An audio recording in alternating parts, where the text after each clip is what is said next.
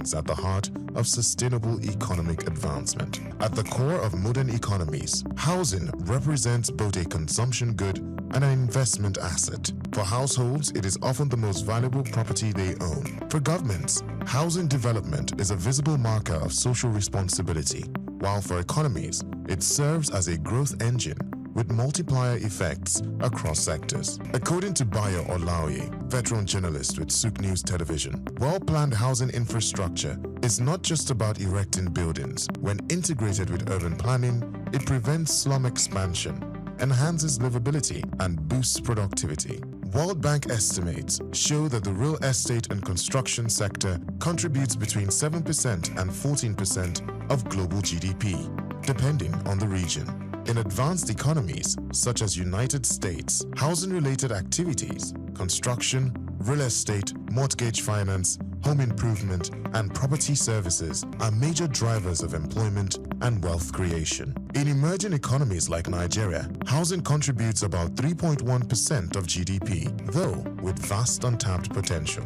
Its influence cuts across financial markets, labor absorption, raw material demand, and energy consumption patterns. One of the clearest pathways through which housing drives growth is job creation. Development requires diverse skilled and unskilled labor, from architects and engineers to masons, electricians, and artisans. The construction phase alone is labor-intensive and generates immediate employment. Beyond that, housing stimulates growth in allied sectors such as cement, steel, timber, and glass. Industries producing furniture, interior decor, and home appliances thrive as household spending increases, while financial institutions expand their mortgage and insurance portfolios. The International Labour Organization, ILO, estimates that each housing unit constructed generates between 5 and 7 jobs, depending on project complexity. In countries grappling with high youth unemployment, this represents a powerful avenue for labor absorption and poverty reduction. Furthermore, housing facilitates wealth accumulation and capital formation. Unlike consumer goods that depreciate, housing retains or increases in value. For many households, home ownership is the foundation of financial security and upward mobility. Housing assets also serve as collateral for credit, driving entrepreneurship and industrial growth. However, in many developing nations, underdeveloped housing finance systems limit credit access, stifling broader economic potential. Expanding housing infrastructure can therefore deepen financial systems, democratize wealth, and strengthen the foundation for inclusive growth. As the United Nations projects that nearly 70% of the global population will live in urban areas by 2050, nations like Nigeria must treat housing as a strategic tool for urban renewal and sustainable development. Cities with adequate housing attract investment, foster innovation, and enhance livability, while poor housing conditions breed overcrowding, insecurity, and economic inefficiency. In essence, housing infrastructure is not merely about buildings, it's about building economies. I'm Moyosore Adebi, SOUQ News TV.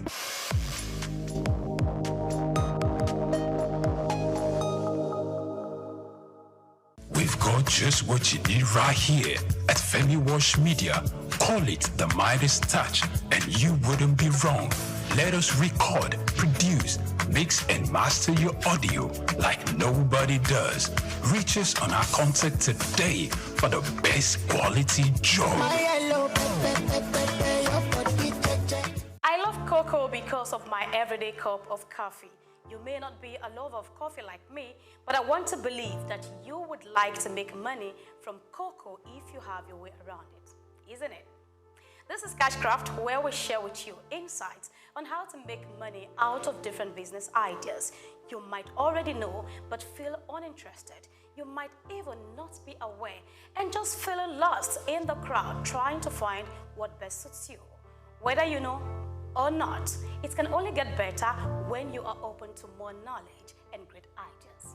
My name is Grace Komolafe, and I want you to join me as I spy into the cocoa business. No hypes, just what works.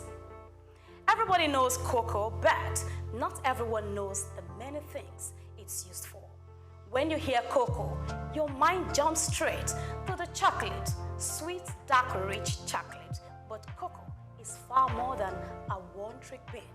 Cocoa comes from the cocoa tree, Theobroma cacao, but the part used for cocoa and all the other products is the bean, which grows inside the tree's pod. The cocoa tree produces large, colorful pods.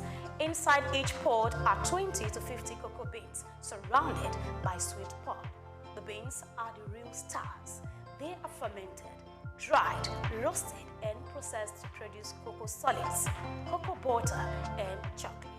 Cocoa is rich in fat. Beyond chocolate, it is used for food and beverage, beauty and skincare, pharmaceuticals, agriculture and industry, health and wellness. Now, let's talk business. Starting a cocoa farming business can be rewarding, especially in tropical regions where the crop thrives. Here are key tips to help you begin. 1. You need to understand the crop. Cocoa grows best in humid tropical climates like West Africa, South America, and Southeast Asia. It needs plenty of rainfall, shade, and rich, well-drained soil. And it starts yielding from 3 to 5 years after planting. 2. Get training or mentorship. Learning from experienced cocoa farmers or attending agricultural workshops can help a great deal. Likewise, understanding the life cycle, such as nursery period to transplanting, maintenance, harvesting, drying and fermenting remains very important. Usually, cocoa trees begin their journey in a nursery where seeds from high-yielding varieties are planted in fiber pods or plastic bags. These seedlings grow quickly, and in just a few months, they are ready to be transplanted to the main farm. 3. Choose the right variety. Select high-yield and disease-resistant cocoa varieties like CRI series from Ghana or Amazonia and Trinitario hybrids. Number 4. Secure land. Choose land in a cocoa-friendly zone. Test the soil to ensure it's fertile and free from waterlogging. 5. Set up a nursery. Germinate seeds in polybags or trays for 3 to 4 months before transplanting. Alternatively, buy seedlings from a certified nursery. 6. Land preparation and planting. Clear the land and provide shade. Cocoa doesn't like direct sunlight. Space your cocoa trees 3 times 3 meters apart. Include shade trees like banana or plantain in the early years. We move to 7. Now, regular maintenance. Weeding, pruning, mulching, and pest disease control are crucial. So, apply manure or fertilizer as needed. Number 8 tips you need to know is harvest and post-harvest handling. Cocoa pods are ready when they turn yellow or orange. Harvest with care. Don't damage the tree. Ferment beans 5 to 7 days and dry them thoroughly for quality. And now it's time to make the cash. The number 9 tips is to market and sell. Connect with local cocoa buyers, processors, or cooperatives. Remember that quality beans fetch better prices. Hence, focus on good fermentation and drying. Lastly, I bring you the number 10 tip. Think long term. Cocoa is a long-term investment, so be ready for it. No complaints or over-agitation. Consider forming or joining a farmer cooperative for support and better access to resources. May I add that to begin a cocoa farming business, it is important to establish a comprehensive business plan. This plan should encompass key aspects such as a business description, product offerings, organizational structure, marketing strategies, competitive analysis, operational procedures, and financial details. These elements are crucial for laying a solid foundation to successfully launch and grow your cocoa farming venture. Kindly do a very detailed research to support the tips I just shared with you. So when you get in, you can come out with encouraging profits. Note, this is not a professional guide. It is just a heads up, a way to call your attention or pull you out of the lost crowd so you can begin to think differently and think business. Until I see you again, I am Grace Komalafe signing out on Cashcraft.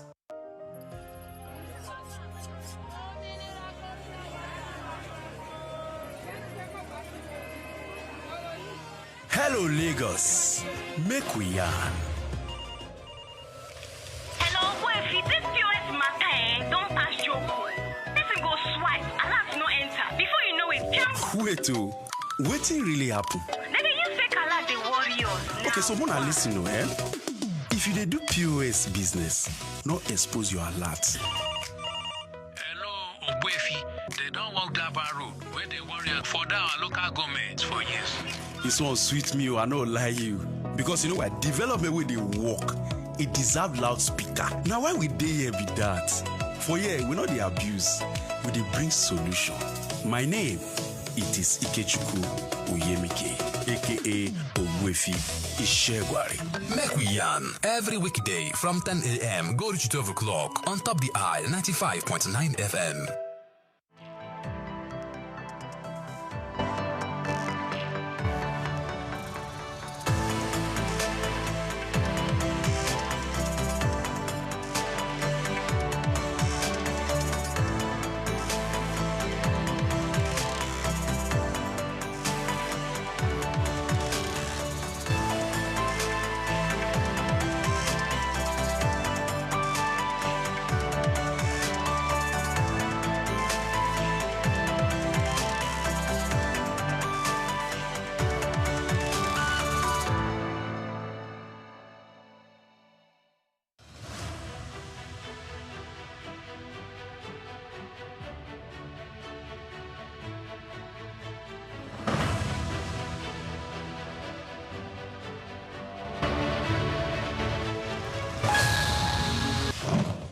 Drop makes a hole in a stone, not by force, but by consistent dripping.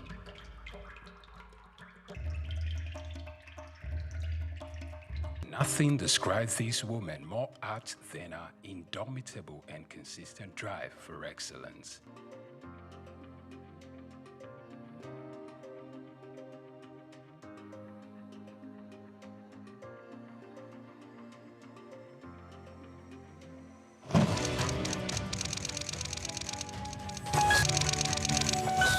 Born Bilikisu Abiodun Moturayo Omobalanle Adekola on December 24, 1962, into the family of Alhaji Abdulmoshood Adekola, the first grandson of the first Alhaji in the city of Ibadan, and a Cameroonian mother, Mrs. Hannah Aduke Adekola, in the ancient city of Ibadan, Oyo State. While her mother was still pregnant with her, left for England to further his education. And while she was pretty much young, her mother left the country to go join her husband, to return while she was 8 years. Meanwhile, she was left to be cared for by her grandmother. She was registered in a private boarding primary school at the age of 4. My parents had me. My father went off to England to go to school before I was born. He left my mother pregnant with me. My mother had me, and before I was a year old, left to join her husband in England, and I was left with my grandmother. I grew up with my grandmother before my parents came back like 8 years after. Spent my first, from at age 4 or 5, I was sent into a boarding nursery school. I lived in boarding school at a very early age because my parents wanted to protect me from becoming a local Ibadan girl. And she usually attributes these to her early independence and wisdom. Omo Agbanimi, some of her friends sometimes poke fun at her wisdom, which is way beyond her age. I was raised by my grandmother, so I'm a bit of an old woman in my brain, in how I think, as my friends say. Her foray into business started at a very young age at her grandmother's shop where she sells salt. Little did she know that this was going to stand her in good stead in life. My first exposure to business was my grandmother's little shop where she sold salt. And I used to love to sit behind her little kiosk and help her to sell the salt. But who knew I was being trained for business in my future. But while at secondary school, she participated in the literary debating group, excelling in it, which made her consider a career in law, though that didn't last. Also, it is worthy of note that Ibukun Awoshika could hold her own in athletics, earning her the nickname Rabbit because she could really run. as an athlete, if you want to run, and I used to be fast, they used to call me the Rabbit. Unsure of what career path she was going to settle for, she considered becoming many things at one point or the other of her life.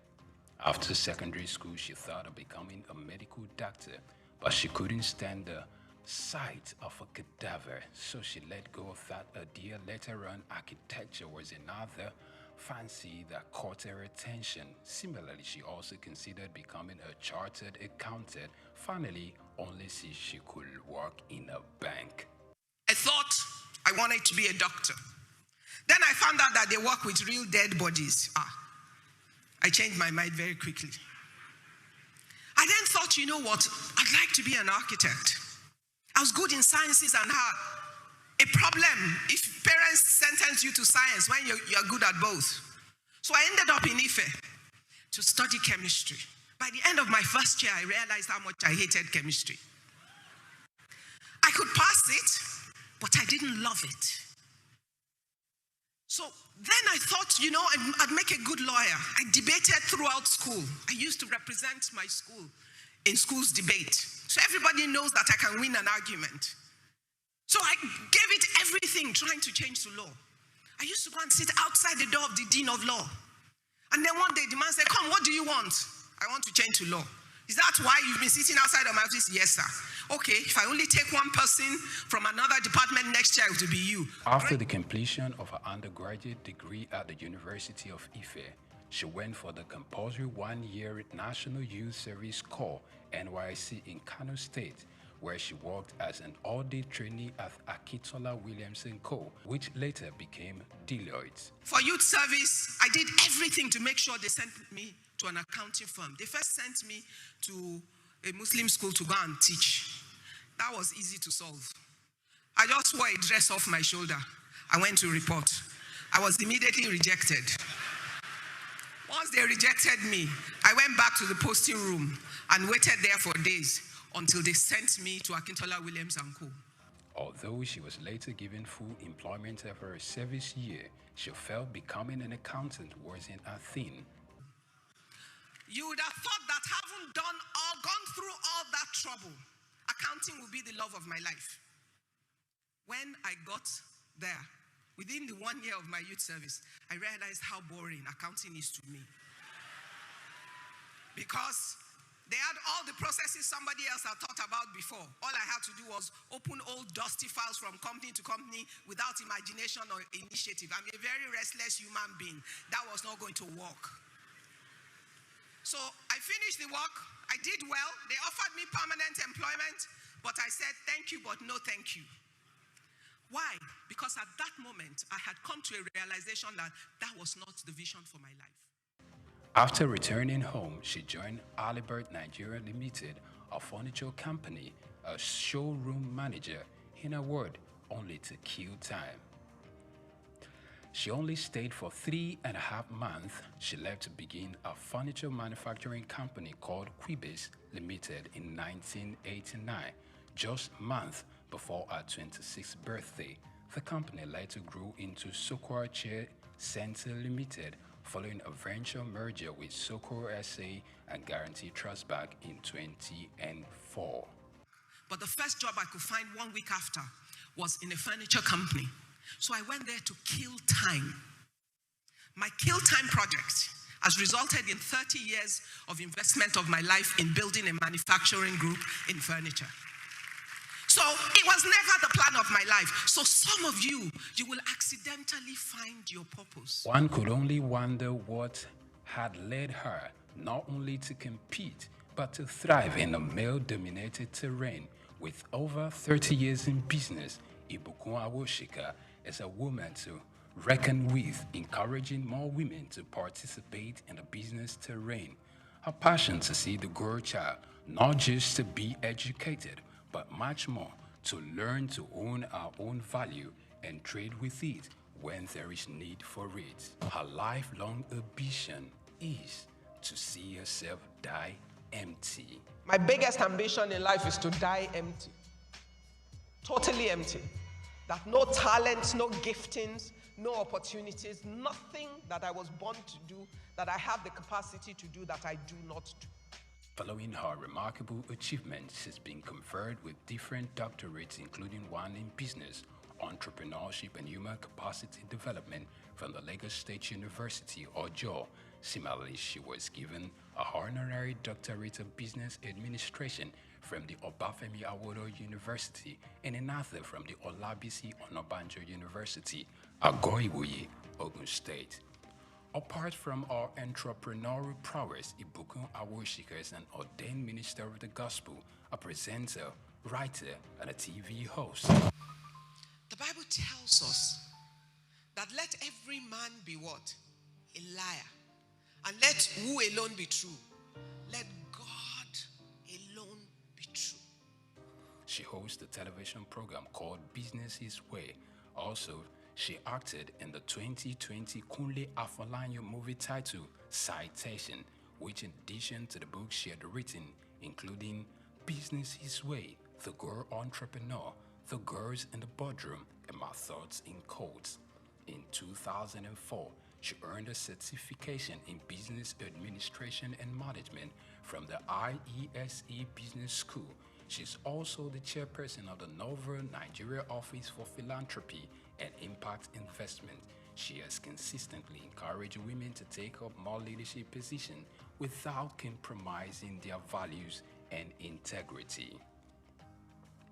In 2005, she was appointed the MD CEO of SOUQ SA of France, GTB PLC, the Chair Center Limited, and some local investors after the ban of the importation of furniture by the federal government of Nigeria in 2004. Furthermore, it is noteworthy to note that she independently established another ultra-modern furniture facility, Furniture Manufacturers Mart in Ikeja, Lagos. In 2008, she was among 5 Nigerian entrepreneurs who appeared in the first African version of the Dragon's Den. Unlike a great deal of others who knew exactly what they wanted to do from the beginning, she admitted to accidentally finding purpose. Ibukun Awosika is a member of the Nigerian Economic Summit Group, a member of the board of Nigerian Sovereign Wealth Fund, a former chairperson of the Board of Trustees of Women in Management, Business and Public Service, and a member of the IESC's International Advisory Board.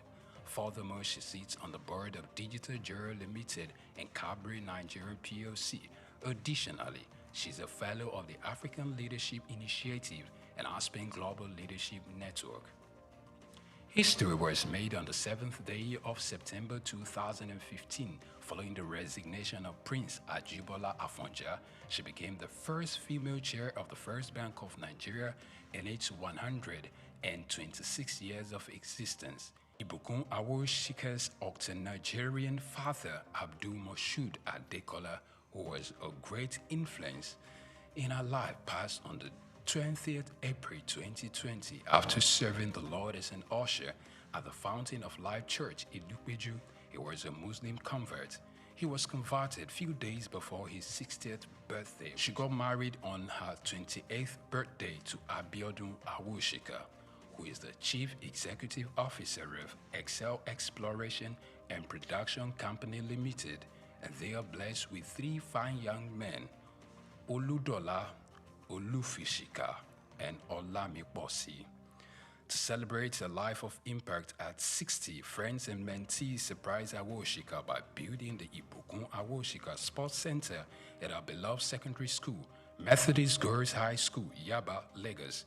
This project took about 6 months to complete and had some of our mentees like Tara Durutoye, Ndidi Okuano, Chichi Nwoko, and Bisola Runsewe. They marshaled it alongside a team of other successful people. She stands like Joshua upon the pinnacle of the Horeb, looking to command an army of a new generation of women entrepreneurs that wouldn't stop at anything to achieving their God-given dreams. For her, she believes that regardless of how illustrious her career is and how successful she could ever get in life, her family and husband remain the most important gift in her life. Ibukun Awoshika.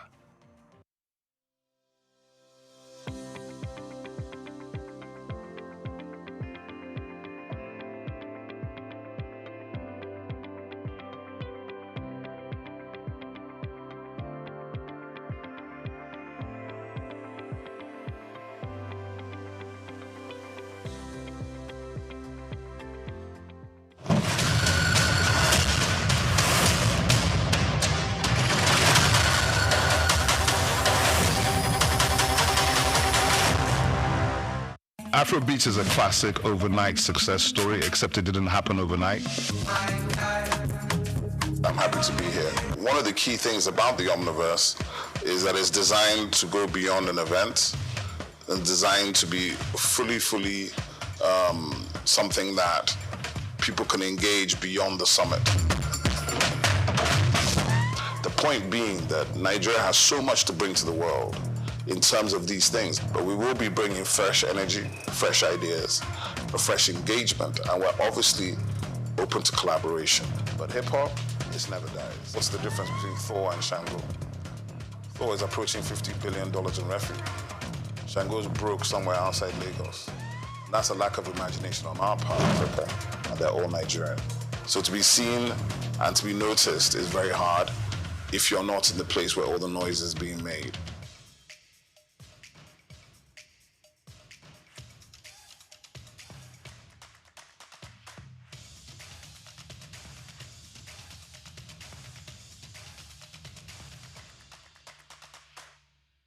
My name is Shino Ogbadegeshin. I'm the CEO of Gozi Micro Insurance. Continue to watch SOUQ News. Adenike Adeyemi, Executive Director of Faith Foundation. Keep watching SOUQ News. My name is Shepherd Michael Adewale Onofuye. I enjoy you all to always watch SOUQ News TV. Hey everyone, Majuli Obaje here representing Gigi. Keep watching SOUQ News, okay? Stay updated with SOUQ News. My name is Aton Kene.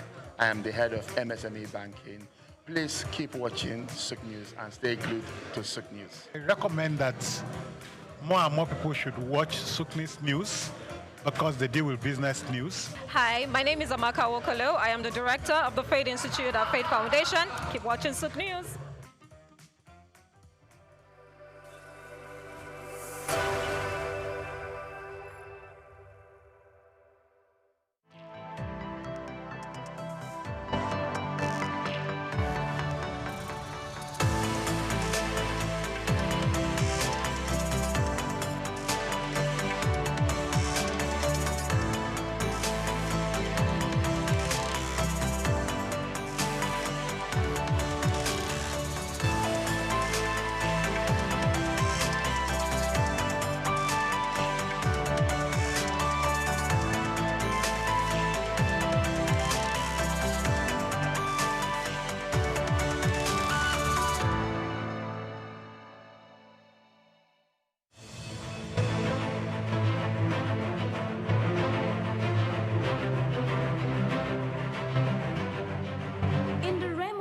Achievements, goal setting, hard work, and dedication have been proven to be some of the elements towards success. The journey of remarkable individuals with lasting impact on the world are often filled with manifold stories, but through determination, they build their lives and make extraordinary contributions. Join me on the story of a trailblazer in business and philanthropy, Aiboje Ig Mokwede, a lawyer turned banker who has done well for himself, made an indelible mark within the banking sector, and has continued in his ambition of touching lives within Nigeria and across Africa. Aiboje Ig Mokwede.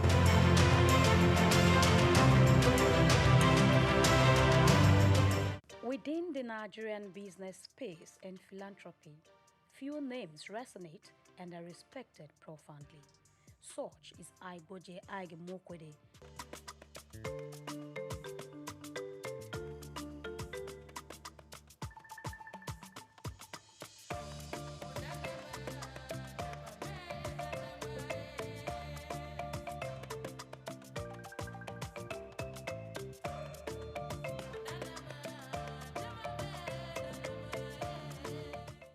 If you're just watching, kindly subscribe to our YouTube channel for more great documentaries.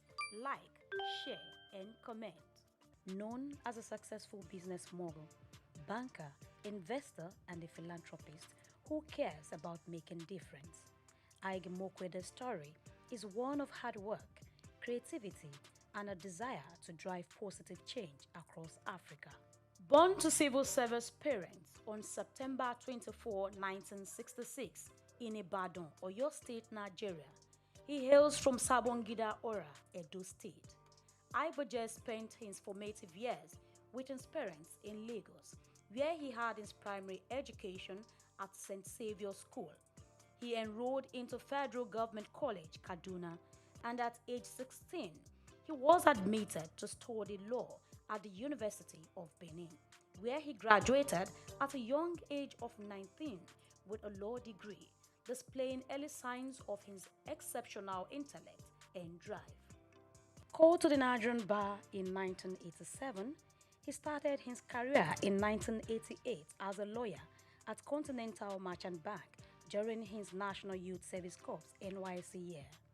In 1991, he joined Guarantee Trust Bank PLC, GT Bank, where he rose to prominence as an executive director. His big moment came in 2002 when he led the acquisition of Access Bank, turning it from a small regional bank into a big player, a banking powerhouse in the industry.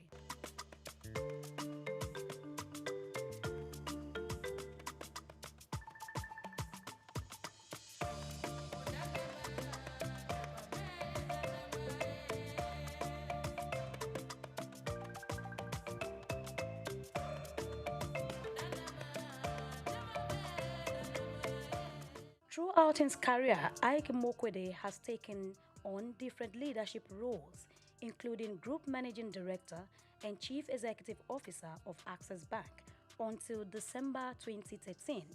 He later became President of the Nigerian Stock Exchange and retired in 2017, but remains on the National Council.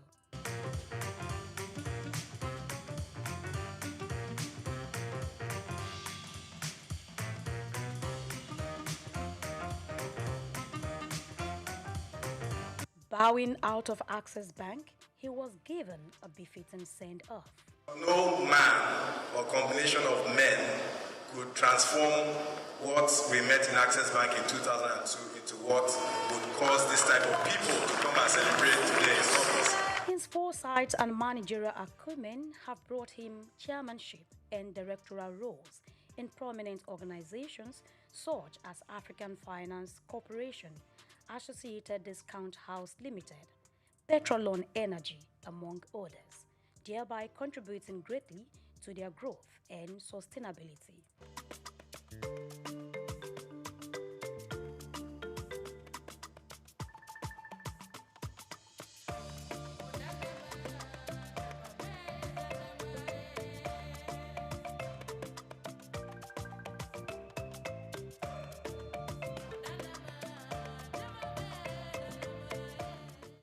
Hard work, they say, pays. Aiboje Aige Mokwede's hard work earned him many awards and honors. He received the National Productivity Order of Merit Award in 2009, conferred with Commander of the Order of the Niger CON in 2011 by the then President of Federal Republic of Nigeria, Goodluck Jonathan, during his administration for contributing to banking and finance.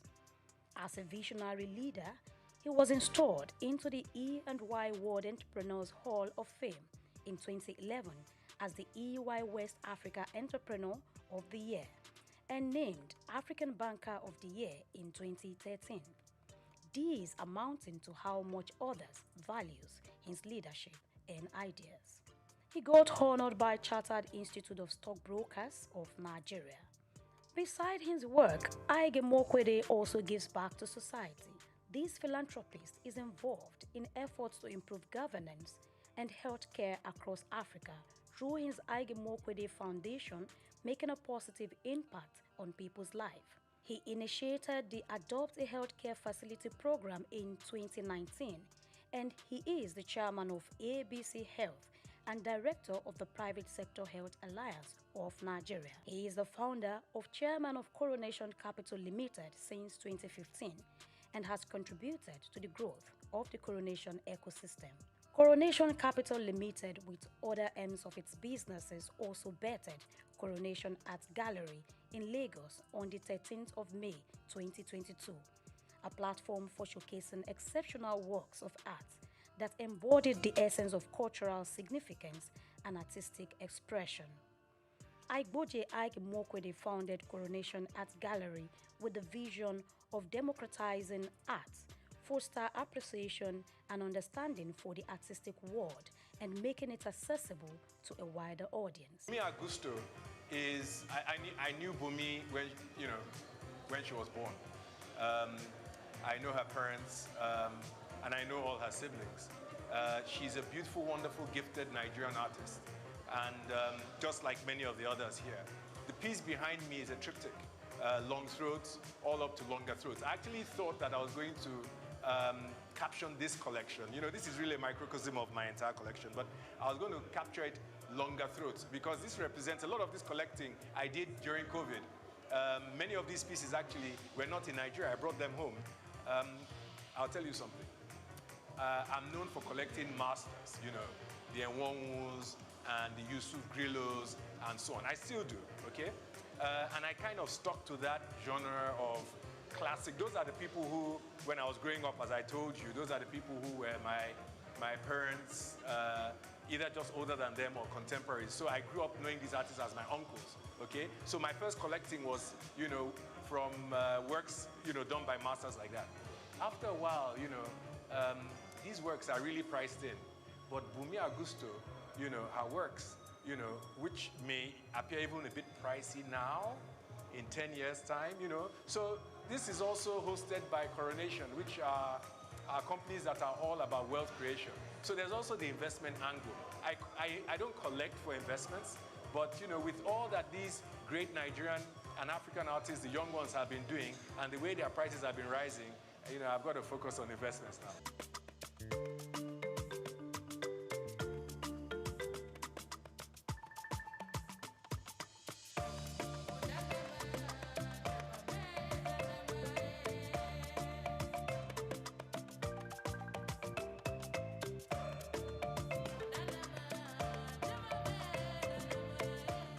He collaborated with the Nigerian Civil Service to digitalize work processes and public service delivery in October 2021.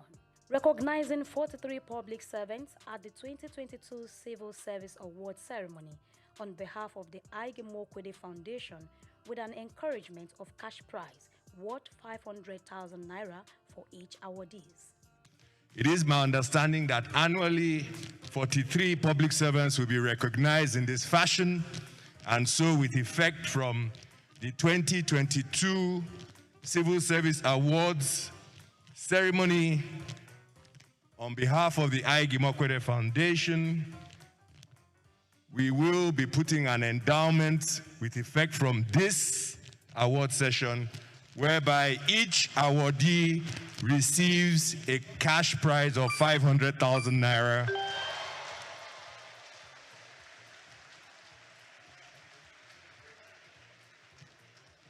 And in the interest of digital culture, the credits will go directly to your accounts.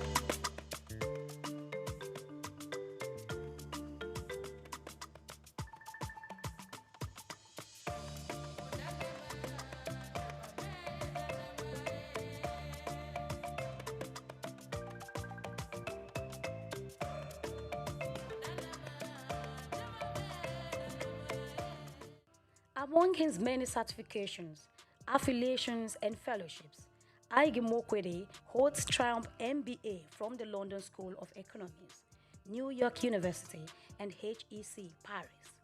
he attended an executive management program at Harvard Business School in the year 2000, and he is a member of the American Academy of Arts and Sciences, also appointed to the International Advisory Board of Oxford University's Blavatnik School of Government. Aige Mokwede is a honorary fellow of the Chartered Institute of Bankers of Nigeria and had received an honorary doctorate of science from Olabisi Onabanjo University in 2018. Also honored by Chartered Institute of Stockbrokers of Nigeria last year in a groundbreaking ceremony. If the operators of our markets, of a nation's capital markets, are properly resourced in terms of skill, capacity, and conduct, nothing can stop that nation and its citizens from leaving the tarmac and moving from third world to first world. Nothing can stop it. The correlation between the advancement of financial markets and the advancement of national economies is perfect. It's not almost, it is perfect. And so, you understand why I have tied myself to the future of this market and why I have tried from the very word go that my voice was heard to get the public sector and the elite within the private sector to understand that we cannot ignore this market. Aiboje is the first African co-chairman of the Global Business Coalition on Health and chairman of the Friends of the Global Fund, Africa. The business mogul has made significant donations to the Global Fund. He is the vice chairman of the Global Citizen Nigeria and creator of the Nigerian Solidarity Support Fund. There is always a story, or say many stories, behind every success, and this Aige Mokwede has shared in a book called Leaving the Tarmac, Buying a Bank in Africa, Red Door 2020. In it, he talked about how he and others turned Access Bank into a major success, showing his determination and vision. On a personal note, I think the first thing is that I left Access Bank. I retired as CEO in 2013, and I knew that I needed time off just to recharge my battery, so to speak. I didn't think I would have more than a year and a half before my perpetual motion character, kind of took over once again. And so I wanted to use that period as productively as possible. So I had a year and a half, and what better to do in a year and a half, than write a book. And for me, it was an opportunity, for posterity to tell the story to my children in a structured sense, because before then, I just hadn't had the opportunity to sit down with my kids and say, this is what I did today, or this is what I did yesterday, and these are the highs and the lows of this journey.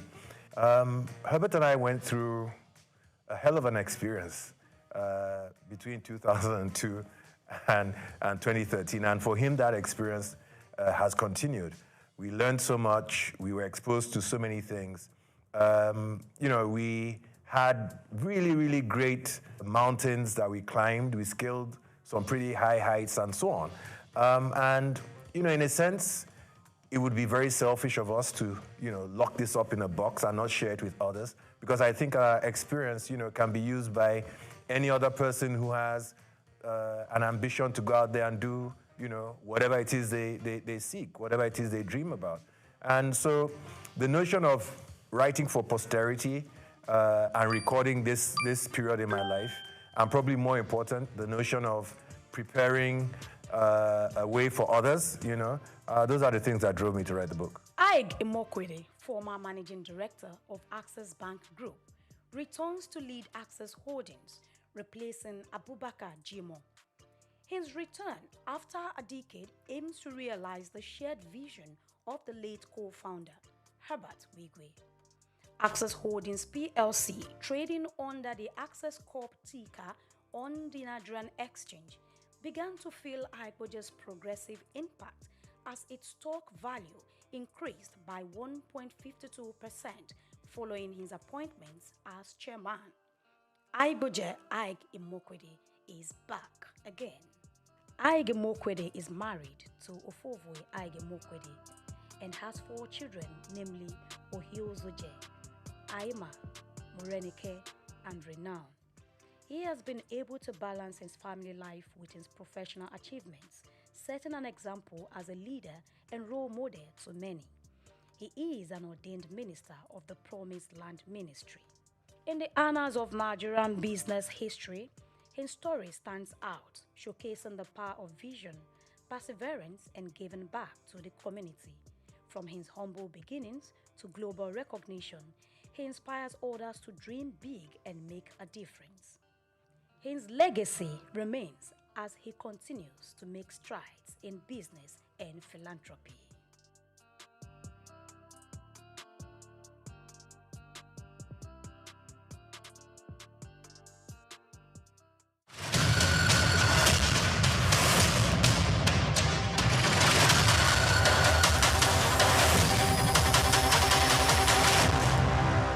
We've got just what you need right here at Femi Wash Media. Call it the Midas Touch and you wouldn't be wrong.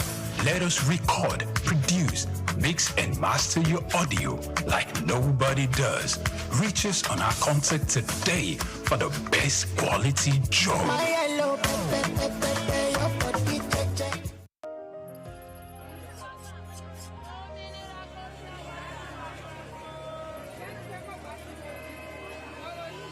Hello, Lagos. Make we yarn. Hello, boy, if this POS matter, don't pass your call. Person go swipe, alert no enter. Before you know it, jump. Wait, wetin really happen? Maybe you fake alert the warriors. Okay, so Mona, listen, if you dey do POS business, no expose your alert. Hello, Ogbefi. They don't walk that bar road where they worry for our local government for years. This one sweet me, I no lie you. Because you know what, development with the work, it deserve loudspeaker. Now why we dey here be that? For here, we know the abuse, we dey bring solution. My name, it is Ikechukwu Oyemike, aka Ogbefi Ishegwari.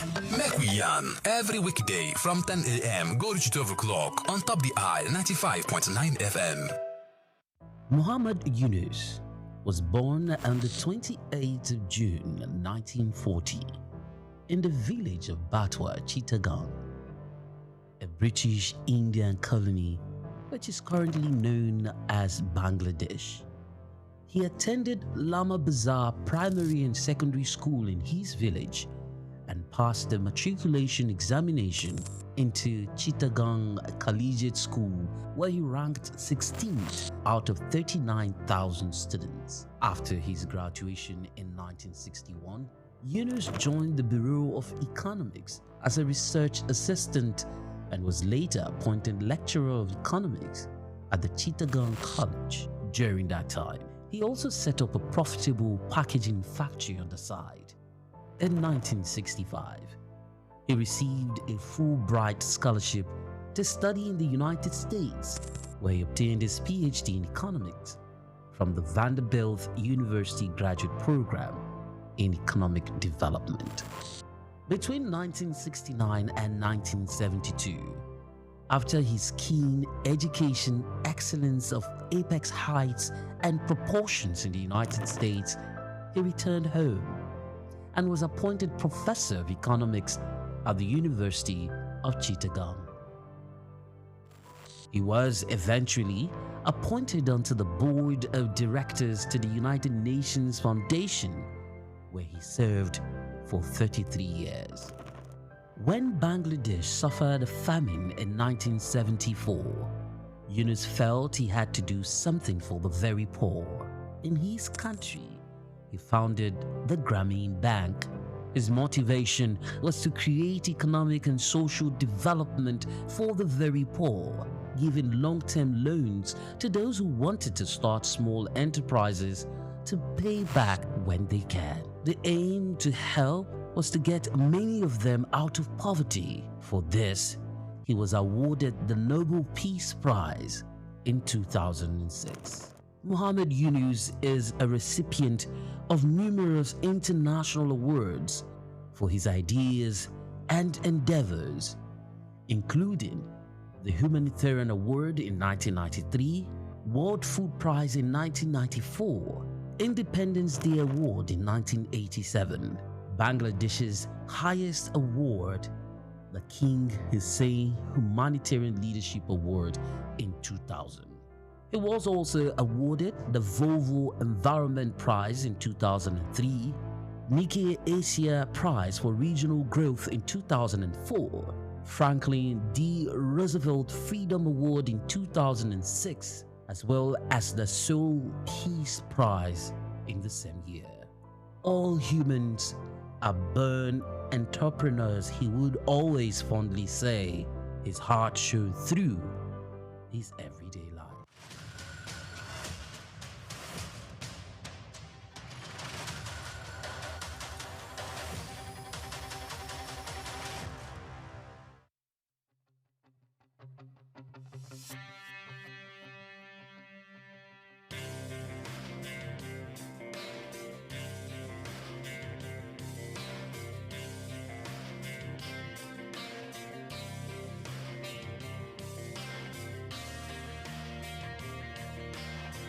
When you visit Lagos for the first time and Google fun or recreational places in the city, at the top of that list will be Freedom Park. Located in Lagos Island on Broad Street, Freedom Park over the years has become home to the Nigerian arts and the culture at large. From annual big shows like the Lagos Theatre Festival, celebration at the Lagos Poetry Festival, to local festivals that celebrate literature, music and arts. Freedom Park is one of the most visited recreational sites in Lagos, for both local and tourist people alike. A place to mingle, unwind, or simply just have fun. Freedom Park, however, hasn't always been a place of fun and games. It has a history that dates to 1861, when Lagos was made a British colony. In 1885, Freedom Park was built as a fortified prison from imported bricks. It was referred to as Her Majesty's Broad Street Prison. Some prominent political prisoners were held in the prison, people such as Herbert Macaulay, Michael Imodu, and Obafemi Awolowo. In 1979, Her Majesty's Broad Street Prison was destroyed, reduced to a dumping ground. It was later rebuilt in the 1990s, celebrated in 2010, Nigeria's 50th Independence Day. Freedom Park still holds a bit of its history within its walls. In the museum, where there are pictures and artifacts. Some of the old prison facilities have been converted into leisure facilities that people visit and enjoy today.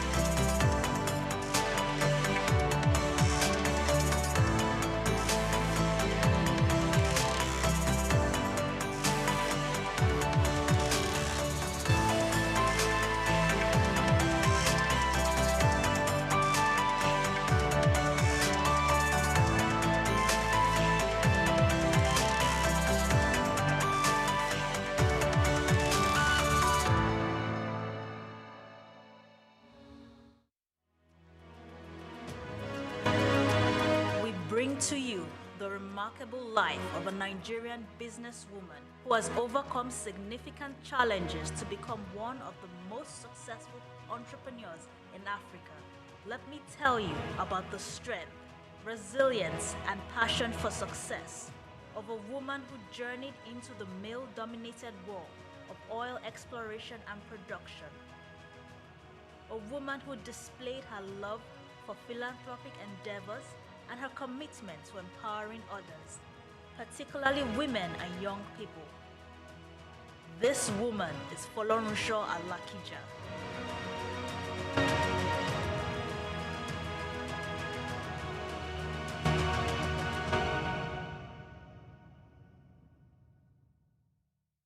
It takes only the brave, courageous, and smart-minded people to become rich and influential personalities in the world.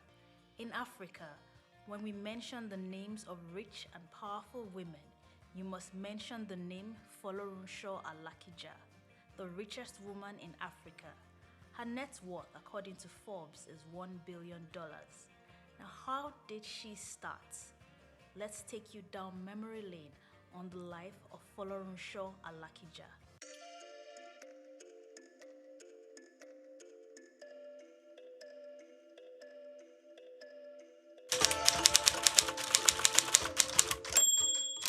Folorunsho Alakija (Nee Ogbara) was born on Sunday, 15th July 1951 to Chief L.A. Ogbara, her father, and Mrs. Ogbara, her mother, who is a businesswoman. She was born into a polygamous family of 8 wives and 52 children. Her mother was the first wife, and she was the 8th child of her mother. Young Folorunsho grew up at her family house located at Ido Oluwo Street, Ikorodu, Lagos. She had her nursery education at Our Lady of Apostles Nursery School from 1955 to 1958, also in Lagos. At the age of 7, her parents enrolled her at a primary school in Wales called Dino Ben School for Girls in Wales. She was in that boarding school for 4 years before she returned to Nigeria. After her primary education, she attended Muslim High School, Shagamu, Ogun State in 1963. Well, during the holidays, she would go to her mother's shop to participate in the textile business. She would learn about trading and marketing of textiles. Generally, she learned a lot of tricks about business. After graduation from high school, she enrolled at Pitman Central College, London, to study secretarial studies. In 1974, Folorunsho started her career working as an executive secretary at Sijuade Enterprises. After gaining some experience there, she moved on to First National Bank of Chicago, now First City Monuments Bank, working as the executive secretary to the managing director. Later, she was appointed the new head of the Corporate Affairs Department of the International Merchants Bank of Nigeria, formerly First National Bank of Chicago. She moved on in her career to become office assistant to the Treasury Department. After spending 12 years in the banking sector, Folorunsho traveled to London in 1984 to study fashion designing. She studied intensive courses in millinery and fashion design at the American College in London and the Central School of Fashion. When she returned to Nigeria, she established her fashion label called Supreme Stitches. Within 3 weeks of setting up her business, she was invited to take part in a fashion competition. Folorunsho won the competition that brought her straight into the limelight of the fashion industry in Nigeria. Prominent women from different parts of the country started making clothes with her. Her fashion company thrived successfully, and a few years later, she renamed it to the Rose of Sharon House of Fashion, making it a proper fashion line. As her success in fashion grew, she was later made national president of the Fashion Designers Association of Nigeria, FADON, and a lifelong trustee of the association. By the early 1990s, Folorunsho decided it was time to expand her business tentacles to oil and gas. Her company, FAMFA Limited, was incorporated in September 1991. The company applied for an oil prospecting license, OPL, to explore a 617,000-acre block for oil, now OPL 216. In August 1993, the company was awarded the leasehold rights of OPL 216 oil block, and it was renamed officially. FAMFA Oil was changed to FAMFA Oil Limited. Its goal was to be the forefront of indigenous oil and gas exploration and production in Nigeria. Folorunsho got on board the exploration of a major deep water oil field located 1,500 meters off the Niger Delta, the Agbami field. She gained access by partnering with Star Deepwater Petroleum, a subsidiary of Texaco, through a joint venture agreement.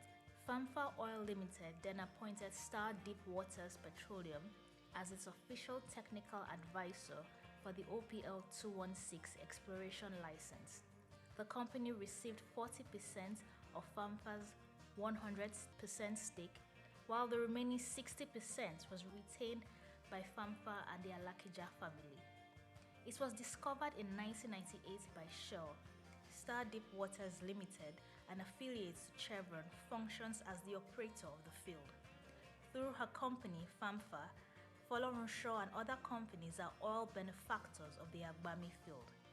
The Agbami field was first discovered in 1998 but only became active in 2008. Its operations will last throughout 2024.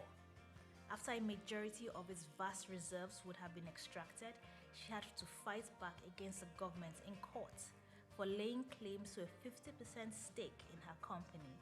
It was initially a 40% stake, but the government later returned for an additional 10%, claiming that the company generated a revenue of $10 million from the oil block.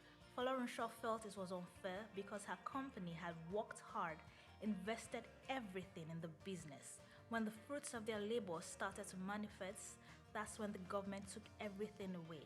The Alakija family fought the government in court until they won on May 22, 2012. The first drilling of the Agbami well was done on 15th July 1998. The exploratory well was about 4,700 feet underwater, which was the deepest depth in Nigeria at that time. From the license application to the point of the company's first strike, there was an interval of 17 years. Today, FAMFA Oil Limited is a leading oil and gas exploration company. Folorunsho Alakija has other businesses in property, real estate, and in printing. She owns Dayspring Property Development, a real estate company with investments in different parts of the world. She also owns Digital Reality Print Limited, a printing company and corporate services provider. And in the area of philanthropy, Folorunsho's success story would not be complete without mentioning how she wants to give back to society. She wants to help those in need. Hence, she started the Rose of Sharon Foundation, which was created in 2008.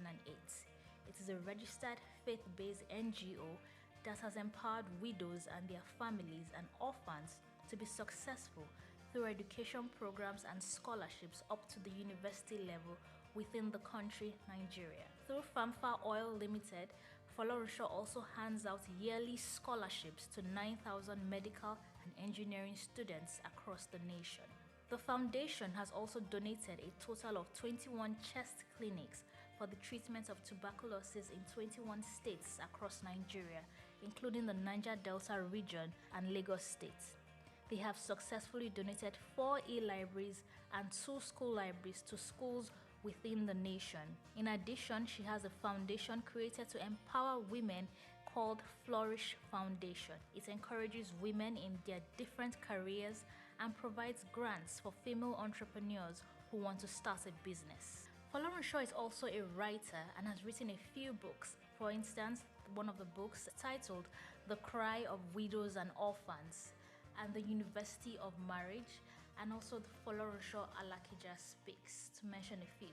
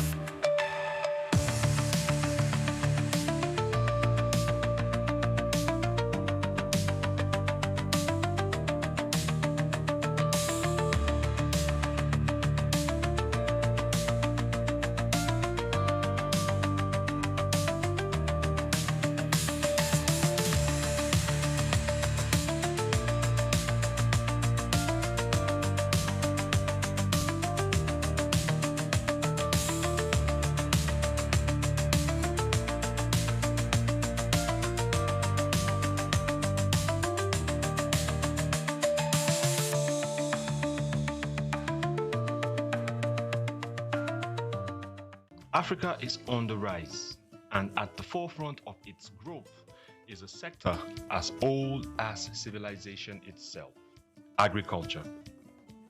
Once marked by subsistence farming and challenges with food security, agriculture in Africa is now experiencing a powerful transformation. From the fertile lands of Nigeria to the tea fields of Kenya, agriculture is driving economic growth and lifting millions out of poverty. African governments and internal investors are taking notice, pouring in resources to support smallholder farmers and expand sustainable farming practices. Digital innovation is playing a major role in this transformation. Mobile apps provide farmers with crucial information on weather, market prices, and crop management. These digital tools are empowering farmers to make informed decisions, increase their yield, and get fair prices for their produce. Now I know when it rains, I can plan my planting better, and I know where to sell my crops for a good price. It's really changing our lives. We are committed to investing in agriculture as a pillar of our economy. Our goal is to make farming not only viable, but a source of wealth and stability for our people. African countries are also scaling up for export, especially in high-demand crops like coffee, cocoa, and cashew. By focusing on quality, Africa is capturing a larger share of global markets. But the transformation goes beyond exports. Across Africa, new farming techniques and policies are helping to meet domestic demand and reduce reliance on food imports, contributing to food security across the continent. Women are also a key part of Africa's agricultural revolution. They make up a significant portion of the agricultural workforce, and initiatives are empowering women farmers with resources and training to enhance productivity. From subsistence to sustainability, the future of agriculture in Africa is bright. With innovation, investment, and resilient communities, Africa is sowing the seeds of prosperity.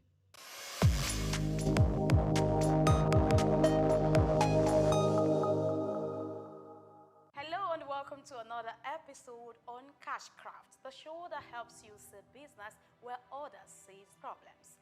Today, we're talking about plastic waste recycling, a hustle that's turning pollution into profit. Without taking much of your time today, let's dive straight into it. We start with the steps. Step 1, start with collection. Plastic is everywhere. Sachets, bottles, packaging. But for business, PET bottles are gold. Start by partnering with waste pickers, shops, schools, or run your own buyback point. Now you're going to offer incentives. It could be 100 naira per kilogram, depending on location and type. You need to do research on that actually. So once collected, bottles must be sorted by color and type. So you know, clean, clear bottles fetch more money. So pay attention. Let's go to step 2. Clean, crush, cash, next. What am I talking about? Wash them, remove caps and labels, then crush or shred them into flakes using a plastic crusher. These flakes are what buyers, local or export, actually want. Now, clean, well-sorted flakes commands better prices. Think 200 to 350 naira per kilogram depending on quality.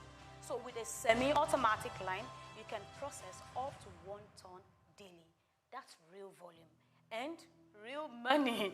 Let's go to step 3. You need to know your market, your buyers, including local manufacturers or plastics textile companies, and even exporters. That's very important. You never can tell. Some flakes are shipped to India, China, Vietnam or reused here in Nigeria to make buckets, chairs, or even new bottles. So let me give you a pro tip.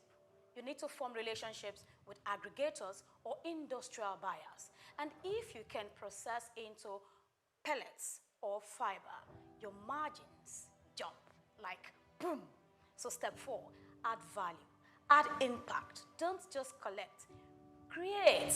Now some entrepreneurs now turn waste into tiles, paving bricks, and designer bags.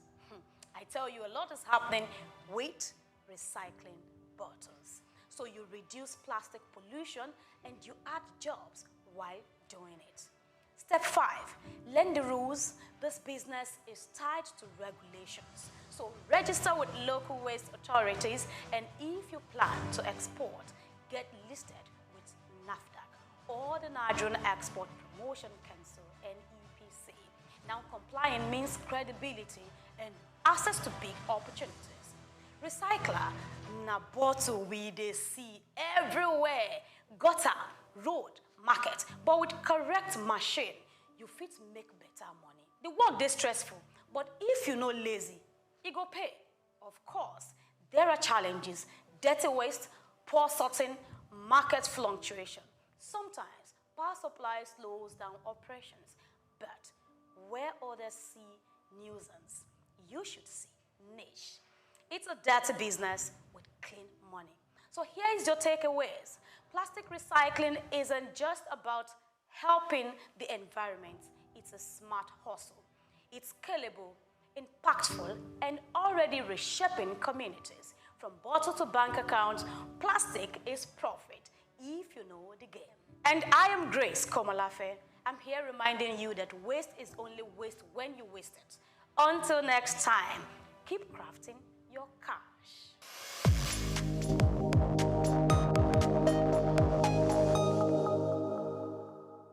Human ingenuity has birthed remarkable innovations, none more so than the rise of intelligent machines.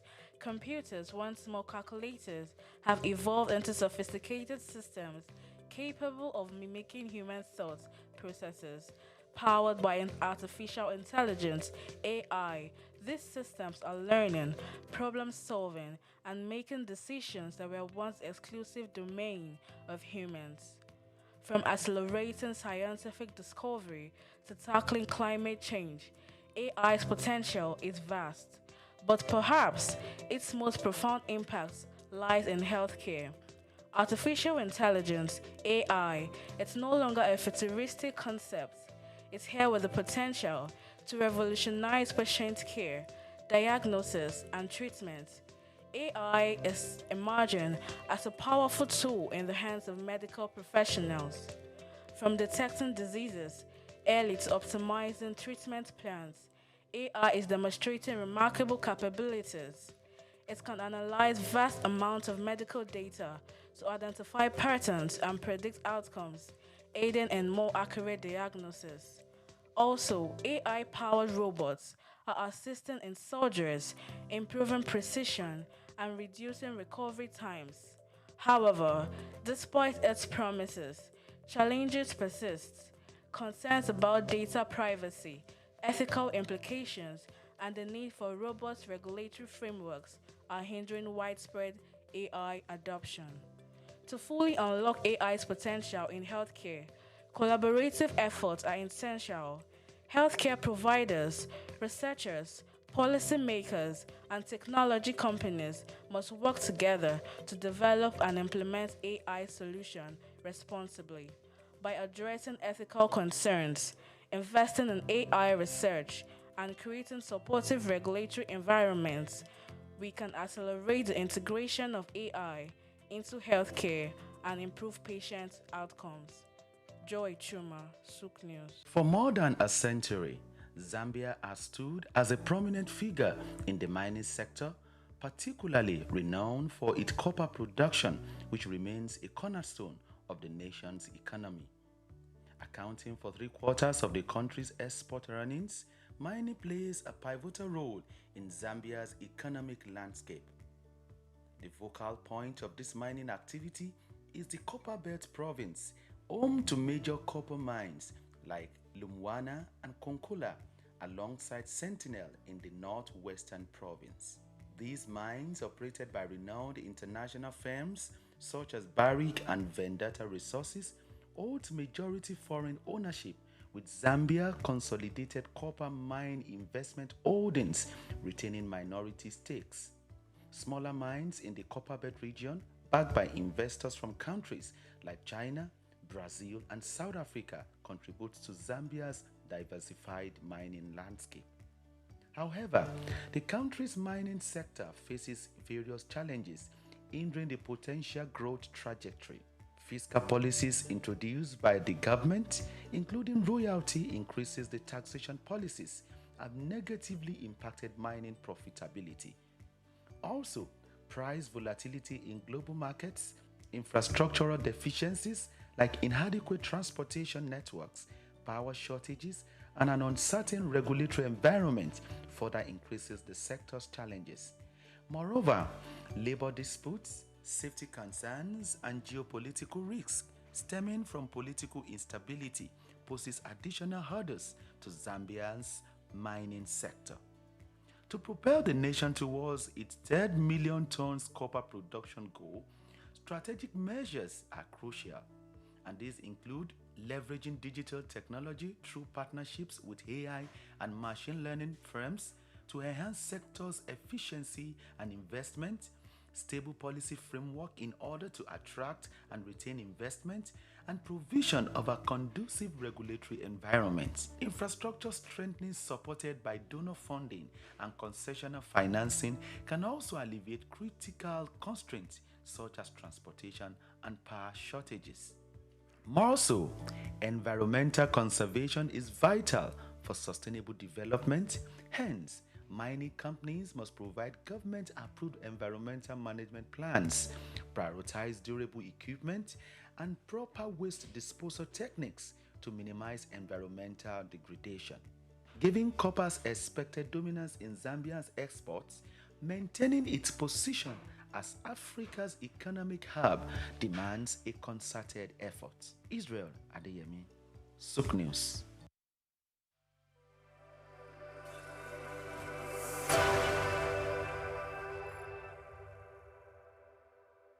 Dr. SOUQ A. Adedeji, whose leadership has significantly transformed Nigeria's tax administration, is a distinguished first-class graduate in accounting from the prestigious Obafemi Awolowo University, Ile-Ife, and he currently serves as the chairman of the Federal Inland Revenue Service, FIRS.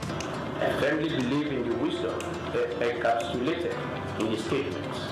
Revenue growth is the lifeblood of the national economy, providing means to fulfill essential duties to its citizens. These words capture the core principle that will guide us as we navigate the challenging terrain ahead, ensuring that our nation thrives and fulfills its obligation to its citizens. In our pursuit of greater fiscal future, we are determined to align ourselves with President Bola Tinubu's Extreme Fiscal Policy and Tax Reform Committee.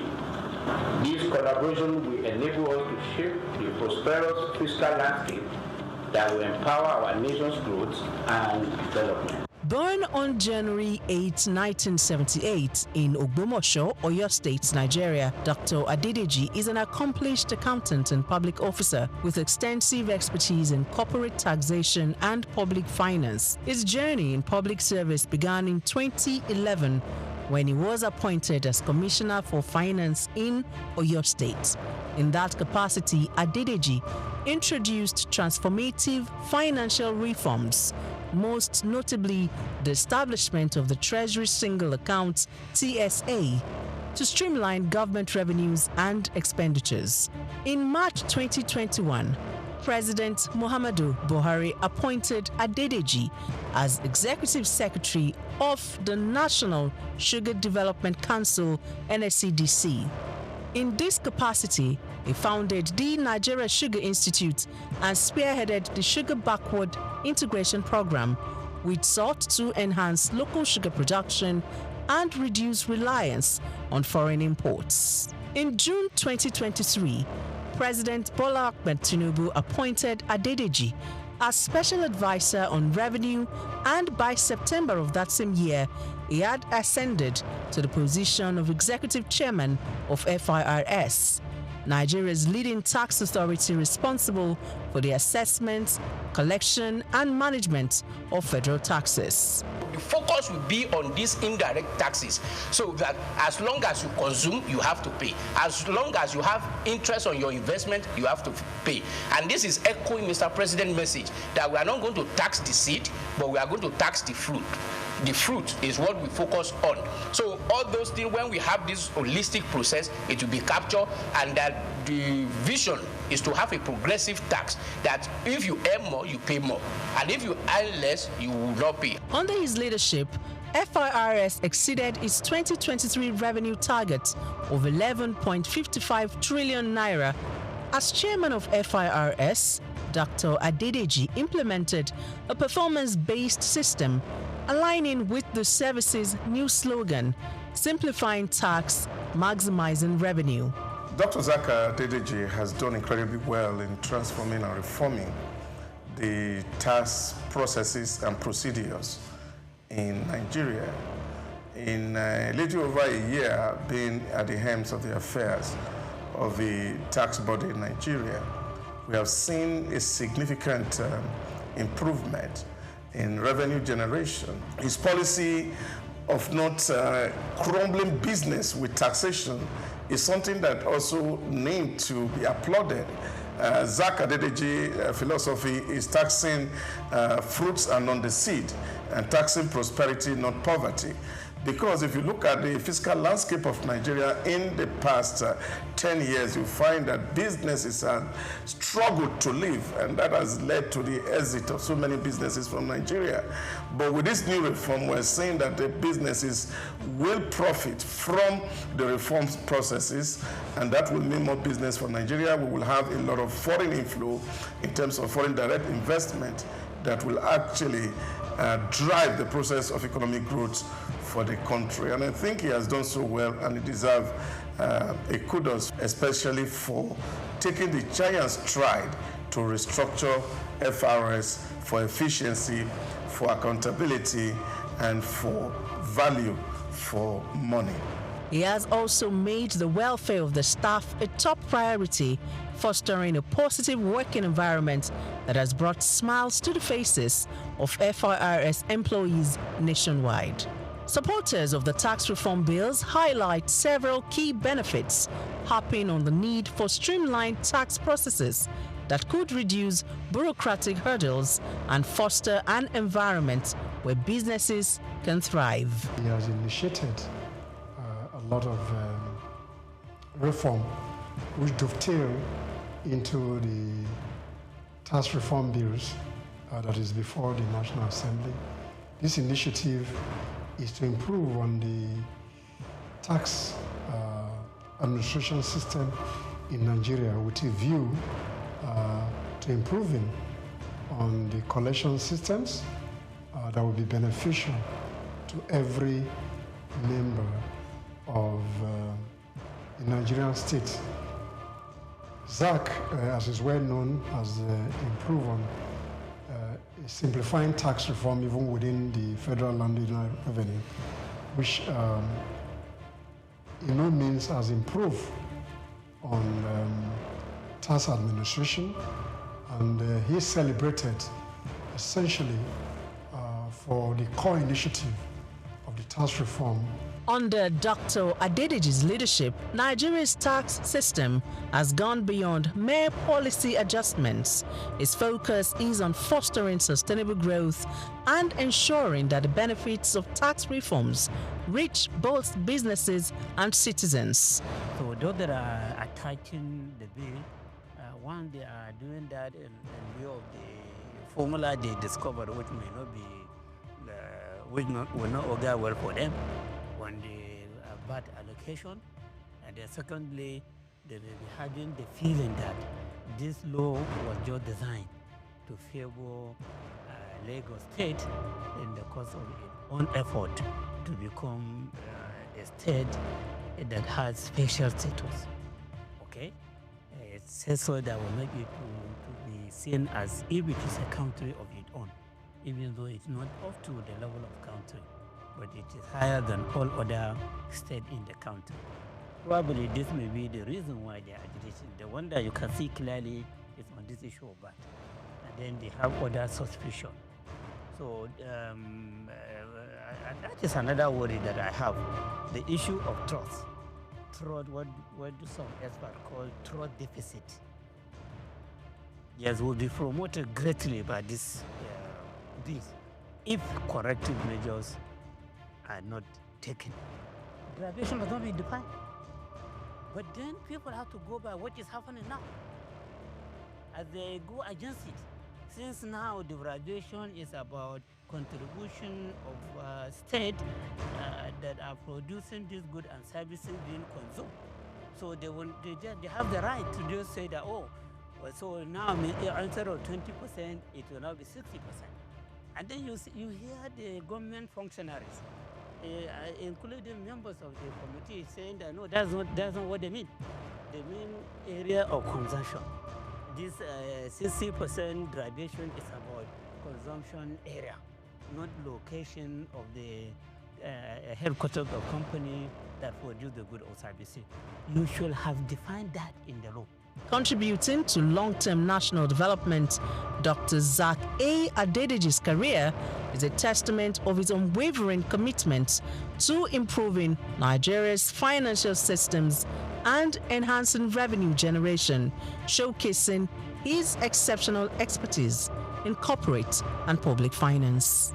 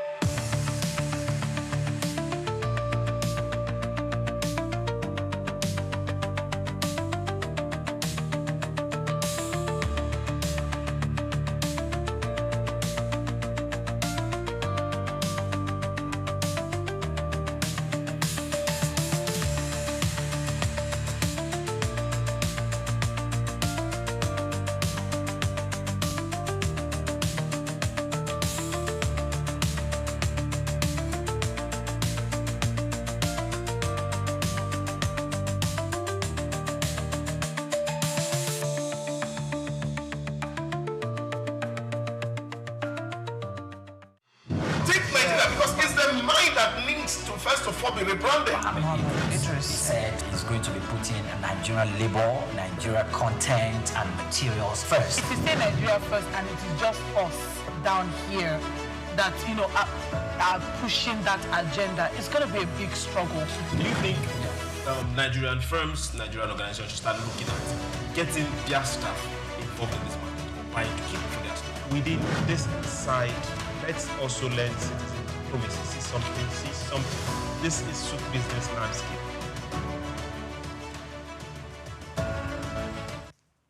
Hello, good morning, and welcome to your regular breakfast show. This is SBL. If you add a hashtag in front of it, then you have SOUQ business landscape. We're reaching you live from SOUQ News Television here in Lagos, and the world is catching us. I want to say thank you to everyone that has been part from Monday till this very day, and to everyone that is feeling the pinch of US, Israel, and Iran.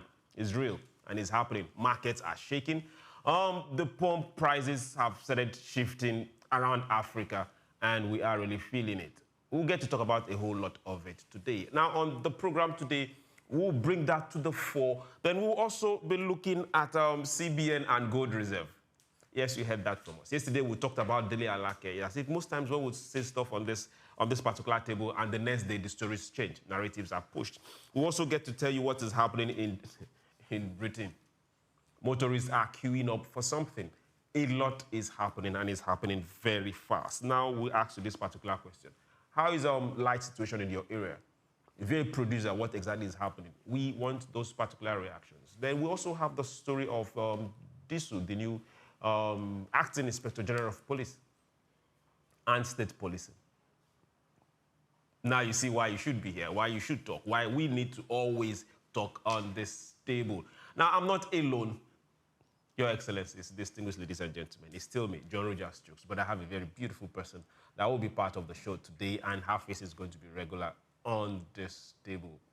Join me as I welcome, first time with me, Sarah. Good morning.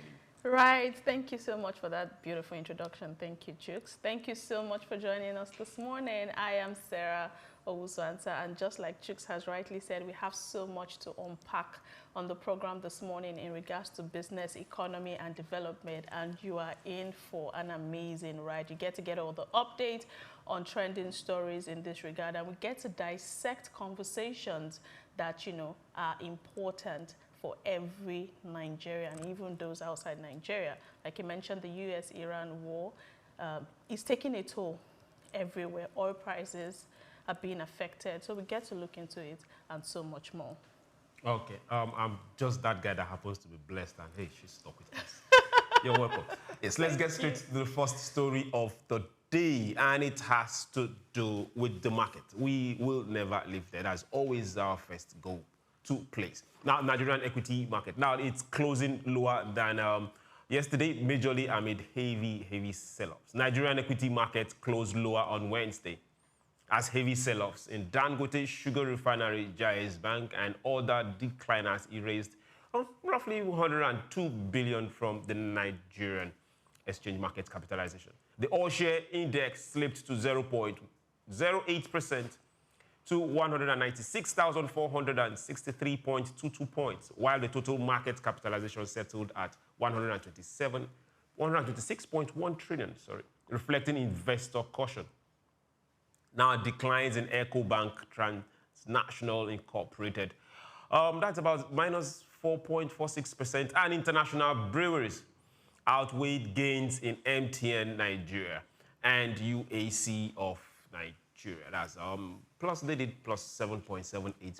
Market breadth widened a bit though, closing at 0.61, with 36 stocks recording losses compared with 22 gainers.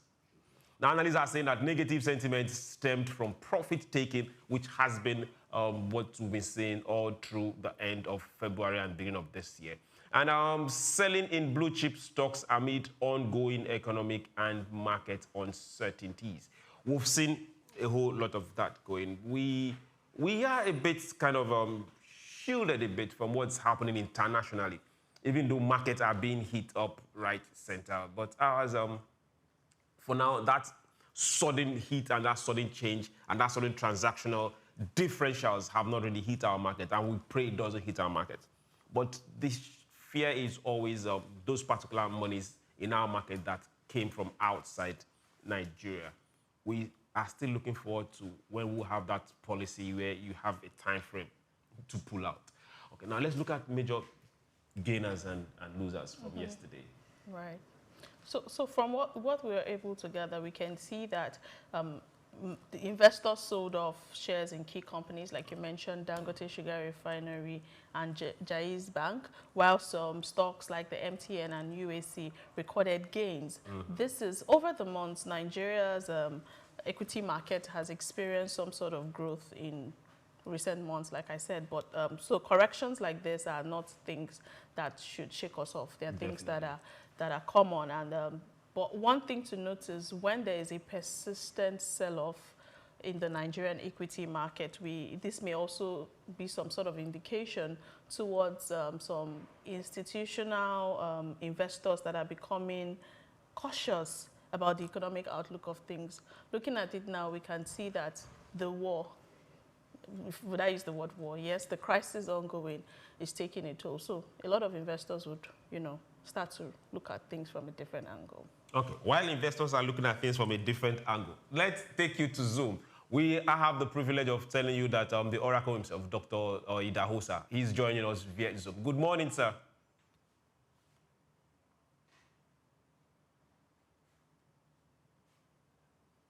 Good morning.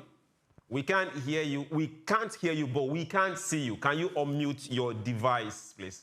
Good morning, Chooks. Beautiful. You're welcome. Good morning, Sarah. Good morning, viewers. Pleasure to be here this morning. Okay. Now, we're talking about the story from our NGX and looking at some sell-off that has been happening. Sarah is looking at the view and attributing some of it to what is happening globally.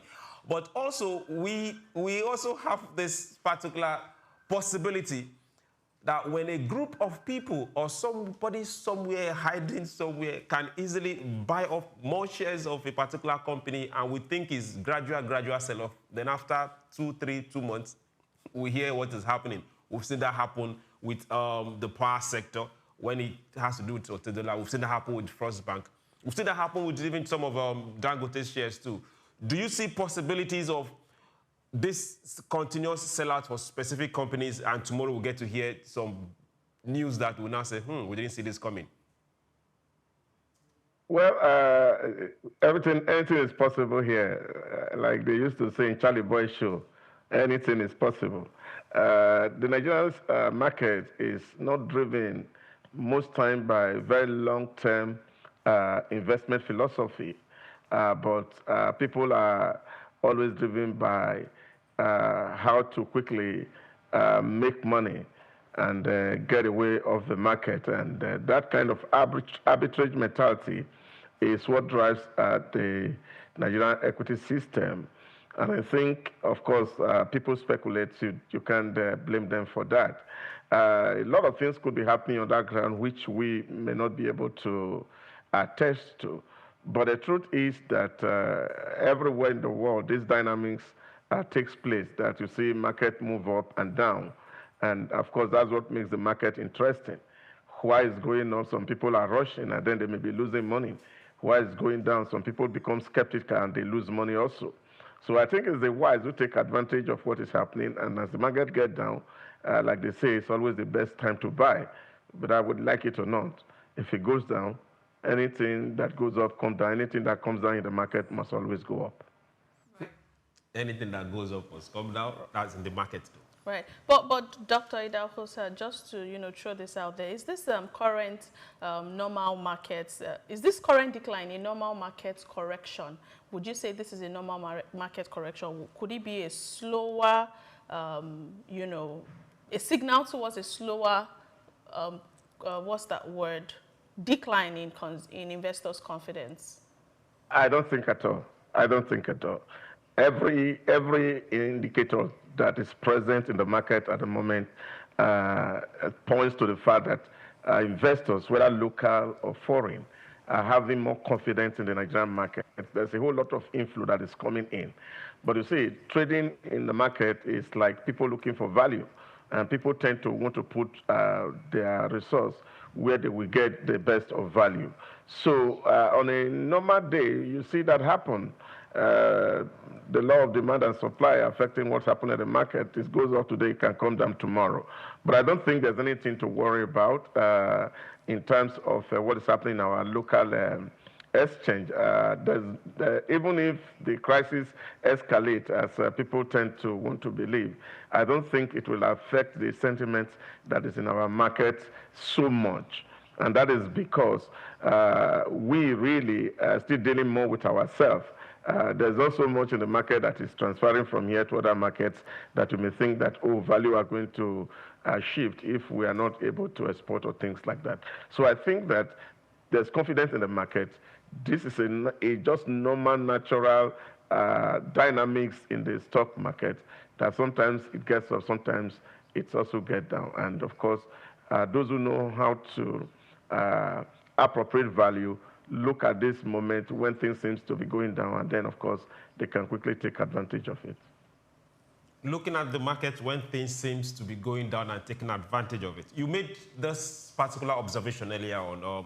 You talked much about long-term investments and the Nigerian character of not really taking into cognizance that most times the long-term investment is most important. We do mostly shorting. How is it possible for us to start changing that narrative? aside what is coming from the PENCOM and other institutions that will be investing public money, but individuals now, how can we start educating people more that being a part of the organization and the company and its growth is more important than short-term gains? Well, I think it's also a dynamic of the political economy of our society. We are still in the primitive stage of capital accumulation. Once prosperity is on the surface, then of course people can keep things for a very long time. But right now, people are thinking about how to mop up and build capital for investment or to live a good life. And that is why you find that there's so much speculation that gets on in the market. People are not too much focused so much on the long term in the immediate, because you have to survive the short term before you can think about the long term. And I think that is what is there. There's a whole lot of education that needs also to be done in this regard to let people understand the value of allowing your stock to stay for a long time before trade-offs or sell-off. That education needs also to be made, that the stock market is, or the capital market generally is not a place where you put money today and you want to take it out tomorrow. It takes time to mature, and it takes time for prosperity to happen in that market. Right. So you have to survive the short term before you can think of the long term. So what are some of the strategies that investors should look into adopting during periods of, market volatility? What are some of the strategies that they can adopt? Well, I think that is the survival mode that everybody is in. And so when you see that market is volatile, people quickly look at, oh, if this stock is not doing well, let me quickly move out of this place and go to the next place where I think value is. Yeah, but that kind of trading pattern somehow do not naturally give us the right value. Let me give you an instance, for example, because you mentioned the MTN stock a while ago. When, of course, the public offer was done some 3 years ago, I think it was selling at 169. And at a certain point, the stock came to 167, 165. And some people would have been thinking that they have lost some money. Same with Fidelity Bank when they did their public offer in 2008. The value of the stock was sold at 8 naira. And at a certain point, it was selling below 1 naira. And people were angry, and I know of people particularly who did participate in that offer who regretted going into the market at all. But you see, we need to constantly educate people to understand that, yes, stock investment is a long-term approach to wealth creation and not a short-term. But when you go back to look at those values today, you will see that MTN that sold at 169 today is selling over 700 naira per unit. And if you sold off when it was 200 and you thought that that was the height it could go, then you would have lost a lot of money. But if you have kept that money to today, you see the value that had gone into it. Same with the Fidelity Bank I just mentioned. Today, Fidelity is selling over 20 naira from 0 to 20 naira. That's significant climb that you can see in that market. It's just people need to be patient, that when you are dealing in the capital market, you must have a long-term focus, not just the immediate return that you are going to get in sell-off. Because when you're done selling, you will find that the stock also now has risen maybe 200, 300% above what you sold. Then, of course, you find some regret. So we need some patience to deal with the capital market. Okay, talking about patience and talking about the capital market, now let's talk about some other things of great value. And that has to do with CBN and gold. CBN is sourcing gold, and the gold CBN is sourcing is worth a good amount of money. Let's say about 3.5 billion to reserve. The Central Bank of Nigeria has added sourced gold to its foreign reserves, raising the value of its gold holding to $3.5 billion. The move forms part of Nigeria's strategy to diversify its external reserves and strengthen financial stability. The gold added to the reserve stock was refined to the London Bullion Market Association Gold Delivery Standard, which is the global recognized benchmark for large gold bars traded in international markets. According to the Apex Bank, the development reflects ongoing efforts to expand Nigeria's reserve assets beyond traditional holdings, such as foreign currencies. The update was disclosed in a statement issued by the central bank on Wednesday, highlighting the role of responsible sourcing and internationally accepted refining standard in supporting the country's reserve management strategy. Okay, let's start here. The Asian markets and central banks were the first major countries and central banks to go this route. And they started amassing gold and diversifying their portfolios to gold. Gold went from going at 2007, 3000, and as we speak, gold crossed 5,000, crossed 5,004.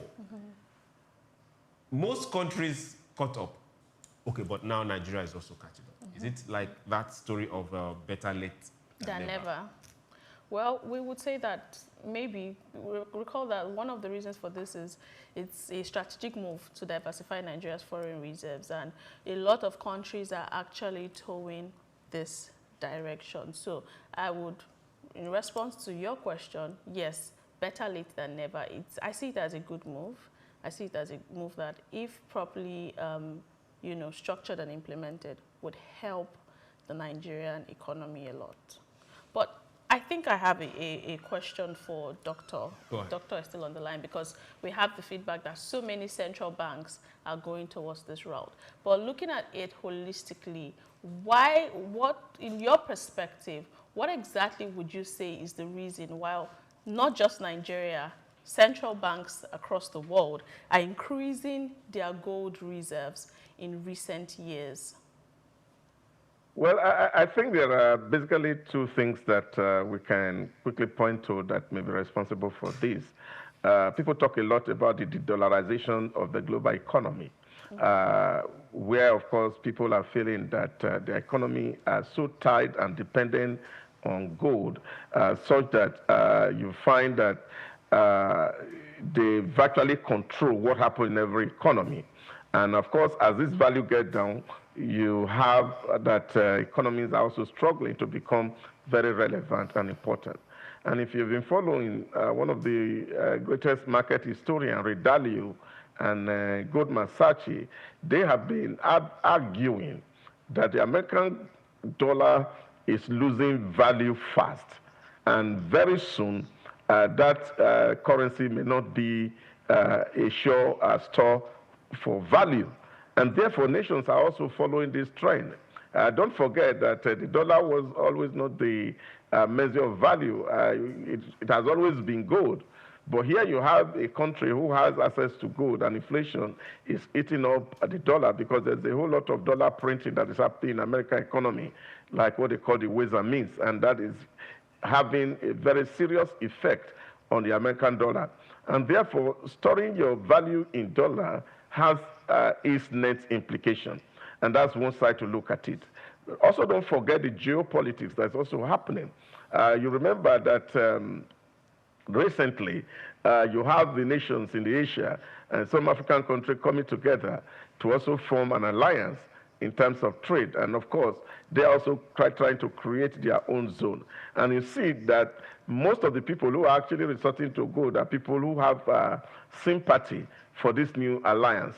So geopolitics, of course, inflation, and the desire to have your value stored in the proper asset may be the driving force for central banks across the globe to put their money in gold, because in the gold market, you don't regulate it. It's the forces of the market that will determine that. But for currencies, national governments or central bank of the particular nation has authority over it. And so people are going to where it's safe. And I think that Nigeria is also in the right direction, just like states like India, that is investing and heavily acquiring gold as their form of external reserve. Okay, now, Doc, let's bring this home. We look at countries like the UK with a massive gold reserve when it comes to their vaults. But we know they are not mining. There are no mine sites there. We see several other countries that have no single gold in the ground. But now let's bring that same story back to Africa. A lot of African countries have gold underneath them. Yet, they don't have the kind of reserve these countries have.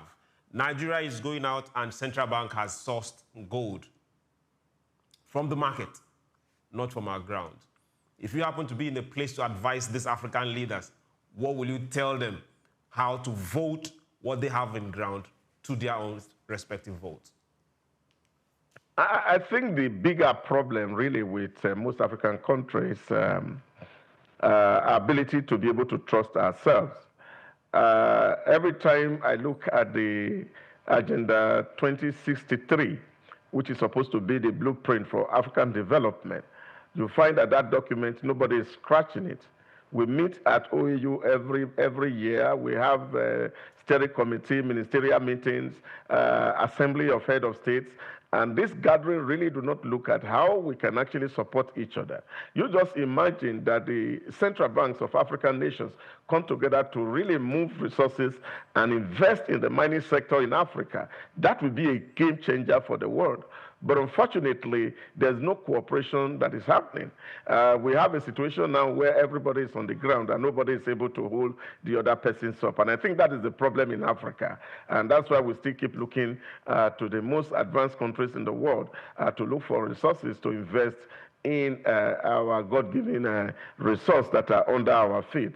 It's quite a shame that for over how many years we have not been able to build capacity in that regard to invest heavily in refining of gold. We have a large deposit of gold in Osun State. We have a large deposit of gold in Zamfara State. And I think Nigeria should prioritize that so that we can also become even a major supplier of refined gold globally. And I think that sentiment you expressed is for me really quite worrying that Africa has not been able to harness all the things that nature has given to her to be the most prosperous continent in the world. The mining aspect of it, and another dimension to this is the domestic mining development. And thankfully, Doctor has mentioned some of the areas where Nigeria has gold deposits. Now, I would like to put this side by side the naira, because the naira, sometimes we hear the naira to the dollar has increased, is fluctuating. Do you think, in your perspective, do you think that these gold reserves, stabilizing these gold reserves, will help as well in stabilizing the naira over time, particularly in Nigeria within this our climb? Yes, of course it will, definitely. And when there's no over-reliance on the dollar, of course, we will find that the naira will stabilize. What that also means for us is that if we can actually invest in mining gold in Nigeria, and of course we can sell abroad, it will also bring in a lot of foreign reserve. And of course, the strength of your currency is a function of your export potentials and capability. If you are able to export more, then you make more foreign reserve. But here, what is the issue? We have not so much to export, and that is why we're not gaining so much in foreign exchange. And we have to depend on Asia for most of the things that we consume. And I think that shift is coming. I hope that the current regime fulfill their promise of building industrial zones around Nigeria where we can begin to manufacture things here and rely less on importation. And that to a very large extent will steady the value of our naira. Thanks to Dangote, because it's doing well in the refining sector. And we're also happy that now the NNPC Group Managing Director visited that refinery that day and said, oh, this is a blessing to Africa. And we do hope that going forward, NNPC will begin to source their petroleum product from Dangote. And all of what this, if they happen, we sure reduce the pressure on the naira, on the dollar in the market, and thereby strengthening the value of our naira. Thank you very much. NNPC sourcing finished product from Dangote. Well, we look forward to that miracle. Now, if we are looking at gains and talking about profits, let's take you to the food service market, where a Nigerian company is making some good returns. Now, Tantalizers, that's what we're talking about, made a return to profit with 83.6 million pre-tax earnings. Most people still look at Tantalizers as just that food network. Now, Tantalizers PLC has reported pre-tax profit. This is that particular period where companies file in and report their pre-tax profit and all that book year ending, and every stock and everybody holding onto that particular one knows how much they are making at the end of that fiscal year. Now, the year ended December 2025, marking a recovery from the 259.5 million loss recorded in 2024. The figures were disclosed in the company's audited financial statement released for the period. Net revenue remained relatively stable during the year, raising to 1.29 billion from 1.19 billion previously. The improvement was supported by steady sales growth across the company's core restaurant operations, reflecting continued demand within the quick service restaurant sector. Beyond revenue gains, higher other income and reduced administrative expenses also supported the improved performance. The company said tighter cost management and operational efficiency contributed significantly to the return to profitability after the previous year's loss. The results signaled a gradual financial recovery as the company seeks to stabilize operations and strengthen its position in Nigeria's competitive food service market.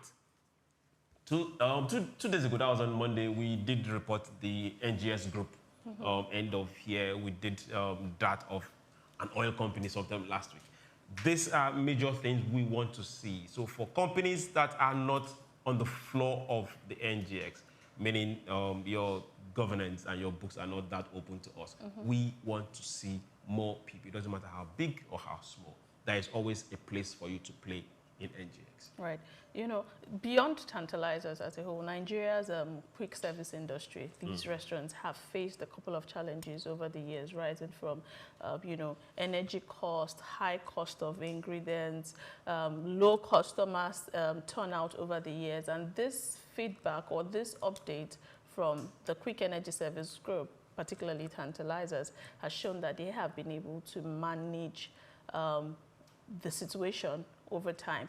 But one major question that comes to mind is, talking about the Nigeria's quick service sector, how resilient is this sector regardless of all the economic pressures going on? We've seen the economic situation go from here to here over time.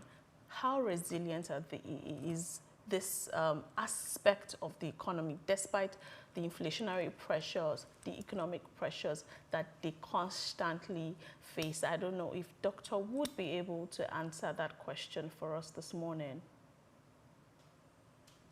Yeah, I think we'll call this one the tantalizer miracle. Some 2 years ago, a lot of people who had their holding in tantalizers had forgotten that they had something. Toward last year ending, a lot happened. And of course, new investors came into Tantalizer. And of course, we are seeing the results of that move. What that tells us is that if you have a good business model anytime, any day, prosperity is sure.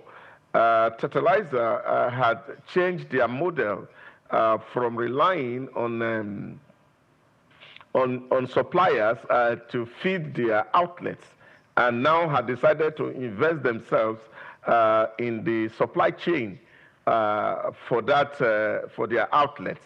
And so they are in control, and the visibility of all the suppliers now is known to Tantalizer. So they produce a lot of things that they are using as ingredients, and this, of course, a model is what is paying off.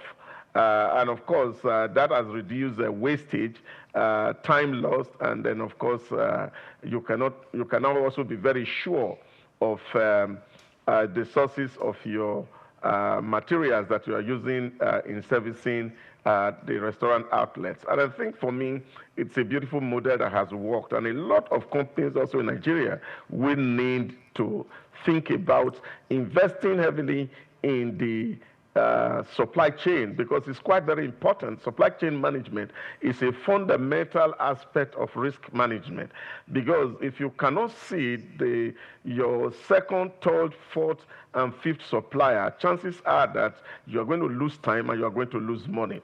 And I think that is what Tantalizer has done rightly, and a lot of other companies, not just in the food sector, would need to also think about that. Invest heavily in your supply chain so that you can have control of your visibility in terms of the supplies, and then, of course, profitability definitely would be a must.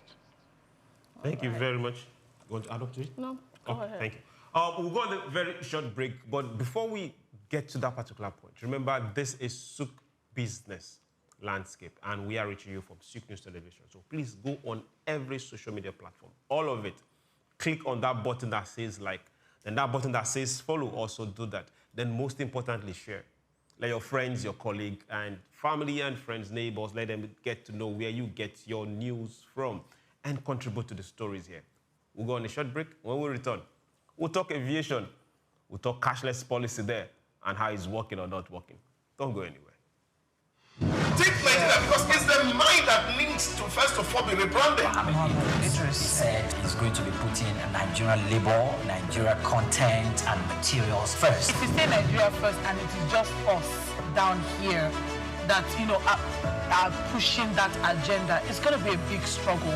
Do you think Nigerian firms, Nigerian organizations should start looking at getting their staff involved in this market or buying to keep for their staff? Within this side, let's also learn citizen diplomacy, see something. This is SOUQ Business Landscape. Africa is on the rise, and at the forefront of its growth is a sector as old as civilization itself, agriculture. Once marked by subsistence farming and challenges with food security, agriculture in Africa is now experiencing a powerful transformation. From the fertile lands of Nigeria to the tea fields of Kenya, agriculture is driving economic growth and lifting millions out of poverty. African governments and internal investors are taking notice, pouring in resources to support smallholder farmers and expand sustainable farming practices. Digital innovation is playing a major role in this transformation. Mobile apps provide farmers with crucial information on weather, market prices, and crop management. These digital tools are empowering farmers to make informed decisions, increase their yield, and get fair prices for their produce. Now I know when it rains, I can plan my planting better, and I know where to sell my crops for a good price. It's really changing our lives. We are committed to investing in agriculture as a pillar of our economy. Our goal is to make farming not only viable, but a source of wealth and stability for our people. African countries are also scaling up for exports, especially in high-demand crops like coffee, cocoa, and cashew. By focusing on quality, Africa is capturing a larger share of global markets. But the transformation goes beyond exports. Across Africa, new farming techniques and policies are helping to meet domestic demand and reduce reliance on food imports, contributing to food security across the continent. Women are also a key part of Africa's agricultural revolution. They make up a significant portion of the agricultural workforce, and initiatives are empowering women farmers with resources and training to enhance productivity. From subsistence to sustainability, the future of agriculture in Africa is bright. With innovation, investments, and resilient communities, Africa is sowing the seeds of prosperity.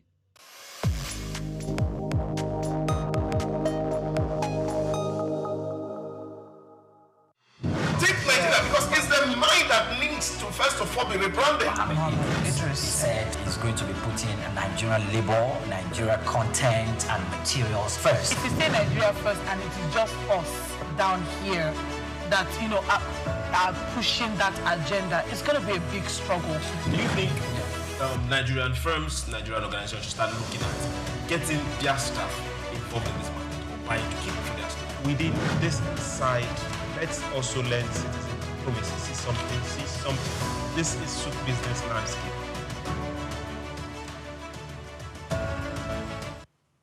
Yes, welcome back. It's still SBL SOUQ business landscape. I'm here.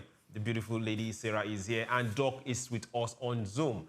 Now let's get to this particular story of the day. Sometime last week, the Federal Airport Authority came up and said cashless policy from now henceforth. Then we had the issues that came up with it. It was causing traffic, it was causing congestion, it was happening, it was not happening.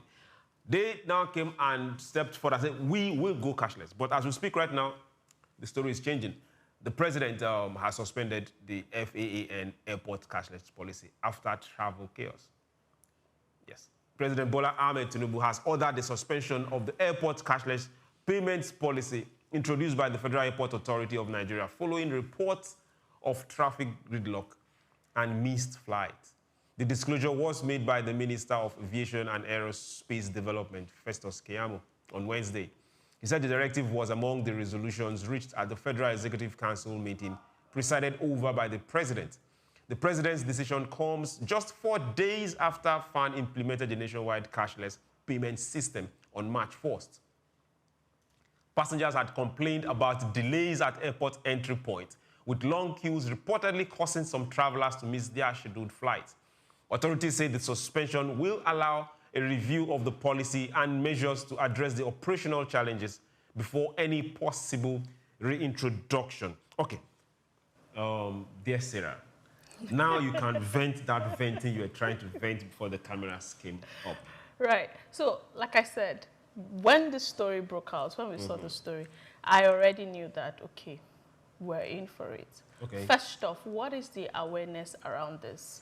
Okay. How many people even know that FAN, when you go to the airport now, it's now a cashless policy? Okay. The NOA before, National Orientation Agency, when things like this, happen, they roll out PSAs, some sort of advertorials to create awareness. First off, the public awareness so far, to the best of my knowledge, has not gone far.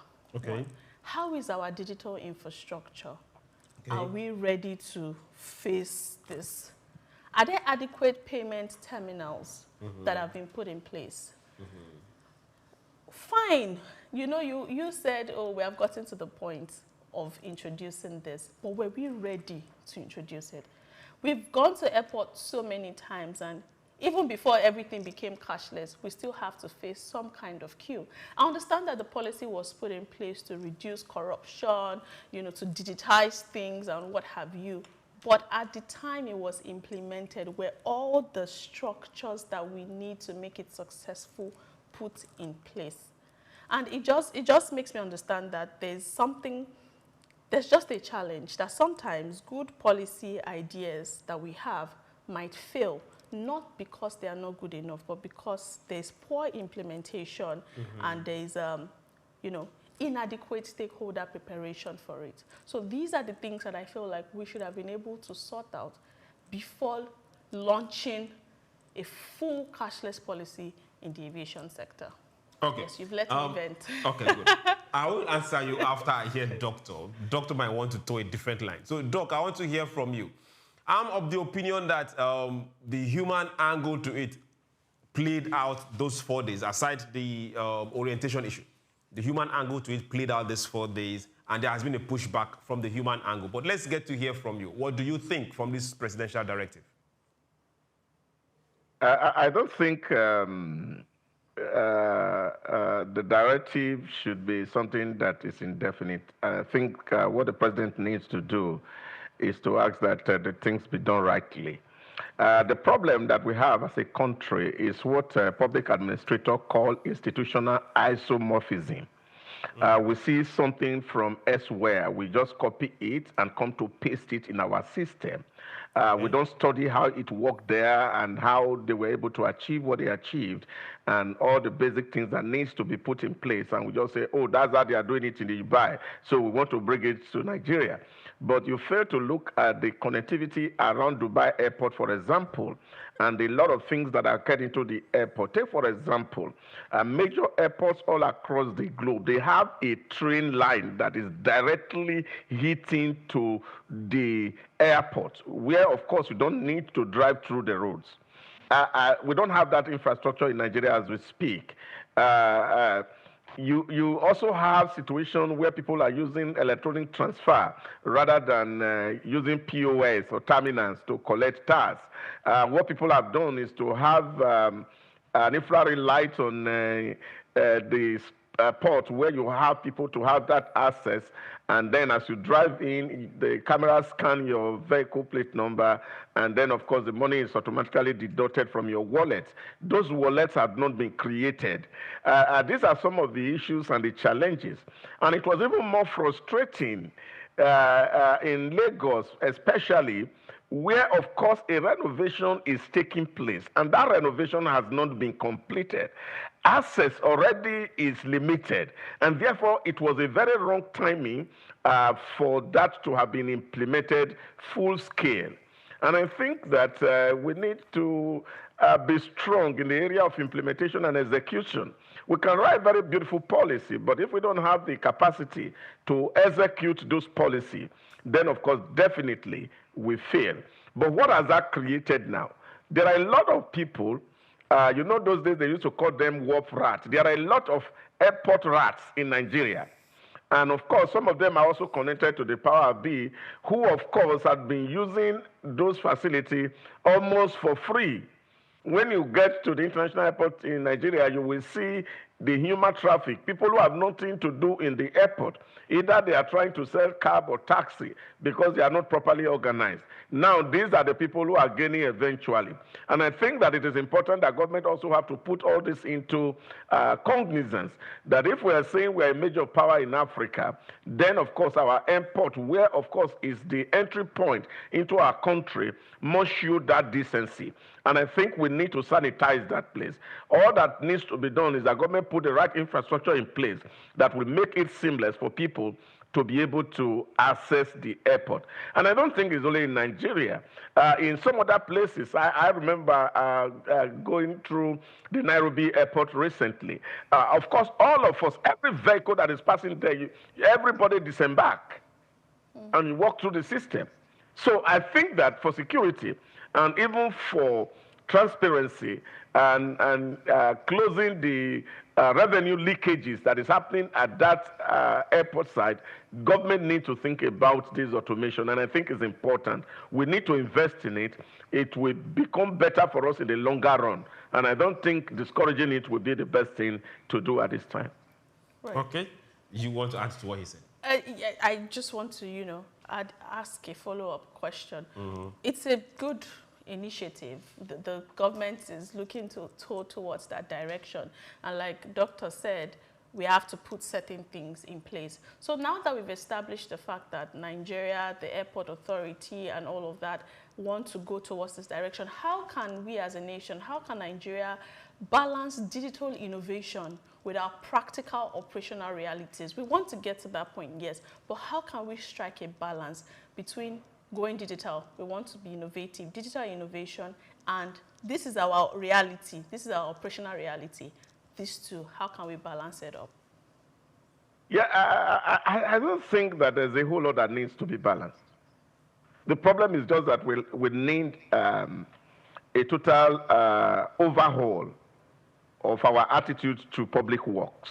And I think that's a major problem. The people who are engaged are supposed to be doing what they should do as work, find time to do their work well. And I think that is a basic problem. There's no reality in Nigeria that you can't find elsewhere. But I think the real issue is the human factor.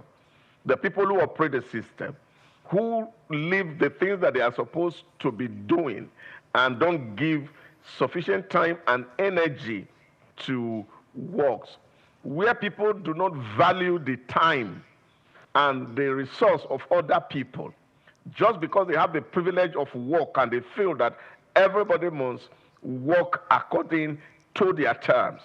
And you see this lackadaisical attitude in public service, and I think this is the fundamental issue. Beyond the fact that, of course, people are talking about digital, Lagos is, of course, the airport in Lagos is in an urban environment.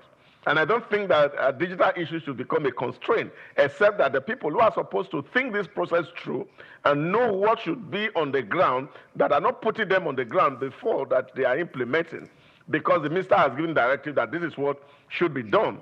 So I think it's a human factor that in place of execution, we need to have people who are hands-on in terms of experience to deliver a project, and they understand project management critically. Look at how to manage change sufficiently. And once you don't have those skills, managing change and, of course, managing projects, it will be difficult for us to realize some of all these things that we were doing. You see, it's the same confusion that came with the redesign of the Naira at that time.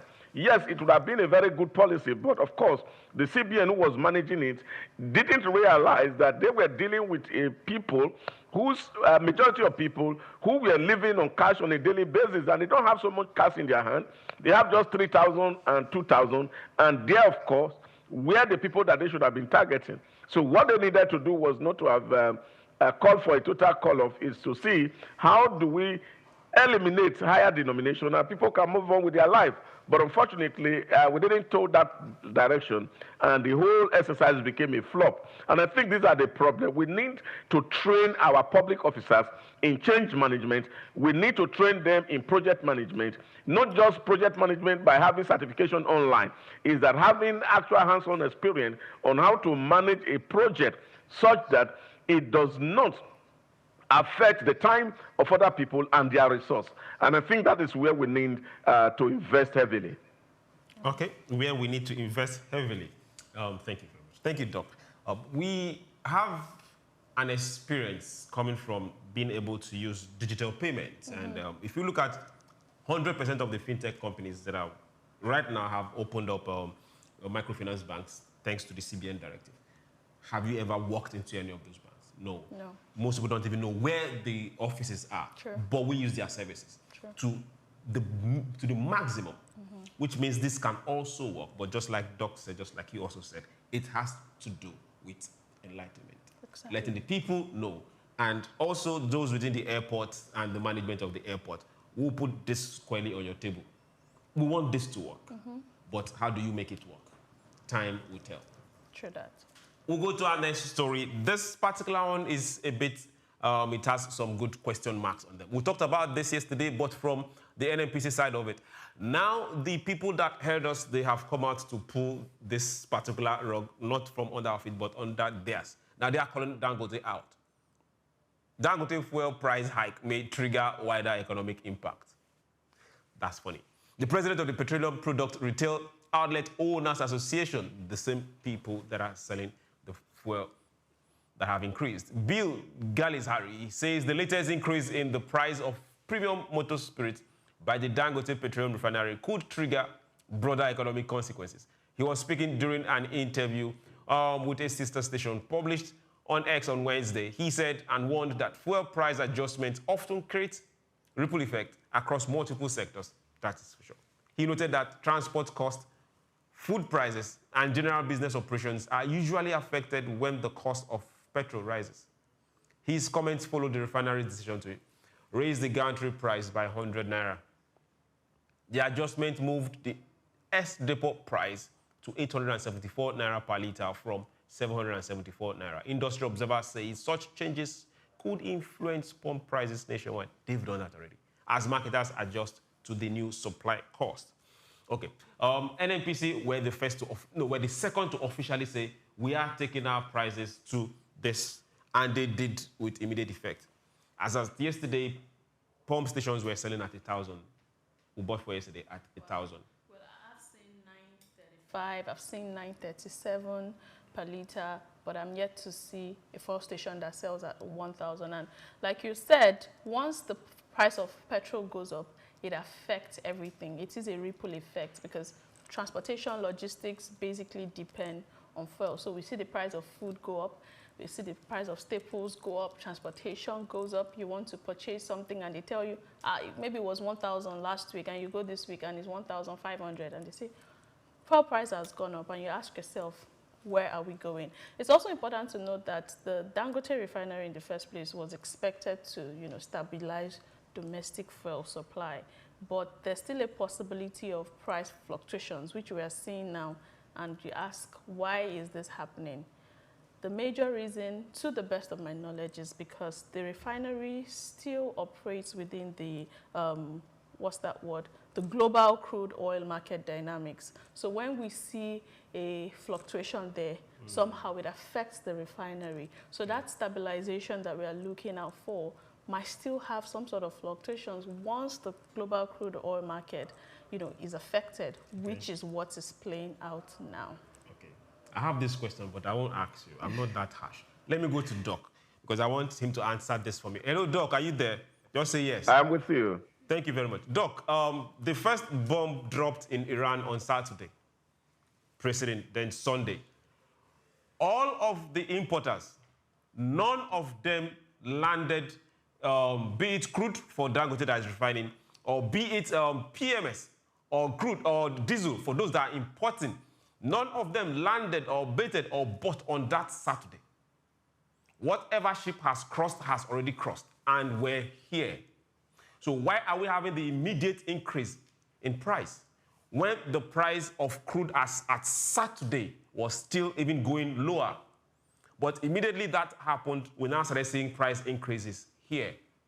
And NNPC, Dangote, nobody's talking about that. But when it comes to reducing the price when crude goes down, we are now told that we still have excess stock available. Why are we doing this to ourselves?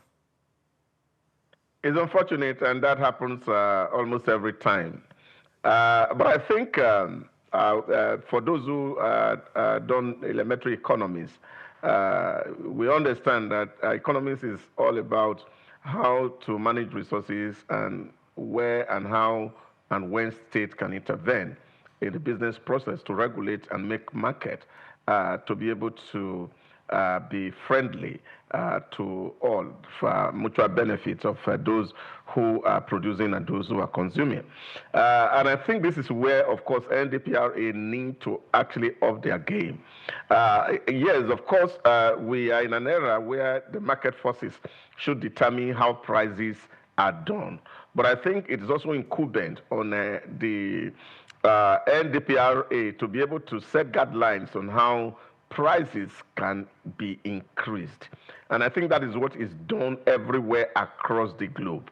What that means is, of course, industry players are given some regulations on the kind of inventory they can maintain for a certain period of time to be able to guarantee stability in the market, so that if you have inventory that has come into your stock at a certain level that can last maybe 1 month, 2 months, or 3 months at maximum, then of course the 3 months period become the time frame for a price review.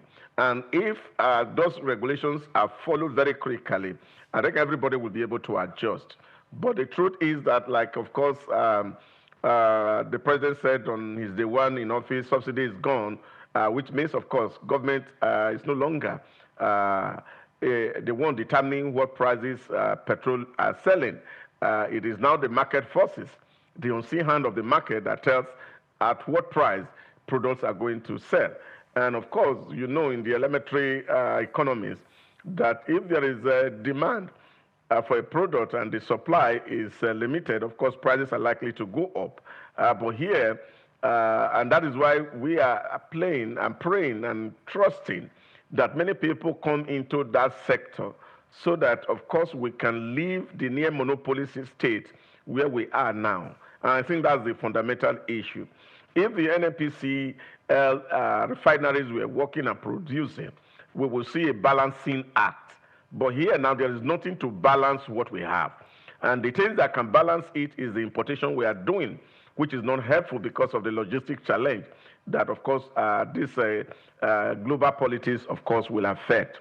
So I think that what we should be expecting is the fact to see that likes of the BOA, that their refinery come on stream, and other players are investing downstream in refining, and then, of course, we will be able to have a true market price or reflective cost on the pump price of petrol. Outside that, I think Dangote is a businessman, and every businessman is looking for profit, and of course, it cannot be isolated. The only way to insulate the people against this monopolistic crave for profit is to have multiple players in the sector, and then, of course, competition will deliver value to the consumer at the end of the day. Right. But realistically, looking at this in a very realistic way, can local refinery stabilize petrol prices in the long term, if we want to be realistic about it? Yes, they should be able, and I think we can work out that dynamics. What it is that, of course, we talk about the volatility in the global oil market, and that is what it is. People are investing in petrol production. There are a lot of costs that can be saved if you are producing locally, and that happens. But here now, you see, Dangote will need to import a crude from America to be able to produce petrol for the Nigerian market. What that means is that the cost of logistics of moving the crude, not just the cost of buying from America to Nigeria, is also humongous. And when you add that to the input into your pricing, it will definitely move the price up. Now, you imagine that this crude is just coming from Lagos water, or it's coming from Port Harcourt, or coming from Warri or Bayelsa, wherever. Of course, you will know that the cost of transportation is going to be minimal, and that, of course, will reduce the cost. Don't also forget that distribution is also part and parcel of this cost that, of course, our consumers will bear. Dangote is producing in Lagos here, and of course, the cost of carrying this product from Lagos to Akwa Ibom, for example, or Lagos to Maiduguri, for example, also will affect the pricing. And these are some of the issues that, of course, we have to talk about. Don't forget that at the beginning, when, of course, the people who work in the petroleum downstream wanted to frustrate Dangote, the first thing he did was to go import trucks that will distribute this petroleum products. That is the cost to Dangote. So you also can imagine that we have refineries now, and then we are having depot facility activated all across, and we don't need to use truck to distribute majorly petrol between states. That will also ease the pricing. And that is why I'm saying that if other players come on stream, and we're having refineries in Port Harcourt, in Bayelsa, in Warri, in Edo State, in Kaduna, and everybody is producing, then the market will be saturated. That is excess supply. And if demand is not matching supply, of course, that will affect price. They can't sustain a price at a certain level. They will have to adjust to the market reality. That is the point that I'm trying to make. Okay, adjusting to market reality. We're still talking crude. Now let's get down to the major cocoa of the matter. For those that are wondering, Nigeria, we are the major producers of the Bonny Light. It's just us, and is one of the sweetest. Nigeria crude has surpassed $80. Now, after this particular U.S. issue and Iran, the Nigeria Bonny Light went gold green. Now, the Nigeria crude oil price has climbed well above $80 per barrel following this particular airstrikes on Iran, raising concerns about disruption to global oil supply. That is already happening. The surge reflects renewed volatility in the energy market as tensions escalate in the Middle East. Now, the latest price levels now exceed the federal government 2026 budget benchmark of $64.85 per barrel. Higher crude prices could improve Nigeria's oil revenue and strengthen government earning if the rally is sustained. Do we want it to be sustained? But now, analysts are also noting that while the rising price may boost fiscal inflows, Nigeria's crude output remains below its quota under the organization, that's OPEC, exporting countries. Production constraint could therefore limit the full revenue gains. We still have not met on a regular basis the 1.5 million barrels per day quota.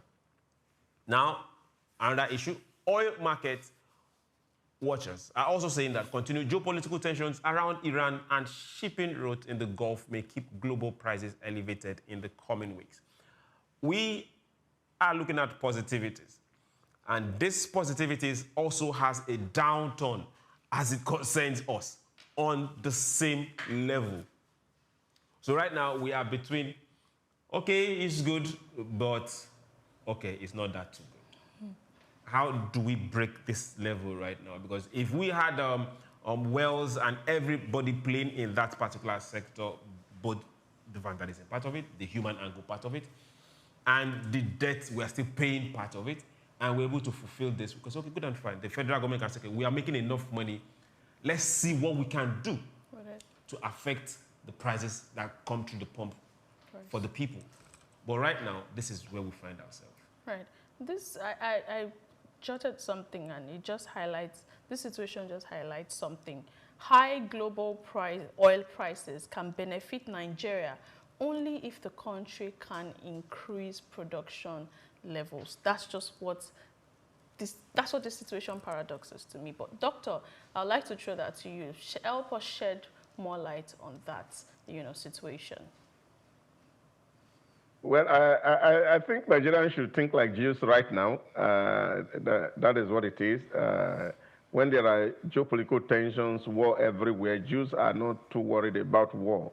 And they always look at what to benefit and what to take advantage of when war situations happen. I think that's what we should be able to, that's the way our mind should be wired right now.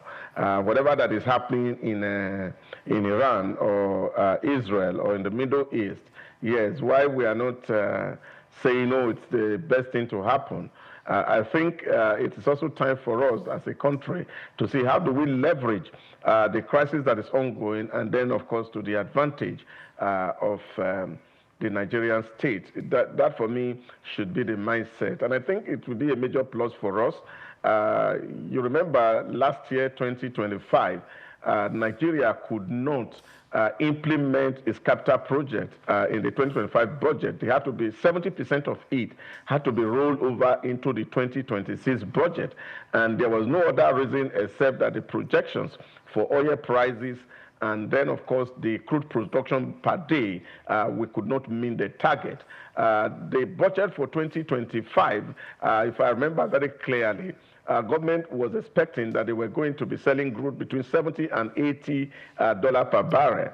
And then, of course, they also had hoped that they were able to produce 2.06 million barrels per day to fund that budget. But at the end of the day, by the end of the year, of course, crude did not get to 70. And then, of course, we could only produce between 1.4 to 1.6 barrels daily, and we couldn't meet up. And therefore, there was about, where we were looking about 40 trillion to be generated internally. What came to the federal government was just about 10 trillion, which was a 30 trillion shortfall. Because you have a lot of people who are asking questions today, why is it that we couldn't implement our budget? Because money was not there. And I think this is an avenue for us to also leverage. We must see what we can do to be able to reach that 2 million barrel mark a day. And whatever the Nigerian government need to put in place to be able to achieve that, and I think it's a better time for us to do that so that we can be able to meet, like Sarah said, our quota that OPEC have given to us and even surpass it. And then, of course, we can have so much money to cater for the infrastructure gap that is in our country. And I think that, for me, is it. Is an opportunity. Like they say, one man's meat is another man's poison. When something is happening, we don't pray for misfortune. Some people benefit from it. And so, if it is the turn of Nigeria to benefit, I don't think God will be angry with us. Right. Nigerians need to act like the Jews right now. Thank you so much for that analysis, Doctor. We're still talking, global oil markets, the oil prices over and the fluctuations owing to the U.S., Iran, Israel crisis. And this is still the SOUQ business landscape. We'll take a break. When we're back, we'll discuss the rest of the stories. There's still an electricity conversation there. Don't go anywhere. We'll be right back. Take Nigeria because it's the mind that needs to first of all be rebranded. Idris said he's going to be putting Nigerian labor, Nigeria content and materials first. If you say Nigeria first and it is just us down here that, are pushing that agenda, it's going to be a big struggle. Do you think Nigerian firms, Nigerian organizations should start looking at getting their staff involved in this market or buying to keep for their staff? Within this side, let's also learn citizen diplomacy, see something. This is SOUQ business landscape. For more than a century, Zambia has stood as a prominent figure in the mining sector, particularly renowned for its copper production, which remains a cornerstone of the nation's economy. Accounting for 3/4 of the country's export earnings, mining plays a pivotal role in Zambia's economic landscape. The focal point of this mining activity is the Copperbelt province, home to major copper mines like Lumwana and Konkola, alongside Sentinel in the northwestern province. These mines, operated by renowned international firms such as Barrick and Vendetta Resources, hold majority foreign ownership, with Zambia Consolidated Copper Mine Investment Holdings retaining minority stakes. Smaller mines in the Copperbelt region, backed by investors from countries like China, Brazil, and South Africa, contribute to Zambia's diversified mining landscape.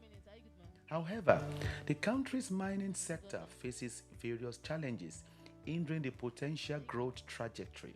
Fiscal policies introduced by the government, including royalty increases, the taxation policies, have negatively impacted mining profitability.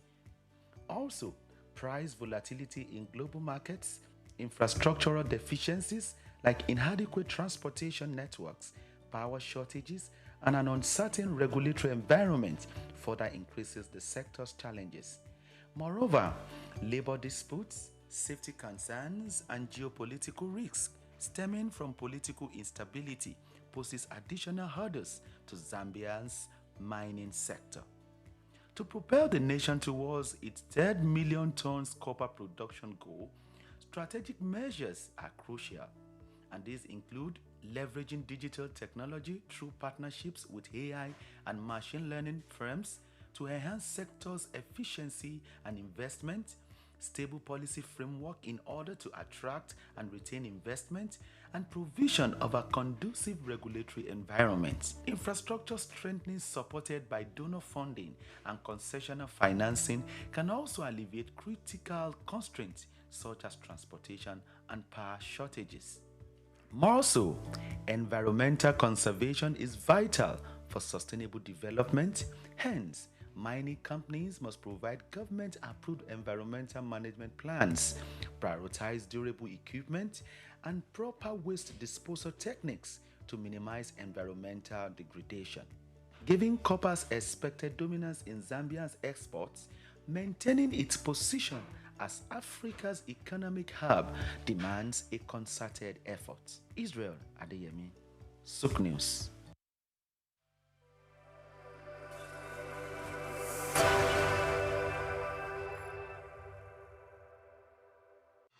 Take Nigeria because it's the mind that needs to first of all be rebranded.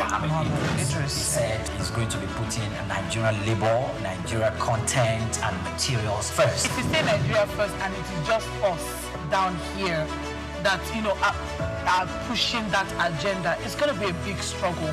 Do you think Nigerian firms, Nigerian organizations should start looking at getting their staff involved in this market or buying to keep for their staff? Within this side, let's also learn citizen diplomacy, see something. This is SOUQ business landscape. Welcome back. You're still watching the SOUQ Business Landscape on SOUQ News Television, and we're reaching you live from our studios here in Lagos State, Nigeria. I still have Chuks Rogers here, and we have Dr. Ida Hosa on the line. Chuks, you want to run us through the next story? Thank you very much, Sarah. Yes, now let's ask you this particular question. How has been the electricity supply in your area? We want to know. So go on social media platforms, all of it, SOUQ News Television, and let's know. Electricity shortage persists.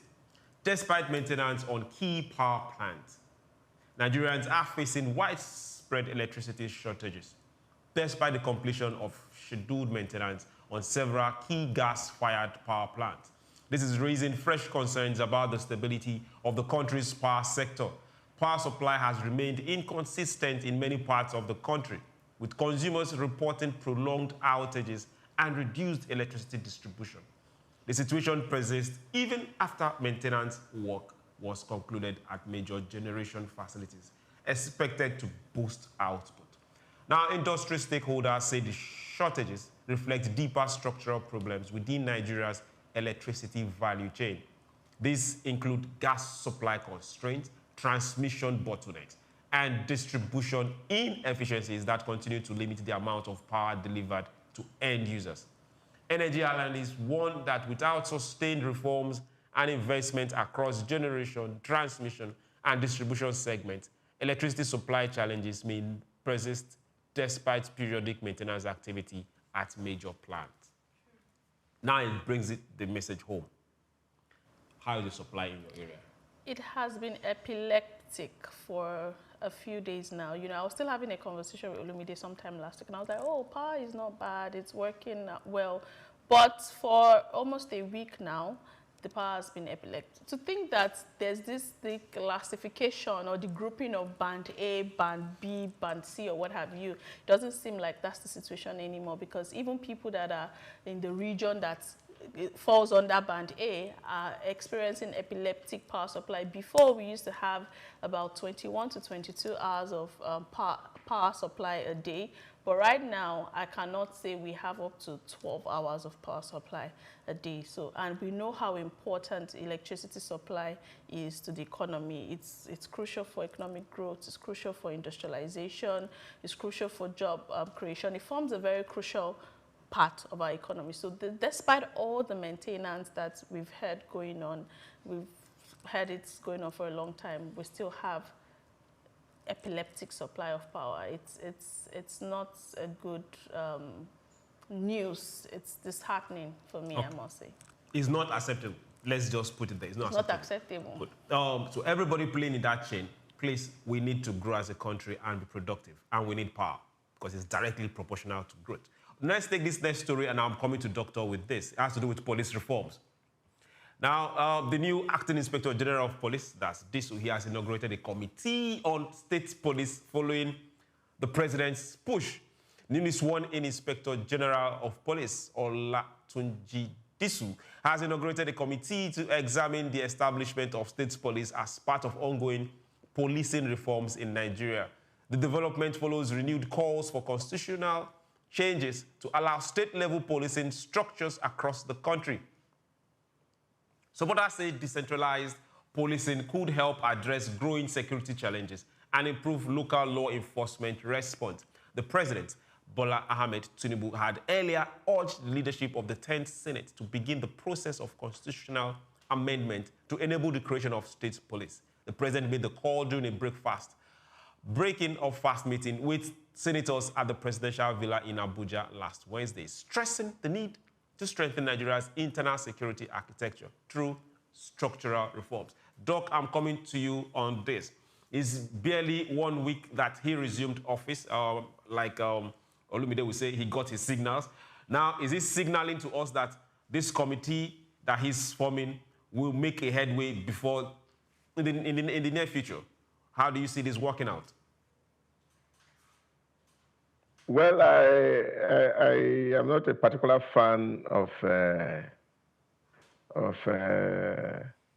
this idea of decentralizing police to states. And the reason for me is quite obvious. Is the fact that we have states that are struggling who some have referred as feeding bottle states. They have not been able to actually improve on internally generated IGI, and a lot of them are carrying a whole lot of debt burden. I look at the debt profile yesterday of some states, that even some state that seems to have been receiving so much money and they are staying in debt. For example, Lagos State, their debt profile is over 1 trillion naira. Look at Delta State, over 200 and something billion in debt. And when you look at these Jewish states, as some may want to call them, you find that they are indebted. The ability to be able to maintain local state police will, for me, constitute a big problem. And I think the kind of arrangement that some states have right now would also tell us how successful a state police can be. Look at Amotekun, for example, in the southwest states, some state that has invested in vigilante. How has it helped, really? And these are conversations that we must have to engage with. Yes, in some federations, for example, the American Federation, which, of course, Nigerian is modeling. It has state local policing. And, of course, you must also look at the realities of those environments vis-a-vis our own cultural realities, where people are not even willing to expose crime. This is a big problem, and I think that, for me, is what it is, apart from the fact that state may not be able to even carry the burden of payment of these police officers. And if you engage police officers and you are not able to pay them and you have given them gun, then of course you can imagine what you are asking them to do. So these are, for me, the real issues that even make the Nigerian police, as we speak, not to be effective. So now imagine that, of course, politicians are now the ones who have access and controlling these police, how we are going to use them for politics. They may actually become the tug arm of political leaders across the state, and that may become a real challenge in terms of implementation. So that, for me, is my own reservation. But Mr. President has been consistent on his call for true federalism, that if we are truly federal, then of course we must have police that are controlled by the state government. I think this is also based on his own experiences as a former governor of Lagos State, and he felt that there were things that he could have done better if, of course, he had the control of the police. But of course, in cases where, of course, the commissioner of police in your state had to take instruction or directive from the IGP before he can listen to the chief security officer of the state, can actually slow down the process of combating crime. Those arguments are valid, but I'm only looking at how realistic this can be. And we also hope that the National Assembly, of course, will have to also support this. The process of constitutional change in Nigeria is like bringing a dead person back to life. Because you know that outside the two-thirds majority at the National Assembly joint voting, we also require two-thirds majority in an at least two-thirds of the Nigerian states, which means the states' houses of assembly will be voting. But I think that the environment is right for Mr. President to act. We have a lot of state governors that are loyal to them, who have their state assembly in their hand. And I think if we move fast, the era of state policing would be here. And I think we'll take advantage and see it from there. But to say it will eventually put pay to all the challenges that we face, I think it may not completely. Because as we speak now, almost every state in Nigeria has an institution that looks like the structure of a state police. Some of them are even carrying arms, and yet there are no security in those environments.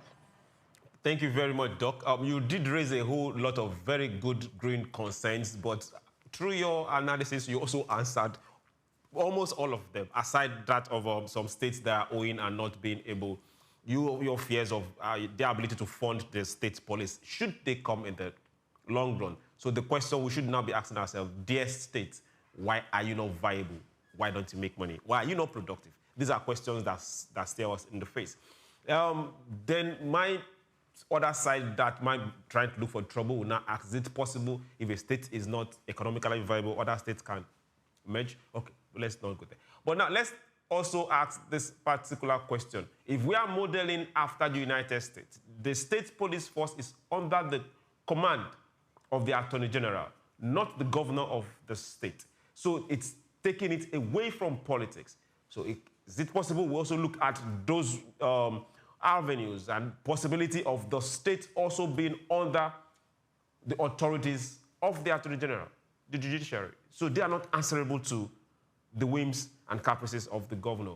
Just let's see if this can work. And like you said, if the president is pushing this at this point in time, looking at those he has on his side, it's possible this will scale. I want to say thank you very much, Doc. You've been it today. Thank you. And to everyone that has been part of the production, right from behind the camera down to the MCR, thank you very much. To all that has watched, dropped a comment, followed us. Let's keep this ongoing and not stop. And to the beautiful Sarah, thank you very much. My name is SOUQ, John Rogers SOUQ. Have yourself a very beautiful day. Thank you so much for joining us. And remember to join us for the Friday edition of the SOUQ Business Landscape tomorrow at 8:30 a.m. I am Sarah Owusu-Ansah. Have a fantastic Thursday.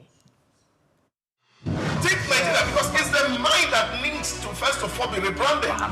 He said he's going to be putting Nigerian labor, Nigeria content and materials first. If you say Nigeria first and it is just us down here that, you know, are pushing that agenda, it's going to be a big struggle. Do you think Nigerian firms, Nigerian organizations should start looking at getting their staff involved in this market or buying to keep for their staff? Within this side, let's also learn citizen diplomacy, see something. This is SOUQ Business Landscape.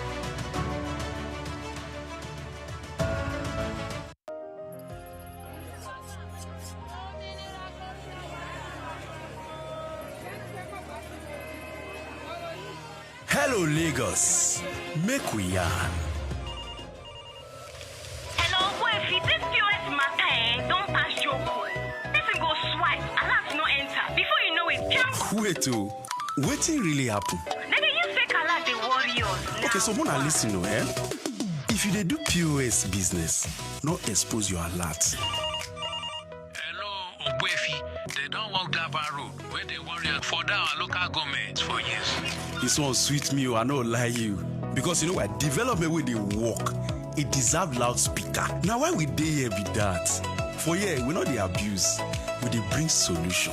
My name, it is Ikechukwu Uyemike, aka Ogbuefi Ishegwari.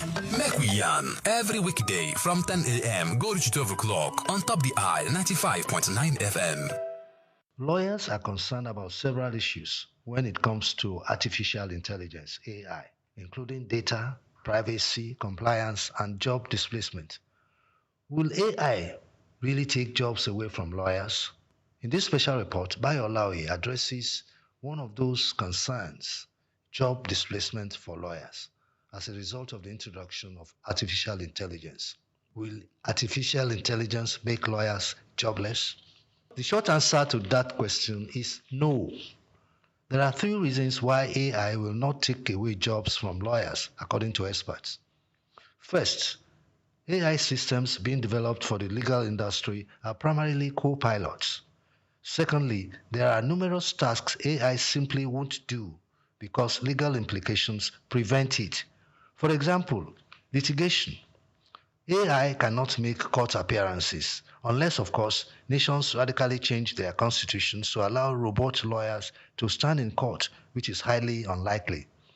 Additionally, for lawyers involved in strategic work, such as security, meeting new clients and existing ones, or serving on boards, AI cannot replicate the human touch. AI lacks the commercial acumen required to build relationships with clients and navigate complex problem-solving tasks. AI cannot engage in the strategic aspects of legal work that require understanding human behavior, negotiating, and making judgment calls. According to experts, AI systems built for the legal industry are designed to function as co-pilots, helping lawyers become more efficient but still requiring human oversight. For instance, AI can draft a clause for you, but as a lawyer, you must ensure that the clause makes sense. AI can assist with tasks like legal research, drafting legal documents, contract review, and identifying red flags. However, human involvement and judgment remain essential as all systems, particularly large language models, can sometimes be confidently wrong. Despite its potential to assist in many areas, there are numerous tasks AI will not do for lawyers, either because it lacks the necessary capabilities or because it is unnecessary. Some might argue that AI makes lawyers more efficient. A law firm that would typically hire, say, 8 legal associates annually might now only need 5, using AI to assist those remaining associates. While that may be true in some cases, it does not necessarily mean lawyers are losing jobs, as AI will create new roles and open up career paths for lawyers, according to AI industry experts. For instance, AI companies build products for lawyers, require legal professionals just as much as they need AI researchers and engineers. Lawyers are domain experts who know the pinpoints and can guide the development of legal AI tools.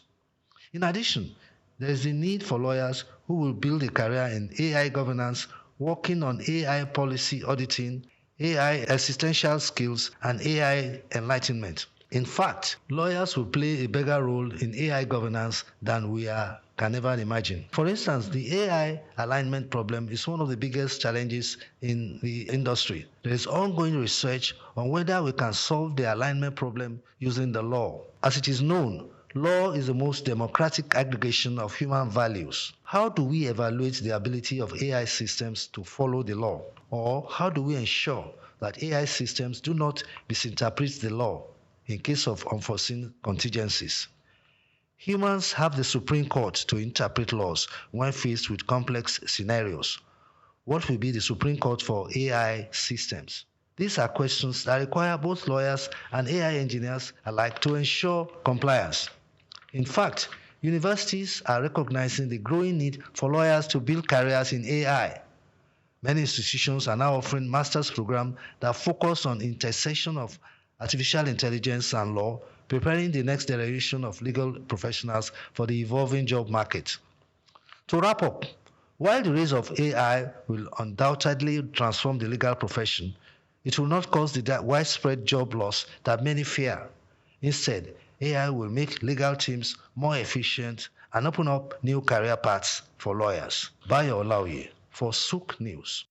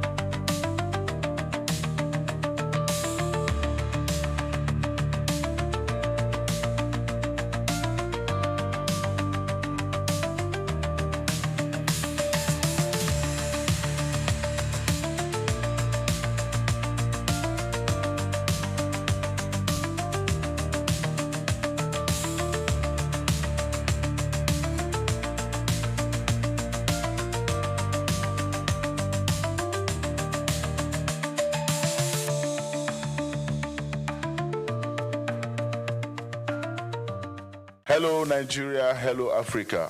Yeah, this is Sound Man. Keep watching SOUQ News. My name is Babalola from Excel LED. Keep watching SOUQ News. My name is Shepherd Michael Adewale Onofuye. I enjoy you all to watch, always watch SOUQ News TV.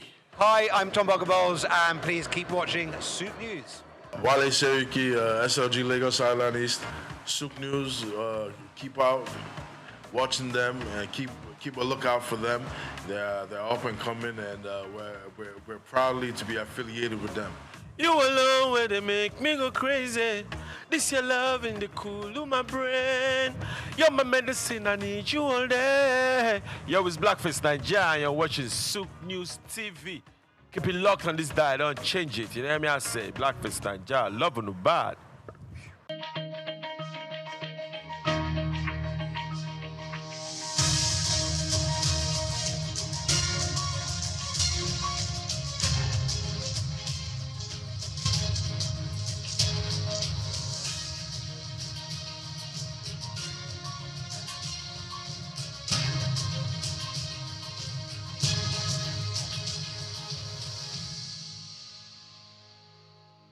A very good morning to you and welcome to Across Borders, your development-focused program spotlighting real migration stories, lived experiences, and policy discussions across Africa and beyond.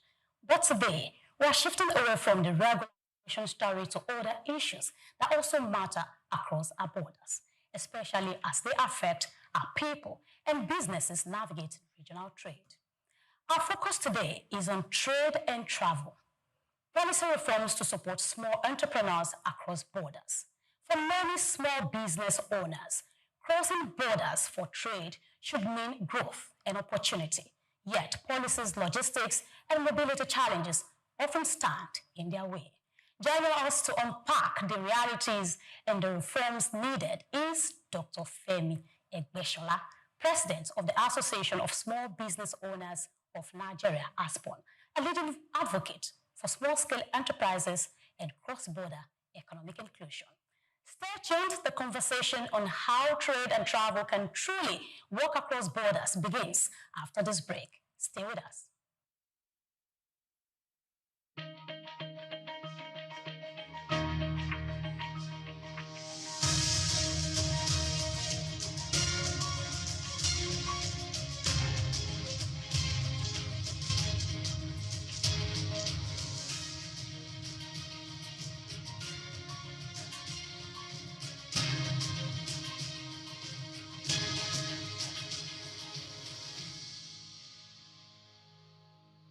If you are just joining us, welcome to Across Borders. Today we are looking at trade and travel policies that are shaping small entrepreneurship across Africa.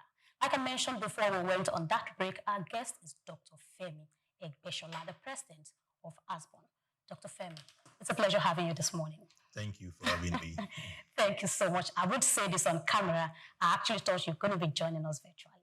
Well, it's trying to be live sometimes. And we appreciate it. You're welcome. So, without wasting time, let's get into it. I want to ask this, we need your perspective on this to start. How significant is regional or cross-border trade to the growth of small businesses in Nigeria and across Africa? It's very significant. In Nigeria, we have been import dependent for long years. And this time around, the narrative is changing. We are beginning to embrace exports. And if you look at the recent statistics by NAPC, that is Nigerian Economic Export Promotion Council, rather, you'll see that our export doubled this year. And it shows that we are already embracing exports. And exports in Nigeria here is more in the region. It's more in the continent. It's more in ECOWAS countries. And it is beginning to give us a lot of revenues. You see that at the moment, too, many MSMEs are now embracing exports because our local market is becoming saturated and very competitive. Again, too, because of our falling naira, so to speak, our product is now cheaper in the global markets and even in the continent, which makes us more attractive to buyers in the region and even in Africa. A recent data shows that monthly, from the informal sector alone, we have about $2 million being generated. But the question is, how many of this informal trade are being captured by statistics? The government needs to begin to look at how to build structures so that we can bring about the informal traders across the borders to the data board so that they can also have policies that would support them. It is when government is able to capture their data that they can now roll out specific policies that can support what they do and also help them to migrate from being informal to formal. So by and large, exports has been very, very beneficial, not just to government alone in terms of revenue, but also to the players in that sector. Great. You also look at the communities that are around the borders. They are doing very well based on exports. So this export is not for them as a livelihood alone, but it is also keeping their communities active and vibrant. That's interesting. So you actually talked about the impact and how well the SMEs are actually involved, what they are doing, especially with the GDP. So I'm just going to ask you, SMEs, they occupy 96% of Nigerian business, contribute 46% to GDP, yet less than 8% of export. I don't know if you get that. So what explains this level of export participation? You have mentioned, yes, they contribute this, of course, but the export level, if you look at it, it's kind of low. So it's because the data is not rich enough. The data we have in the papers today is more of the formal sector, those in the formal sector doing exports. The informal sector is not being captured, and a lot are being done in the informal sector. So we need to begin to encourage governments to look at how to bring about structures to be able to capture those in the informal sector. You'll be surprised the kind of volume of trade that is going on in the informal sector. And you want to ask us, why are those in the informal sector not trying to embrace formality in their business? Because sometimes their capacities are not built to be able to do that. Sometimes too, the policies, the documentation, and the approvals that is needed to formalize becomes an Aquarian tax for them to embrace. So we begin to look at how can we break down some of these structures to be able to meet them at the point of their need. Some of us are of the advocates that it's time for government to begin to segment the approval processes such that it will not be one size fits all. What is available for large businesses will be those that the small businesses or even micro businesses will have to also contend with. That will not work most times, and that will not bring about migration of this informal to the formal sector. I also believe too that it's also time for all of us, be it corporate organizations, be it business membership organization, and all of that, to improve in creating awareness about what is happening in our borders, creating awareness about opportunities that are there for border traders if they formalize, and also creating awareness about the incentive that government has for these players around the borders. Thank you very much. So you agree with me that there are limitations, but despite these limitations, you still see, these entrepreneurs being motivated. What is the motivation? You are in that sector. In fact, as the president of Asborn, you get to see a whole lot, you get to hear a whole lot. What do you think motivates the entrepreneur? I think the first thing that motivates them is the reason for being in business, which is profit. When you do cross-border trade, you get more money than when you trade locally because competition is severe. You can actually not really go up beyond board to fix your price. And when you deal with exports, you are able to sell your products more. I mentioned the other time that our currency now is devalued, and that makes our products more attractive, so you get more markets. At the same time, too, you're able to sell at a better price, which also means more profits. Also, too, you look at those particularly around the borders, they have little or nothing that they do as businesses beyond export. They have seen it as one veritable tool for them to keep their body and soul together, and they have become veteran in it over the time. So that's another reason why you see many into exports. Again, too, you see that a lot of sensitization is now going on. Government is doing a lot now to preach to us the need for us to begin to export. For us also too, we have come to a time where we know that we just must do business the other way. And one of the other way we can do business is to look at other markets around beyond Nigeria. Technology too has been about a lot of transformation. Technology now made it possible for us to now sell our product across borders globally with just an Instagram or Facebook or any other social media for e-commerce platforms.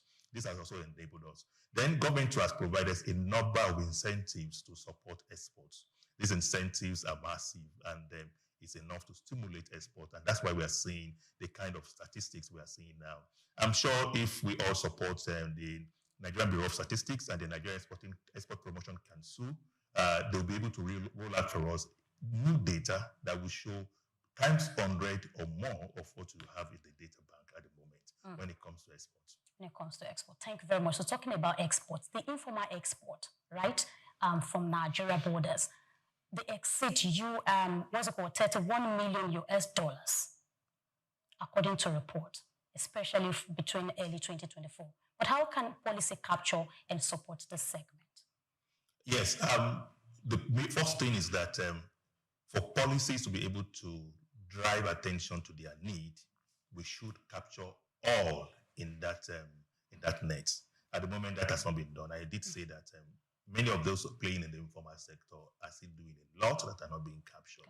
So when the data is only capturing what the medium and large businesses are doing, ordinarily you would say that policy will be tending to that direction. For us to get policies to support those in the informal sector, government must now play in a way that they should also be captured. Another thing is that they also need to be aware of many ways that they can do business in today's world. One of it is after promises to give them leverage for them to trade across the continent. But if you look at it, how many of them are aware of after? A recent survey shows that 67% of the respondents in 5 different states says that they are not even aware of after at all. That is Africa Continental Free Trade Area. And those who are aware, they do not even know the step-to-step process of taking advantage of this after. These are challenges that needs to be tackled with. I'm also happy that government is also coming up with some innovation that also support export now. One of it is the national window that allows everybody now to do a one-stop shop documentation, permit and licenses under one portal. I think that's another national single window. That's another wonderful platform, and I'm sure it is also going to bring about a lot of exporters being captured by data by the time it is rolled out in the first quarter of next year. Great, thank you very much. So you talked about technology. I just want to bring in social media in a bit. Despite social media, we'll still see some people lacking, the proper information. You are in that sector and you see how it's been done. Would you say that social media has really helped? Do people get enough information to help them carry on with their businesses? When it comes to sales and trade, social media has been a big enabler. A lot of SMEs now use social media to sell their product. We also have a number of e-commerce platforms that are used to sell our products. But when it comes to information, awareness, publicity, and sensitization, it's not much on the social media platforms. And that is the area where we need to begin to concentrate our effort on. That while the few people that knows the advantage are taking advantage of it, we need to begin to look at how can we now bring on board those who are not aware of the many opportunities that are available. And I think that has to do with every one of us also, starting from government. Government will be intentional about creating awareness. This has to be done across social media landings in a language they understand, in the format they understand. It's not so bad an idea. They also print flyers and all of that, stating specifically the step-by-step process, checklist, requirements for documentation and all of that, that even the informal players will need to become an exporter that can be captured by data. These are very important. It's also good for us to begin to look at how to get testimonies of those who have been able to use social media to leverage on their business. This will help a lot to also encourage those who are not using it to see the advantage of it. But these are not always there on the social media space. And I think it's something we need to begin to It's very important. Yes. It's very important. Okay, so because we are talking across borders, of course, I want to speak to originality. Somehow you hear about some particular countries when they talk about their products not being original or quality, and they tend to ship them to some certain countries. And you find some Nigerian goods as well, where they tend to give them a particular tag. Do you understand what I'm saying? I don't want to speak. You get the point. So what do we need to do to ensure that when Nigerian products are seen anywhere in the world, that credibility is there, that acceptance is there? Or are we there yet? We're not there. We have improved a lot, if I must be honest, but we are not yet where we ought to be, really. And when it comes to that, it has to do with standardization, and that's where the Standard Organization of Nigeria comes in. It should be a must for us to ensure that whatever is leaving our shores is of standard, of quality, and whatever is also coming in is of the same. And the best way to do this is to begin to build the capacity of exporters, not just exporters, even every manufacturer, to embrace quality, to embrace standard. And one way to also do that is to create workshops, webinars, seminars, to educate them again and again, have collaboration with business membership organizations like us to continue to train these people, let them know what they need to do when it comes to labeling, let them know what to do when it comes to packaging, let them know what to do when it comes to the SOP, the standard operating procedure of what they're doing. These are very important, and ensuring that it meets with at least the minimum standard. You see, at the moment, Nigeria used to be a dumping ground, but as that narrative has begun to change for now. Our standard has been elevated to some point, but I think we still need to do more. All right, thank you very much. I think I agree with you. There is a need for us to do more because the best we can wish for ourselves is to get better every day. So I want to ask, Niger's from our non-oil export, reaches $5.4 billion in 2024. Now, how can small businesses benefit more from this performance? Yeah, what we need to do, because I also represent small business. Okay. What we really need to do at this time is first to have a mindset shift from the local market to global markets.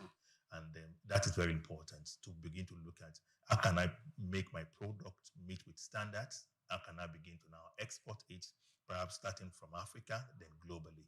The next again is that for government to also give us the support system that we need.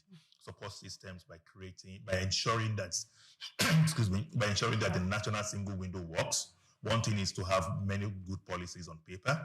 There's another thing to see it work.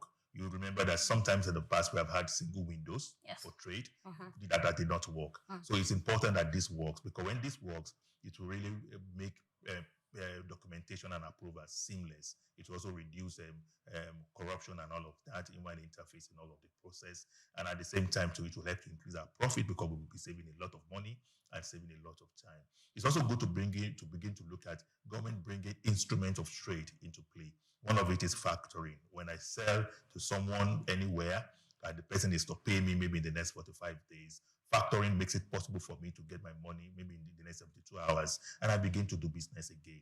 Also, to government licensing more players in the digital platform when it comes to payments, digital payment platforms, such that when I trade with Côte d'Ivoire, I can send money, receive money in my currency within minutes instead of waiting. Ensuring too that there are windows created in the financial system for FX for small traders. At the moment, it is very difficult for small traders, SMEs, to get FX from the banks. They go to the parallel market, which is very expensive, and cut profits, which is also not too good. There should be a special window for small traders that they can access funds. There should also be a channel whereby reporting can be done when issues arise, particularly at the borders. There should be hotlines where people can call government, call agencies of government to report and get solutions to their problem at the port. We should also begin to look at how government too can begin to bring about infrastructure, even at the border points, that supports exports. One of it is good road. One of it is ensuring that all the payments that should be made are published and available to the SMEs that are doing cross-border trade. A lot of extortions, a lot of informal payments are happening at the borders. When there's a printout, you know what to pay, you can even prepare for it, and it reduces extortion. Another thing is for those who are exporting perishable goods, there should be storage facilities across the borders that can help them to also save their products until it gets to the point of destination and save us a lot of money. So many things that we all need to do. Great. So many things indeed that we all ought to do. And I agree with you. So while you were talking, you mentioned Côte d'Ivoire. So I actually want to ask you, this relationship, country to country, do you understand? Are there agreements that you feel are barriers that are affecting these border trades? Again, you mentioned policy earlier, and I want to talk about some of these frameworks. Do you think these frameworks, such as ECOWAS, AFCFTA, among others, do you think they adequately address small-scale trade realities? Well, on paper, they are designed to address that. When you talk on paper. When you talk of ETLS, ECOWAS Liberalization Scheme, you talk of AFTA and all of that, they are intended to sort of provide the buffer and solution to small businesses, but it has not really translated to realities, and that's the problem we have at the moment. And I think one of the reasons is that we do not have enough cooperation among the countries. For example, when you have a product here in Nigeria that is certified by the certifying body, maybe NAFDAC, maybe Standard Organization of Nigeria, a lot of that. By the time you get to the next country, you have to do a whole lot of certification again. Of course, it is understandable that every country has their standards, but there can be some form of harmonization. There can be some form of strong handshake so that this will reduce bureaucracy, will reduce expenditure for some of these small business traders across border. You also look at it again when we have very wonderful initiative like AFTA, how many people have been able to take advantage of it, how many small business owners has been able to export under AFTA. It is very, very minimal. And this will continue if you are not intentional about it. Government must be ready to hold some as pilot schemes to be able to do this. Sometimes late last year, we had 10 organizations, 10 companies that were supported by government to do exports. But after that, what has happened? It is good for us to begin to look at how this can be not just a one in a moment chance, but a continuous process, sustainable process that government must continue to intentionally support. And maybe finally on that, it is also good for us, every one of us, to begin to see how we can use the media to also preach this gospel that we all must begin to embrace exports. The time has come when we can no longer rely on our oil. We must begin to do non-oil exports. And that's the way we can actually grow our economy. That's the way we can bring more revenue. That's the way we can create more jobs. That's the way we can create wealth. And that's the only way we can be sustainable and resilient now as small business owners. Thank you very much. Talking about the media, I think there's a platform, and we'll do everything we can, to ensure that we push that narrative as much as possible. Let's quickly talk about mobility and logistics. I mean, we're just going to wrap up maybe one or two more questions, and we are done. So, only 28%, I mean to say, Africa travel in visa-free countries. So we have issues with visa, we have issues with travel restrictions, some policies all around it. Well, maybe not as much as it's being said, but because you are into this sector, you'll be able to explain better. Tell us, are they truly hindrances? There are a lot of bottlenecks when it comes to transport across borders. And it's been there for a long time. We hope that by now it will have been seamless, but it is not. It will shock you to hear that sometimes you can spend 1-2 days in certain borders. At times you have perishable goods, but you are being stopped, not because you are not doing illegal business, but because some people want to extort you, because some people want to bring for you licenses and approval that you have never heard of, you have never seen, and they make you pay, even at the detriment of your business. The roads are bad. Sometimes a shorter road that will lead to the border, maybe 45 minutes because the roads are bad. You have to take a longer road that takes more hours, and that affects the time you do business. You also look at insecurity. Many of the borders are not secure. You see a lot of theft going on.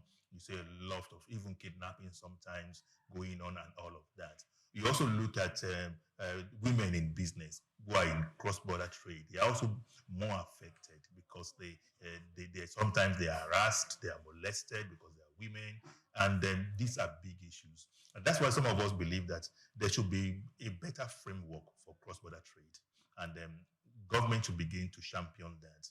When we look at policies that are directed only to the formal sector, we will not get it right because the informal sector are more. So we should begin to look at how can we begin to work with this informal sector. And you cannot really get it right if you don't have a strong handshake with stakeholders in that sector. And that's why we keep preaching that government must create policies together with stakeholders like us who are in that space, so that it will not be that we will only be consumers of the policy. We should be part of the incubation stage, which will be part of the process, which will be part of the implementation, which will also be part of the monitoring and evaluation. And that's the only way we can get it right. Thank you very much. And at this point, I was just going to take one more question. Our time is almost up. I want you to just put them together. We've asked a couple of questions, but put them together to address the topic for today. What are the things we need to do as a business person, as a government, as an individual? What do we need to do to get it right? Let me start from government. Government must continue to enable businesses to be able to do more export, making sure we have access to loan to do export at affordable rates, making sure that FX is available, making sure that the national single window works so that we have one portal for payments, making sure that logistics and infrastructure are provided, making sure that incentives are there for those who are into export, and ensuring that those in the informal sector are brought up to be formal so that we can have enough data that can really show the realities of what we have. Then coming to individuals, particularly business owners, the next economy is not intra-trade, but inter-trade. We must begin to look at how to maximize exports, both continentally and globally. That's where the money is now. Our products are very good and it's needed everywhere, and it's also very cheap. So we should continue to look at how to make more exports. And then we should be resilient. We must be resilient. No matter the challenges we have, we should know that there's no condition that is perfect. We should continue to make best of the imperfect condition. And I'm sure that at the end of the day, many will smile, as some are already smiling. And for corporate organizations, even for the media, they should continue to also support us as corporate organizations, to create awareness, to bring money out for seminars, capacity building, and all of that, to create support desk. So sometimes banks need to create support desks for export in their branches so that they can get funding for those in that sector. And for the media, thank you for what you are doing. I appreciate that. I will also encourage every other media to see how they can support export. Having a program called Across Borders alone shows that you are focused on export, on cross-border trade, and I think that is commendable. If you have these in pockets here and there, the narrative will change. Thank you so much. I mean, thank you for the accolades. Thank you for the good words. So take home for me is the fact that you mentioned that the next economy is not in intra-trade, it is in inter-trades. I think I like that part. And all hands need to be on deck. So everybody needs to work, the government, individuals, finance sector and all of that. Media, yes, we need to put our hands together and work to ensure that all of those things are done. I want to say a very big thank you to you for coming. Yes, we actually thought we were going to join online, like I mentioned earlier. So you coming in person, it's a great deal for us. Thank you so much, Dr. Thank you very much. When it comes to cross-border trade, it is close to my heart, very dear to me. I will come again and again for it. Thank you so much, and definitely we'll be reaching out to you again. And that's it at this point on Across Borders for this sector. We are still coming back. We are not going anywhere yet. Yes, it's World Post Day, and we will be bringing you somebody to speak around this celebration because we want to join the world to commemorate this day. Across Border is still on, but we'll go on a short break. When we come back, we'll bring you the other part of the program. Stay with us.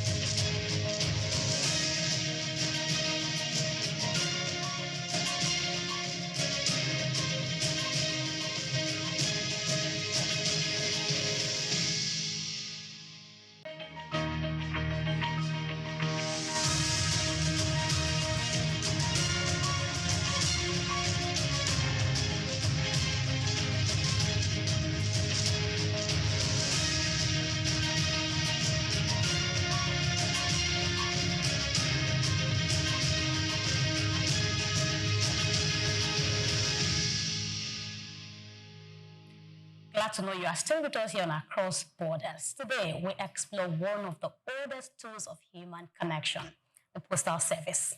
As we mark World Post Day, we reflect on the past, present, and future of postal connectivity. Long before emails and instant messages, the post linked families, traders, and governments carrying hope, building trust, and shaping early trade and communication. But as technology redefines how we connect, what becomes of the posts? And how can postal systems across Africa stay relevant in this digital age? To unpack this, we are joined by Simeon Abayomi Fashanu, a community leader and networking marketing provider, whose deep insights come from years of watching his parents serve in the Nigerian Postal Service. It's a conversation that bridges history, people, and the evolving phase of connectivity right here on Across Borders. Glad to have you. Good morning, sir. Good morning. Good to be here. It's a pleasure. Thank you. So we want to talk about the Postal Service. It's World Post Day. And I want to ask you, how did your early connection with NIPOST, again, how did it begin, your connection with NIPOST? How did it begin? And what influence did watching your parents serve in the postal system have on you? Thank you very much. I was born into the Posts and Telecommunications as it used to be in those days, P&T. Okay. My father, Simeon Adeli Nofashano, worked in the Telecommunications Department of P&T. P&T. It started as Post and Telegraph, then it said Post and Telecommunications. Communication easily is developed by human beings. And almost all living things do communicate in different ways. In Nigeria, postal services, as I know then, started in around 1850 something, and with my father joining the P&T in 1932, we had a lot of communication. He was being posted to the Cameroons, to Kaduna, and all over the places. He became the chief inspector of lines in the 60s, by the time he retired in the 60s. It was beautiful being able to communicate with your loved one. And we had the telephone at home. We had postal services mainly coming in through deliveries. We had the postman at that time. The postman was a very important man within the society. He comes to you, to the house, delivers. He knows nearly the names of everybody on that street. And as children, we used to look forward to letters. In Lagos in those days, you can get letters posted in the morning on Lagos Island, and you get it at some other part of Lagos, like Surulere and all others. The old Lagos Federal at that time. You can get letters. Now, how do we post these letters? You know, the introduction of stamps. These stamps is like a charge, and can also be used to certify transactions. Like you get a receipt, house rent receipt. Once there is a stamp on it, in those days it used to be 2 pence or 5 pence or something like that. And once it's on it, it legalizes that document. It becomes something you can tender in court in those days. So the communication was beautiful. And I could remember vividly when I was in primary school secondary school, Loyola College, Ibadan. You can post a letter in the morning telling your mom, we are closing next week, I need money for my transport. And send the money through the post with what we call postal orders. It was postal order. Some call it money orders. I think money orders are from but postal orders in Nigeria was beautiful. And when we are in the dining hall, that is where we distribute our letters. Okay. So names are called, and once you do your name towards closing time, it's either your 10 shillings postal order is coming in for your transport or for your monthly allowance. So it was beautiful. We were able to communicate. Once we can read and write, we'll be able to communicate in those days. And it was a beautiful thing. Okay, so I want to ask you, do you think that experience at that time compared to now, then you think is more exciting than what we have today? You know, you be in the comfort of your house via your phone. You can just get your mail. You can just get your information rather than having that family gathering, just like you mentioned, you're in the hall and you're being called by name to come and have your delivery. So, I mean, what do you think? Today's wonderful, beautiful, having all this. But the excitement for me is not there. The excitement for the youth is there for them. Like the excitement we had on postal. Letters are posted and they are taken away. We had these boxes, wrought iron boxes at different corners in the streets. Okay. You go there and you put your letter. Once you put your stamp, you put your letter in it. And at times, if you don't have money, they will still take it along and charge the person that is being delivered to. Oh, wow. Yes. It was good. And it was good for we students in those days. You have no money. One shilling was a lot of money. And you have to post your letter. They will still take it. And they have each postal distance. The one in Oshodi Street, there was one on Oshodi Street on Lagos Island. Okay. The street is now being reconstructed. And as I was coming, I just remember. Oh my God. Where is that? It has to be kept. So as soon as I leave this place, I'm going to Oshodi and look for, because it was in the medium, very close to the Cenotaph, or what do you call it, in Oshodi Street. Okay. Now, it was there. And sometime about 3 months ago, I think I still saw it. So you want to go look for it today? Yes, because everything along the median has been uprooted and is being built, very well built by the local government. But who took that? Because in these days of smelting of iron and all that, it's a monument. The times for these things are posted. Postmen, we are never late in clearing those letters. Got my letters of appointment from the post when I first started working in 1974. And you apply for jobs through the post. You don't need to go anywhere in those days. Wow. So you just talk about you applying for a job through the post. Yes. Compared to those days where you need to go about with your CVs, you need to go from offices to offices. Well, of course, we'll get to send mails, and then get information via social media.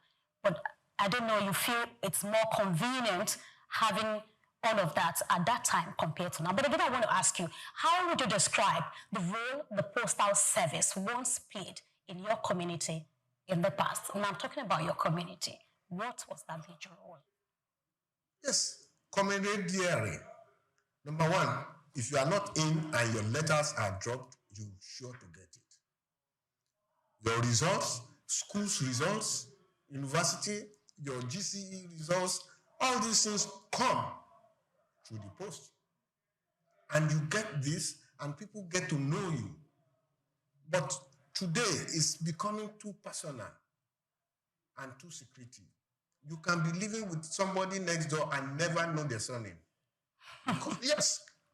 But in those days, you see, letter for number 7 Bishop Street. Surulere. That was our address then. Is put in a box. So the person that has the key, if it is keyed, will come in, take it, and start delivering it in the rooms. In those days, we had more rooms than flats. So they start delivering it in the rooms. So we all know each other. Okay, that's beautiful.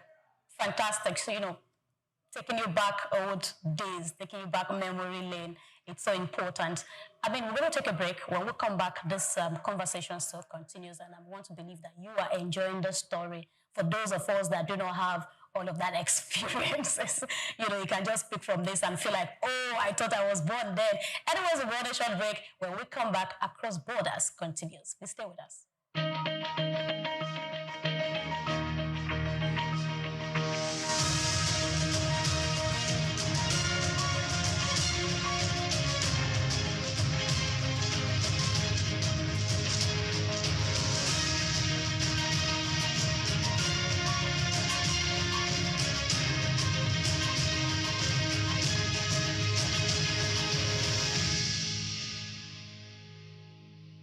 We've got just what you need right here at Femi Wash Media.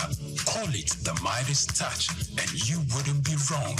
Let us record, produce, mix, and master your audio like nobody does. Reach us on our contact today for the best quality job.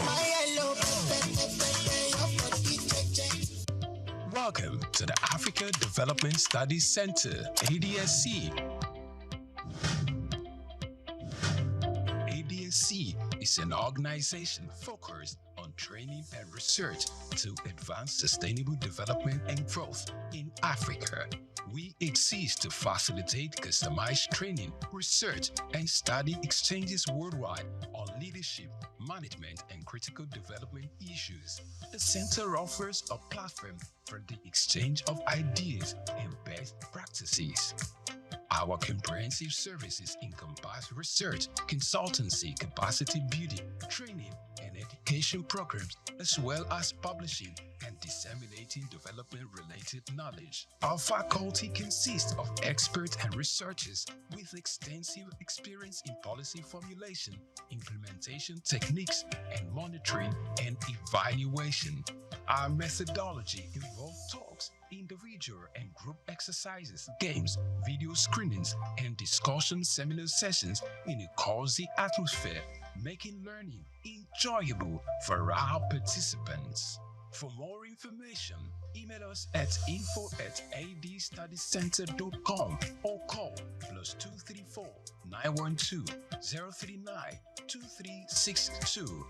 Visit our website at www.adstudiecenter.com to learn more about our programs and upcoming events. Africa Development Studies Center, rethinking development for Africa.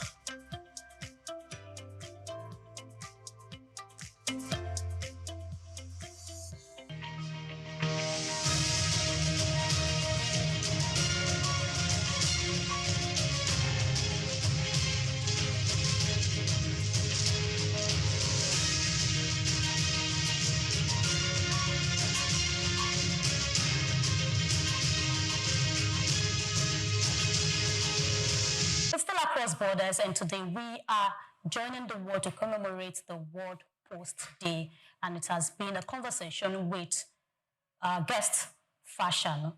So let's get into it. Today, with mobile phones and instant messaging, how relevant is the postal service to people in your area? Good.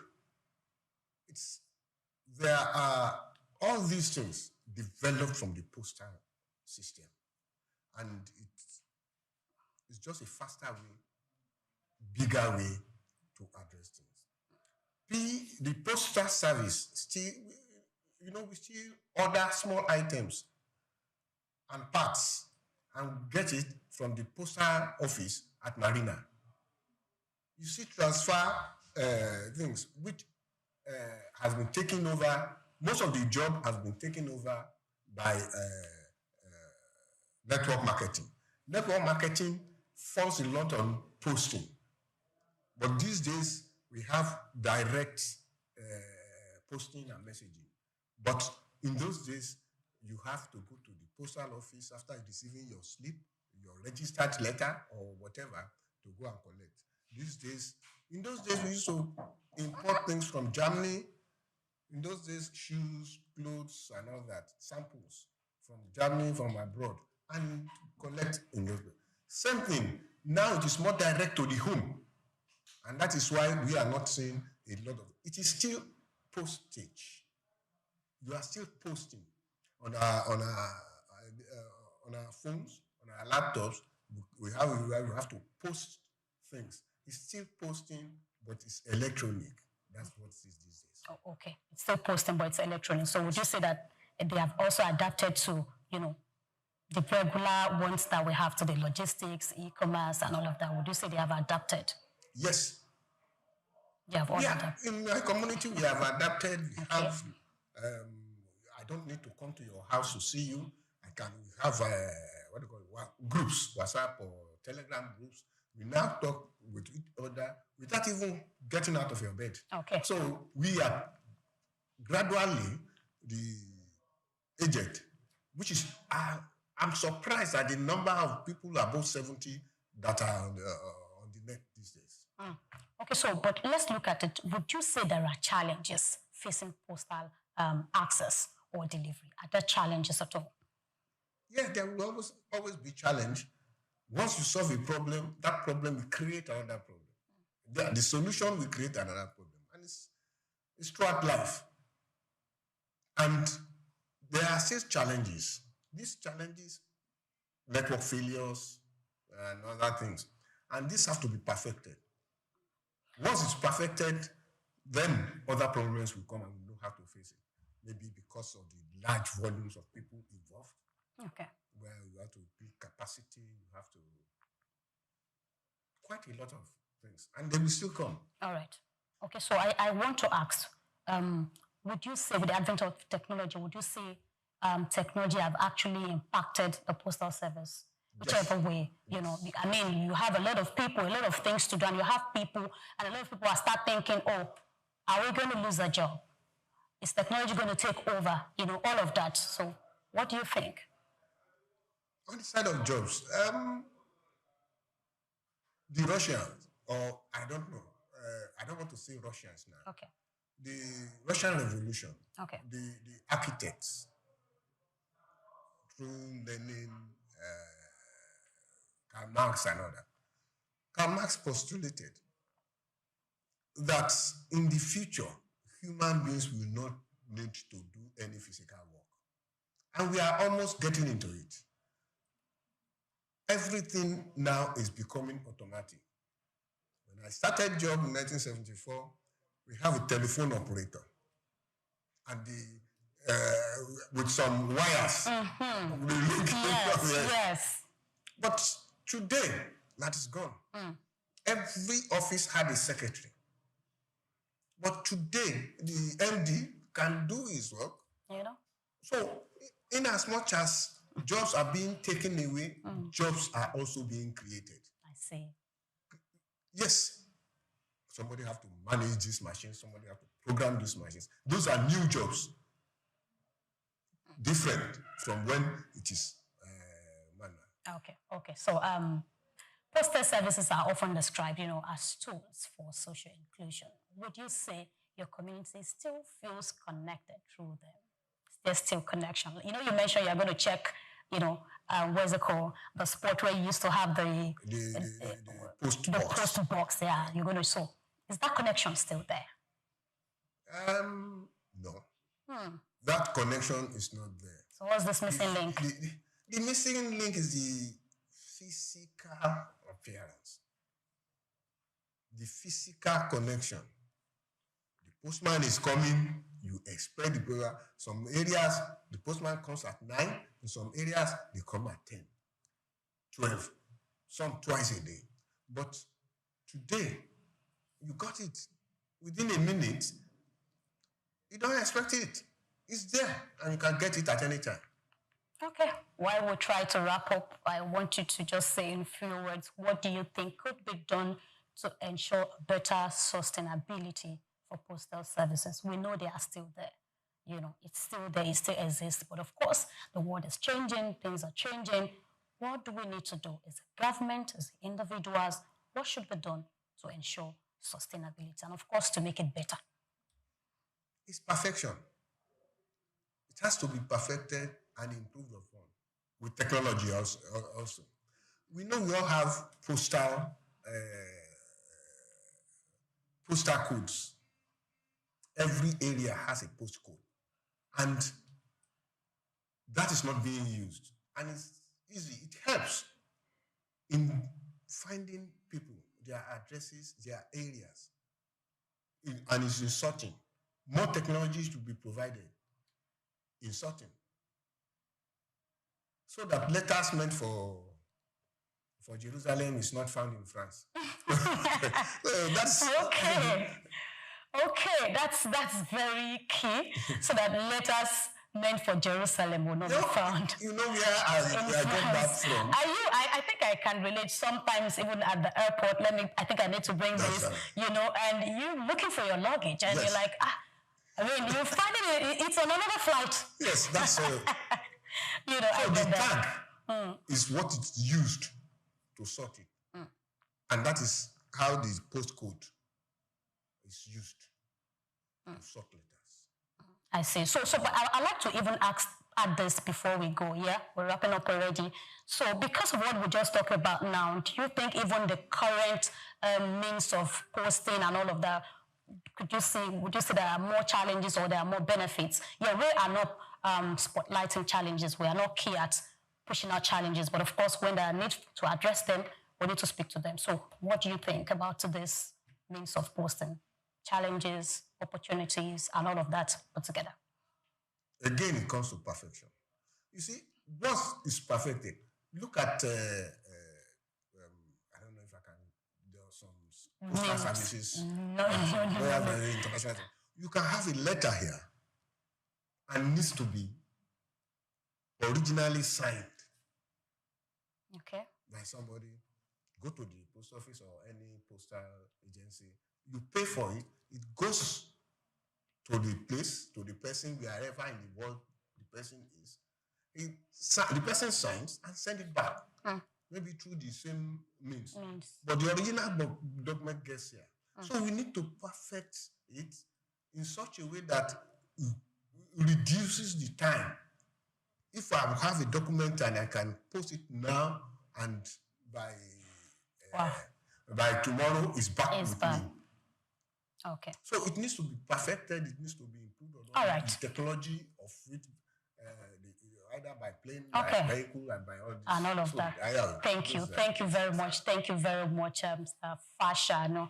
Simeon Abayomi Fashanu. Yes. Yes. So, I mean, I would have loved us to take a few more questions, but our time is up, and that's all we can take for today. We just wanted to also have an input as the world celebrates World Post Day.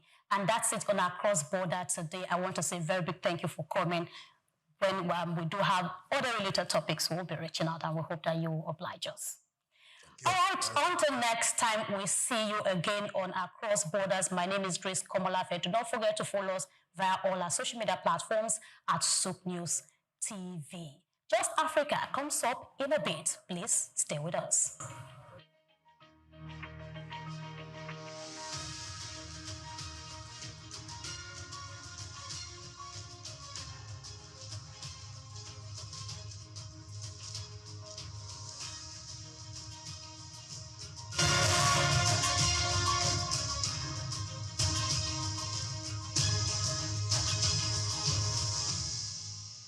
The core of what makes us human is our ability to pay attention, be present in our experiences, and channel our thoughts and actions towards meaningful goals. However, for individuals with ADHD, which is considered a neurodevelopmental disorder, a medical condition that affects the brain, this fundamental aspect of human nature is often disrupted, leading to difficulties in maintaining focus, controlling impulses, and regulating behaviors. Hyperactivity disorder is a neurodevelopmental disorder that occurs in children and adolescents. It's a problem that has to do with brain development and the brain function. And the ADHD symptoms range from inattention, impulsivity, and hyperactivity. They may be very restless, fidgeting, and they're always on the move. And sometimes they may be climbing, jumping from here and there. That they may injure themselves in the process. Attention Deficit Hyperactivity Disorder, ADHD, is one of the most common mental disorders diagnosed in children, though it can persist into adolescent and adulthood. The history dates back to 1798, when a Scottish doctor, Sir Alexander Crichton, observed that some individuals were easily distracted and unable to focus on their activities as others could. He noted that these symptoms often began early in life, which is consistent with what we now recognize as ADHD. The disorder typically manifests between the ages of 3 and 6, with symptoms such as difficulty in focusing, excessive movement, inappropriate to the setting, and impulsive actions occurring without forethought. This ailment affects people of all ages, though most commonly diagnosed in children. The average age of onset is around 7 years, with symptoms significantly impacting various aspects of life. Approximately 5 to 10 of children worldwide are affected, with the highest prevalence rates observed in Africa at 8.5% and South America at 11.5%. Variations exist across different countries, with lower rates in Japan and Finland and higher rates in Jamaica and Thailand. In the United States, about 7% of children are diagnosed with this disorder, reflecting an average of prevalence globally. Differentiate between ADHD and other developmental disorders. It starts with comprehensive assessment. And when I talk about assessment, I mean assessment by child psychiatrists, assessment by child psychologists, and other professionals in the mental health team. And of course, there are some basic symptoms that are very clear and obvious. The clinical presentation, when you see a child that is hyperactive, that is impulsive, that is inattentive, that itself can give you a clue that that child may be having ADHD symptoms. And again, you also take further history. You may need to take, if there's a family history of ADHD in the setting, because if there is a family history of ADHD, the child may come out with ADHD in the nearest future. Individuals affected faces challenges that extend into academic performance, work or personal relationships, and social domains. Some of the signs include constant fidgeting, impulsiveness, and difficulty completing tasks, alongside emotional struggles such as mood swings, low self-esteem, and frustration. The diagnosis is made following a comprehensive assessment, and you also do some basic psychological investigations, and of course, by combining the report from the child psychiatrist and the child psychologist, you'll be very comfortable to make a diagnosis. And of course, I must say that there are some childhood disorders that may mimic ADHD, like learning disability, like autism spectrum disorders. But the symptoms of ADHD are so very obvious that when you see a child that is hyperactive and oftentimes restless, oftentimes impulsive and unable to follow instructions, that should give you a high index of suspicion that that child may be struggling with attention deficit hyperactivity disorder. While it's not a physical ailment like a broken bone, it is a real condition that is frequently accompanied by other conditions such as major depressive disorder, anxiety, substance abuse, learning disabilities, conduct disorder, and oppositional defense disorder, which complicates the management and treatment of the disorder. Treatment for ADHD typically involves a combination of medical therapy and behavioral interventions. Stimulants are also the most commonly used, with 70 to 80% of children experiencing symptoms relief. Cognitive behavioral therapy, anger management, and family therapy are key in managing symptoms, along with educational interventions that enhance coping strategies and organizational skills. While these treatments help manage ADHD, they do not cure it, highlighting the need for ongoing support and personalized care. Attention deficit hyperactivity disorder, ADHD, is a complex condition with far-reaching effects on behavior, cognition, and emotional well-being. Continued research and effective treatments are vital in helping those affected lead fulfilling lives and contribute meaningfully to their society. Grace Komolafe, SOUQ News TV.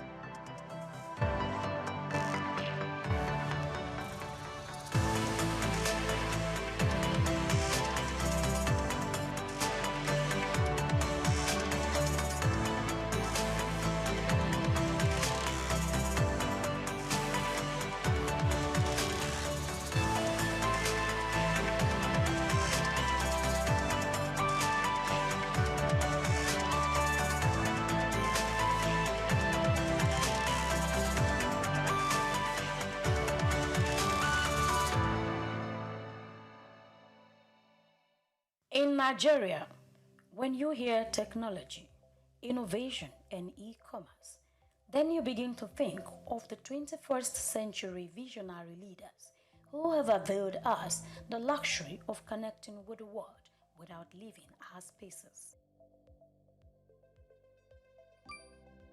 Nigeria, alongside some other developing countries, has occupied the tech space, networking and making a brilliant impact around the world, all thanks to people like LSK. I am Grace Komolafe. Join me on the Corporate Maverick as we unveil the journey of a foresighted leader who foresaw the transformation of technology decades ago. The year 2001, known as the third millennium, stands out for some individuals. It was thought like every other regular year to some people, as they express the excitement that comes with experiencing a new millennium.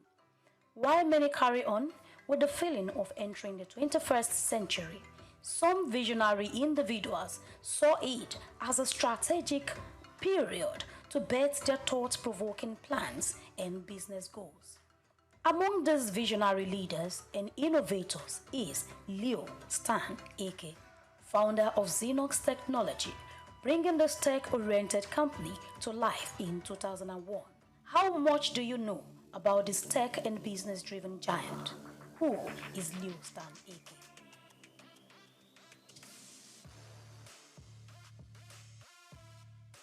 Dr. Leonard Stanley Nnamdi Eke, popularly known as Leo Stan Eke, is one of Nigeria's dynamic and influential figures, an African entrepreneur born into the family of Ihentuge Eke on February 22, 1956, in Imo State, Nigeria.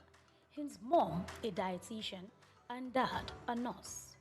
His roots is traced back to Ubommiri Mbaitoli, where he was raised in the household that valued education and hard work. His parents instilled in him the values of discipline and perseverance from a young age. It was within this nurturing environment that Eke's entrepreneurial spirit began to take shape.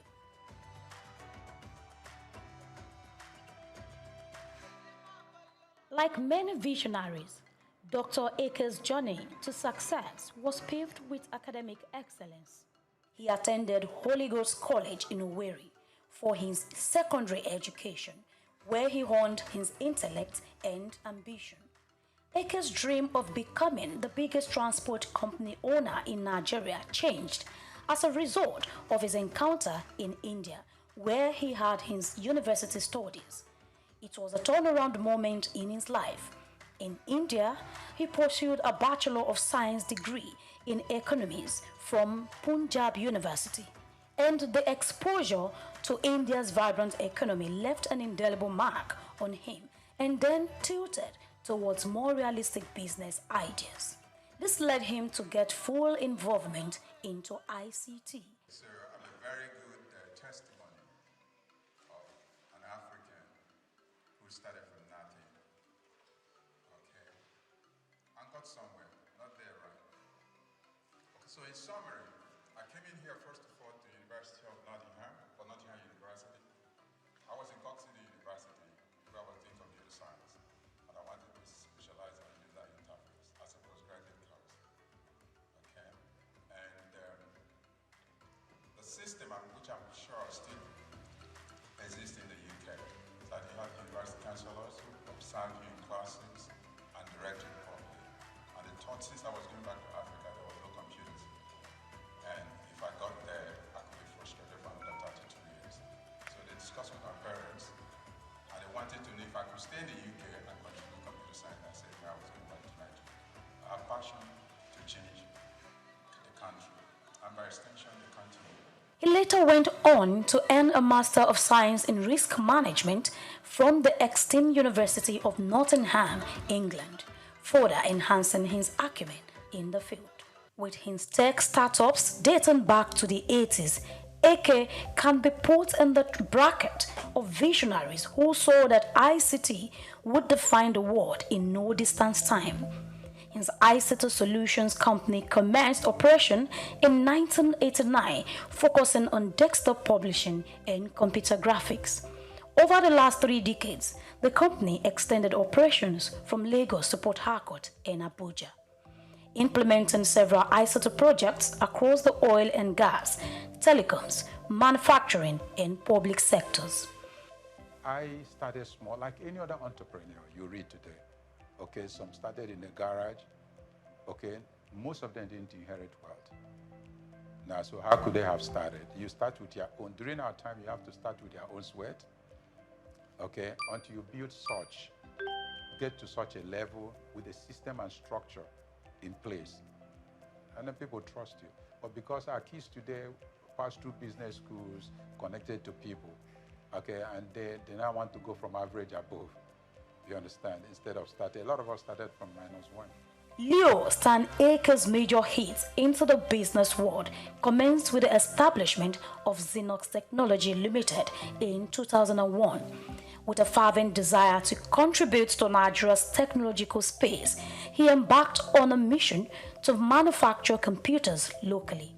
Now a world-class ICT company providing innovative products and solutions. Under his leadership, SOUQ Computers have emerged as a trailblazer in the industry, earning accolades for its quality and innovation. One of his notable achievements was the attainment of the Windows Hardware Quality Lab Testing WHQL certification, showing SOUQ's commitment to excellence. In 2013, the company made headlines with the launch of its computer tablet line, ZPad, marking another milestone in its illustrious journey. Dr. Akers' entrepreneurial prowess extends beyond the realm of technology. In 2018, his company SOUQ made waves with the acquisition of Konga.com, a leading e-commerce platform in Nigeria. This landmark deal underscored Akers' strategic vision and his unwavering dedication to driving innovation in diverse sectors. Konga.com was founded by Sim Shagaya in July 2012 as a third-party online marketplace. 99% of its shares were acquired by SOUQ in February 2018. 3 months later, Konga merged with SOUQ's retail outfit Udala to form the biggest e-commerce company in Africa, retaining the brand name Konga. Leonard Stanley Ake also founded BuyRightAfrica.com Limited in 2008, at a time when credit card and e-payment infrastructures were still strange to many Nigerians. He did this to resolve funding issues for ICT projects and companies. He partnered with international financiers to help Africans acquire technology and compete globally. Some other of his establishments are Technology Distribution Limited, Tax Direct Limited, and iTech Solutions. He is involved in ICT Brokers and ICT Connect. Okay, but mine had a call. I had a call on the tech sector, and I've been consistent. And if you remember, my first step was to deal with the doubting Thomases, the media people. And it was like an evangelism. If you prove your worth to press people, to media people, because these are the critics of our time, then they follow you. You get to your destination faster. So when I did the whole media houses, transitioning them to digital economy through digital processing, through from typesetting to desktop publishing, computer graphics, okay, and multimedia. Then they started spreading the news. But again, we had to enhance that profile to the corporate world so that people can run offices with data analytics to guide them on advice, projections, okay, and where they're headed to. And then even our election. Okay, so today there would have been crisis in the economy if elections don't have facts and figures. And we did that with the DDC, and then did authentication with a card reader. If you've come this far, kindly like, comment, and share. Throughout AK's career, he remained committed to empowering others and fostering socio-economic development. His philanthropic endeavors and advocacy for youth empowerment reflects his belief in the transformative power of entrepreneurship. He launched the Computerized Nigeria project in August 2000, thereby encouraging development and the use of computers. He also launched the Can I scheme, providing affordable laptops to young Nigerians with a repayment plan of 24 months window. AK's foundation furthers his charitable efforts, supporting various causes with different donations across the country. Now, I see entrepreneurs trying to live big. Are you with me? Yeah. I see entrepreneurs trying to show off. You must have incubation period. Every successful entrepreneurs are seen to be stingy because they know the value of every dollar spent. But they use the same money to sustain the society. Okay, so I just want to advise Nigerians here. I see a lot of you startups now selling debt. It means technically you are leaving the company. And if I'm an investor, I watch your lifestyle. First of all, I see an entrepreneur, Nigerian entrepreneur, he hasn't started, he has expensive cars. Entrepreneurs, startups don't drive the best cars. They hide until they emerge. He was bestowed with the Icon of Hope Award by former President Olusegun Obasanjo on October 1, 2002. He also got Nigerian Science and Technology Achievers of the Year 2003 and Officer of the Order of the Federal Republic of Nigeria OFR in 2004. AK is also a member of the Nigerian Economic Summit Group and holds a life membership Nigeria Institute of International Affairs.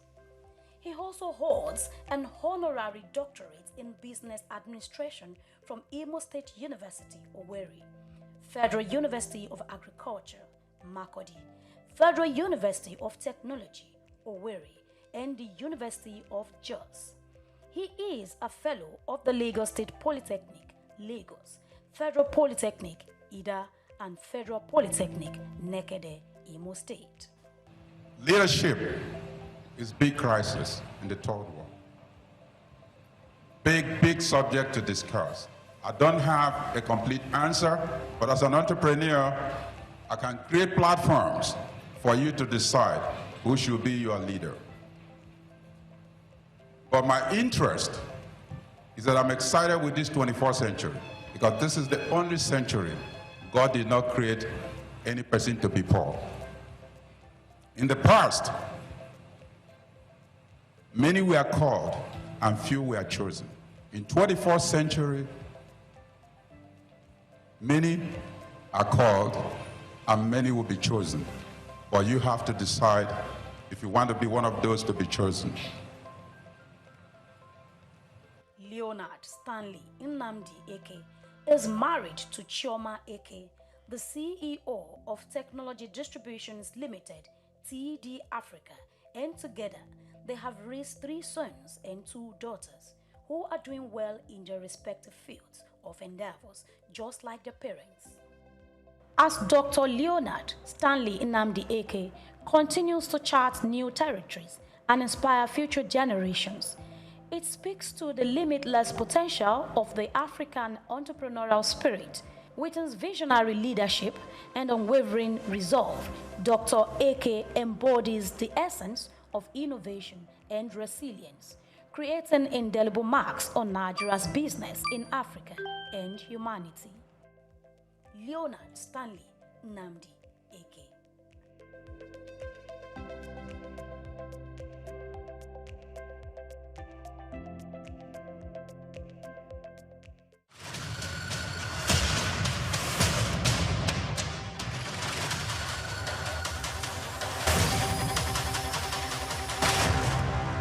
My name is Shino Ogbadegeshin. I'm the CEO of Gozi Micro Insurance. Continue to watch SOUQ News. Adenike Adeyemi, Executive Director of Faith Foundation. Keep watching SOUQ News. My name is Shepherd Michael Adewale Onofuye. I enjoin you all to always watch SOUQ News TV. Hey everyone, Majuli Obaje here representing Gigi. Keep watching SOUQ News, okay? Stay updated with SOUQ News. My name is Aton Kene. I am the head of MSME Banking. Please keep watching SOUQ News and stay glued to SOUQ News. I recommend that more and more people should watch SOUQ News because they deal with business news. Hi, my name is Amaka Wokolo. I am the director of the Faith Institute at Faith Foundation. Keep watching SOUQ News.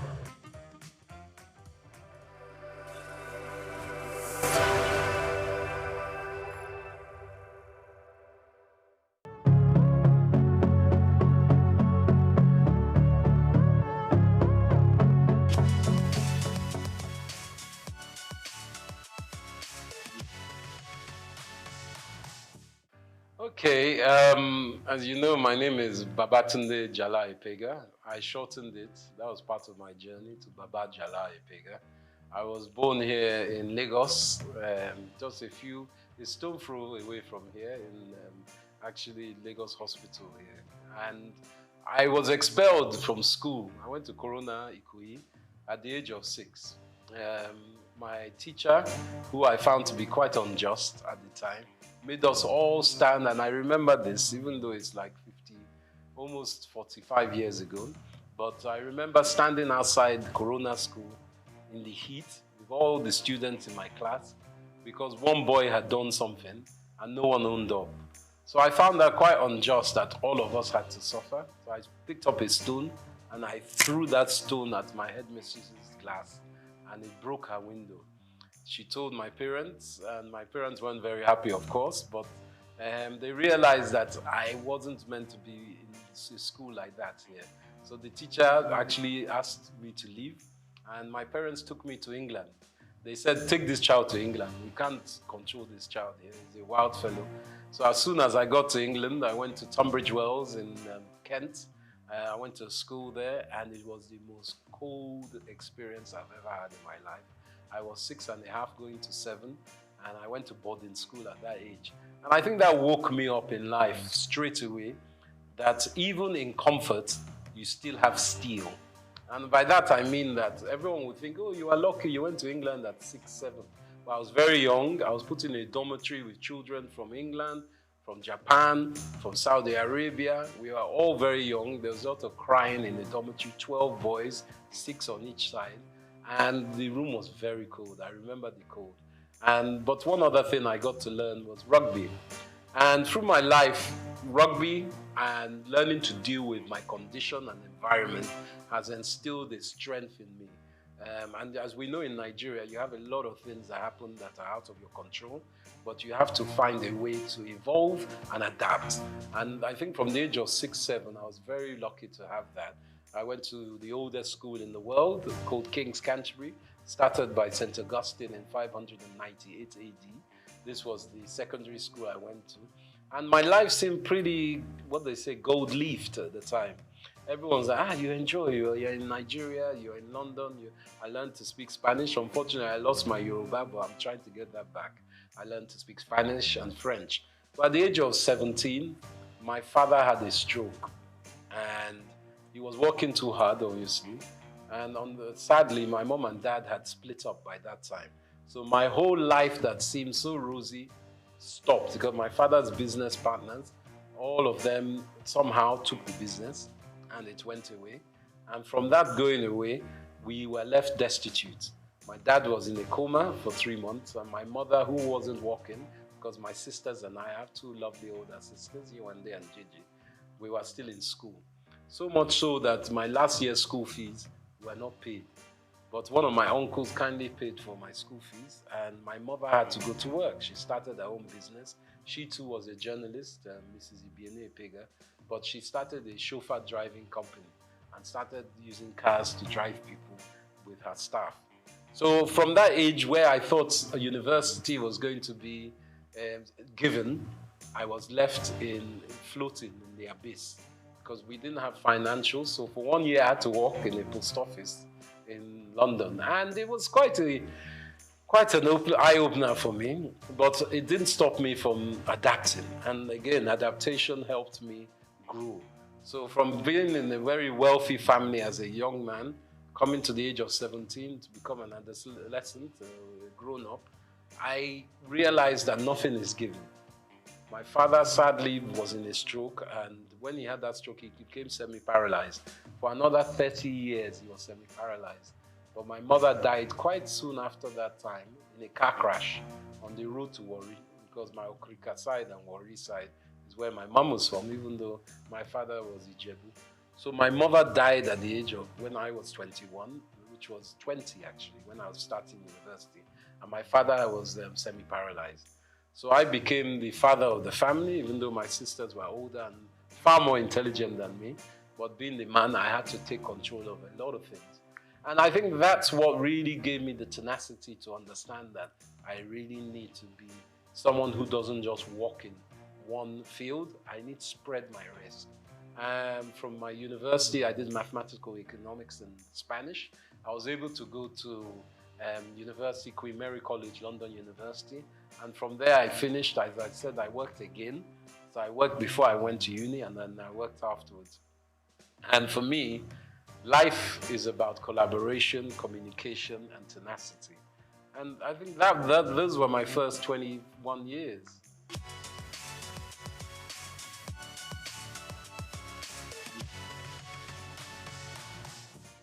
There were less people in Lagos in those days.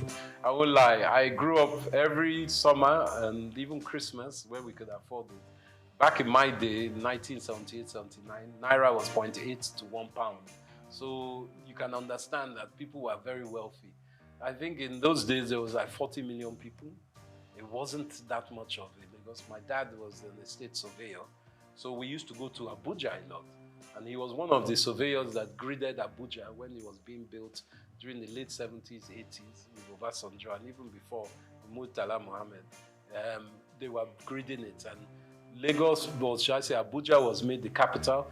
And Abuja is a model city of Milton Keynes, which is a model city of Paris.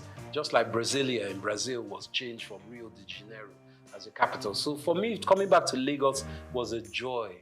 I enjoyed it because I was young. We used to just walk, run the streets on our bicycles and cycling, just exploring. Everything was open. There weren't as many cars. It was no big apartments, and there weren't as many people. So I had a beautiful time. There were a lot of lizards on the ground, and we used to throw stones at them. But that was my own youth. We used to go to the beach a lot. Bar Beach was around. It's not around now. Sadly, my dad used to take me to Bar Beach to see the capital punishment killings of armed robbers, and even Dimka, who was one of the leaders of the coup d'etat against Murtala Mohammed. We saw him shot there. Saturdays was a big day, and NTE used to have a channel. I think they still have their studio there. So one of our aunties, Ms. Julie Coker, was there. So we saw a different side of Nigeria. We would go to Ibadan. We'll go to Ijebu, we'll go to Benin, we'll go to Port Harcourt by road. In those days, you could travel, and along the way, we go to Akure, you pick up mangoes, you pick up coconuts, my dad will pick up palm wine, all these things on the road that I don't know if you get it now because security is an issue. So for me, it was a romantic time.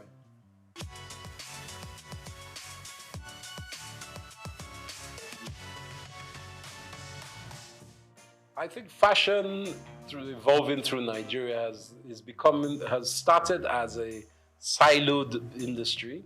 By that I mean every individual was doing their own thing, whether they were a seamstress, a tailor, a designer, a stitcher, they were doing their own thing. But we are realizing that with the 200+ million people we have in Nigeria, you can't be an individual alone doing your own thing. So the evolution of fashion that I've seen in my own small way, as someone who's worked in the industry, is that there's more collaboration. The designers are looking for hire specialist artisans to help with their stitching, the styling, and the putting together of clothes and accessories. So I'm also seeing small grassroots shoots, very small at the moment, of the government playing a part in bringing together some kind of foundation so people can articulate their fashion designs to the world, because we have seen it in a lot of music. Obviously, Afrobeat is one of our biggest exports in this country. Obviously, there's oil and all the others, but I'm talking about within this entertainment, luxury, lifestyle industries. So we're trying to learn from that how private sector can play a part to enhance this fashion sector. So now we're seeing a lot of vibrant colors, a lot of styles. Men's fashion is big. It's not just women's fashion. Men's grooming is massive, hair and beauty as well. So men are taking care of ourselves more and more. And accessories. Accessories, I think, is fundamentally the quick fix of fashion, where we can enhance and create jobs and hyper growth in GDP by focusing on this. And this is where I implore the government with, working in mineral resources, our precious metals, semi-precious metals, help those industries to grow. There's a great lady, Janet Adeyemi, who works in Women in Business, and she is working within that. Let's help our fairer sex or the female gender to grow in business as well, because there's a fundamental knowledge that if half your population are women, as ours is roughly, or maybe 51%, 52%, you have to educate the women so they too can add to GDP. It's a simple economist theory. You can't leave them out of it because it's very important. And these industries in fashion are enhanced by women, and we need to push that forward.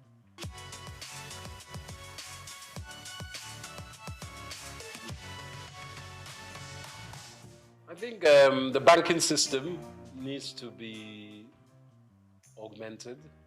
And I'm saying this from the government's perspective.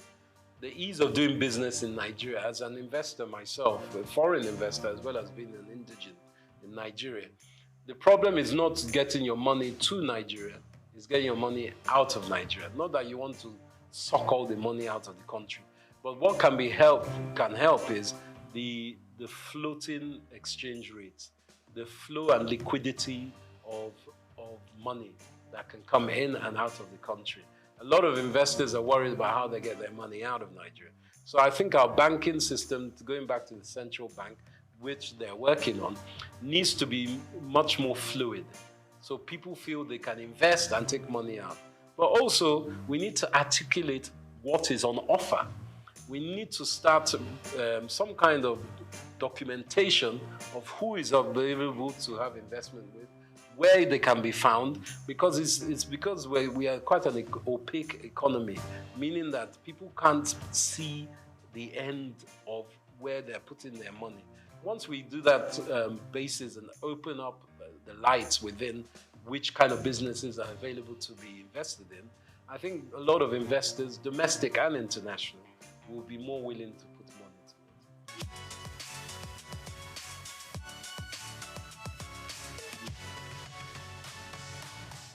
I think content creation for me has been an evolution. I started as an ex-banker, as I said. I used to trade futures and options in Barclays Bank. I was on the Life Exchange, trading bonds, and I found that wasn't my life. I wanted to be more closer to people. Some people can be bankers on the trading desk or trading floor, but not for me. So I started doing events. I was very lucky enough to show that I was quite adept at doing events. So a big company called Richemont, they owned Cartier, Dunhill, Hackett. They were part of British American Tobacco. They took me on to do their events. So I was doing a lot of polo matches, a lot of Christmas parties, a lot of brand activation events in England. So for me, I got a lot of content knowledge from that. Different styles, people, different countries. But in the last 10 years, I felt that helping companies like LinkedIn, Google, all kinds of big banks in Europe and America was not my remit. My business, EMC3, was going very strongly in America. But as a Nigerian man, I didn't feel love in America. I know that everyone says it's the land of opportunity, but being someone of my own African descent, I didn't like the mentality there. People are good, but the infrastructure is racist institutionally, as we know.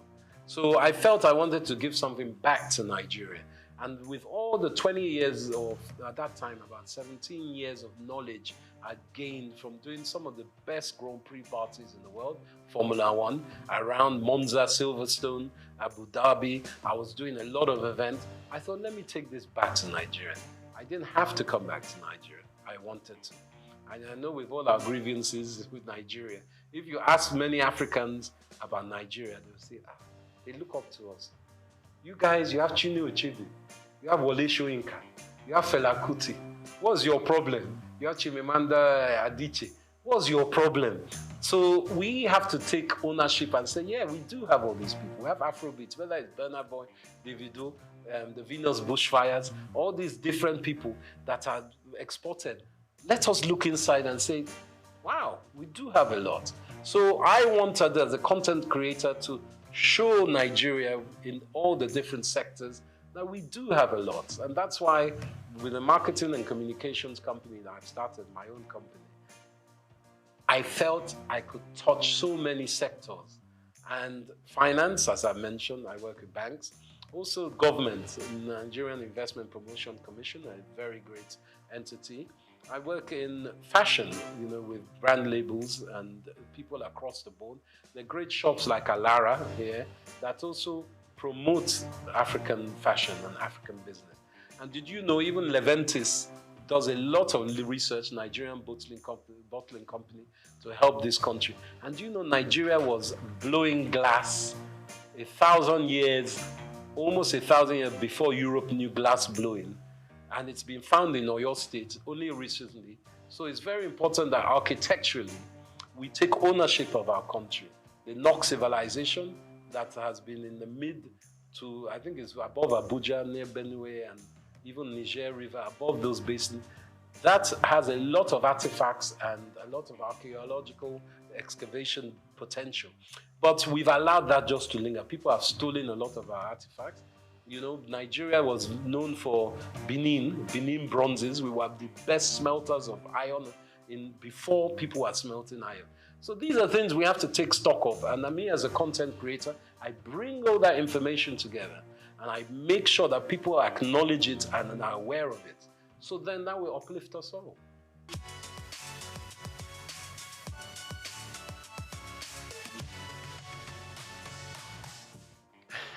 Now, this is a political question, but I believe with our background of the last 20, 30 years, we've had, sadly, leaders who have been militarily inclined, let's just call it that. And as we know, military people, they don't like educated people because educated people will ask questions. So we have had what we call a dismemberment of education in Nigeria for the last 35 years.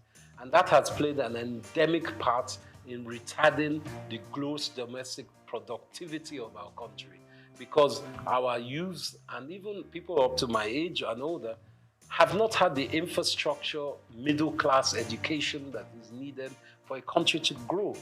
You look at the Industrial Revolution in the 18th, 19th century in Europe, especially in Britain, and you look how they were expanded by merchants and artisans and specific skilled workers.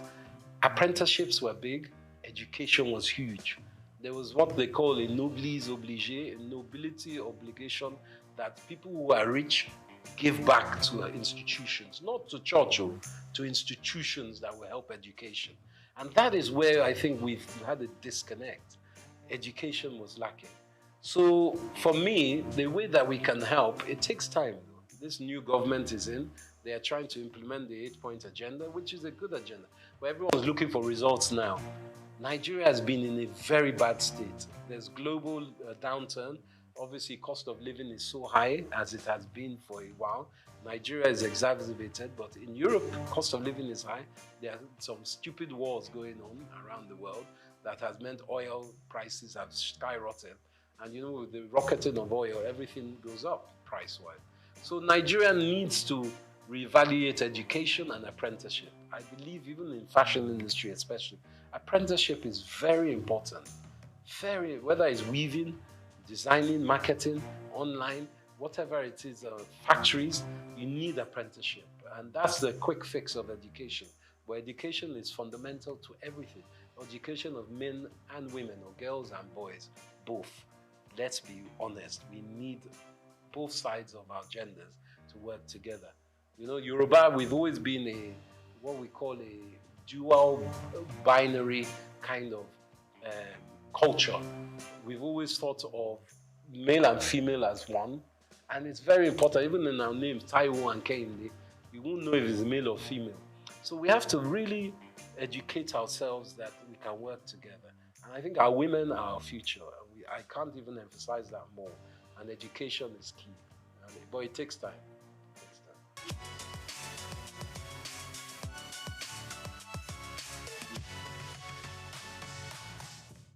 I think Japa syndrome is very real. Everyone wants a better life. Let's not lie.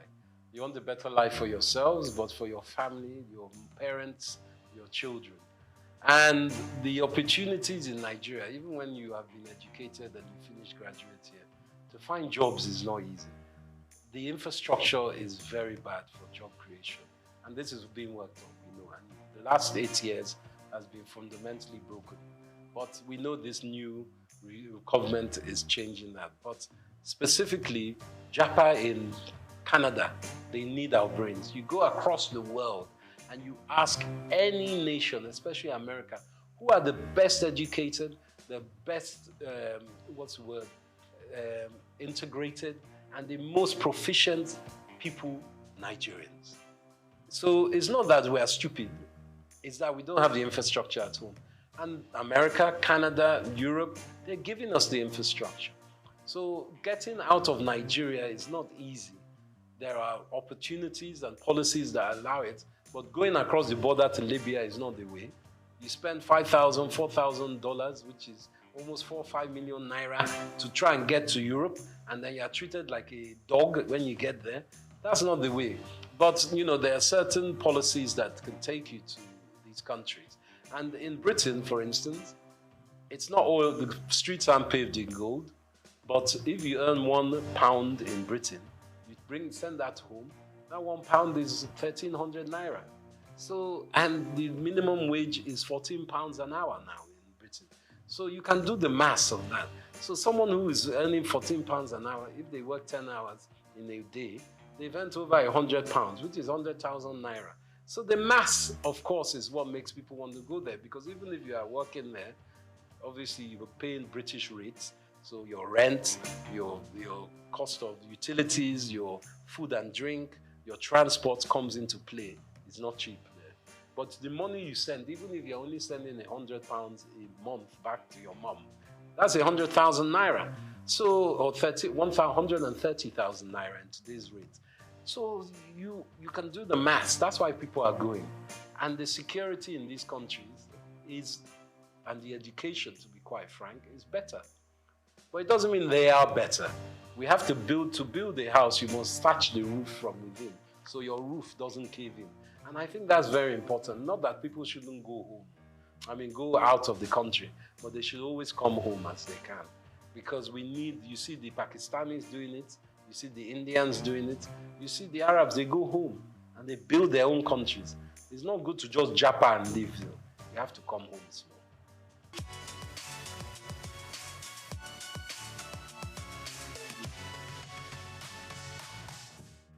I think my success is down to, as much as I can say a success, because it's still a book that is not finished and the stories are still unwritten, is a tenacity of hard work. It's very important that people understand that it takes a lifetime to look like an overnight success. It doesn't just come.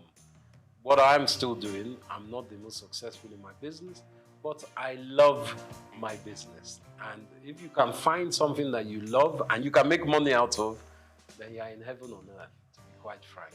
I think my spirituality and my faith is very important, as is my wife's. My wife, Helen Epega, she wrote the world's first Pidgin English opera. And we've been staging it here in London. We played in Cape Town, in Nairobi, and in Lagos, sorry. And we've staged it in London. We're at the Royal Albert Hall next year. I'm executive producer of that.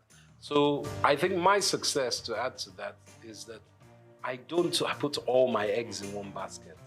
And I work very hard to make sure I research and obtain knowledge of the next thing or what was the last thing. I'm a historian as well.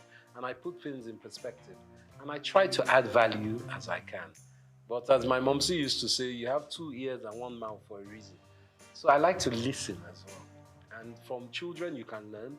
From grandpapa, you can learn. So humility is very important. I'm not arrogant with it. And I think that's the most important part. Collaboration, humility, and shared drive. But also knowing that for me, Saturday and Sunday, I'm off. That's my time for the family. I take a break. Sunday, even God rested on the 7th day. Me too, I rest. I'm not 24/7, even though this weekend we have a big fashion event, but that's work. But when I take my tools down, it's tools down. No one can call me on Sunday morning. So you can't be BOing to people. Never let anyone own you like that. That's what I say. Someone calling you on Sunday morning, obviously in journalism, in film, there's a different projects. I'm not saying every time, but just be aware of yourself and your mental health. That's the most important.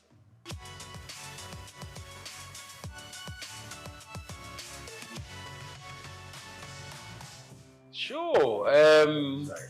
The world's first pidgin English opera is a show about a Nigerian fabled people. It's almost like Orisha, but it's not. There are people who are Mami Waters as well as they are spiritual people. They are the guardians of the galaxy, to use an expression. There is God, the all-faithful God, and the all-knowing God, omniscient, omnipotent. But below that, there are all these almost demigods that look after, let's say, this sector of the universe. And these people are singers. They sing opera. But they sing it with pidgin English. And you know, pidgin is a language that is known by most Nigerians, but it's a language that people shun and say, it's a bad language. But they speak pidgin in Hawaii. They speak pidgin in China. They speak pidgin, Old English, Cockney is pidgin. American even is a form of pidgin because they Yankified English. So what my wife has done, Helen Epega, she's also known as the Venus Bushfires. She is an Afrofuturist musician. She composes songs. So she put together this compilation, which is a pidgin English opera musical. And it's a show that lasts for about 45 minutes or an hour and a half. It depends if you're doing the short version or long version. So we have tenors, we have sopranos, we have violinists, we have kura player, and my wife plays something called the hang, which is like 2 tortoise shells, steel drums that sound like a harp. And she plays that, and she sings. She's the main protagonist in this. And it's a drama about all these people that have come, the Meneme people, who are meant to look after the planet, but they lose their voice. So Earth is, because God is angry with them, Earth, and says these people are rubbish. But the Meneme people say to God, please, give them one more chance. They're not that bad. I know they're fighting, there's lots of wars, but give them another chance. So the lead Kanate of these Meneme people has to go to the Venus Bushfire, which is the heavenly celestial place, to bring the voice back, to sing Earth back into harmony. So it's a drama, and it kind of plays on our old cultural awareness in Africa and heritage of Nigeria of there are other beings. And you must have faith in your ancestors as well as in a God. And the deities, as we know in Yoruba, I think there are 7 deities. And these are very important cultural awareness that we try to give to children as well.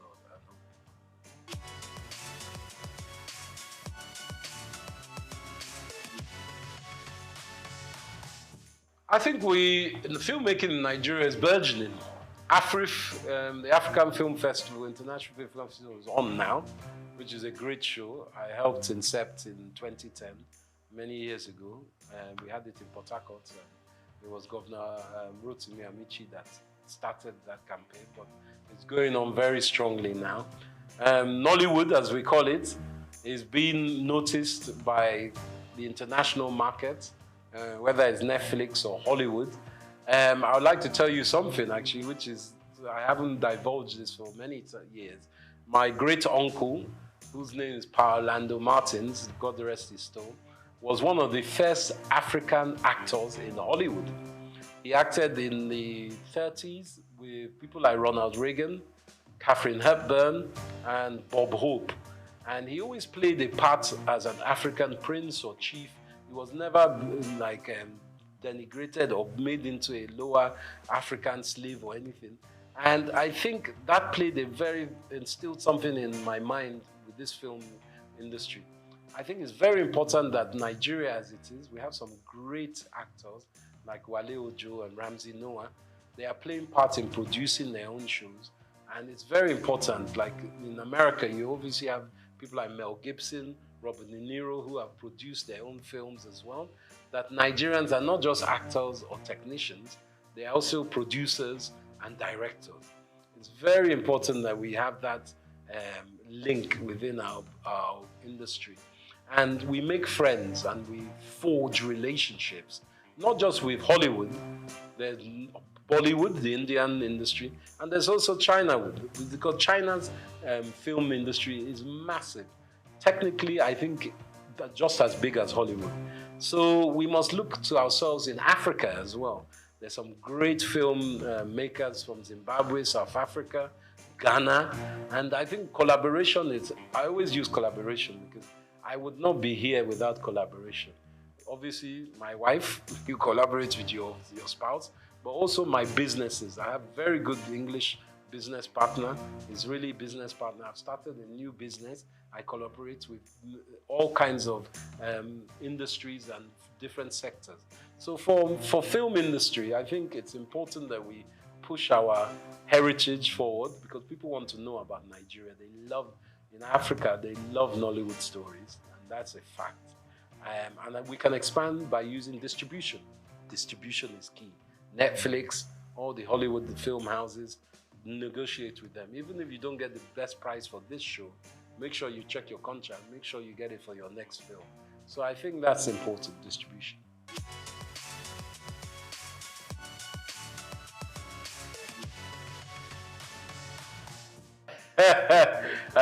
While I'm still alive, that's a very good question. Hope springs eternal with me, and I am optimistic about Nigeria. I think Nigeria is not what we all will think it will be. It's something it's a country that needs to be more fluid. We have in diaspora a lot of powerful individuals and groups.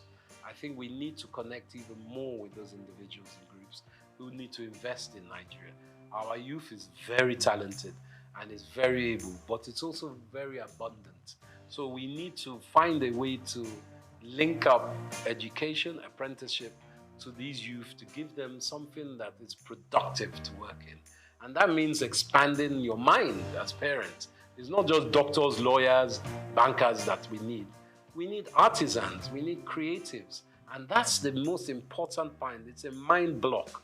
So for me, if we can work on Nigeria's mind psyche and the taboos of oh, we don't want our child to marry a musician. You know, even as a musician, you don't just have to be a rapper. You could be a music engineer. You could be a filmmaker. You could be an engineer that works with the technical aspects of editing. You could be a designer. There's so many aspects. So I say to my utopian Nigeria, learn from your brothers and sisters. International research online is very important. And for me, the dream is to see Nigeria as a fluid country of strength in Africa, where we're trading with African countries and we're using what we have as our asset. Technically, of course, we need Europe and America and everything, but we have it in Africa. We have it in Nigeria.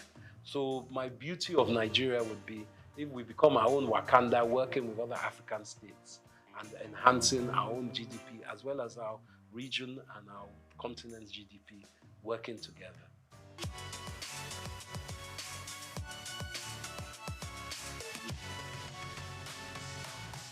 Gosh, my favorite, what's the first one? Food. As you can see, I like my food. I like a mixture actually. I like amala. I like yams. I swallow very well. Whether it's with ogbono soup, that's very good. But also, from my mother's riverside, there's one okra, seafood okra that my mom used to make. And I still strive to find that. I go and find that whenever I go away. In London, you have some nice Nigerian restaurants, and in Lagos, of course. as across Nigeria. But nothing like home cooking when my wife makes me a nice, I suppose she makes a goosey for me, eba, and that's my staple. My best music, I love Afrobeats, of course, but predominantly I'm a Fela man. Ebenezer Obey, I like the old styles. And I also like Zaire music. There's high life that comes across Africa. But to be lied to say I don't like Jimi Hendrix. I like Jimi Hendrix. He's a guitarist, a Native American, African-American guitarist. I love his kind of music. So those are my mainstays, and Gorillaz and De La Soul are still very great music of mine. Those are my Spotify at the moment. What was the other question? I like wrestling. They used to call it Gidigbo back in the day, Yoruba wrestling. I used to love that. I haven't seen that much lately, but I like Nigerian wrestling. Obviously, we play good football. We're great footballers as well, globally. But you said Nigerian sport. Polo.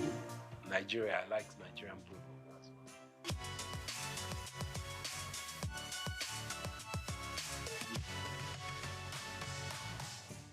To my young brethren and children of Nigeria, I say it's important hard work.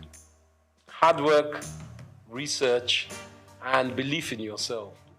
Obviously, times are very tough at the moment, and money is tight. But with your own creativity, you can build your empire from there.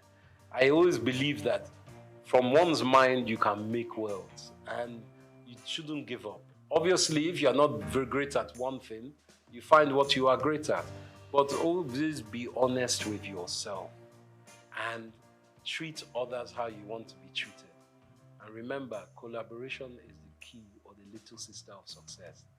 And always have a smile. Very important. That's what I say.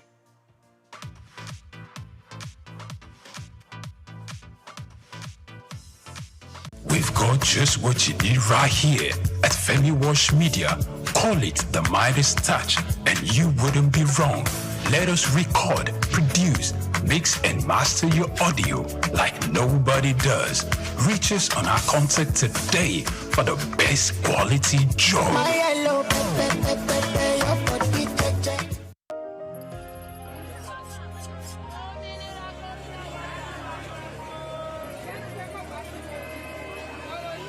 Hello, Lagos. Make we yarn. Hello, boy, this POS matter don't pass your call. This go swipe, alert no enter. Before you know it, jump. Wait, wetin really happen? Maybe you fake alert the warriors. Okay, so Mona listen, eh? If you dey do POS business, no expose your alert. Hello, Ogbefi. They don't walk Glava Road where they warrior for our local government for years. This one sweet me, I no lie you. Because you know what? Development where they work, it deserve loudspeaker. Now why we dey here be that? For here, we know the abuse. We dey bring solution. My name, it is Ikechukwu Oyemike, aka Ogbefi Ishegwari. Make we yarn every weekday from 10 a.m. go to 12 o'clock on Top the Eye 95.9 FM.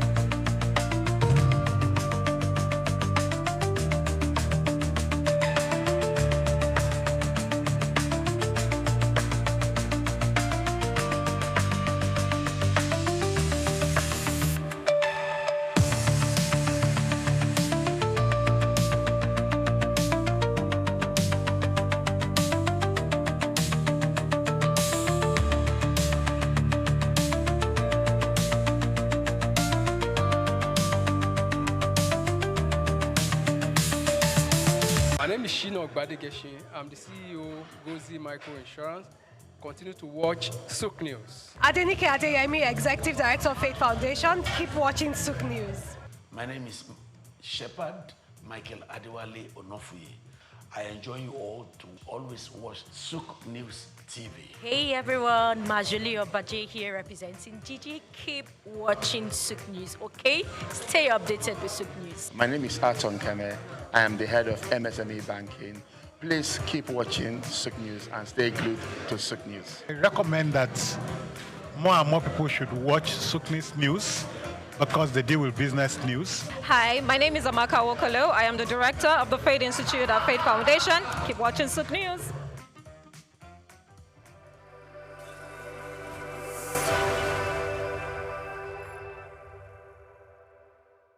One thing that worth being treasured and celebrated is having a family of intellect, especially a father full of wisdom to lead aright. On Saturday, April 20th, a heartwarming ceremony unfolded at Brookstone School Hall in Owodionere, Ikorodu, Lagos, as the UK-based Nigerian Pa Michael Onafuye launched 3 inspirational books. The event not only marked the culmination of Pa Onafuye's literary endeavors but also served as a testament to his zeal for intellectual exploits, spiritual gifts, and guidance, as well as laid down legacies for his family. The books titled War Against Limitation, Maximizing Divine Mandates of God on Your Life, and God's Word of Assurance is Your Sure Word of Insurance, brought together family, friends, and religious leaders from within and outside the community.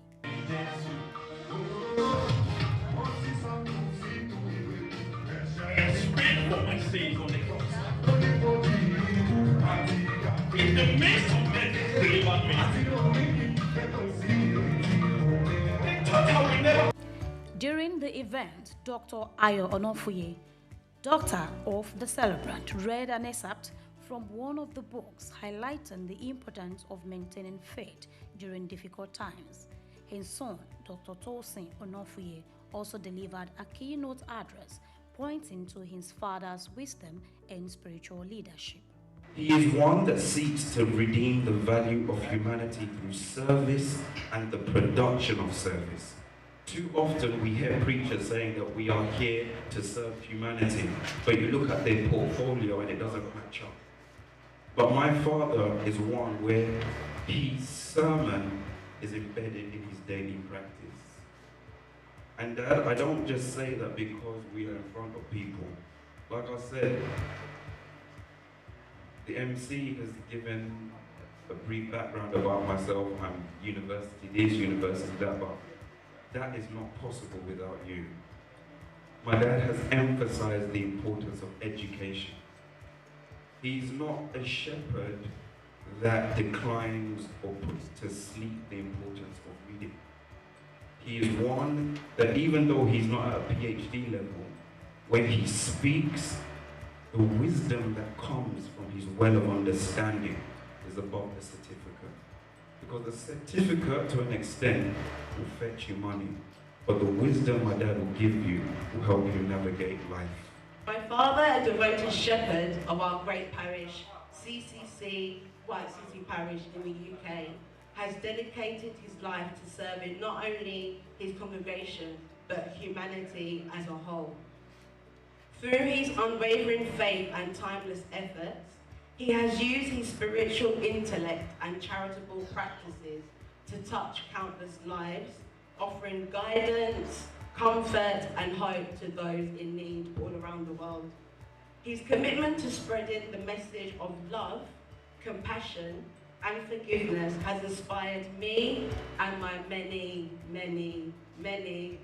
siblings. So every section in this, every beginning of each section offers you a Bible passage to tailor your prayer points to.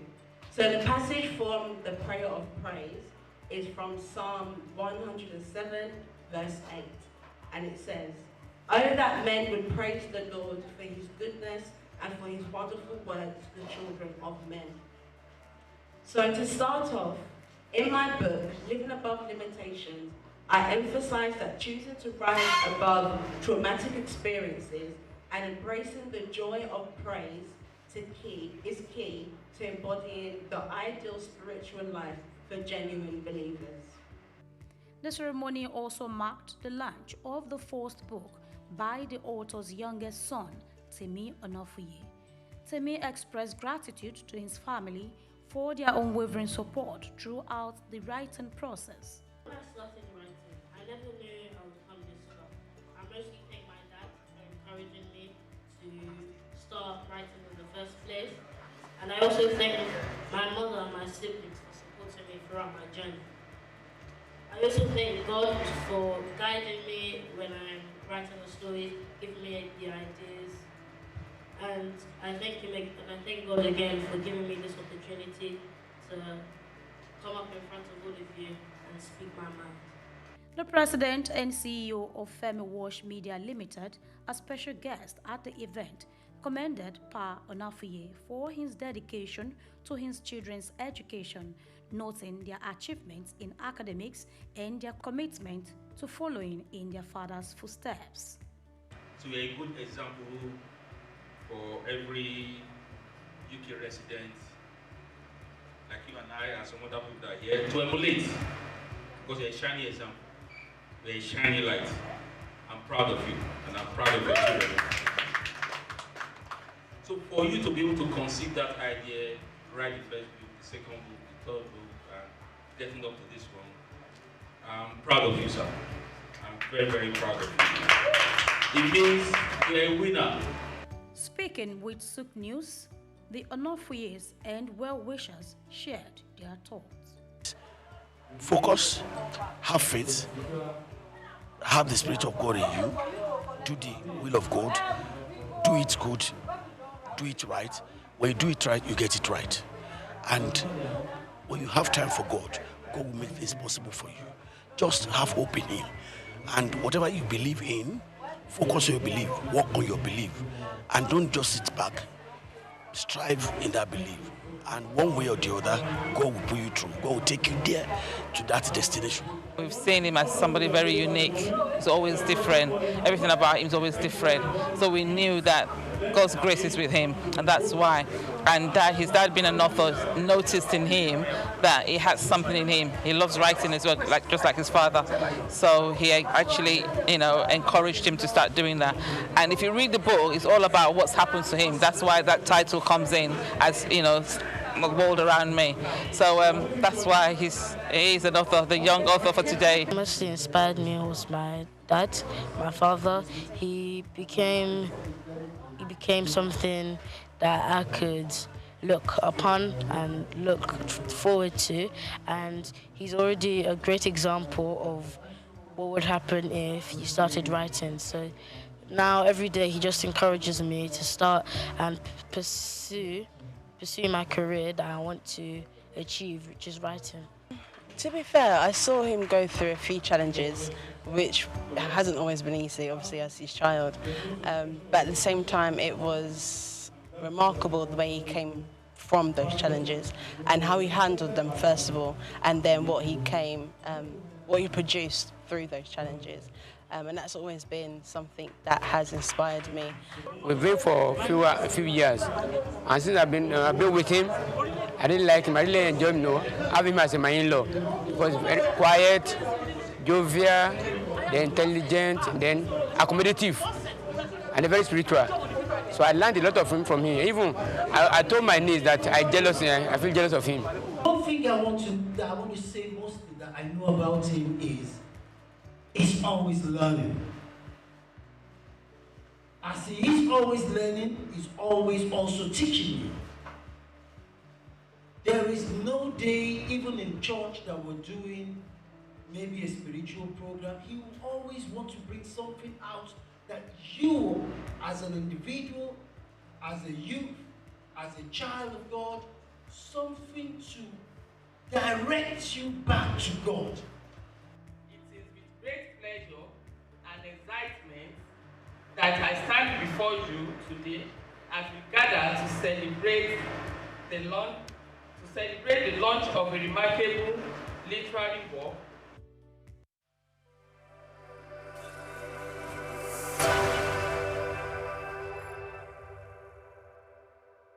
Ojude Oba is the annual social cultural festival with the splendor and grandeur of the Ijebus on display at Ijebu-Ode, the capital city of Ijebuland. It is a nexus of cultural and sartorial elegance, social grace, and evocative dance steps that has attracted indigenous as well as local and foreign tourists over the years. It is a celebration of the enduring age-grade system called Regbe Regbe, platform of cultural identity and unity of the Ijebus, including those in the diaspora. From its origin in the 1880s as an Islamic faithful's salam message and visit to the Awujale of Ijebuland, the Ojude Oba Festival has transformed into an all-indigenous celebration filled with fun and laughter. I shall be looking at the economic and tourist attractions and potentials of this festival in view of its increasing global patronage and attention it is receiving right now. Credit for the transformative feats of social engineering concerning the Ojude Oba Festival must go to His Royal Majesty Oba Sikiru Kayode Adetono Ogbagba II, since ascending the throne of his forefathers in 1960. It is a case of an iconic traditional ruler creating an iconic legacy. This year's edition of Ojude Oba Festival was estimated to have attracted over 2 million people and several more millions of a global audience. The social media was agog in transmitting the grandeur of the occasion. As is usual, Ijebu-Ode experienced vehicular and human traffic gridlock, especially in the city center, where the Palace of the Awujale and the Palace Annex hosting the event are located. It is a measure of the economic derivative of the celebration of Ojude Oba that all hotels in Ijebu-Ode and environs were fully booked from Saturday, June 15, 2024, through to June 28 to Wednesday 19th, the day after. Food and drinks vendors also made boom sales, catering for the teeming patrons at the celebration. At the venue of the celebration, opposite the palace, the Awujale was resplendent in the majesty of his royal regalia, supported by other traditional rulers in Ijebu land, with Governor Dapo Abiodun of Ogun State, also an Ijebu, adorned in a desired native dress of sunshine colors that stood him out as a sartorial connoisseur.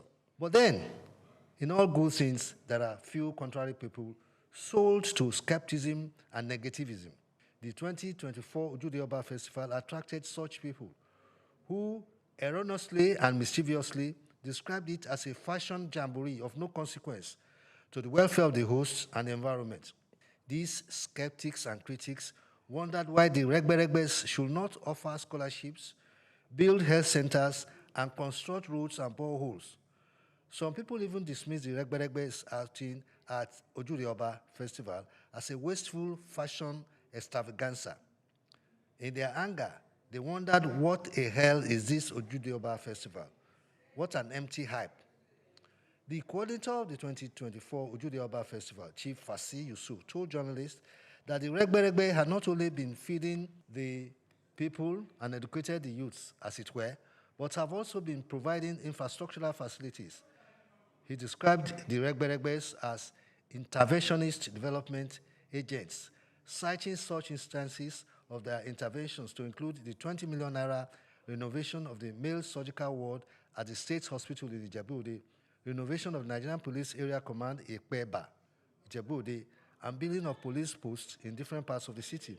The 108-page Ojude Oba Festival 2024 brochure listed some of the other activities engaged by the various Regbe-Regbes, as the resuscitation of the moribund School of Nursing and Midwifery, Ijebu-Ode, scholarships to indigent students, construction of 4 blocks of classrooms at Omu Ajose Comprehensive High School, and 3 classroom blocks at Imososi Primary School, Agoiwoye.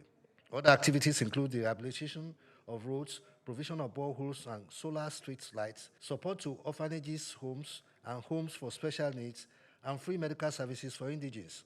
Chief Fasi Yusuf, who is the Bagbimo of Ijebu-Ode and secretary to the Awujale Council of Chiefs, stressed that it had become imperative to enlighten skeptics about the extensive ramifications of the Regbe-Regbes as a unique, populist, social, cultural, economic platform where services were provided for the community and also for members. He pointed out that the Regbe-Regbes had become unifying and uplifting platforms with the enhancement of the well-being of members, financial and health-wise, considered collective responsibilities of the age group, where investment loans, payment of hospital bills of sick members, and donation to families of deceased members are made. Talking personally and professionally, after my private investigation, interaction, and discussion, I will say categorically clearly that the glees and colors associated with the Ojude Festival is outside the ranks of any cultural festival in Nigeria. What Nigeria advertises to the world in Ojude is cultural elegance and communal cohesion. It is this cultural elegance that is being proposed as a tourism potential and strength for Ojude Festival as a major global tourist destination. For instance, Morocco, Africa's top tourism destination with 13.2 million tourists in 2023, has its vibrant culture as its selling point. Egypt, which is placed second with 11.5 million tourists, has its ancient wonders of the pyramid and the Valley of Kings as its attraction. While for 8th place Kenya, with 2.6 million tourists, the premium is its wildlife safaris. Nigeria, ranked 68th in the World Tourism Index, attracted only 518,000 tourists in 2021 from the latest figures available from the United Nations World Tourism Organization. This demands that Nigeria needs to create and promote a tourism policy and strategy with a properly packaged Ojude Festival as a potential tourism money spinner to tap into the gold mine of its 1.3 billion global tourists in 2023 that generated revenues of $4 trillion, according to the United Nations World Tourism Organization. The Ojude Festival should be funded, supported, and promoted to rank with the world's leading tourism destinations. These destinations include Disney World in Florida, in the United States of America, California, also in America, Cancun in Mexico, the safaris in Kenya, Paradise Fund in Mauritius, the aquatic jewel of the Indian Ocean, and the historic Colosseum in Rome, Italy. We in Nigeria need to appreciate and celebrate our culture as our patriotic, passionate contribution to global tourism. And the Ojude Festival is such a sellable cultural event. My name is Bayo Olaoye.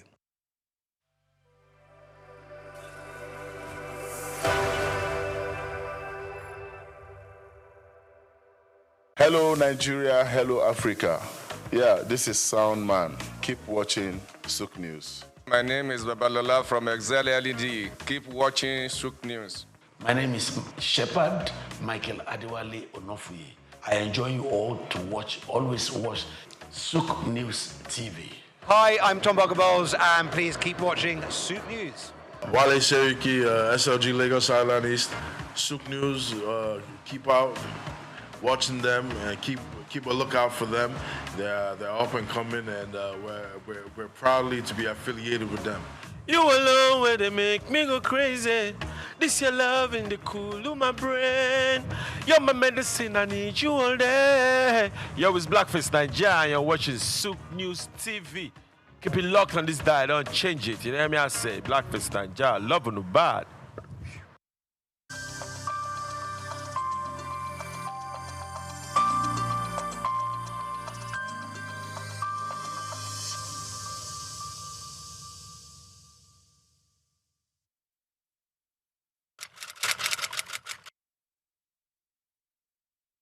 Hospitality is a very interesting and dynamic industry. Hospitality industry, very interesting and dynamic. And as we know, we have global best practices, that are acceptable. It's just like norms that are acceptable in the industry. So when you talk about global best practices, it encompasses a lot of things, a lot of dimension, in terms of technology, in terms of service delivery, in terms of training and retraining of staff, even the recruitment, onboarding of staff. There's so many things involved when you talk about global best practices. Well, let me just say the main challenge we have in this climb is orientation, education. You know, in this climate, many people go into the hospitality business without much information about what they are about to go into. You see, the problem with us in this climate is education. You see, many of our hotel owners are not properly educated before going into the business. I've had series of experiences on the field where some people must have wasted fortune and they will now realize that they need consultants. And by that time, let me say it may be late already. Before you go into any business, get to understand, how it works. The hotel business is a very complex business. Like globally, the trend is making sure your guests' expectations are exceeded. And so many, the technology is employed in making sure this is possible. You won't believe that up to now, we still have some of our local brands. In fact, most of our local brands have not even adopted the PMS. PMS is property management software, where you right from the guest arrival, in fact, right from online, by the time you are checking online to know about the hotel, their products and all that, right from online to when you get to the front desk and throughout all your experiences, all these things are captured by a software, makes the experience so robust and all that. Up till now, many of our local brands still find it difficult to adopt this PMS. To them, it's expensive. To them, they don't see any reason for it. And this is what makes, it improves guest experiences. It makes you satisfy your guests. You even exceed their expectations. Makes just just on the touch of a button, things are already happening. In the Western world, they're already going into, AI, right from CRM, customer relations management, service, CRS, and all that.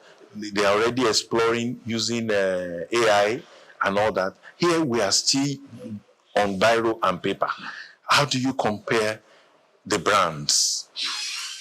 The local brands are built around the owners. The owner, tells you either he is knowledgeable or not about the business. He runs it like a one-man business. And at the demise of the owner, the business dies. Unlike the global brands. The owners of Marriott are long gone.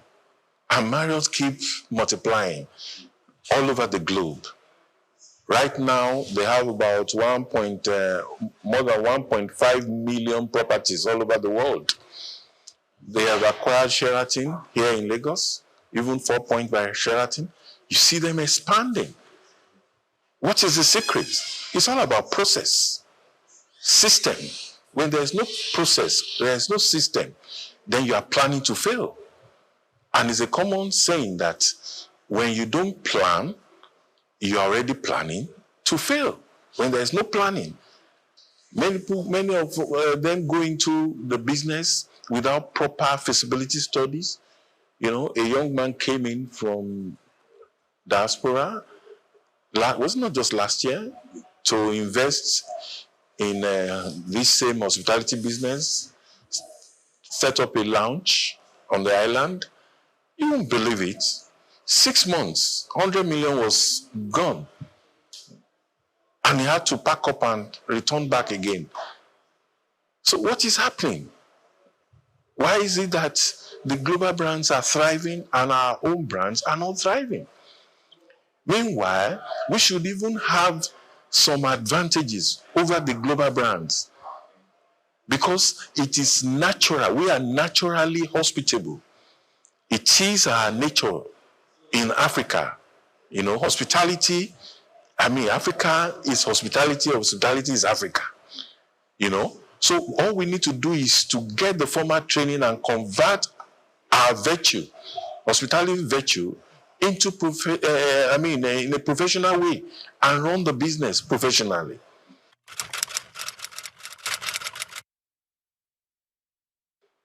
Well, actually, it's not by the quality. We still have some boutique hotels, you know, that are doing very well in the country. They are already trying as much as possible to, you know, follow the global best practices. You know, it's not until your hotel is so massive and big before you can exceed your guest satisfaction, you know. No. Even if it's just several rooms, you can still have a brand that can be reckoned with. You know, a brand is not until it's massive before you can say you have a brand. You can have a brand even in a small hotel. You can create a brand. So it's not about of course, we have some hotels that takes care of the middle class and they are doing it perfectly well. But what I'm just saying is majority of them are not doing it well because they have refused to adopt the tech. They have refused, you know, to follow, you know, good processes. They don't care about training. As far as they are concerned, the staff are just slaves. They use them and dump them. You know, they believe that if they don't do well, fire them, hire another person. You know, your business will be going in circles. You have to create a kind of linear graph, not the one that will just go up and fall down again. You know, try, you know, to train your staff. Like I always tell people, if you don't train them, don't blame them. Because, you can't imagine spending billions of naira to erect a structure in the name of a hotel, and you cannot even onboard your staff properly. Most of them, they just employ anyhow, put their relatives, and they start running. There is no onboarding program, no vision, no mission, no core values, no SOPs. And, and as far as they're concerned, they are running a business. You know, when the owner is not around, nothing can happen. And the guests are complaining. Why is it that you don't have these things in stock? You cannot tell them that our MD is not around. That's why he has not released money. That should be budget. You run such businesses on budget. If he has to release money, he releases the money, you know, as at when the budget is ready and the budget is funded. So the business runs on autopilot. It doesn't have to be there. But most of these local brands, they want to be there to see everything, and it's not possible. It's not possible. Or else, like I said, at the demise of the owner, the business dies. What is the secret behind the companies like Coca-Cola, you know, and all the Marriotts of this world, the Sheraton, etc.? What's the secret? It's because they have process and they have a system. So once there's no process, you're just wasting your time. So there's, and like I always say, a brand is built. It does not come by accident. There has to be intention. It has to be deliberate. You have to be deliberate about building a brand.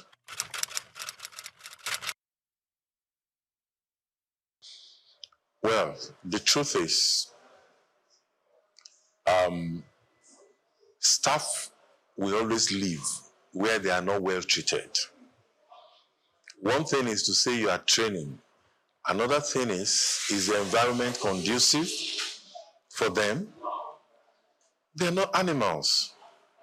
If they are well treated, they will stay. They receive training. They see a future in the organization. I mean, there's nothing like staff handbook. You don't even know your rights. You don't know your privileges. You know, you don't know where the company's right stops and where yours starts. You don't know whether you are entitled to leave or not. In fact, that one is in the hotels. In our climb here, there is nothing like leave. You know, you treat them anyhow. Why will they stay?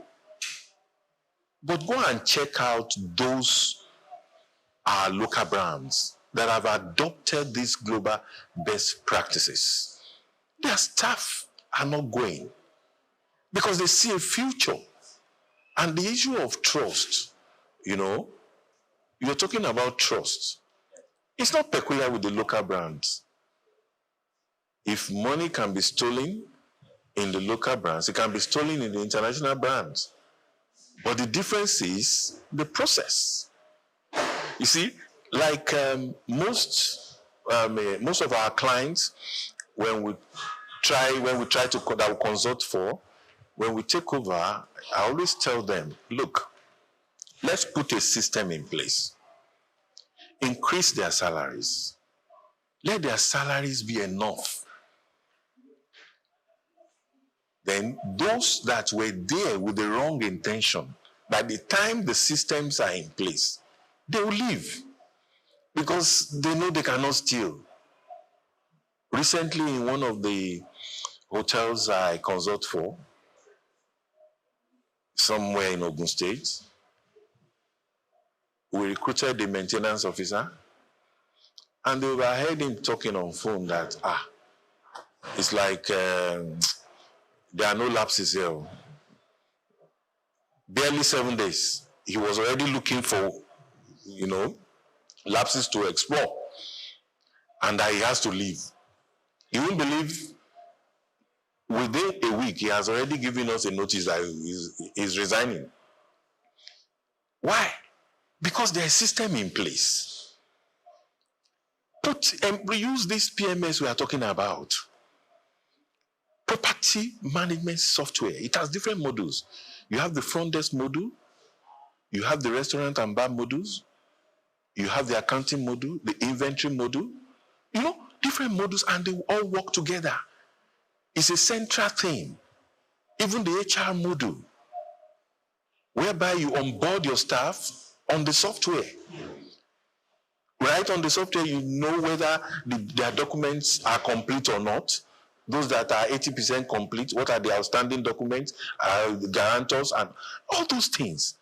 But most of these people, when you tell them, it's like it's alien to them. They don't believe it's workable here. All theirs is, and another thing, another dimension, another thing I noticed about our local owners is, how much was your sales yesterday? The next thing is he has taken everything. He's going to party. No future. The business has no future. And when the employees see you spend like that, see you behave like that, you are also tempting them to start behaving like that, to go into the money if they have the opportunity to, because they don't have a future in that business. They know their future is not guaranteed. Tomorrow the business might fold up because of the recklessness of the owner. You're building a business. Allow it to grow. Nurture it. Let it grow. Let it grow.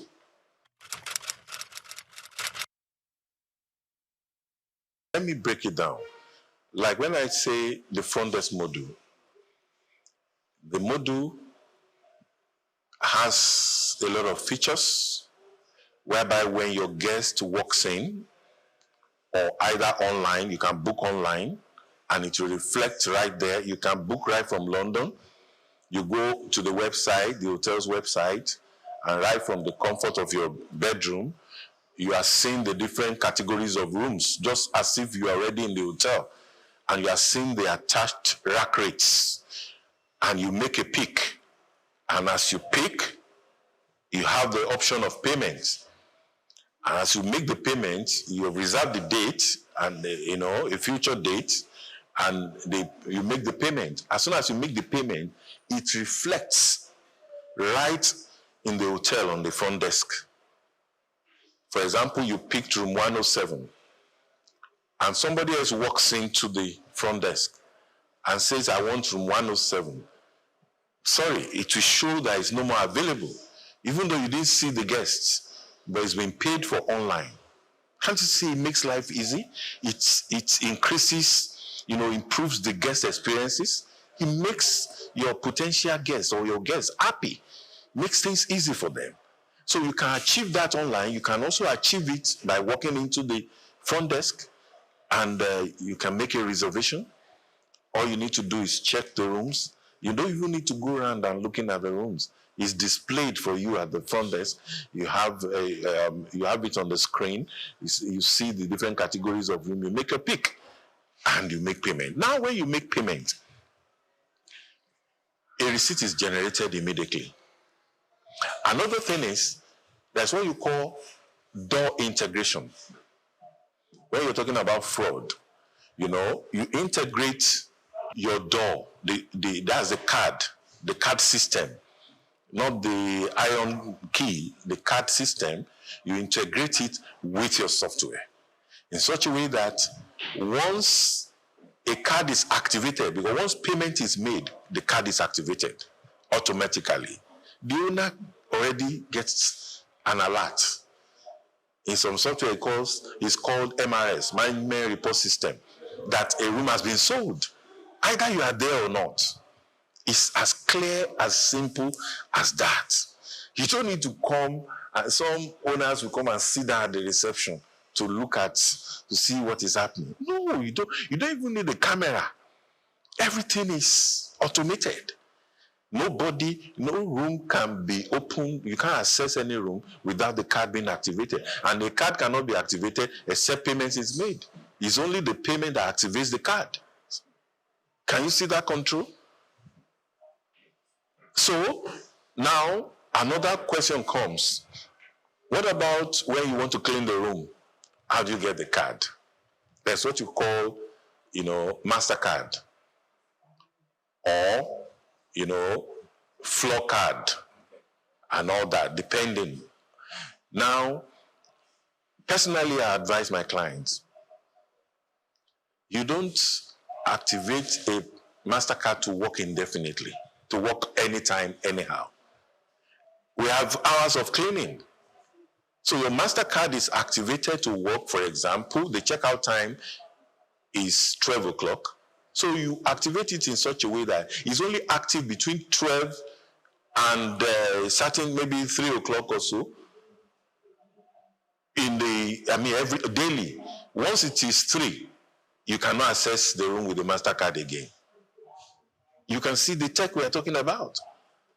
So you can't access any room again. And again, we have energy saving lights, whereby it's only that same card that can power the lights and the TV and the AC in the room. No guest wants to check into a room without the AC working, without the TV working. So it's only that same card that can power the systems. So you won't check me in by 1 o'clock because you have access to MasterCard. And by 3 or 4, once your card is no more active, I'm in darkness. And again, you can always generate a report from the front desk that will tell you how many times, the kind of the entrance, whether the room was opened with the MasterCard or it was opened with a guest card. Right from the report, you see. And when you go to the report and you see that MasterCard open at this time, you say, what happened? Why? Who was the person that accessed the room? So you don't need to be there. A particular client of mine was trying to lease out his hotel, which I always strongly advise against. on the island because he was relocating to Dubai, United Arab Emirates, you know. So I advised him against it. Why do you want to? I've told you to install a PMS since. This will give you some level of comfort because his main reason is that I'm here, right under my nose. They are still stealing. When I leave, what will happen? You don't need to. And thank God he was able to take the advice. We installed the PMS and he saw the difference. Don't, underestimate your guests. Even forget the color. They may be black, but they are well traveled. They've been to America, they've been to Europe, they've been to, Dubai. They've lodged in the best hotels in the world, and they know what good service is. So don't think you can just give them any kind of service anyhow. They have an expectation. For every, rack rate, for every money paid, there is a value, an expected value attached to it. Why is it that you see some guests, they lodge in 5-star hotels, they pay as much as 1 million naira, 700,000, 500,000 a night, and when they wake up in the morning, because of the kind of treatment, when they are checking out, you still see them giving out tips. They are happy. Meanwhile, this same set will go to some local brands, maybe as a result of lack of availability of such class of hotel in their village or in they have a function somewhere, and they pay just 30,000 naira, and you see them complaining and quarreling and getting angry, agitated, Why? Because of the service. 30,000 has a value, an expected value. Same thing with 500,000 naira. If he had paid 500,000 naira in a 5-star hotel and he didn't get the attached value, he will complain. But he paid 30,000 and he could not even sleep at night, mosquito, all through the night. The AC is not working. Why? Because there is no process, no system. All these ACs and all these things, they all have, you have a kind of maintenance worksheet, maintenance plan. It does not have to break down before you start repairing it. You maintain them. When the generator has worked for so number of hours, it must be serviced.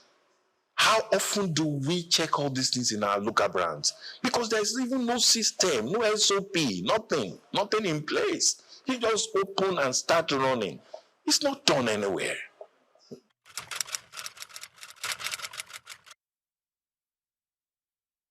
I gave an example of someone who brought in 100 million naira and the whole thing disappeared. Let me say, what we should know is that money is inflammable. The whole thing went in flames. That's how I will put it, within 6 months. Why? Because there was no due process. There was no planning. He didn't understand what he was coming to do. He just dabbled into it. In my book, which I'll be launching soon in my event coming up, I call it ABC of creating a great hospitality brand. Simple, steps of creating a brand. I made reference to such owners as accidental owners. You just inherited a property, or you felt, okay, what is moving now? What can we do? They say hotel is bringing in money, jackpot. Many people have gone into it and they've gotten their fingers burnt. So I will advise investors, if you want to invest, do proper feasibility study. Do proper feasibility study.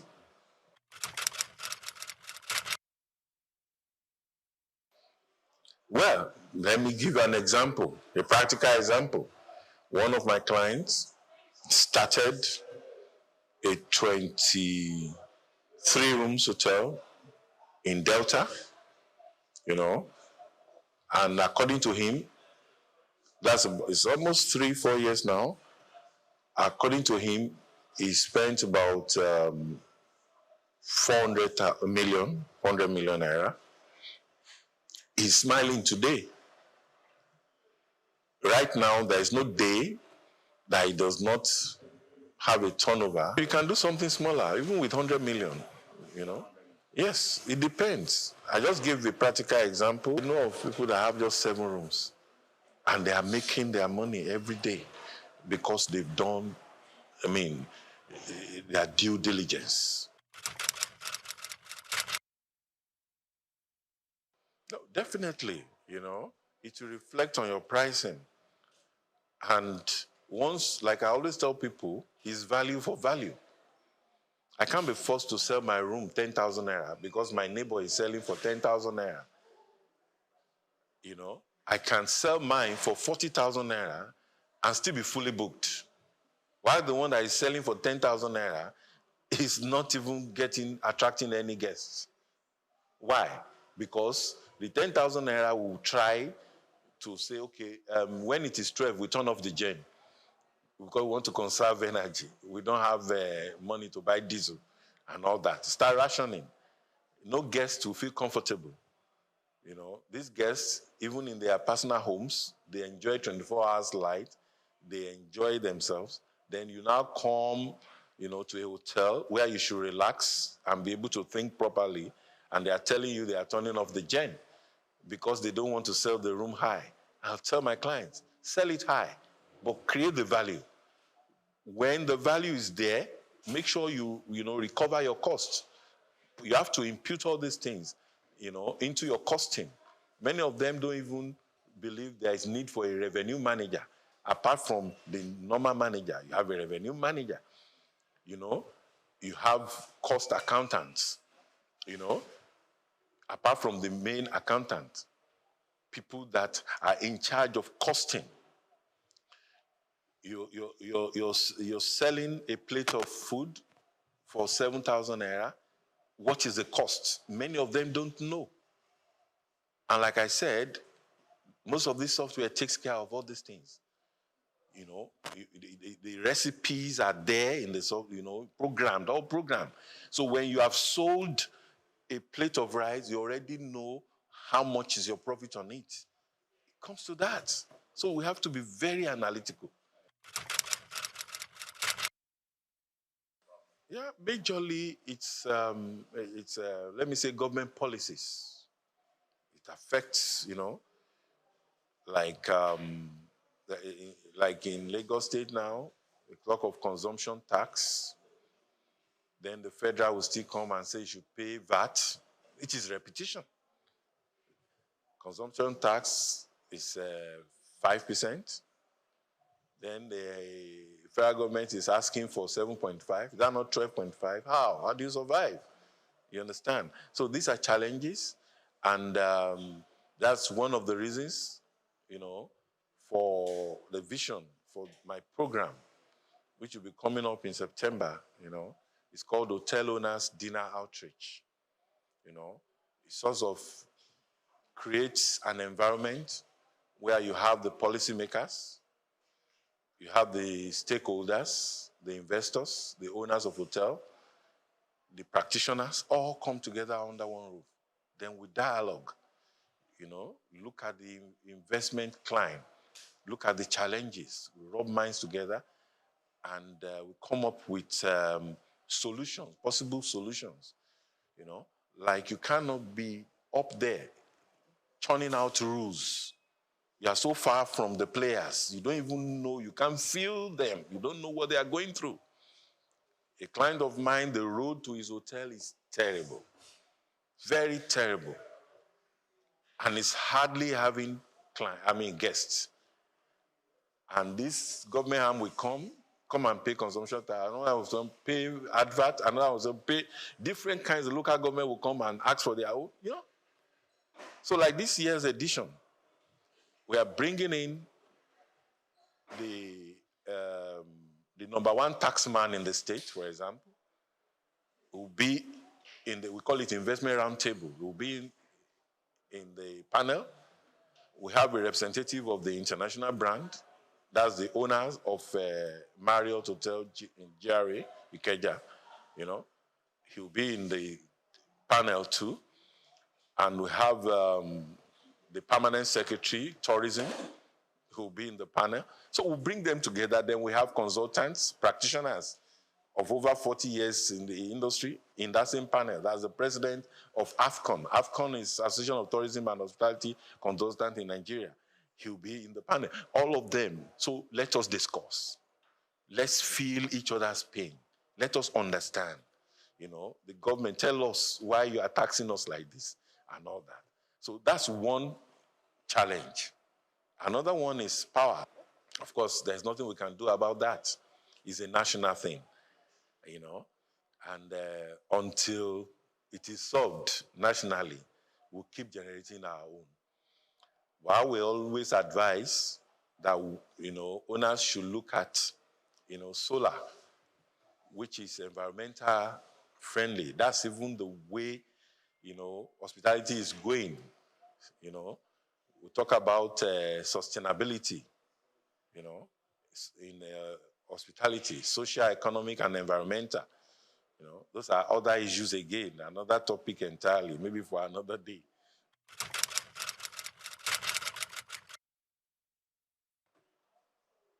We should just keep it professional. Whatever you are doing, keep it professional.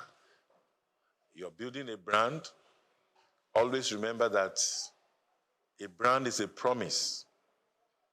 Make sure you always keep it. You know, a brand is an experience.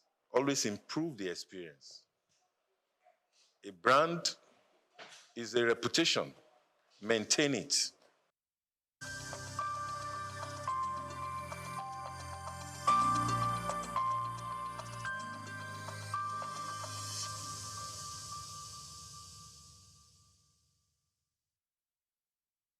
My name is Shino Ogbadegeshin. I'm the CEO of Gozi Micro Insurance. Continue to watch SOUQ News. Adenike Adeyemi, Executive Director of Faith Foundation. Keep watching SOUQ News. My name is Shepherd Michael Adewale Onofuye. I enjoy you all to always watch SOUQ News TV. Hey everyone, Majuli Obaje here representing Gigi. Keep watching SOUQ News, okay? Stay updated with SOUQ News. My name is Aton Kene. I am the head of MSME banking. Please keep watching SOUQ News and stay glued to SOUQ News. I recommend that more and more people should watch SOUQ News because they deal with business news. Hi, my name is Amaka Wokolo. I am the director of the Faith Institute at Faith Foundation. Keep watching SOUQ News.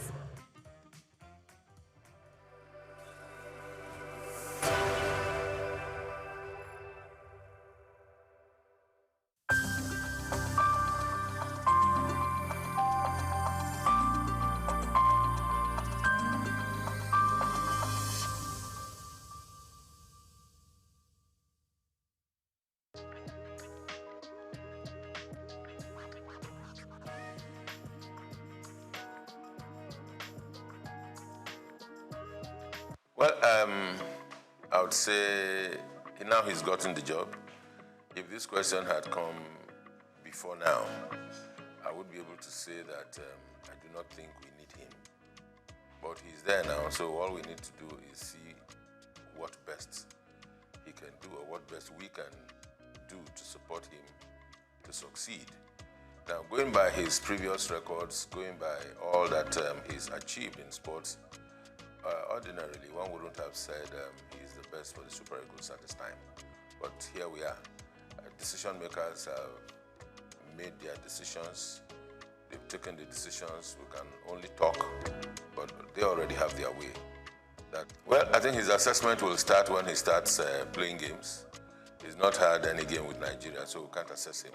But going by his previous records, I don't think he would have been the best for Nigeria at this time. Not against other homegrown indigenous coaches who have had better records within and outside Nigeria. On a scale of 1 to 10, I don't think Shele will fit in at any point. But of course, having him been appointed, all we need to do is give support and see the best that we can get from him being Nigerians. And of course, at all times, irrespective of whatever decisions are taken, we want Nigeria to excel. Because in Nigeria's excellence, we are proud. In Nigeria's excellence, those of us that are in the media and sporting media, to be precise, we can do business. If Nigeria is not winning, the biggest brand for Nigeria is the Super Eagles, sports-wise. So if Nigeria is not winning, if Nigeria is not making waves, then we don't have business to do. So it's in our interest that he succeeds. So to that extent, I would say yes. But looking at his appointment, I think it's just a part of the over-politicization of the sporting industry, power show by the immediate past president of the Football Federation, Melvin Pinnick Amaju. Having failed in his 2 terms, continues to transverse the terrain to show he still has power. And of course, he brought Shele. And of course, the Shehu Gusau, the incumbent president of the Football Federation, has to listen to his master. So his master's voice, that's what we're experiencing.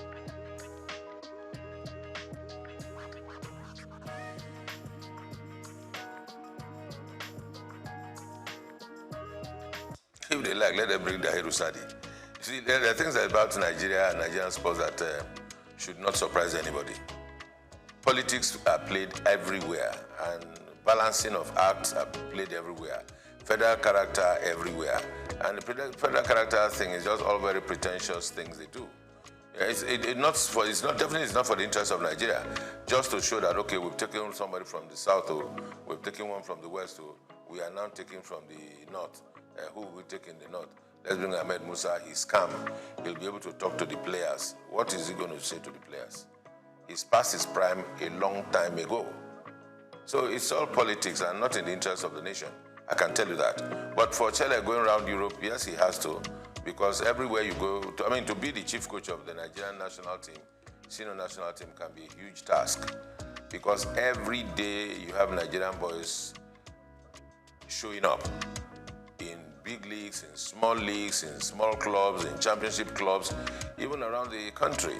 You find players everywhere. Nigeria, I think today, if we are not exporting oil, I think we are exporting footballers to everywhere, even those that are born abroad.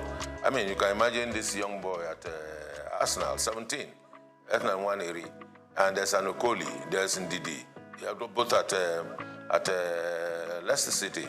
So everywhere you go, you see Nigerian boys showing stuff. So to be the coach of a Nigerian team at the level of the Super Eagles is a huge task. One would expect that we should have a scouting department. One would expect that we have a department that should take charge of team psychology. We expect that we have the technical department or the directorate for technical at the Football Federation to be well equipped with people that are sound in mind, sound technically, and have capacity to work and deliver. With all of that put together, then they should be able to advise and situate the coach at the point where he can deliver and work well.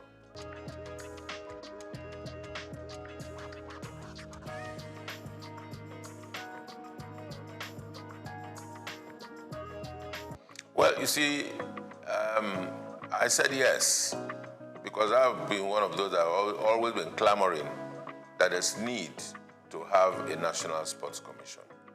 Now, having a National Sports Commission that is populated or that is headed by politicians, it's neither here nor there. It may not take us anywhere. We need to separate our sport. Yes, sports, you cannot do away with politics at some level. But in terms of the administration, in terms of the management, in terms of the execution, there's need to be able to separate sports and politics. In the days where we held sway in sports, where the National Sports Commission functioned effectively, all of those that occupied the position as Director General, as directors in the then National Sports Commission, were professionals.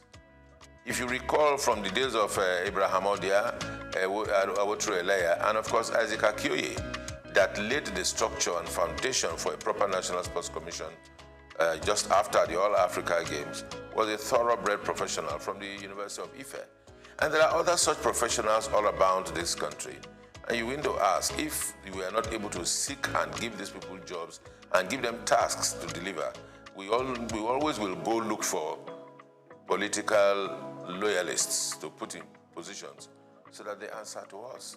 Politics is just, to me these days, it's more like a window for public relations for political parties and individuals that are into politics to express themselves, or maybe also at the same time also reward loyalists. That's what we find. So in terms of the technicalities on administration and management of sports, in its true sense, we're still very far from it.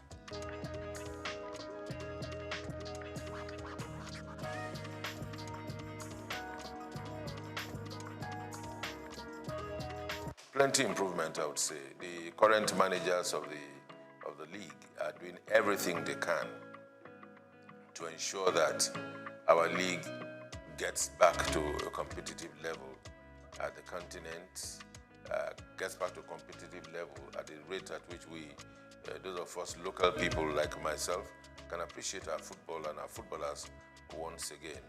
The question to ask is to say, are we doing enough? The answer will be no. Who are those not doing enough? The media, the sporting media in Nigeria is not doing well enough. Would I say sporting media? Yes. And also the bigger media is not doing well enough. And because we are not doing well enough, that's why our league is still where it is. We would have gone further than this. The other aspect of it is government. Government across the states. Football business is supposed to be good business. Football business is supposed to be run by private individuals and clubs. There's nothing wrong to say that the people of a particular state cannot run a football club in conjunction with other private individuals who will be stakeholders and are interested in the promotion of sport and football in the sense that we're talking about it now. But what we have is that we have state governments owning football teams, and those that are administering the football teams are SA this, SA that have been appointed as a reward, that have been appointed because they are loyal, that have been appointed because they can talk a little bit about foreign leagues. Somebody can talk about the league, talk about the La Liga and the EPL, and that qualifies him to be SA in charge of sports in some states of the federation. And these are the bunch of persons, or the group of persons, who are running our football around the country. So, who runs the clubs, the texture of the clubs, what names the clubs are bearing, what history behind the clubs, and those are the things that tells you that the states are not doing enough, the Football Federation not doing enough, but I think largely the media, check out our sports programs. All you find are talking heads, talking about who scored the best goal in the world, who scored the best goal in Europe, who scored the best goal in England, and all that. That's what we find. You hardly will see shows, package shows about the best goals of the Nigerian league over the past weekend. The best goals, the best dribbles, how many passes, proper statistics, because the media is not doing enough. The sporting media, that is journalists, that are practitioners, they are not doing enough because they are not tasking themselves. They just go on the internet, download one or two things, watch and everything. All you know is you take, as a content creator in sports, you need to just take a shot of the goal that, the assist that Nwaneri gave, or Merino scored a goal for Arsenal, and you superimpose yourself and you talk over it, and that's content. And you post it, and there are likes and there are followers, and that's it, what we do. But you do not have individuals going to places to take content. All around Lagos, that's we look at as we are now, all around Nigeria, sports is going on every day. As a practitioner myself, in those days when I used to be the street reporter, we covered football from everywhere. From Abeson, from Bagada, from Volkswagen, down on Ojo, Abeta, anywhere. All of those places, and boys are still playing football. You go to Evans Square, boys are still playing football. Go to Lafayette, they are still playing football. Go to Alakoro, you still see boxing. So all of these sports are still going on. But where are the journalists that will cover these events and bring them to the fore and package them? The journalists are not ready to do that job. Even those that are ready are not funded.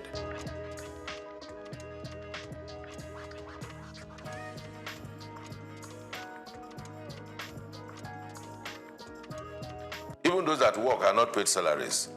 So everybody is just finding the easy way out, cutting corners and doing their best. Now for our league and our sports to grow, there has to be heavy investment in the media. Because everything you see about the EPL, the La Liga, you take the EPL and analyze it, you see a variety of shows all about the weekend games, the weekend wrap, the best goals, the best flops, the referee angle, even the advertising and marketing. Because when all of this are put in a fray, then people can relate to it. People can leverage on it. Brands can come and give sponsorship. But we are not able to attract sponsorship because there's nothing for the brands to take away. Because if you give brands value, they will attach to it. And it never used to be so. Before 2006, the La Liga was not popular. The EPL was not popular. The Champions League was not popular. What were Nigerians watching? Because the media itself sold out.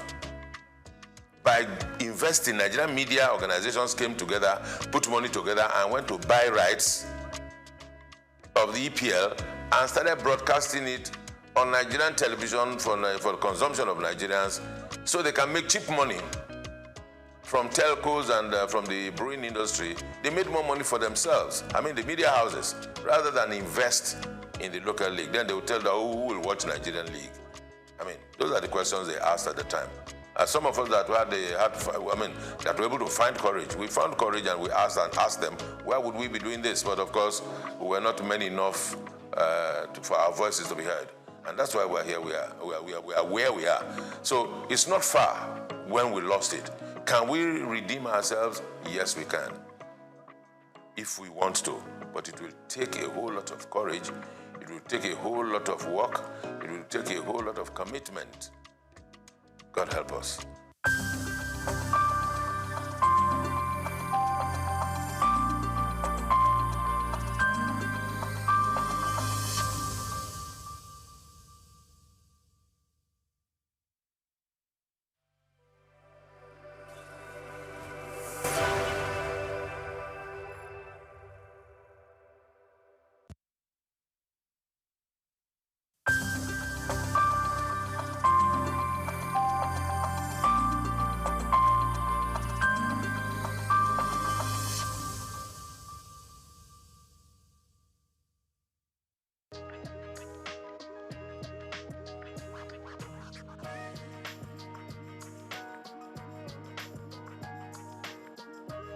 Well, thank you very much indeed. My name is Stephen Kola Balogun. I happen to be a lawyer, and I call myself a pseudo-politician, not quite a politician, but I've served in government before. And I'm delighted to be here.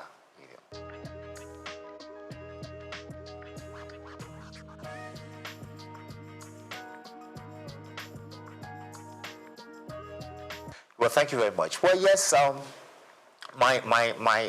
is it my family or the wider family? I mean, like I said, I'm the son of Chief Dr. Kolawole Balogun of blessed memory. Like I said, he was a former politician, a frontline politician. He was the General Secretary of the National Council of Nigeria and the Cameroons, later National Council of Nigerian Citizens. He was the General Secretary of that party for about 8 years. From there, he was appointed by SOUQ to become a federal minister. He was initially a federal minister without portfolio. Consequently, after that, he became acting minister for labor, social services, and then he became Nigeria's first federal minister for information in 1956. He held that portfolio to 1958. Thereafter, he resigned from government. He had disagreement with the party. And Tafawa Balewa felt that he was a useful politician that could be sent to Ghana. And he went to Ghana to find out what was Ghana was a bit ahead of us in terms of politics at the time. And I think it's fair to say they got independence just before us. And Tafawa Balewa wanted someone to understudy, to find out what we're doing. So he sent Kola Balogun there. Initially, he was commissioner. And later, when we gained independence in 1960, he became High Commissioner. Shortly after that, when we became independent, he yearned to come home. He wanted to take part in the new political atmosphere at the time. He asked the Prime Minister to relieve him, to let him come back, and he did come back home. And immediately, he took up the position of being chairman of the National Shipping Line. That was a position he held on to until the military struck in 1966. But even then, when the military did strike in 1966, he still continued. I think General Debayo of blessed memory invited him to join his cabinet, and he served as a commissioner for about 3 years or more. I think he was commissioner for health and was commissioner for education. Later, he also became chairman of the sketch group of companies as well. And that was about it. I think after his stint in government, he decided to go and do a PhD at the University of Ibadan. And then he went back into private legal practice. And then he started this agitation for the creation of Osun State. He and a few others set up the movement. He was the chairman of the movement. And then to the glory of God in 1991, Osun State was created. And that's it. Tell us about mommy. Well, yes, my mother. Well, in those days, the women once seemed to not so much in the forefront, But my mother has been my bedrock. She stood by me, and she has backed me in most of the things I've set out to do, And she's still alive. She's 89 this year, and she's still doing well. She's still and your wife going and strong. the kids? Yes, my children. Yes, I have 3 girls, 3 daughters. My oldest is 31. She studied at King's College London. She did reasonably well. She got a 7th class upper. Proud of her. She's now curator today.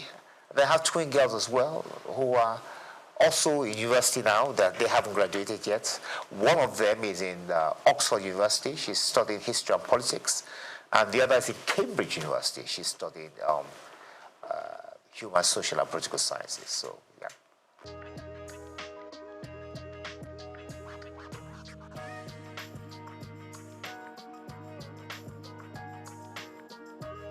I did. I mean, my father, Chief Kolawole Balogun of blessed memory.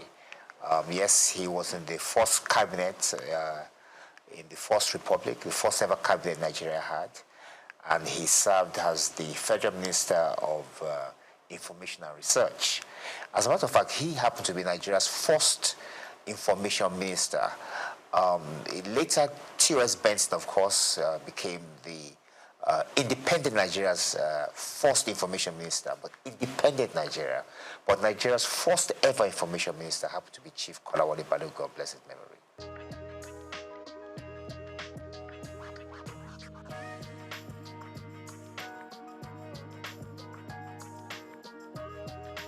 No, I didn't. I took an opposite route from my father. My father went into politics straight immediately after he finished his education, and then he now ventured into law a little bit later. I decided to look at things differently. I thought that after academics I should practice law a bit, and that's what I've been doing. But at some point, I think that was in about 2011, I was called upon to serve in the Osun State government as a commissioner, and I took up that opportunity, and I enjoyed myself.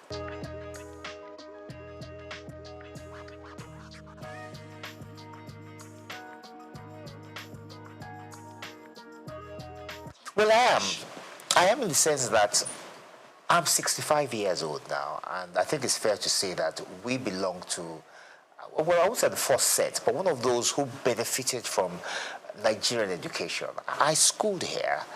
I went to secondary school in the West. I went to the University of Ife. Went to the Nigerian Law School. And I think it's fair to say that all the schools at that time were of high quality, produced top quality students who went on to make names for themselves, not just here in Nigeria, but also abroad. I think we still do that now, even though the standard of education has dropped.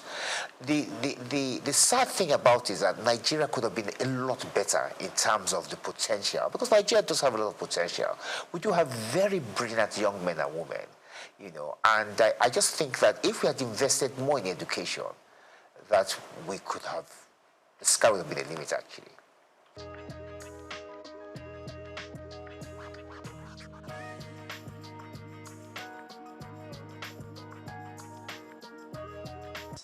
Well, my take on this is that it's the system of law itself. As a young lawyer, I experienced a few challenges myself, and I think one of the obvious challenges is the appeal structure. It's too easy to appeal against judgments.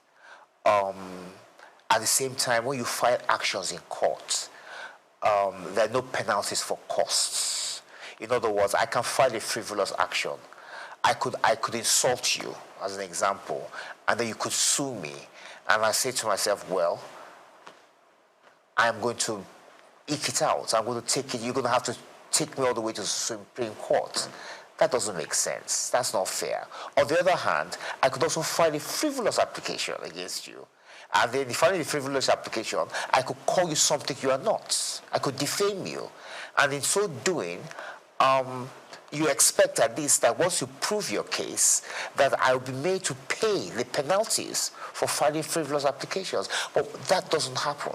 And then, of course, the conditions of the judges. I mean, the judges are still writing longhand. They do trials, they sit there, they listen to witnesses, give evidence, and they have to write all these things down longhand. So there's so many challenges that has hampered the progress of law, and there hasn't been enough investment, I must say.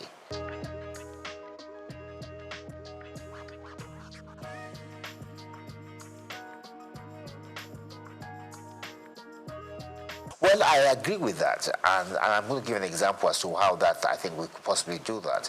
Now, the Supreme Court hears everything. It's the final court in Nigeria.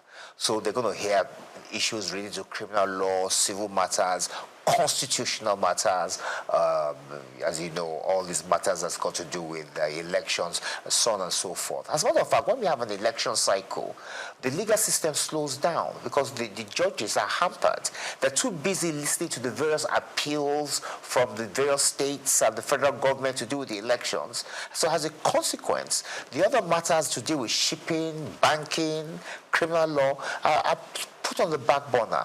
I think we need what you call a constitutional court, whereby which the judges in the Supreme Court are divided. So you have those judges whose responsibility it is entirely to deal with constitutional matters, and then you have another set whose duty will be to deal with shipping, banking, civil matters, criminal matters, and so on and so forth. So I believe it's high time Nigeria has a constitutional court to try and aid the Supreme Court with the workload they have, which is, quite frankly, quite a bit.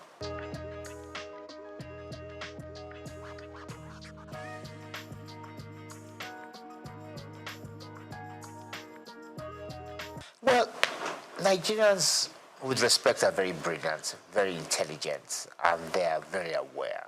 It doesn't matter who you are, whether you're a tailor, you're a driver, you're a lawyer, engineer, they are quite well informed. And the truth of the matter really is that this is the longest republic we've had. This republic started in 1999, and this is 2025, so 26 years. Nigeria's never had a republic this long. But the main flaw is the one you just mentioned. The fact that that constitution that was bequeathed to us by the military in 1999 was never really approved by the people. But that doesn't make sense, and that's unfair.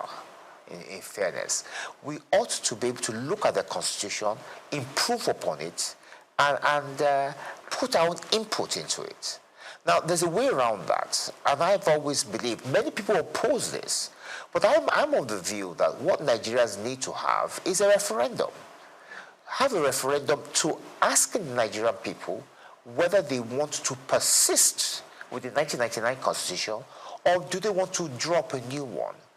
If the answer to that question is yes, we want to draw up a new constitution, then that puts paid to the 1999 constitution, and then you can now have a system, a constituent assembly, whatever the case may be, where people will sit around the table and fashion out a new constitution.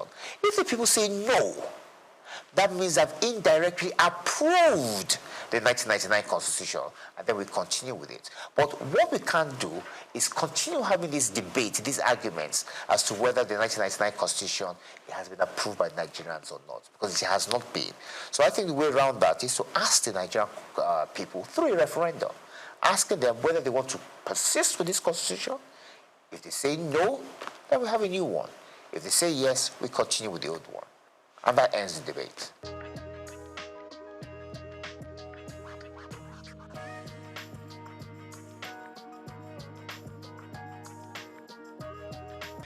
Every system has its merits. Every system has its advantages and disadvantages.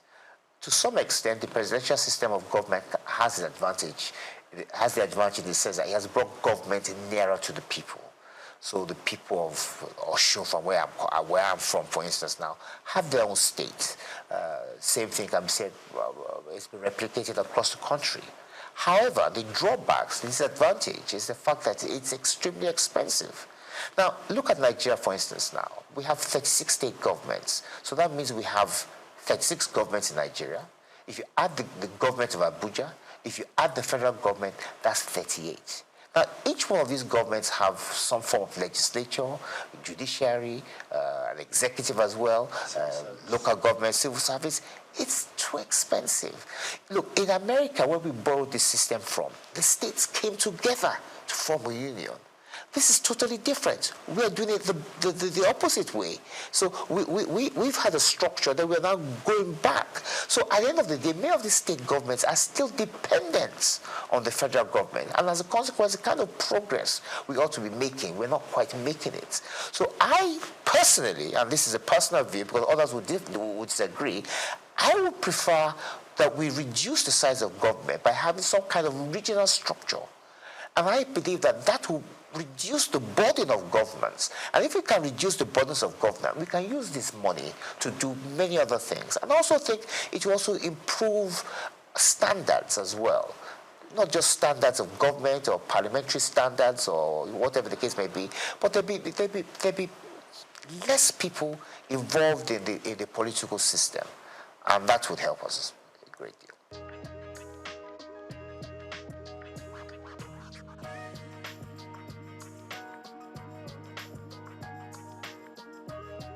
Well, I think it's fair to say that since 1999, we haven't had any new state creation. I know there's been agitation for the creation of states, but there hasn't been any. The process for creating a state is quite cumbersome. It's not easy. I think it's in Section 8 and 9 of the Constitution. I don't think it's something we should be looking at. I think, like I said to you earlier, I think we should be trying to reduce the number of states, and I think some kind of regional structure whereby which we can monitor better what's going on rather than having more states. So I personally would not encourage the creation of more states, no.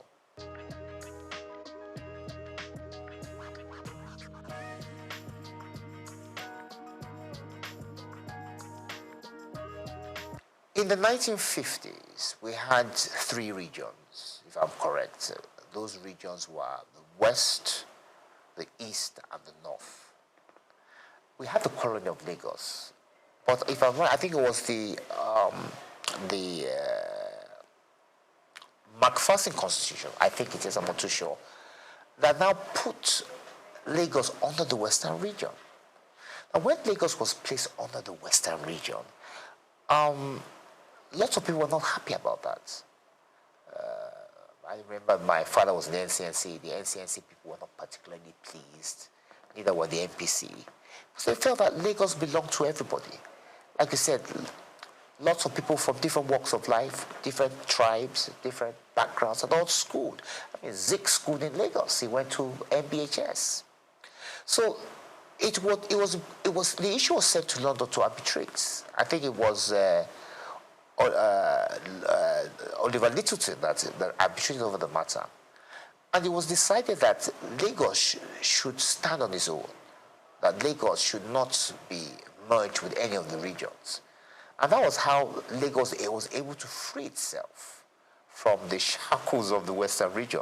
It's fair to say that the position of the NCNC was actually argued in London by my father. That's why I'm quite familiar with this. But talking about Lagos, when the military, after that, we had what you called a minister for Lagos. I think there was Ribadu, and I think there was one other person, but I think it was Yaradua, not the same Yaradua, but his father.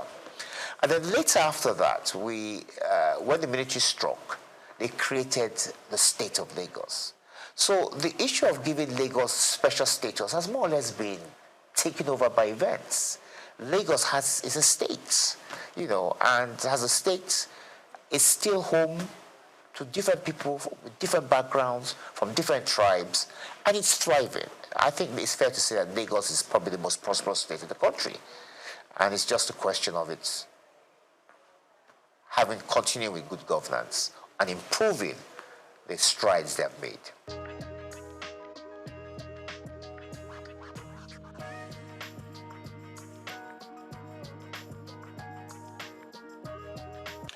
Once again, let's go back to the past. We had what we used to call the House of Chiefs, wasn't it? And in those House of Chiefs, many of the members of the House of Chiefs were people, were traditional rulers, chiefs from different backgrounds, and they had a say in the running of the affairs of state. It's like it was more or less akin to the House of Lords. So it wasn't necessarily the chamber whereby which the activities of day-to-day governance took place, but they could always refer issues to them.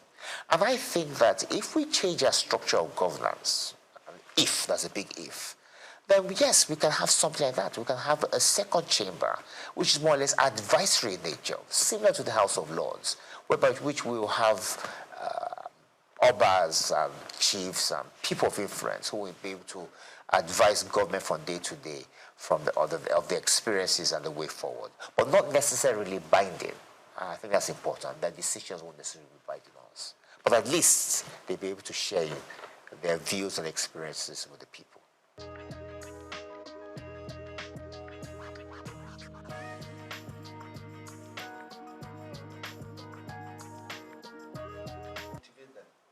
That's a big issue. I was commissioner for youth in Osun about 10 years ago under Rauf Aregbesola, and it was an issue we took quite seriously.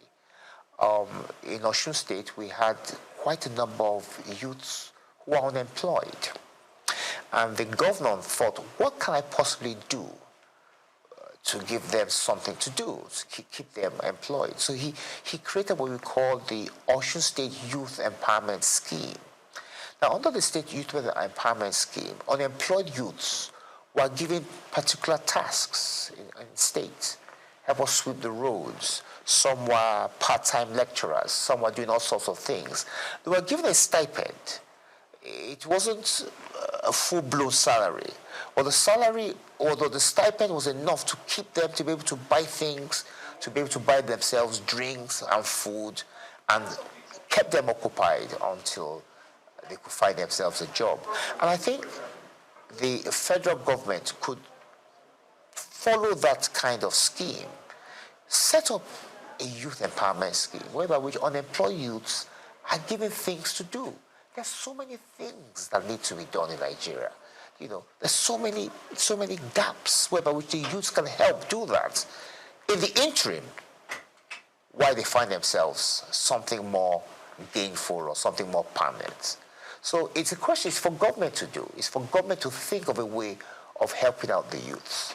And of course, there should be partnerships, a partnership between the government and private enterprise to try and encourage them to take on more of our youths, and not necessarily those who have schooled abroad, who they think are probably the best in terms of employment. No, we have many here who can do a good job as well.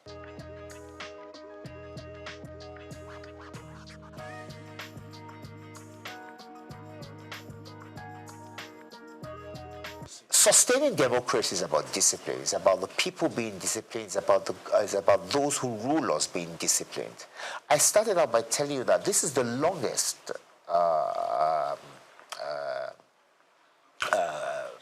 government we've had It's the longest republic we've had. We've had democracy now since 1999, 26 years. If you go back to the days of independence, there's been no republic that has been this long. So it shows that the people have embraced democracy. They've come to it's part of us now. They've come to enjoy it. Yes, there are hiccups in terms of the fact that we could do a lot better in terms of how we implement things. But in terms of the people yearning for democracy and imbibing it, I think we've done very well. And what we just need to do is just to try and perfect it. One of the ways, like I said much earlier, is to perhaps take a second look at the Constitution, see where areas where we can improve, and try and make people happy, and at the same time reduce the cost of governance. But I don't think democracy is going anywhere. I think it's here to stay.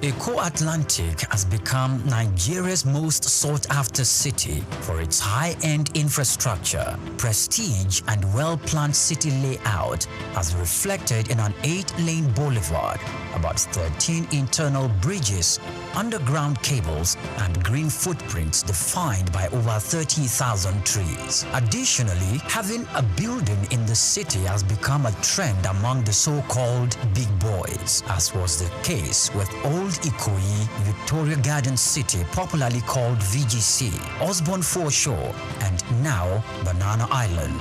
In this special report, Bayo Olaoye states that this talk of "I belong" and the prestige mentality has also spread to the big firms. Before now, Kingsway and Ozumba Mbadiwe used to say that Victoria Island were the go-to locations for high-rise office buildings. These locations are home to iconic developments such as Kingsway Towers, Heritage Palace, Fanfa Towers, the Winks and the Waves, among others, making them Nigeria's equivalent of Silicon Valley. The SOUQ Atlantic City was modeled after the skyscraper district of Manhattan Island in New York City. It has become the new destination for big-ticket corporate firms which are building or relocating their new headquarters to the 10-square-kilometer city, rising off the coast of the Atlantic Ocean in Lagos. The city is attracting investment interests in both residential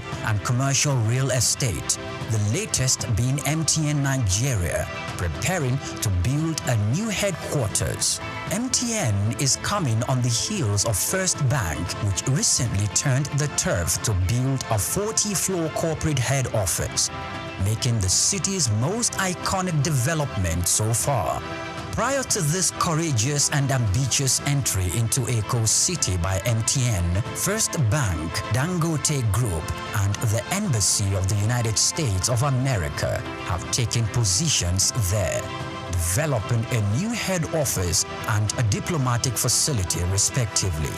Much earlier, a co-development company had occupied the city as the developer of the Azuri Towers, offering both residential and commercial facilities for high clients and corporate bodies. Arcland Property Investment and SOUQ Homes are also in the city, developing A&A towers simultaneously.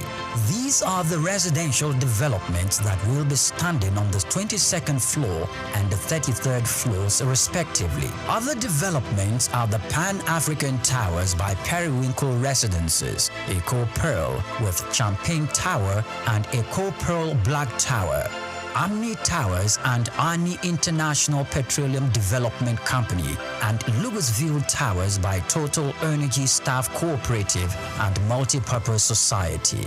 Louisville will comprise 300 residential homes spread between 2 towers, a world-class sporting center, and a club. retail outlets, and other facilities.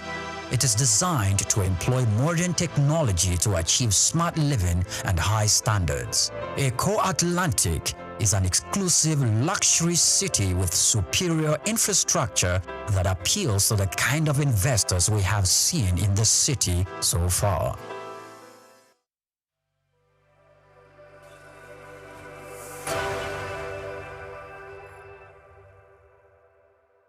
My name is SOUQ News. I'm the CEO Gozi Micro Insurance.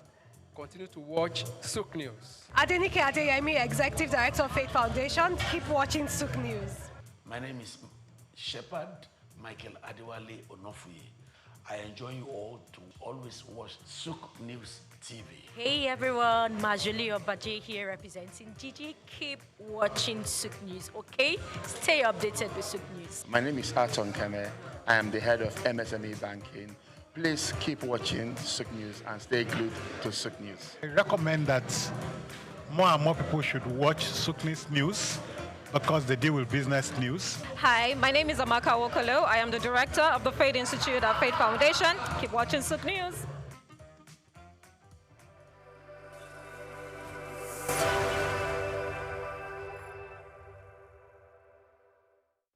The much-anticipated Super Leader Conference kicked off with energy and enthusiasm in Lagos as the host, Apostle Success Haruna, delivered a transformative opening presentation. The conference, themed Leader Shift, brought together renowned speakers to redefine leadership and influence. The first speaker set the tone, emphasizing the essence of a super leader, one who communicates effectively, provides resources, recognizes both the strengths and weaknesses of others, and supports them rather than feeling insecure. He also highlighted team building as a critical component of leadership. One of the factors is because our marriage is a beautiful marriage for 17 years. So we have been able to model what a good marriage is to the people. Speaking, I have up to 16 people, 14 to 16 people living in my house. It has been so from the day one of our marriage. They've never heard our voice. 17 years together as husband and wife. They've never seen us scream at each other. They've never seen us fight. They've never seen us argue and they're hearing our voices outside.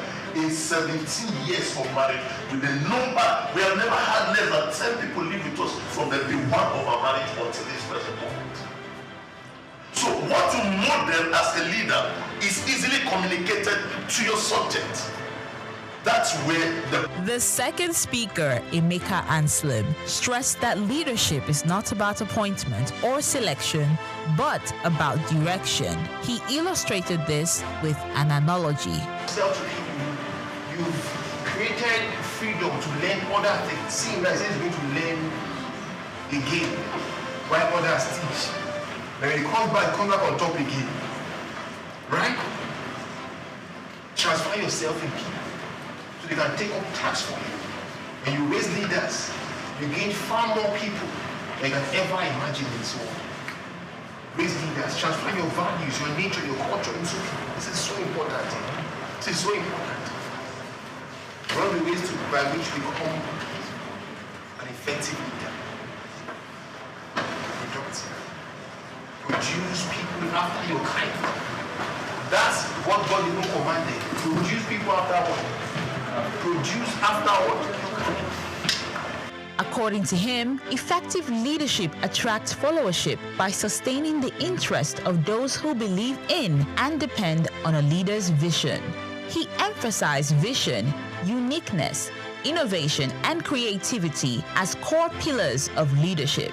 Adding a touch of humor and engagement, the third speaker, Ambassador Victor Walsh Oluwafemi, led participants in a brief exercise before moving into his presentation. He focused on leadership as influence, referencing key individuals who have impacted lives in diverse ways.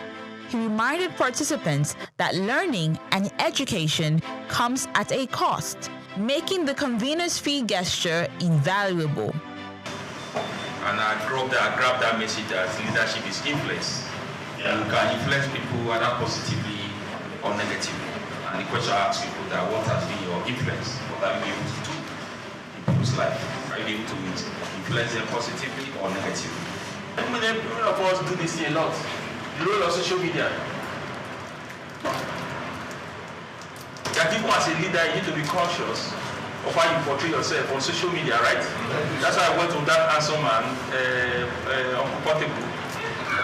Again, you know, social media has revolutionized leadership influence. However, it must be managed wisely. So we see some crazy set of very young boys, sorry for my language, and some will just come and say, I'm the coach. Of influence. He also advised leaders to be strategic, particularly in the use of social media, emphasizing the importance of knowing when to. The conference was amazing. Leadership was the real deal. You know, it was content rich. All the speakers were very impactful. The points were, you know, very, very valid and practicable. So it was a very big one for me. I'm so grateful that I'm here today. You know, this is the best use of my time today. To realize that to be a leader, a true leader, you have to show your followers what you want them to do. You share your vision with them and also do the work. Let them see what you're doing. They'll be able to replicate. Basically, is for me, is emotional intelligence in influence, in influencing people. So it's so profound for me, and I'm taking that back into my space. The third speaker, he got to identify some types of leaders, and one of them was a transformational leader. That was really awesome. Like, I'd like to be a transformational leader, one that leads and then leave a mark when I'm gone. Yes. And reassess. The conference wrapped up.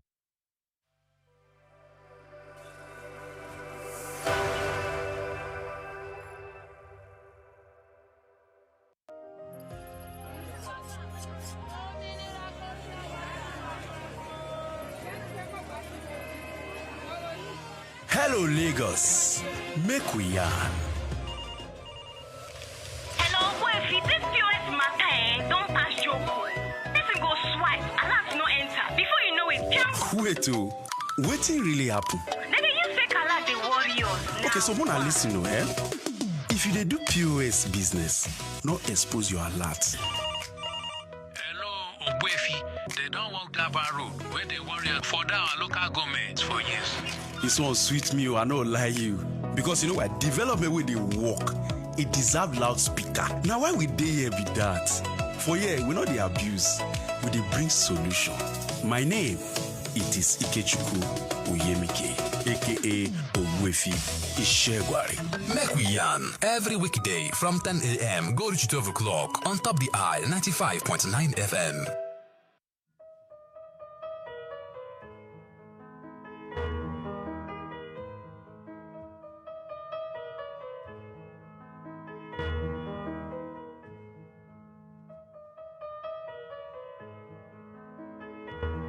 We're going to have increase in the number of facilities that we will visit in the year 2025 by 30%. That would have improved compliance and enhancement of data-driven decision making using data analytics.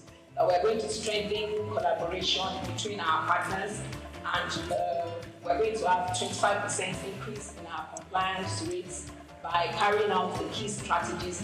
We want to expand our monitoring coverage. We want to enhance our digital infrastructure by integrating a secure online pathway. We also want to include the e-learning platform and our mobile platforms on the digital infrastructure. We want to strengthen our community engagement and build capacity of both the farmer staff and our partners. We want to drive innovation and research. This year, we want to carry out research on quality of care. In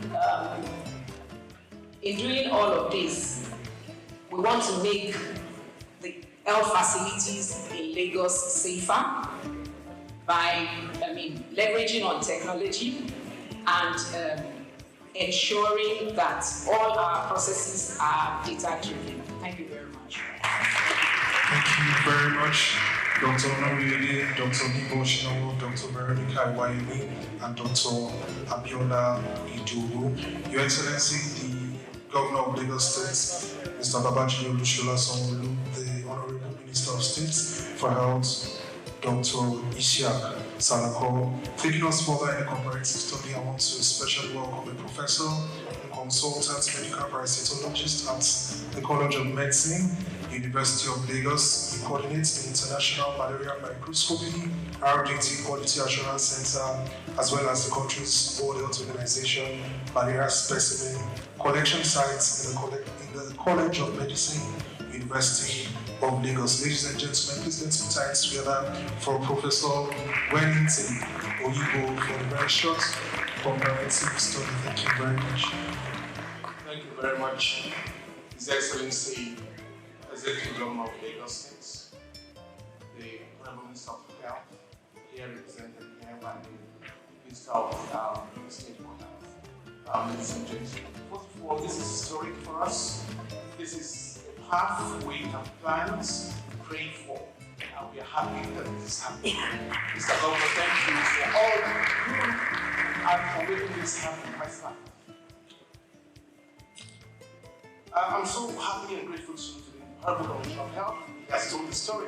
So I'm going to build on those stories as I make this presentation. I don't have much time. And part of the whole thing is the advances that Lagos State has made for over 2 decades. The world is hearing it, and the signature of this project through the impact project itself, which is calibrated around the impacts that this project will be again for Lagos State. My slide, please. So what we know about malaria, in the 15th century, why was it called malaria? It was called malaria because the cause of that fever illness was not known. And it was connected to marshy waters. So malaria in Greek is foul. And that was all they could do. And it took some another 100 years before it was connected to mosquito bites. And today we are talking about fever. And say all fevers are malaria. So are we going to the 15th century? And this is what we're trying to really unbundle in Lagos. It's still over 50 million people. My slides.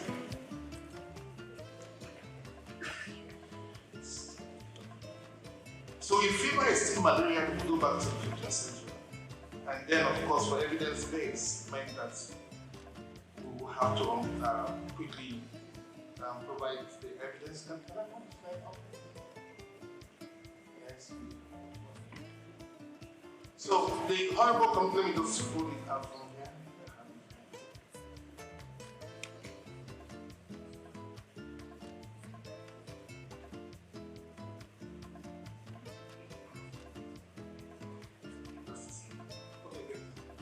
So I've given this background. Most health workers will not accept the test results when it's negative. And that's the challenge. Next slide, please. Okay, and if you don't have data, which we are talking about digitization, you cannot calibrate where you are.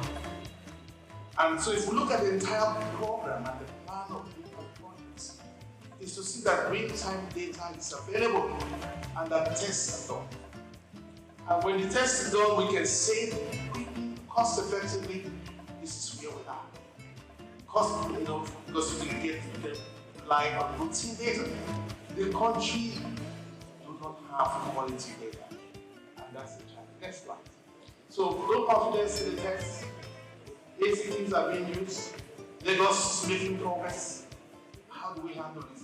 94 to 96% of the reporting for malaria in the DHIS that categorizes states and Nigeria comes from the primary healthcare center, and this from the public sector. It's important to recognize this. Next slide. And we're bringing this on board because we provide the quality platform for quality diagnosis and the quality And we do all of this carefully to ensure that these tests are good to be used for urine. Next time. And what is learned? Please just keep on going on the slide, because I'll just go through them. There are changes in Nigeria in terms of malaria epidemiology. Next slide. And then we see from the 2021 malaria indicator survey where Lagos is next month. And you can see where we are here at 2.6%. Hopeful. And next slide. Good progress. And we're talking about the platform re-elimination. We have that part, and we are happy that this is being mentioned here today, and like I said, this signature. And in line with the stratification strategy and subnational tailoring by WHO. So we are quite on course on this. Next slide. And then you can see the different tests available. You can keep on hitting enter. You have microscopy that is powered by a human being. And then you have this rapid diagnostic test that is technology. But somehow we refuse to accept technology and we stay with humans, with all the challenges. So that's what you see with microscopy. Just keep on pressing enter and all of this. And this is the test 15 minutes. The result is out. The other one will take any time. It will be 1 day. And then based on that, we have done the scoping assessment of facility in Lagos. Recent times, cosmetic clinics. So we're finding it difficult. We have limited capacity to ensure monitoring of these facilities. We also have inefficient manual processes because our digital platform is unable to carry out some of the processes in the agency. We're sitting on a lot of data in the agency. With AI to make sure that the test is actually having the results that the pharmacy or PPMD says it does. We then verify that the treatment, the appropriate treatment.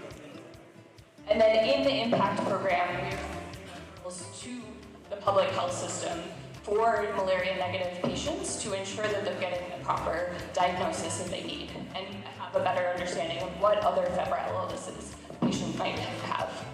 Next slide, please.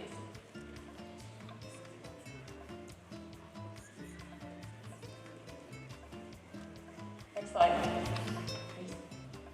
Okay, so I'll just talk briefly about all of the other partners that are working on this as well. So we are working closely, of course, with the Lagos State Ministry of Health, which envisioned this work and brought us in to support on this. With NMEP, which is overseeing the work and providing technical oversight. With WHO, which is providing, again, technical support and facilitation. And then importantly, with our private sector partners as well. So PCN, which is doing quite a bit of the regulatory oversight and ensuring the quality of care in the pharmacy setting. With SFH, which is enabling the supply chain. And then of course with LASHMA, which is to go quickly into the final results on why this is improved quality of care. Oh, okay. Sorry about that. So the work is providing network expansion, innovative financing, integrated health systems, supply chain resilience, comparative research, and regulatory reform, leveraging all of these different partners that we've mentioned to ensure that patients are able to access quality care and that the data is being provided back to Lagos State to help improve regulatory support, policy, and other things. I've mentioned the partners that we have here already, but we're very grateful for all of the work that they are providing to ensure that there's quality of care in the private sector. And then finally, one final slide. To reinforce what Dr. Wellington said earlier, the work that is being done is also to be supporting with testing, understanding the difference between rapid tests and microscopy, to support on policy reform to ensure that rapid tests are always done before treatment for malaria in Lagos State. Thank you all so much, and we're very excited to be a part of this. Thank you very much, Dr. Jessica Venom, the CEO, Meds. Ladies and gentlemen, taking us further, Nina Obulafo. Thank you very much. Thank you very much, sir. Your Excellency, sir. We're very happy that this is happening today. So just been meaning to do something unique in terms of our focus for malaria control in Nigeria. To do this, I will call on Dr. Dao, Country Director for Volta. We're going to have the Honorable Minister interested for malaria. Okay, Honorable Minister, please. Thank you very much. This is showcasing the main focus for malaria control in Nigeria, which we refer to as the 3 T's. Your Excellency, the first T stands for tests. We cannot overemphasize or we cannot underscore the importance of that. The second T, sir, is for treatment.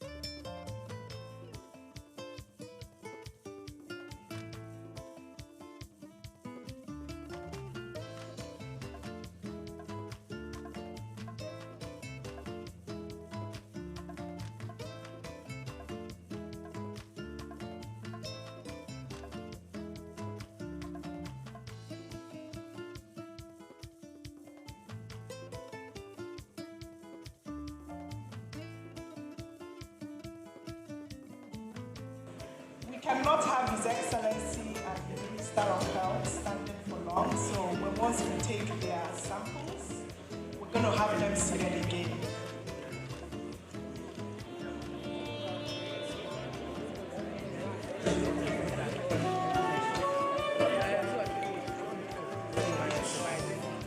So can I have Dr. Walter on stage to come and quality check what is happening, sir, please? Thank you very much.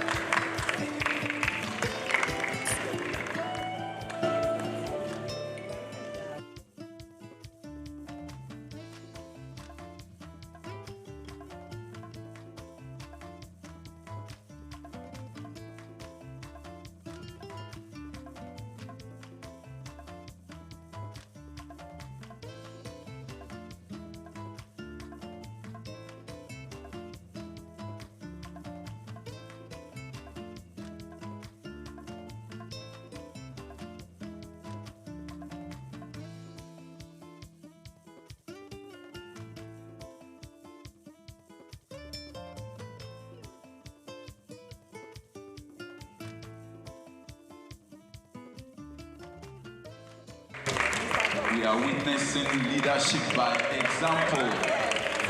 Leadership by example by Mr. Governor, Mr. Babajide Olusola Sanwo-Olu, as well as the Honorable Minister of State for Health, Dr. Salako. Please, let's appreciate them. That is the way to go for every one of us all. Thank you very much, Your Excellencies. So again, this is the way to go for malaria control program in Nigeria. The pre-elimination in Nigeria could commence in phases. We could commence pre-elimination in Nigeria in phases. Thank you, Your Excellencies. Thank you. So back to the fourth bullet on my slide. Your Excellencies, pre-elimination in Nigeria could be commenced in phases. It could start with the states, Lagos State, for example, and we could go geopolitical zones. So I was sitting with my sister, the Commissioner of Health from Ogun State. So the fever for pre-elimination have started. So I also want to say that it stands on Lagos State to make sure that this pathway for pre-elimination is properly done. The National Malaria Elimination Program is waiting to take the experiences and the processes that Lagos will use to achieve elimination to be replicated in other states. Your Excellencies, it's important to note that right now we have a couple of states under 10% prevalence in the country, and those states are Anambra, Kwara, and Rivers states. So what is happening in Lagos that has been flagged off today, it's like NMEP, it's poised to take what these processes and experiences are to states like that. Thank you very much. Thank you very much, ma. Let's appreciate her. Thank you very much. Thank you very much. Mr. Governor, sir, Minister of Health and Social Welfare, Professor Mohammed Ali Pate, who has been ably represented here today by the Honorable Minister of State for Health, Dr. Isiaq Adekunle Salako. A round of applause for him, please.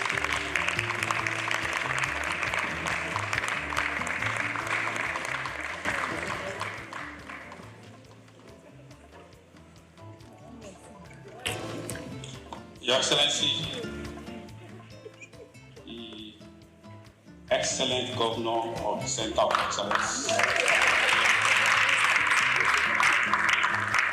Mr. Babajide Sanwo-Olu. I must recognize my brother, who is one who has summoned all of us here today, the Honorable Commissioner for Health for Lagos State. All members of the Lagos State Cabinet here present, our partners, WHO, World Bank, distinguished stakeholders in the health sector, gentlemen of the press. Because of time, they will say all protocols to be extended.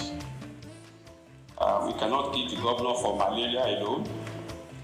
He has to attend to water, to road, several other things, so I will shorten my speech, but I must say that today I'm wearing two caps. You will not see it physically.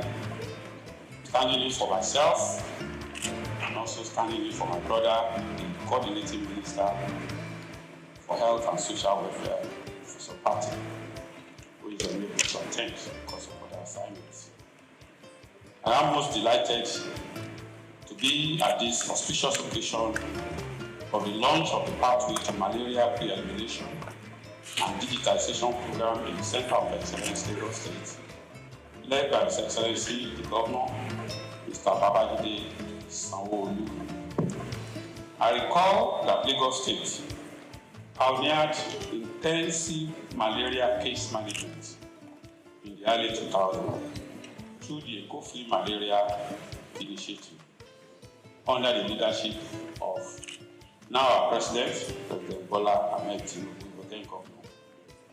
I am most delighted to be here today to be part of another pioneering initiative now under Governor Babatunde Sanwo-Olu as Lagos State takes the lead in the agenda to end malaria by 2030.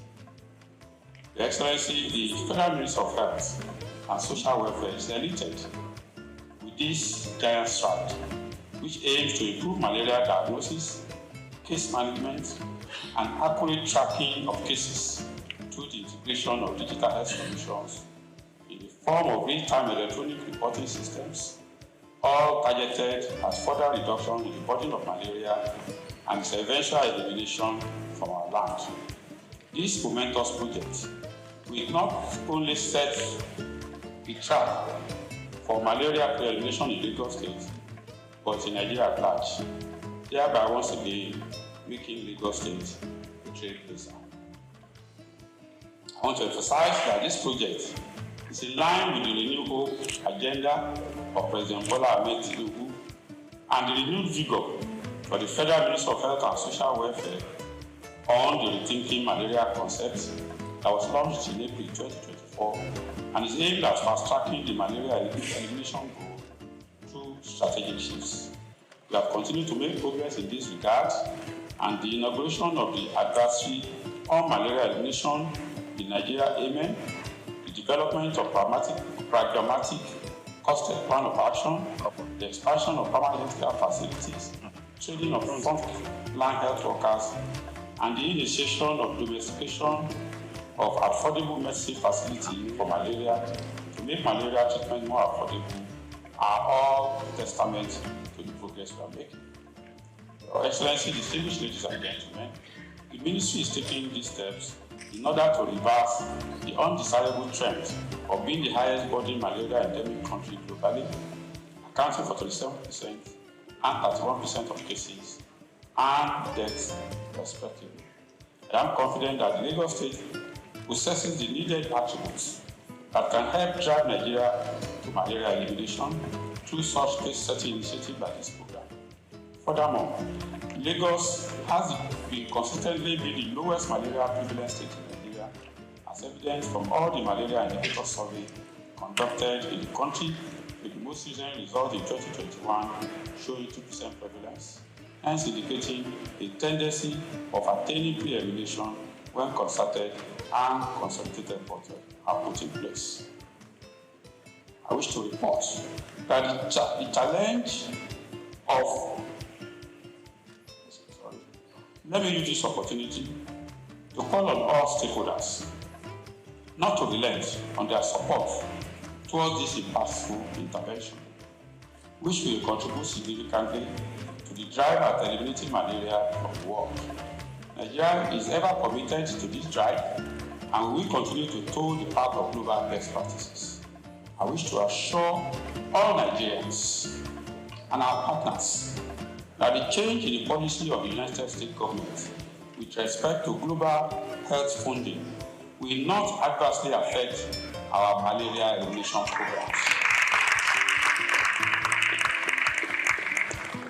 and other public health initiatives, as President Bola Ahmed Tinubu GCFR has approved a robust mechanism to ensure adequate and cost-effective funding for our public health programs.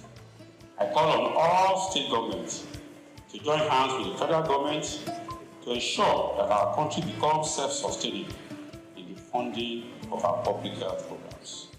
Before I end this address, let me commend once again and appreciate His Excellency, the Governor of Lagos State, Mr. Babajide Sanwo-Olu, and his health team, led by Professor Akin Abayomi, for initiating and executing this laudable innovative project.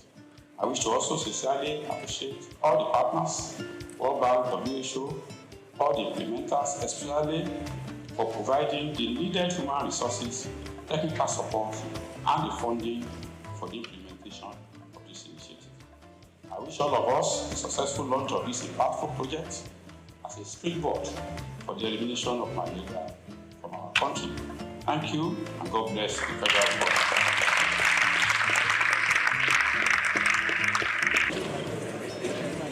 Distinguished invited guests, Your Excellencies, Minister of State, have your results.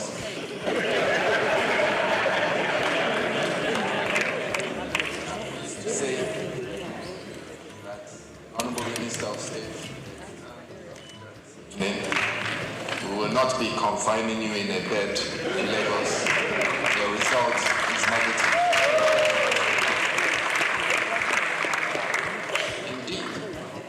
When patients go to clinics and the doctors tell you that they've performed a test, it is your responsibility as a patient to see the test.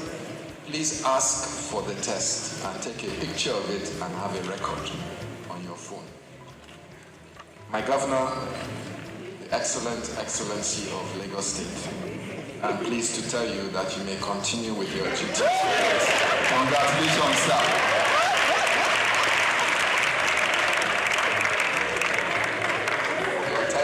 Negative, in line with the low prevalence of malaria in Lagos as well. Chart course to pre-elimination. Thank you very much for your support, both the Honorable Minister and our Governor and members of the Lagos State Executive Council. Mr. Governor, if you would like to approach the podium to give your keynote and to launch a pathway to malaria elimination in Lagos. Practitioner himself and a strong politician, Dr. Isiaka. Thank you very much for finding out.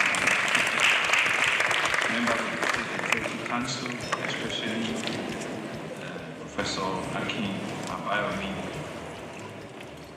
and Special Advisor on Health. Thank you very much. Other cabinet members, all the permanent secretaries in the Health Ministry, and several of you that are here. Thank you very much for taking our time. The Country Director for the World Bank, Dr. Diop, the Country Representative for the WHO, Dr. Walter, all of our partners that are here, MyShamed, Impact, SFH, the National Malaria Organization, our friends from our neighboring state, the Honorable Commissioner for Health in Ogun State, thank you. All of our health practitioners, stakeholders that are here, gentlemen of the press, ladies and gentlemen. When you are asked to come forward and conduct a test that you did not psych yourself for, what will happen is you quickly raise, your brain will raise back and say, have I been feeling unwell? What is going to happen? It just brought us back 5 years during COVID, and they said that they're going to do a COVID test. It was like, the heart was going to open and you don't know what will be the outcome. But you see, it's an important activity that we need to continue to subject ourselves to. You might think it's a simple thing, but it's so important. And that ability for you to come forward, if it has turned positive, what it will have just meant is that we need to make a treatment. It's not a death penalty, but it is really just for all of us to know that we need to do this thing and we need to be able to come forward transparently at all times and let us end all of these things that we don't want again in our sight. Thank you very much. And so it's an honor that I stand before all of you in this room are very strategic to launch the first in the country, another Lagos first, the pathway to malaria pre-elimination and digitalization programs. We're here to affirm our commitment to safeguarding lives and the livelihood of every Lagosian. Malaria is more than a disease. It's a social-economic burden that has held back individuals, it has held back families and communities for such a long time. It robs off of our productivity, it drains us of our household incomes. And for many households in Lagos, especially those modest earners, malaria, the name it alone brings shivers. It reduces their earning and reduces their ability to continue to earn more for their family. And so this financial strain often affects families and a lot of times causes heartbreaks and the rest of it. But we're here to put a stop or to even bring a voice to the step at which we want to eliminate that completely. It has affected school children from going to school, it has affected businesses, it has seen a whole lot of absenteeism and a lot of challenges in our society for several decades. But today, we have to change all of that narrative. The eradication of malaria is not just a good health news, it is indeed an economic imperative. It's a good news that all of us must beat our chest and be able to carry, if there's a pin, that we need to have, a pre-elimination, the campaign for it, we need to have it and we need to be able to dot it everywhere. We know from statistics how much malaria has cost our GDP, billions and billions of dollars. Imagine what Lagos could achieve with a lot of resources if we're able to eliminate all of this. We no longer have to choose between survival and opportunity. Imagine a Lagos where every child can attend school uninterrupted because of ill health, or an adult can contribute fully to the economy. And one thing that is instructive was the demonstration of the slide by Professor Akin, and I saw others as well. I can see that Prof already has a side job. Animation and cartooning is a job that he can conveniently retire into. and the narratives were very clear. But the message was very, very transparently done. And all of us, in one form or the other, are guilty of this. You feel unwell, you think you have a fever, the next thing is you are diagnosing yourself with malaria. Very easy. Just give me injection. Just give me this tablet. I know what it is. We are all, self-diagnosing ourselves and self-telling ourselves that that is what it can only be and that is what it is. So just give us. We can see that with knowledge and with communication, a lot of all of those negative things you can rewrite them. And so this program represents a hope rooted on innovation, collaboration, and determination by leveraging digital tools that will ensure that every malaria case is tracked in real time. This is digital, long as those days when you need to take a whole full blood from your body to just do a simple malaria test. I was asking for my bottle of Mortina because those days when they take your blood test, you must replenish it with a bottle of Mortina. But you can see that with just a small prick, and in no time you can actually. That's what digital life, has done. And so it has helped us by strengthening partnership with the private sector. We will expand access for quality care. It will help communities to have the knowledge and resources. It will build a culture of preventing that leaves no one behind. And that's a message we need to come out of from here. All of us sitting in this room must immediately turn ourselves into an advocate, into a cheerleader to be able to carry this message forward, to be able to tell everybody that needs to know. Go into our communities, pass on this message that this pre-elimination launch program has started, and it's for all of us to see it, to buy into it, and to work with it. The benefit of eradicating malaria goes beyond just health. In malaria-free Lagos, and indeed in future, in malaria-free Nigeria, it's achievable in our time. And we've all put our minds to it, it's something that could be done. We believe that if we can eliminate it, it will increase productivity, it will improve educational outcomes for our children, it will reduce considerably our health costs. It would also enhance quality of life. All of these points speaks to a better livability standards in all indices.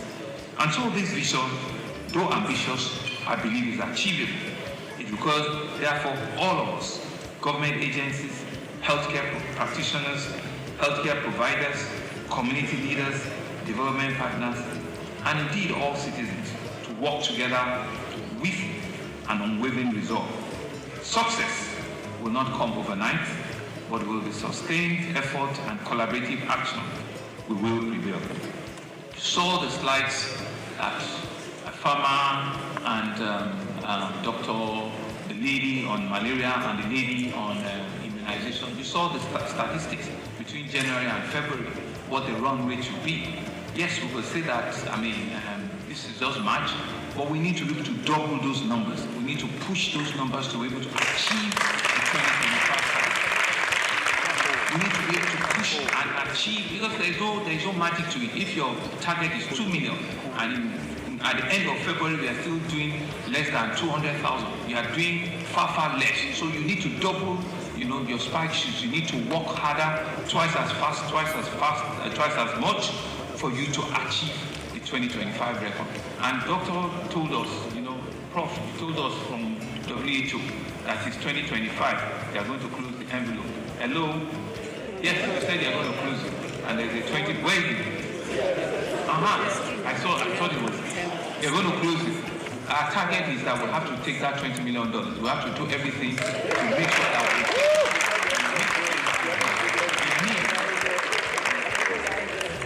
we'll meet the criteria very quickly. Because if it's something that we've all said we want to do, then everybody must be on the same page. I want to commend the farmer and all the ladies that came forward transparently to show us those data. And what we need to do is we don't need to wait in October before we now cry. We need to be able to track this thing on a month-on-month basis. So I want to thank all of you. I want to thank our partners, the World Health Organization, the World Bank, the National Malaria Elimination Program, Our community pharmacists are here. All of our pharmaceutical associations are here. Thank you very much. Our various private and public hospitals, and all of you that are here for your valuable support in making this initiative possible. Of course, permit me to thank in absentia our very hardworking Honorable Minister of Health and Social Welfare, Professor Mohammed Al-Fateh. Our best regards and our best wishes to him. We know all of the things that he has brought about in his tenure as the Honorable Minister of Health. We wish him well. We are also tracking and monitoring, all of the deliverables so that we can say at the end of the day, in your time, you did all of this. And to also thank the Honorable Minister of State for cooperating and operations with the Honorable Minister. We believe that if you do all of these things and you do them well, your time, your time in that ministry will be written in gold, and Nigerians will forever be grateful because we know that you are pushing everything to ensure that we save over 1 million lives, and you're doing so many things, so many big health initiatives. I want to wish you well. To Dr. Diop, our country director for the World Bank, thank you for your invaluable support at all times, funding your technical assistance. We believe it will continue to catalyze our health initiative. To our country director on the Bill and Melinda Gates Foundation, Mr. Uche, whose organization's investment has been pivotal to malaria control. We say a big thank you.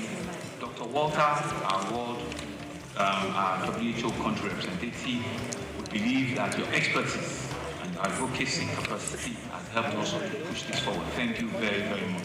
To all of our partners, Marshall, Nets, who I met last week, I did promise, I said I'll be here in person. And to all of our other partners, please, let's see this as a start to work. It's only when we achieve what we have set for ourselves that we have done the job. They don't pay people for attempts, they pay people for results. And it's the result that is important. It's the result that takes us to that final praising point in which we all can say that yes, we've done our best, we've contributed what we've needed, and we've seen the results.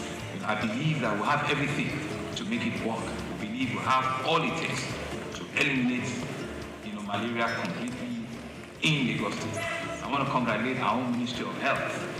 Congratulating ourselves is telling you that you have a lot more to do, Prof, and all of you. But I will be watching, and I will do everything to continue to encourage you. And as a demonstration of that encouragement, I was whispering to Prof that I will also do something different. I will be promoting Dr. Idu as a permanent secretary.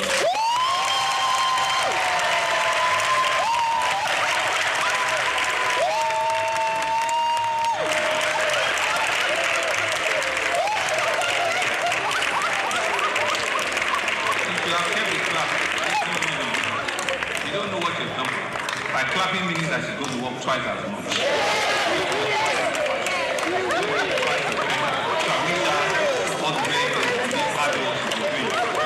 my fellow Lagosians, fight belongs to each of us. Let us embrace a preventive measure like eliminating mosquitoes, adapt, test before treatment. And I think that is the message we need to take away. All of our pharmaceutical establishments ensure that we can pass this message. Test before treatment.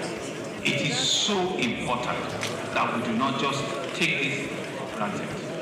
Let us ensure that we can take this advocacy into our communities, into our nooks and crannies, and show really that once we have started this campaign in Lagos, will go around every part of the city.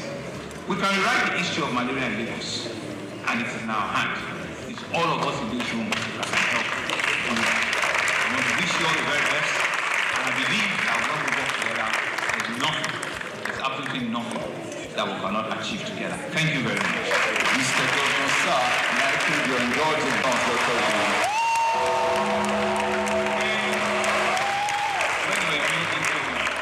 thought I really didn't like her. She was frowning her face one day. It was between her eye and her eye.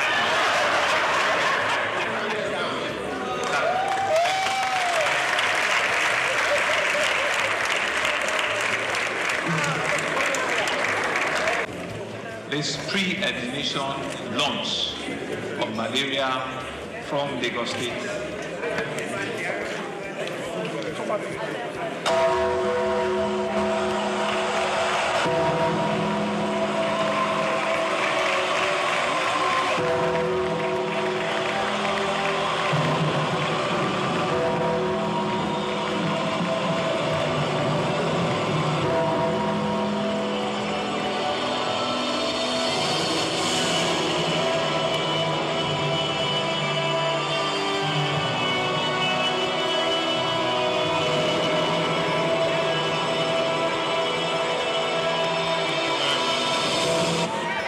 Pathway to Malaria Pre-Ignition and Sterilization Program in Lagos. Thank you very much. Thank you. Mr. Governor, sir, may I crave your indulgence to quickly invite this Honorable Commissioner for Health, Special Advisor on Health and Permanent Secretary, Ministry of Health, to join you for the first photo op.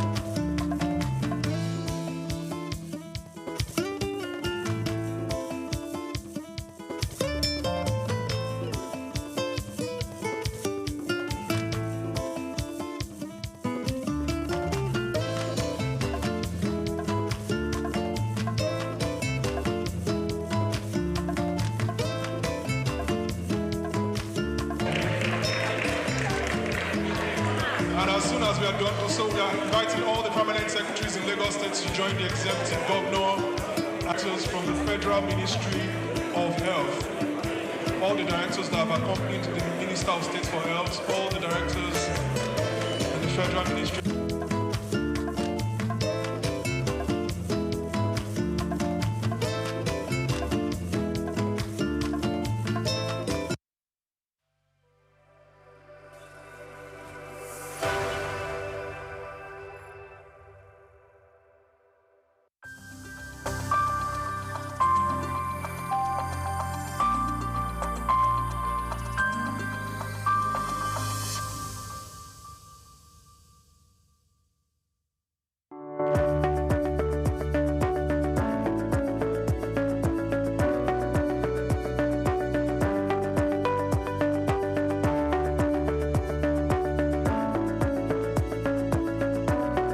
I hail from Lagos State, from Isaleko. My father hailed from the Olumegbo family. I attended my primary, secondary education in Ibadan at the time because my mother was there. But my religious practicing was always done during the holidays at Holy Cross Cathedral. I was working in the sacristy. We used to prepare for the Mass on Saturdays, and we sell the news magazine on Sundays in front of the church. And I remembered fondly that we used to tease a man called Sunday Boku Boku at that time, and he used to run to chase us and throw stones at, how dare you call me Sunday Boku Boku. Those were fun times. Harvest, Corpus Christi. And I was born, raised, baptized, confirmed, married in the Catholic Church. But I got married to Engineer Larry Phillips, who is an Anglican. And I believe that in togetherness of family, it's best we all do things together. So I moved over with him against the doctrine of Catholic Church to the Anglican Church at Marina, where his family belongs and worships. I attended St. Luke's Demonstration School. We used to climb the mango trees, and there was a mixed school. We used to play at during break time. And in my secondary school was a Catholic school. And it's for you to be prim and prudish in life, and set you on as a lady. And I got some finesse from there too. And but the most interesting one, and the most that I can call a radical one, was my HSC in Olivet. I mean, we tried all sorts there. But it was fun and highly educative too. Sportsmanship was there. And from there, I proceeded abroad for my accountancy.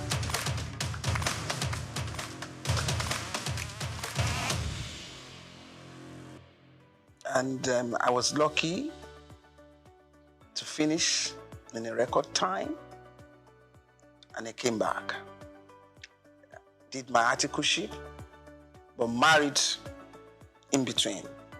I met my husband abroad, and we came back home, got married in Nigeria. I worked as an accountant with USC, very proud of the drill professionally that I got from USC. It had set me on a discipline for working. And I thank God that I had that opportunity, which still helps me today.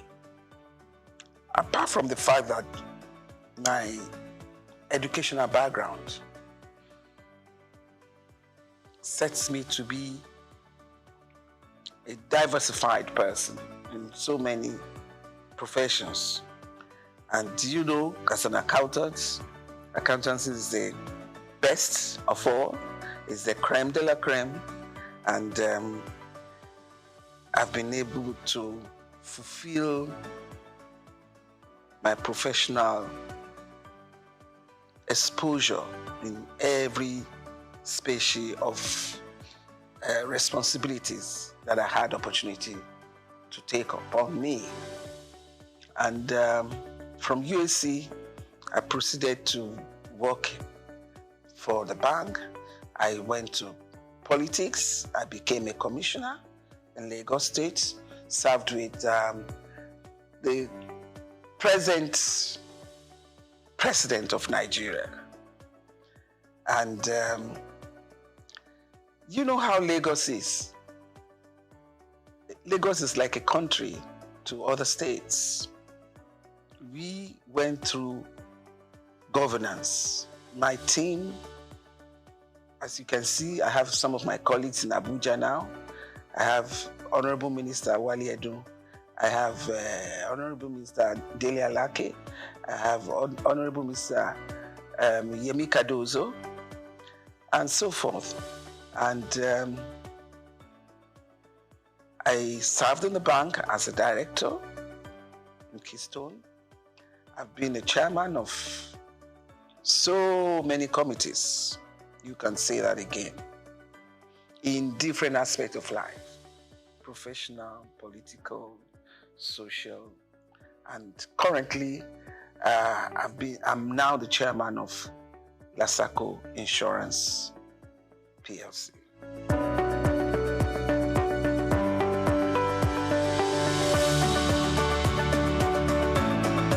When I was growing up, it was so free and enjoyable. We can take off at 11, 12, escort your friends to Bangboshe here. We go and have the Mosa. We go to the stadium. I remember me in my teenage age, I used to go to Nikon Stadium here.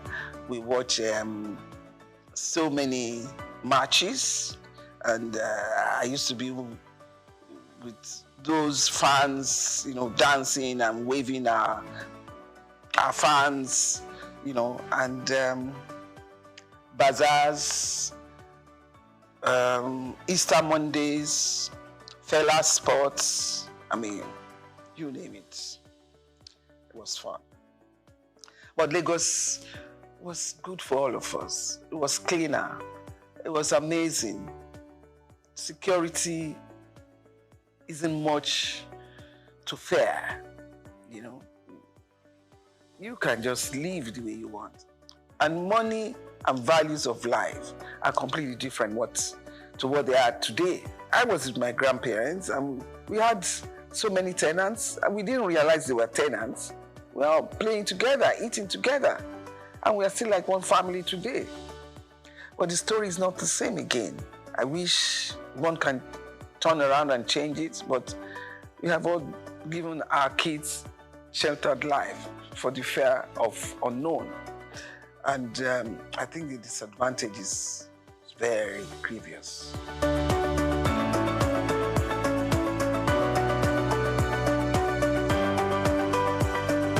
I think first and foremost, God gave me the chance, the opportunities to pass through that in the journey of life.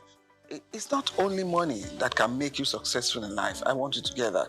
It's an added support for you if in life you have the opportunities of parents who can financially support you.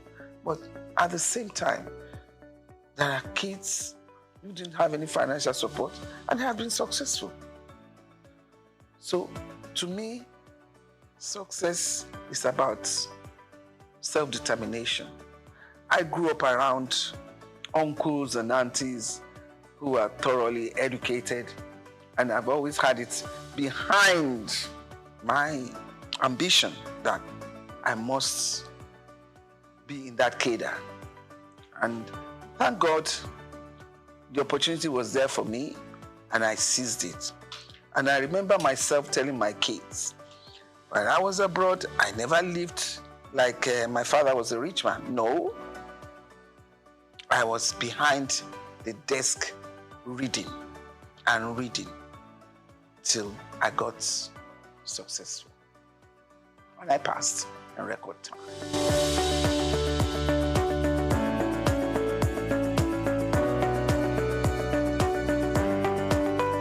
First and foremost, I think I'm a people's person.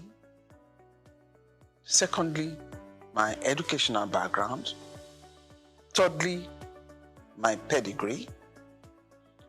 And you can't be a Lagos person and don't have a bit of intelligence about how you can maneuver yourself, even in the midst of challenges. And I can tell you that boardroom politics, especially when you're a woman, is tough. But when you manage those that you sit around with, eventually, when they see that you're there to work, it has no business and basis for any other thing. I've had issues on boards because I'm female, and I put my foot down. It is the work we are doing. there is no gender sensitivity in this issue. Even in my early days as an accountant, when I head the accounting department, it was even tough at that level because the young accounting clerks, some of them can be daring to say, how can you talk to me like that? How can you make it? And I'll say, please, what do you mean? We need to get this target work done. So it's the work that is talking. That's not to do whether I'm a man or a woman. So I will like the idea of gender reasonableness to be better played. At least for now, we're not having that 3 1/3, no. But I guess we are in the region of 20%.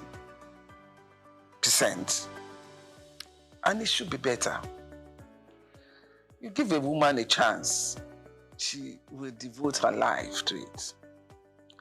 But, I mean, when we have 1 or 2 issues from women who have been there, that should not create hurdle or boundary that you say a woman shouldn't cross. No. Nobody is perfect in life. And I want to let you know, it's tough for a woman. These men, when it is a woman having a corrective measure to be taken, they do not handle it the way they do for the men. They're in a rush to pack the woman out. You see from what has happened all over the world. So I will still make an appeal that women should be given better chances, better allowances. It's so quick to make a woman a scapegoat, the sacrificial lamb. Let's take it easy. And please, women, when they put you there, make us proud. I should remember the other women coming after me. If I make this trouble now, they turn around and say, this is why we don't give them the chance to get to the top. So you manage the situation, you know? And let us remember that Africa is still barely chauvinistic. It's still a man's world here. We are only trying. So just give us, for now, our required 33 1/3% as per Beijing recommendation.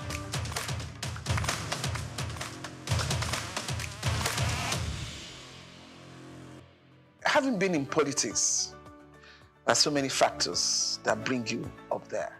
Some sensible, which I would call sensibilities.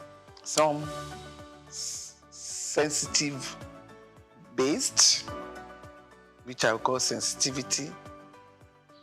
And some as per geographical distribution. If it's not the turn of your section, your district, there's no way they can put you there. But then sometimes it's the turn of your district, the party supremacy decrees that they don't want to use you. What do? You have to show some resilience as a stable character and do whatever you are given very well. Excel. Somehow, one day, you'll be there. Like Martin Luther King. At the end of that tunnel, I can see the light. Someday, somehow, you get there.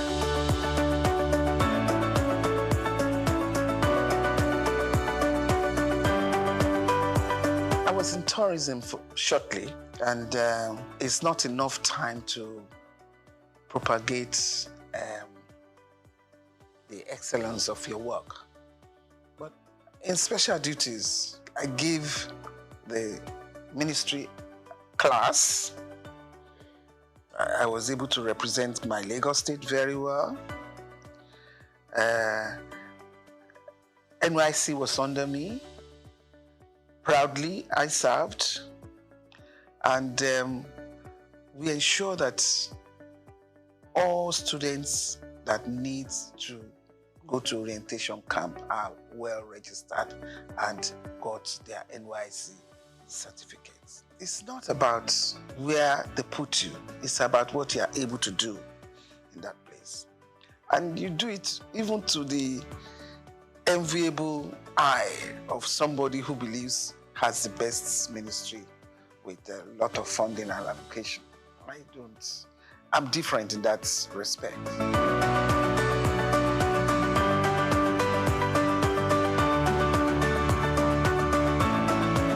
A hard-working man, a man with a lot of sagacity, a man that is very kind, he has human kindness in his heart, a man that is highly focused. My office was very close to the roundhouse, and I tell you, I wasn't surprised. And I kept telling everybody, I wasn't surprised he got a clinch that position, because I knew that even when in 99, from the day we stepped in, he's been working towards his election in 2003. So a man like that who is focused, his business is the end of the tunnel. All the distractions you are given, he doesn't consider it. So don't waste your emotions. You know, when you provoke yourself unnecessarily, and the person you are provoking yourself upon is not even responding on that line, you know you're wasting your time. But he's an astute politician. He knows what to do at every point. And don't try him, because he's a hard knock. And he's easy to forgive. That bit, I don't know how he does it, but it's easy to forgive and move on. He understands politics, maybe from a young age, I don't know, but he seems to have the knack of it at all times.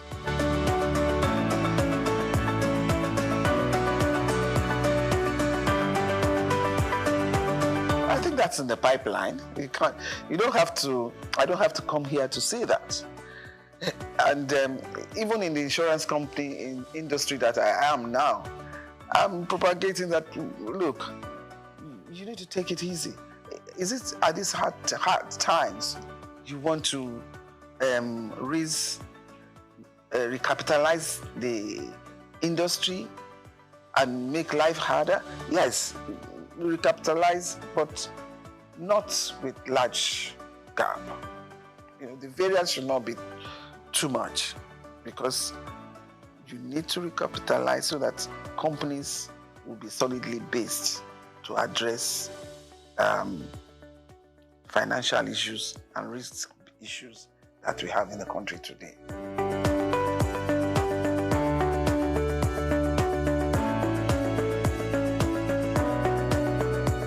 I studied religion for my A-levels in school.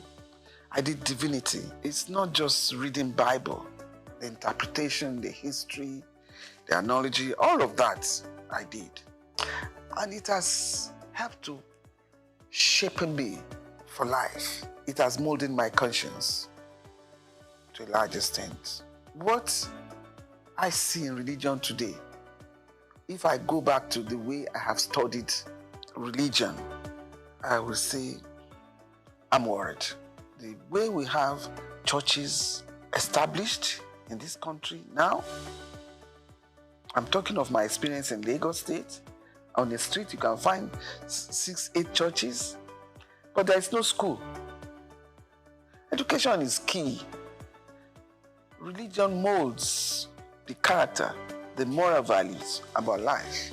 I'm not saying they are all totally condemned, but I think there should be more conferences and seminars to appeal to their conscience. It's one God. And in Lagos, the families, both Christian and Muslims, and the third religion, which is the native religion, we all interact and live together.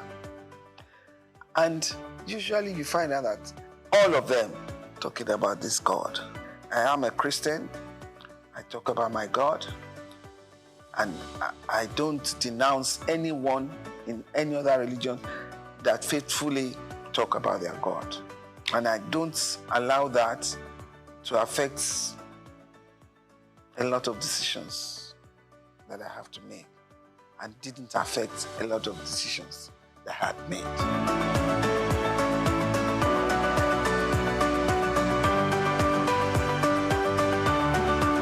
The expectation is too high. We are still a developing country. The awareness of covering up your risk is not too much there. In terms of life insurance, in terms of property, people are not still there. People don't cover themselves well enough. They take unnecessary risk. I'm glad Lagos State Governor is saying everybody must have a health insurance now.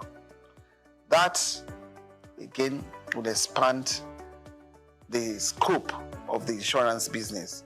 In insurance, there are so many seminars, there are so many conferences that are being put up there now, where the ability to educate the masses, and even the high-ups one, to please insure yourself. And when I say yourself, your life, your property, your children, and see how far it goes. It is important.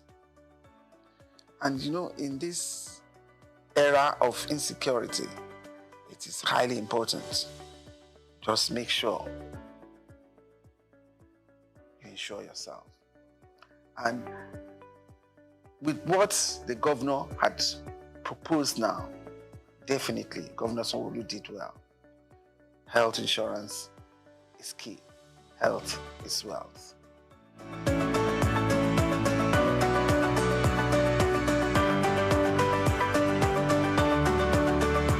First and foremost, inflation all over the world has gone haywire. So it's not peculiar to Nigeria alone. Those who live in the Western world, they're crying hula baloo about the price of petrol, the price of even eggs. So it's not just Nigeria. Let us wake up and see that we're in a global world and everything is intertwined. The issue of the central bank now trying to manage inflation, these are not easy times all over the world. They're not easy times. And when I say we are a developing country, we are still trying very hard.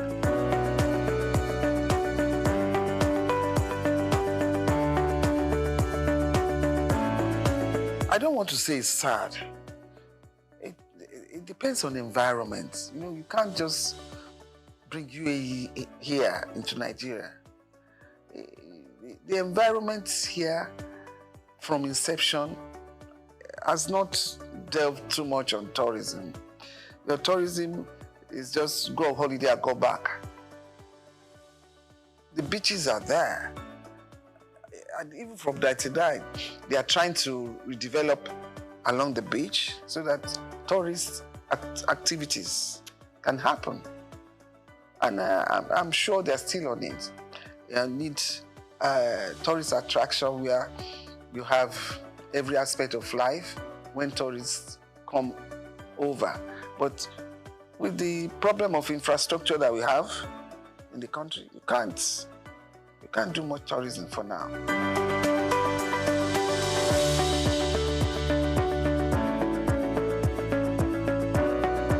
It wasn't easy, but as I said, once you try to be a bit methodological about it, then you get by.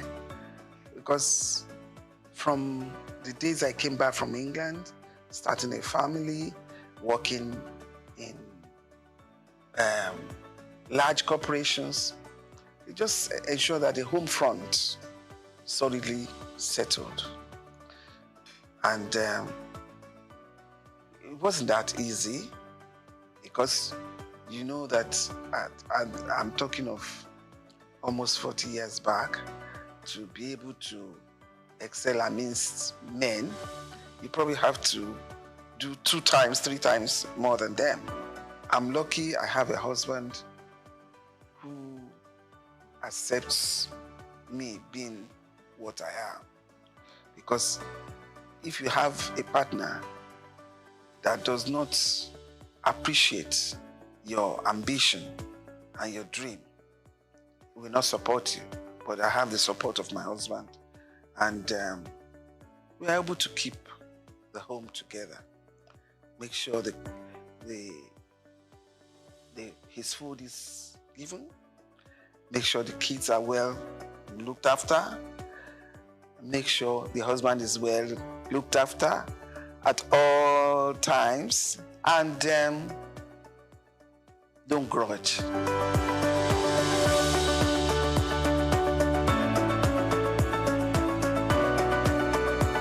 I try to give myself to people in terms of needs.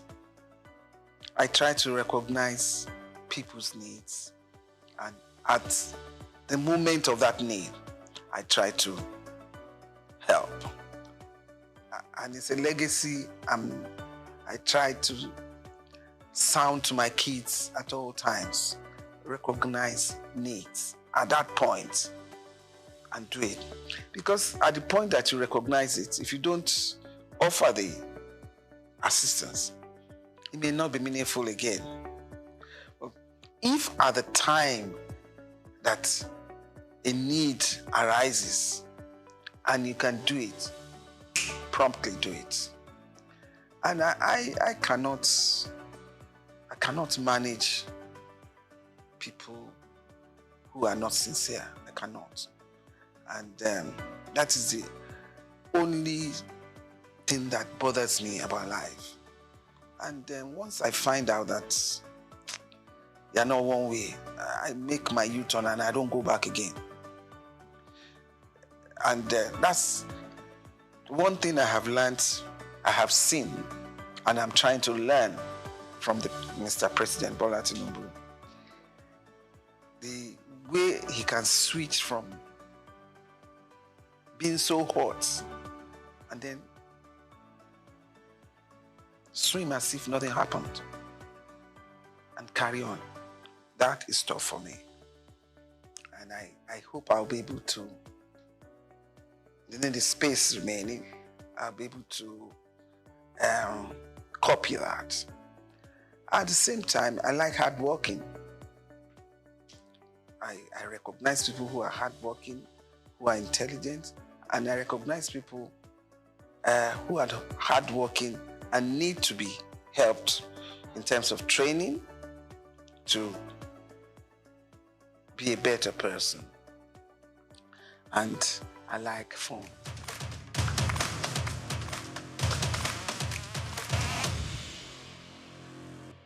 Now let me start with that girl child. That girl child is not so common again. At least most female children are educated now. Outside Lagos, girl child is a big reference. Yeah, I think everybody should be given equal chance to make a life, and a life worth living and contented with. Because if you don't have enough drive and motivation, then life becomes static and you just wear it out and go. But I believe that for women, don't let the men scare you off. You are equally hardworking and intelligent.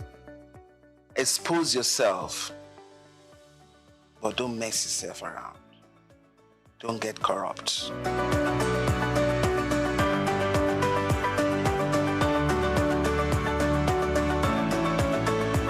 Do unto others as you want others to do unto you.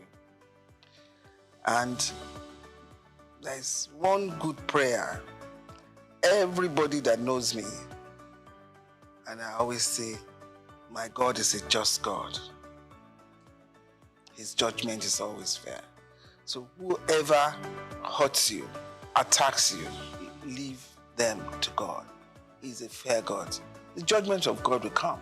Just move on and pray that in your lifetime, that judgment comes up. My favorite food, I like eba and ewedu. I'm an expert in cooking. I love cooking, and I tell you, I can challenge anybody to come and compete with me. On that level, I score a good card. But I love fresh fish, with ewedu and eba. I'm not too much of an amala fan, and my favorite color is green. Or it's green, but with that green, I love bright colors. Even jewelry has to be bright for me, but still worn in a conservative way. As loud as whatever I pick may be, I still give it a conservative umbrella. I love to dance. I'm a good dancer. I love to socialize. I'm a good mixer, but highly disciplined.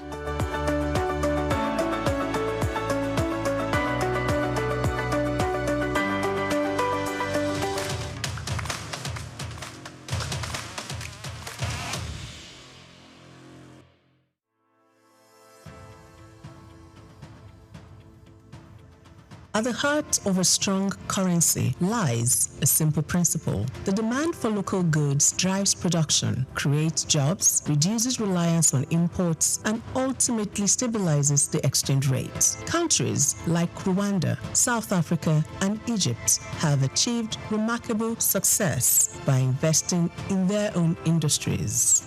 Rwanda has built a textile industry that competes with foreign imports. South Africa has developed a powerful automobile sector, and Egypt has excelled in agribusiness exports. These nations have strengthened their currencies by prioritizing local production, consumption, and exports. Nigeria, with its vast resources, stands at the threshold of a similar transformation. When Nigerians buy locally made products, fewer dollars flow out of the country for imports, preserving foreign exchange reserves. As local industries become more competitive, they can also expand exports, particularly under the African Continental Free Trade Area, bringing in foreign exchange and strengthening the naira.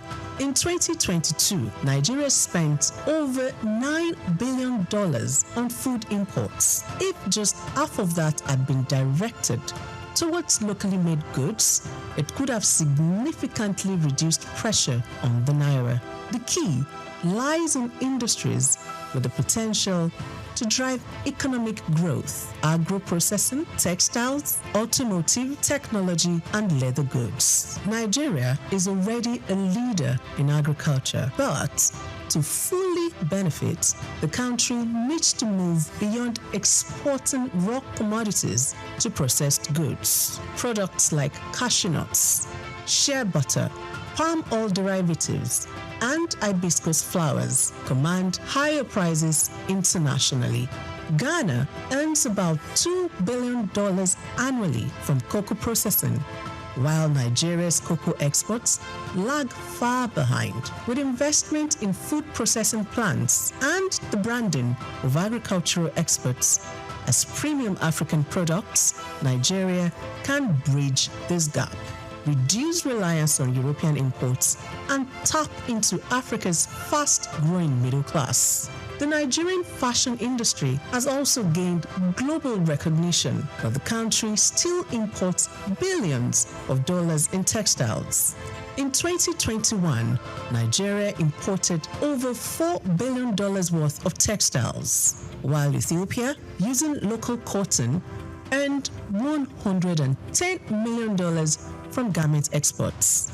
By boosting local textile manufacturing and using Nigerian cotton, Nigeria could reclaim a significant share of the $15 billion African fashion industry.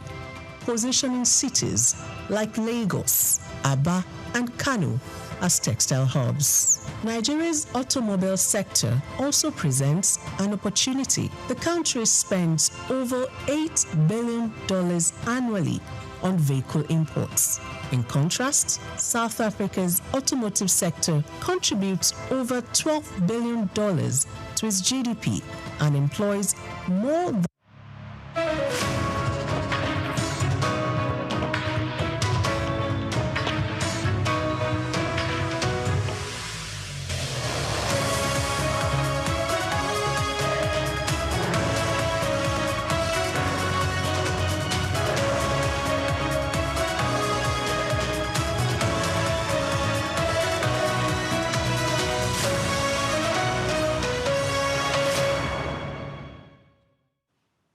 Hello and welcome to World News on SOUQ News Television, reaching you live from our studios in Lagos. I am Olumide Shukoya.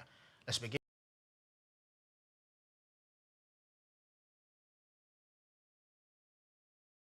The severe traffic gridlock stranded passengers and motorists at terminals. Nigeria's Federal Executive Council approves digital postcode system to modernize addressing and logistic infrastructure, enhancing efficiency across the country's delivery networks.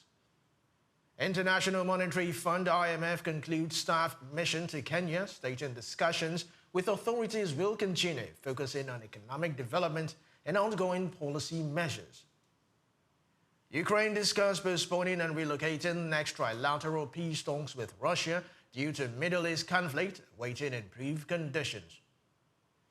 And in sport news, Texas Tech coach Wes Kitley predicts Nigerian high jumper Temitope Adesina could break National Collegiate Athletic Association record after consistent collegiate.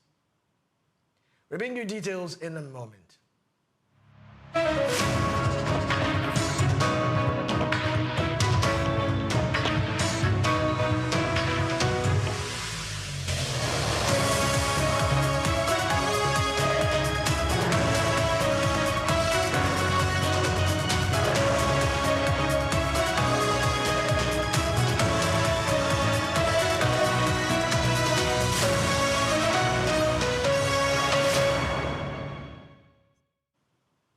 President Bola Ahmed Tinubu has ordered the suspension of airport cashless payment policy after severe traffic gridlock disrupted access to major terminals. The directive followed widespread complaints from passengers and motorists stranded for long periods at the airport entry point. The policy, introduced to enforce digital payments for services such as access gate, car parks, and lounges, had triggered operational challenges shortly after implementation. Long queues quickly formed as travelers struggled with payment processing and limited alternatives. Officials say the suspension will allow authorities to review the system, address technical bottlenecks, and introduce improvements before any future rollout, with the goal of ensuring smoother airport operations and reducing passenger delays. President Bola Ahmed Tinubu has proposed the establishment of a grid asset management company known as GANCO to address persistent challenges affecting Nigeria's electricity transmission network. Now, the proposal was discussed by the Minister of Information and National Orientation, Mohammed Idris, following the Federal Executive Council meeting held Wednesday at the Presidential Villa in Abuja. Officials say the proposed company will focus on managing and strengthening grid infrastructure, improving maintenance and investment in transmission assets to ensure a more stable electricity supply and support the long-term power sector reforms across the country. The Senate of Nigeria on Wednesday rejected proposals to create a separate regulatory body for the country's growing fintech sector. Lawmakers instead opted to strengthen the role of the Central Bank of Nigeria, CBN, as coordinating authority overseeing digital financial services. The decision assigns the Central Bank of Nigeria, CBN, a central role in supervising fintech firms while collaborating with all the regulatory agencies. Officials say this approach aims to ensure consistent oversight and reduce regulatory fragmentation in rapidly evolving financial technology space. Industry stakeholders welcomed the move, noting that clear coordination under the central bank could foster innovation, protect consumers, and provide stability for Nigeria's burgeoning digital finance ecosystem.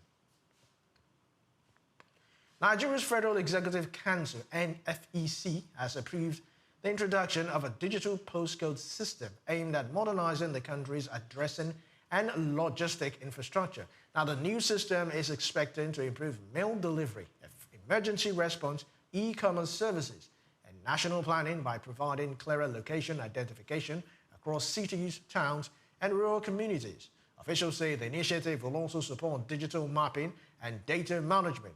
Authorities say the digital postcode framework will strengthen Nigeria's logistic ecosystem by reducing delivery errors, improving efficiency for courier services, and enabling better coordination across government agencies and private sector operators involved in transportation and supply chain management. Now, Nigeria will launch the highly anticipated National Single Window (NSW) platform on March 27, a move described by the Chief of Staff to the President, Femi Gbajabiamila, as a monumental step towards transforming the country's trade ecosystem.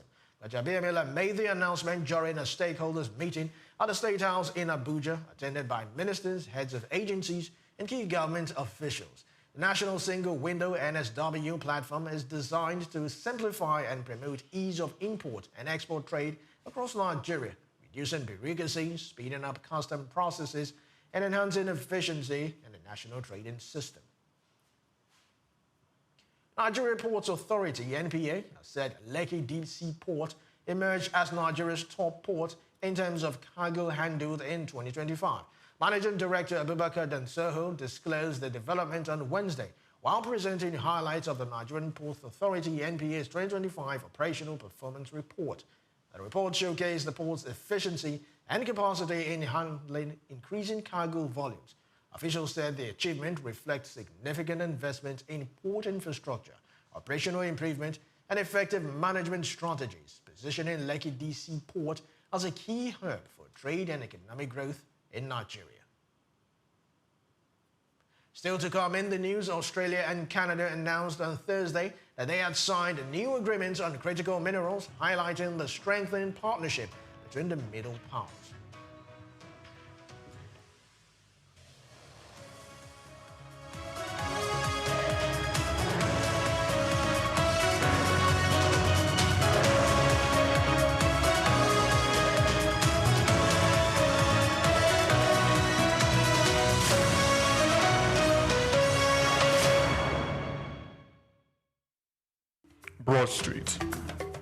Broad Street, situated in Lagos Island, is steeped in Nigerian history.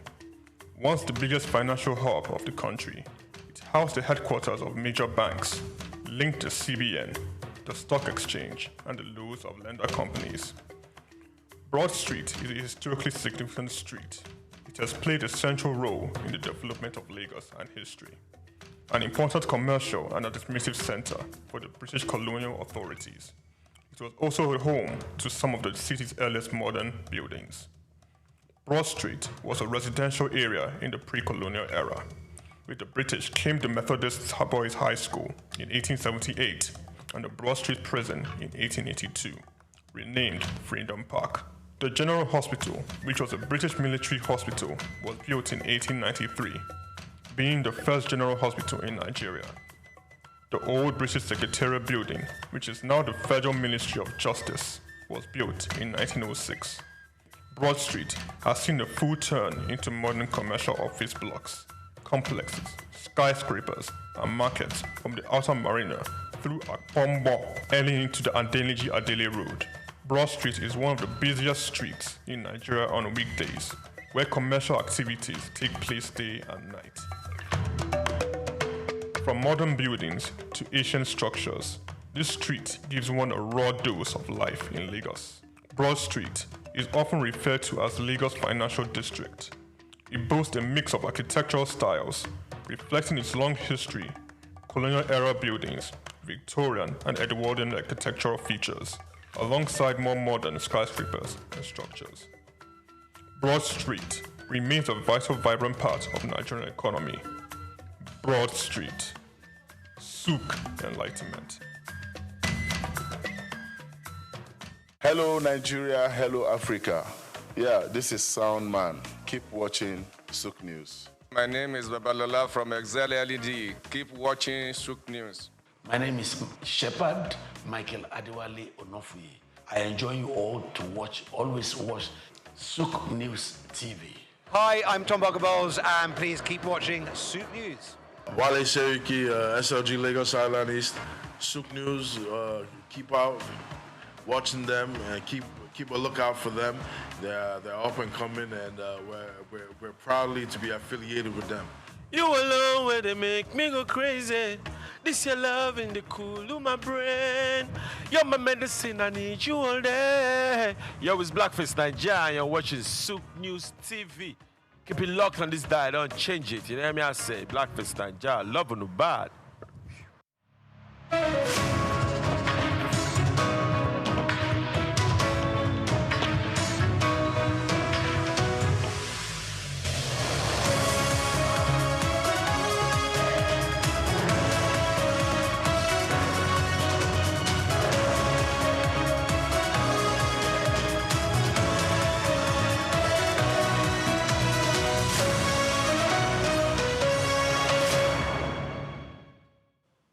Many thanks for staying with us on the World News. The International Monetary Fund, IMF, has concluded a staff mission to Kenya, saying discussions with the East African nations' authorities will continue in the coming weeks. The visit focused on reviewing recent economic developments and ongoing policy measures. Officials say the talks are part of continued engagement with the Kenyan government as the country seeks additional financial support. The discussion also aimed at advanced technical consultations on economic reforms and fiscal management. According to the International Monetary Fund, IMF, funded dialogue will take place during the upcoming IMF World Bank spring meetings. Kenya recently requested a new lending program as it works to strengthen economic stability and address financing needs. South Africa has called on domestic pharmaceutical companies to start producing the HIV prevention drug lenacapavir, locally aiming to expand regional access across the continent. Officials say domestic production would reduce reliance on import, lower cost, and improve timely availability of the drug for populations at risk of HIV infection. The move is part of broader efforts to strengthen Africa's pharmaceutical manufacturing capacity. Health authorities and industry stakeholders are working to ensure regulatory approval, technical support, and supply chain readiness, with the goal of making lenacapavir widely accessible to communities in need while supporting local innovation and production capabilities. United Arab Central Bank confirms banking sector remains strong, stable. The governor of the United Arab Emirates, UAE, Central Bank said on Thursday that the country's banking and financial sector remains resilient, strong, and stable despite ongoing tensions 6 days into the Middle East conflict. Officials emphasized that institutions are well positioned to manage potential risk arising from regional development. He highlighted that the capital adequacy ratio currently stands at 17%, reflecting both capital buffers across banks.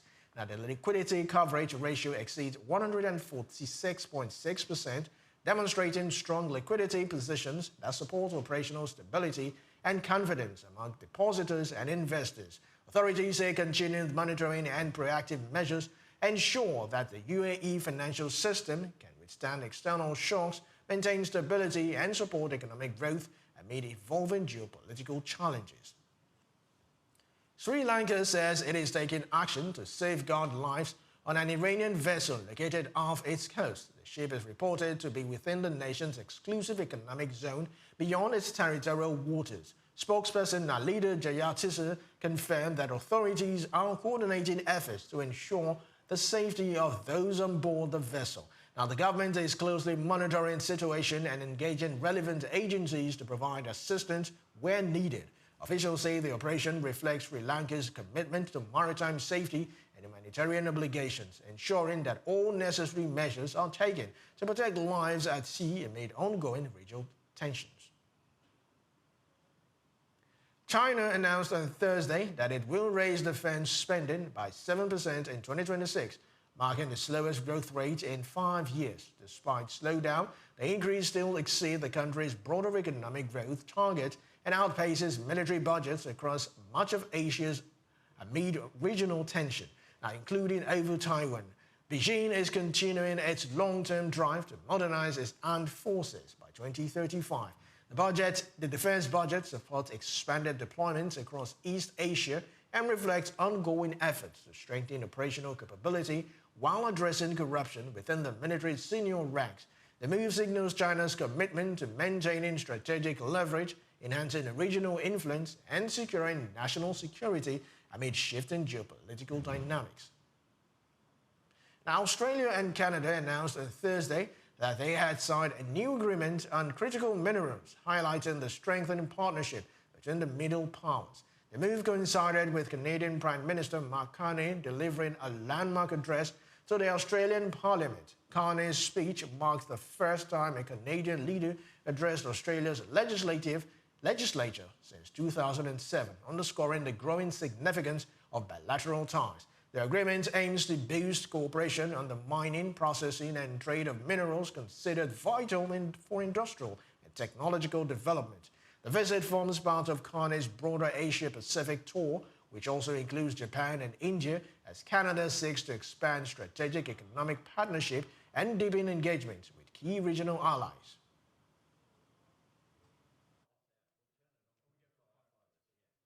Today we can announce that we've agreed to deepen our relationship across several areas. Building on our joint declaration of intent on critical minerals that we signed last year, we have agreed to increase collaboration on critical minerals through a range of measures. Pursuing common positions on key critical minerals issues, increasing alignment between Australia's critical minerals strategic reserve and Canada's defence stockpiling regime.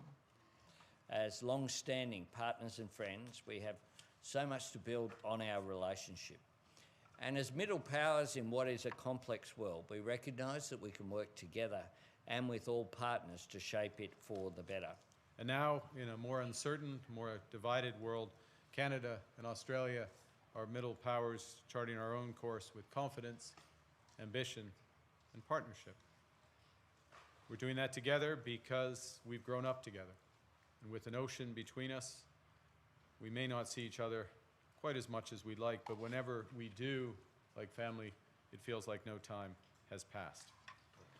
Well, we both, of course, the Prime Minister can speak for himself, but I think the world wants to see a de-escalation and wants to see Iran cease to spread the destinations of its attacks. We're seeing Gulf states that have not been involved, attacked across the board.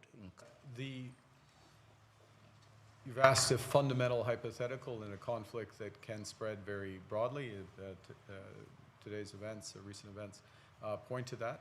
So one can never categorically rule out participation. We will stand by our allies.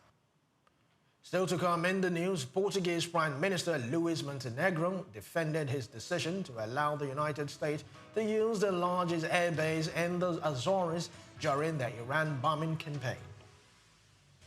This is SOUQ News Television. We'll be right back.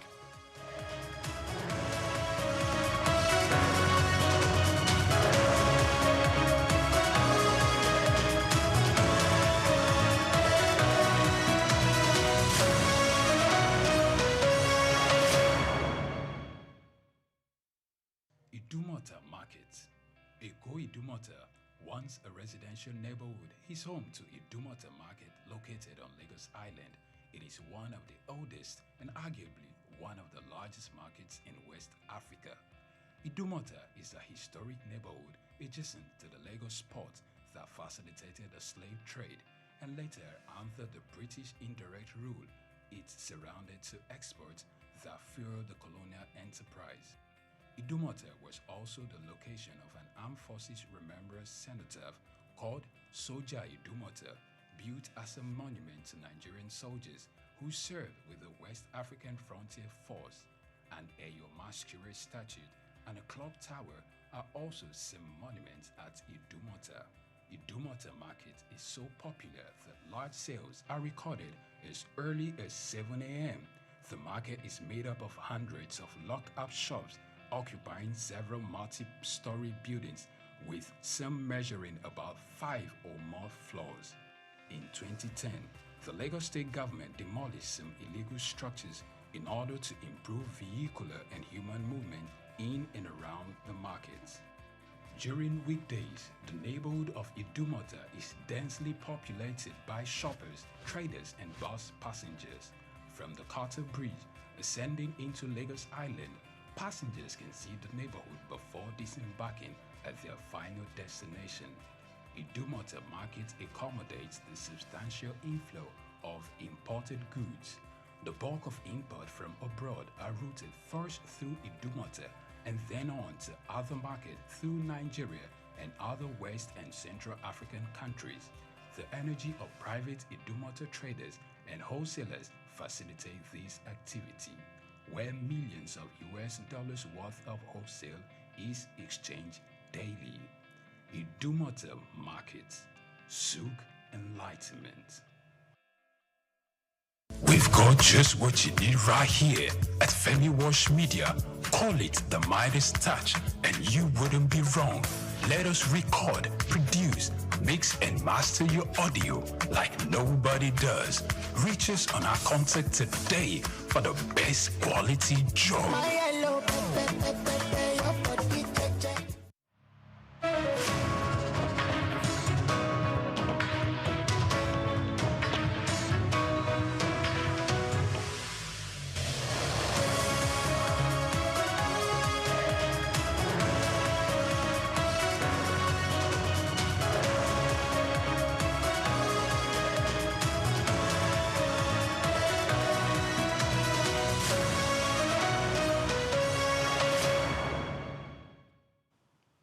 Welcome back to the World News. President Volodymyr Zelensky has revealed that Ukraine discussed with the United States the possibility of postponing the next round of trilateral talks with Russia for a while and changing the location due to escalating conflict involving Iran.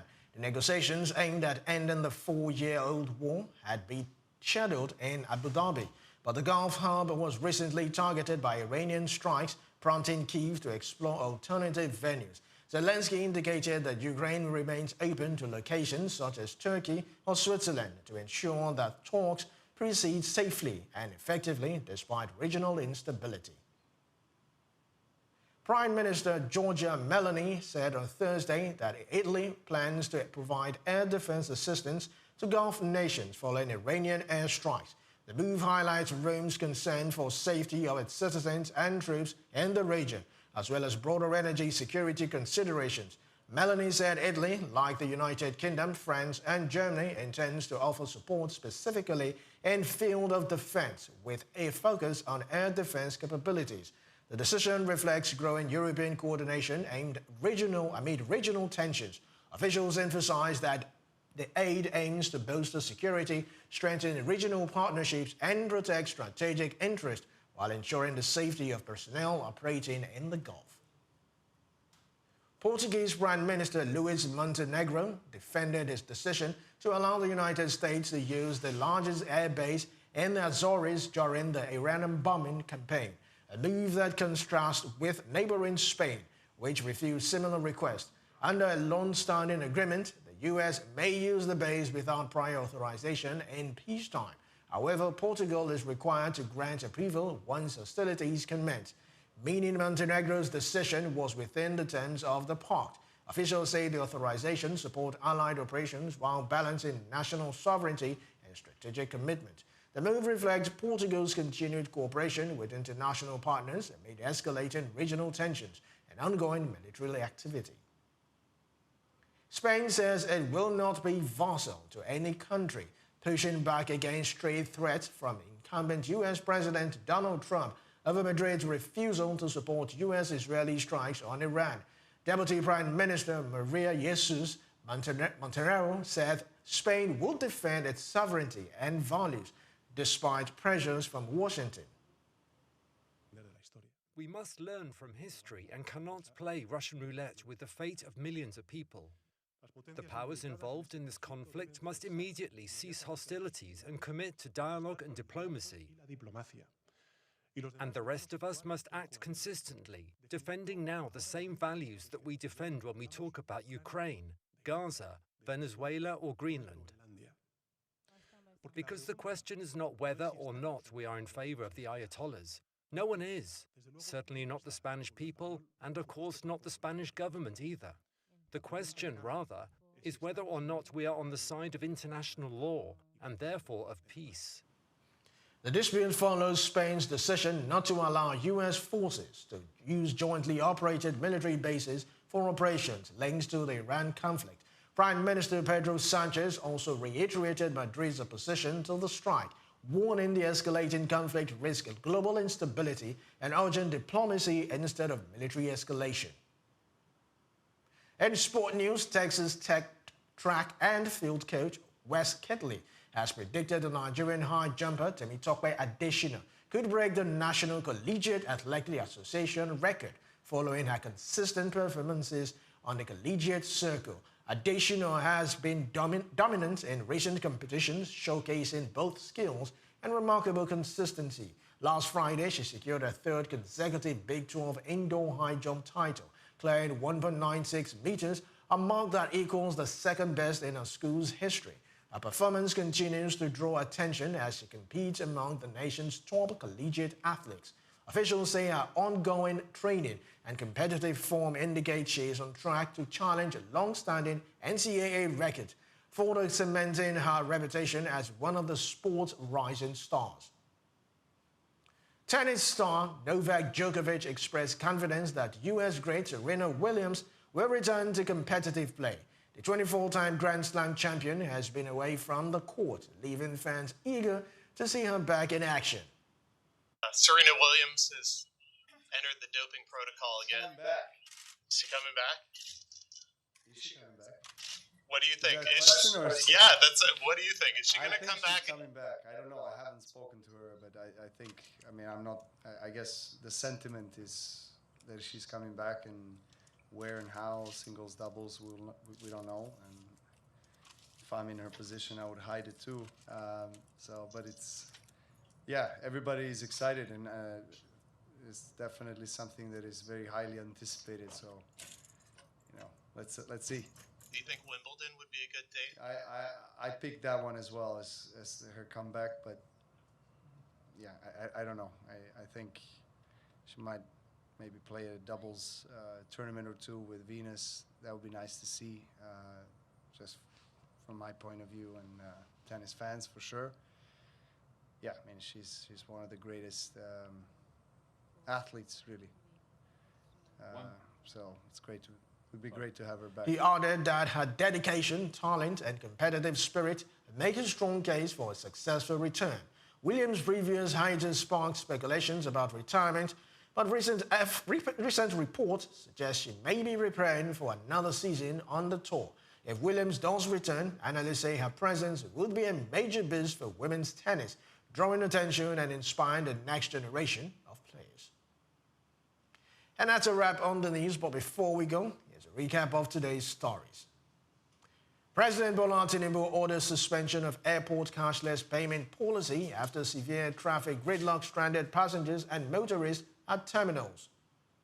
Nigeria's Federal Executive Council, FEC, approves digital postcode system to modernize addressing and logistic infrastructure, enhancing efficiency across the country's delivery networks.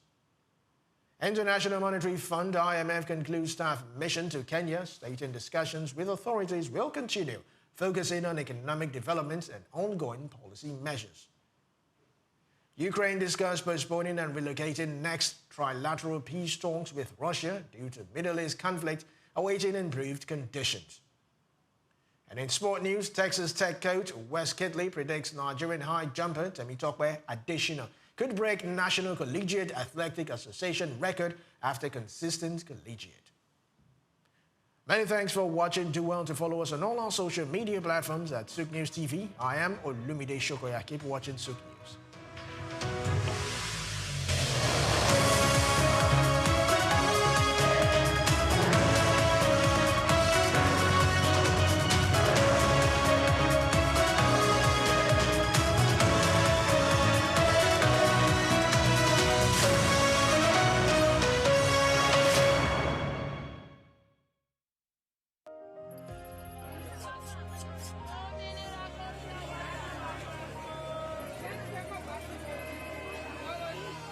Hello, Lagos. Make we yarn. Hello, boy, if this POS matter, don't pass your call. Person go swipe, alert no enter. Before you know it, jump. Wait, wetin really happen? Maybe you say alert the warriors. Okay, so Mona listen, if you dey do POS business, no expose your alert. Hello, Ogbefi. They don't walk that bar road where they worry for our local government for years. This one sweet me, I no lie you. Because you know what? Development with the work, it deserve loudspeaker. Now why we dey here be that? For here, we know the abuse, we dey bring solution. My name, it is Ikechukwu Oyemike, aka Ogbefi Ishegwari. Make we yarn every weekday from 10 a.m. go to 12 o'clock on Top the Eye 95.9 FM.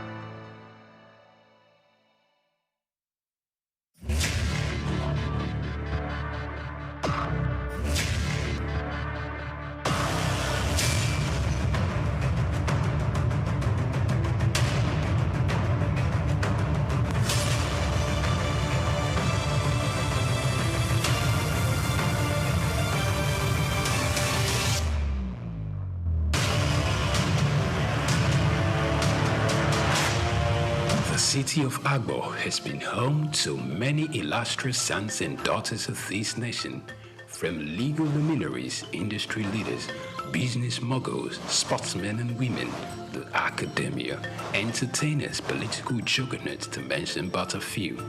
Because of its peculiar location, connecting the southeastern to northwestern Nigeria, it is a melting pot of both commercial and agricultural services with a diverse population of residents and settlers.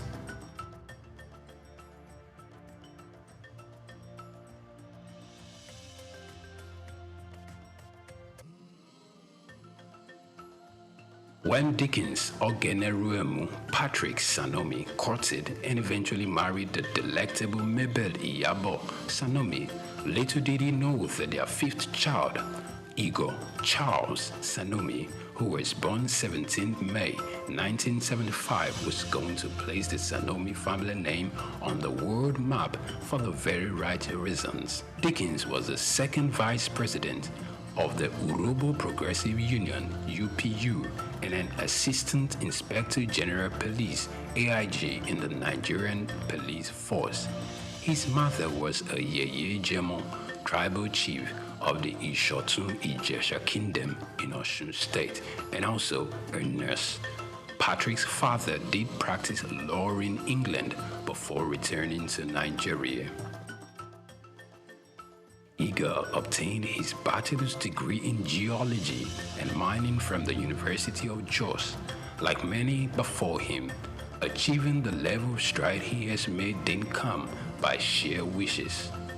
His interest in the oil and gas sector was sparked in his final year at the university.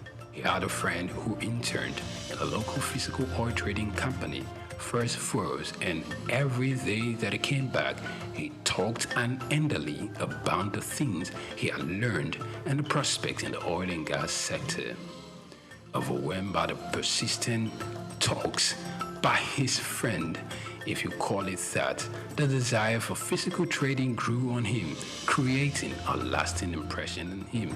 So while many of his colleagues daydreamed about the prospect of working in one of the major oil and gas companies in the country, after graduation, the prospect of trading never left him for a second. In his final year at the university, he voraciously read everything on physical trading he could lay his hands on, looking for a more appropriate time to get into the business. he did find the opening he was looking for.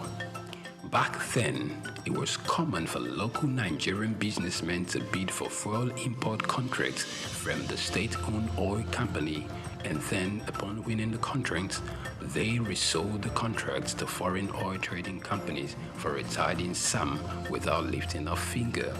But for him, this was the break he had anticipated for a long time.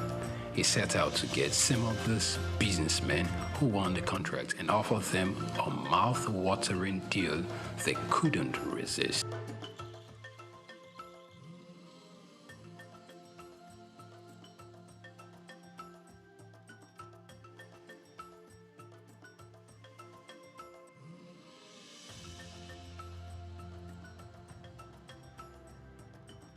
Igor is the founder of Talaveras, a $2 billion company. Now, if you heard his feat, you would have thought it was but a walk in the park.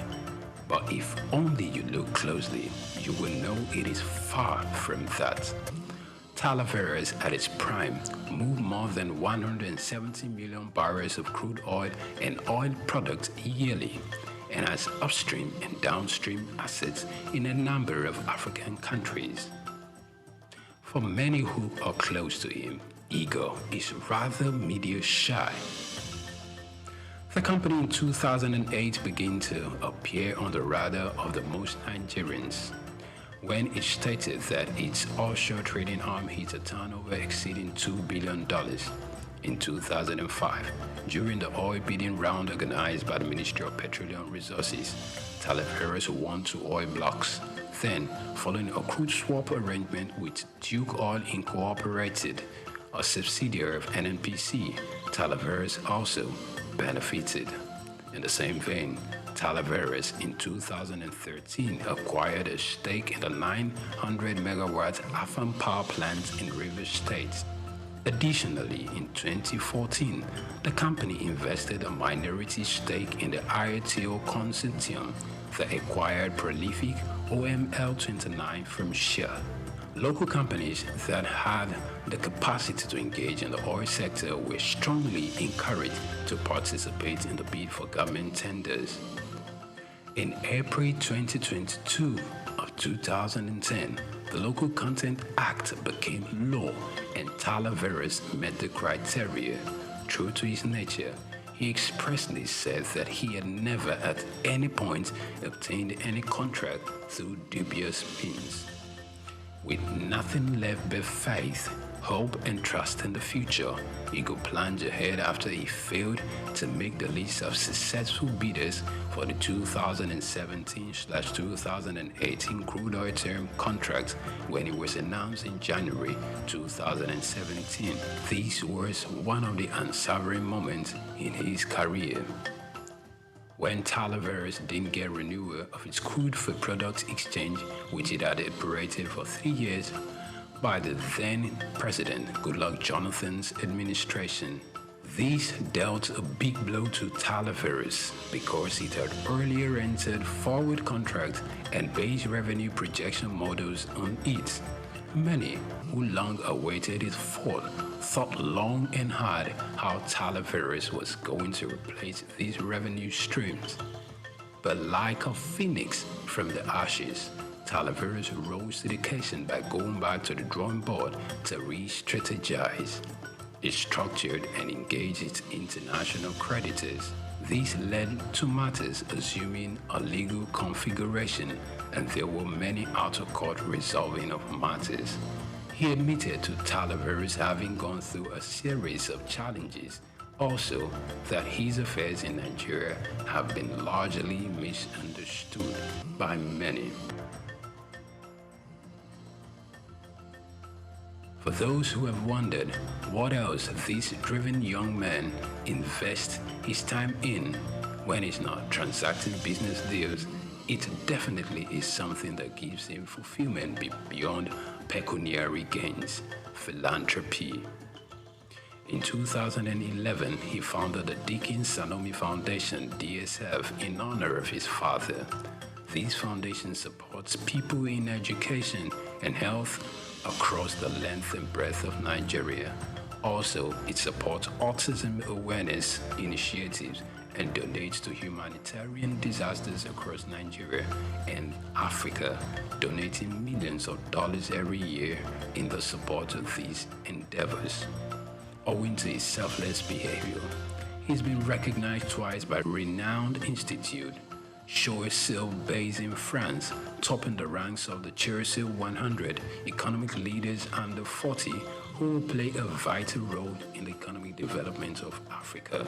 For a man renowned for pushing his limits, one would have thought he was everywhere in the eyes of the public, but the reverse is the case for Igor, who is notoriously known for staying away from the spotlight.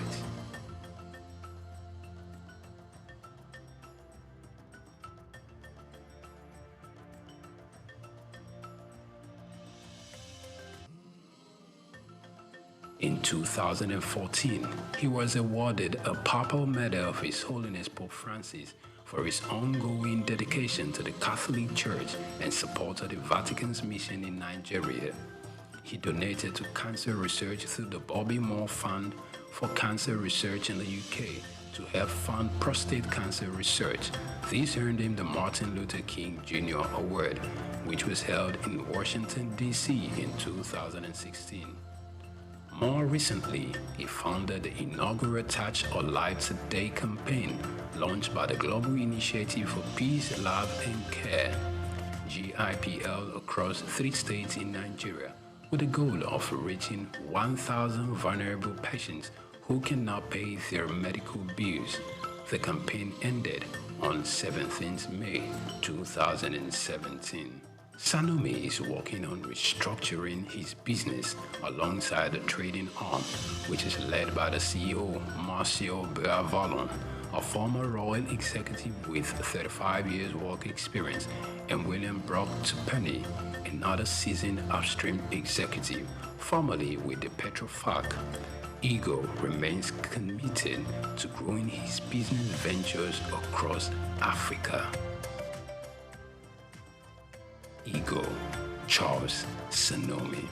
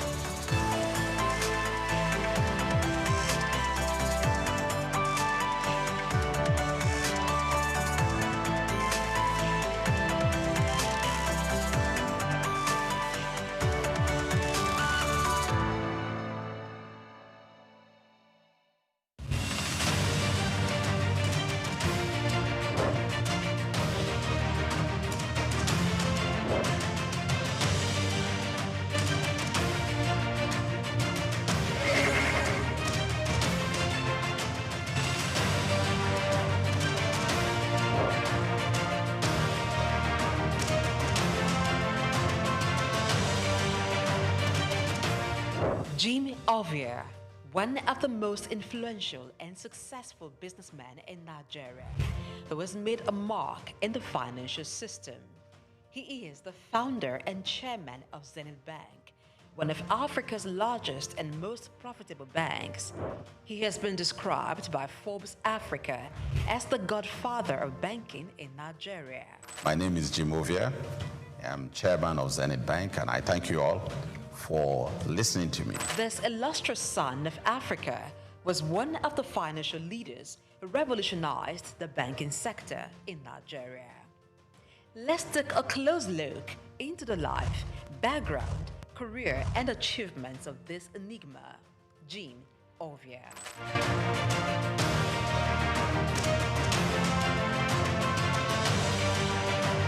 Jim Ovia was born on November 4, 1951 in Agbo, Delta State, Nigeria, to a large family as the second son of Chief Obi Olihe of Agbobi in Delta State. Being one from a humble background, Jim attended local schools as he had lost his father at the tender age of 4. His widowed mother, together with his older brother, saw him through school. He had secondary education at Ika Grammar School in Agbo.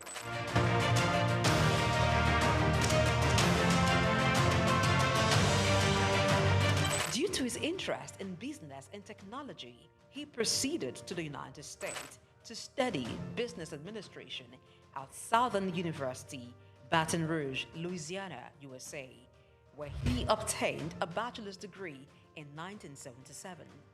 He furthered to University of Louisiana, Monroe, Louisiana, and bagged a master's degree in business administration in 1979. Jim Ovia is also an alumnus of the prestigious Harvard Business School.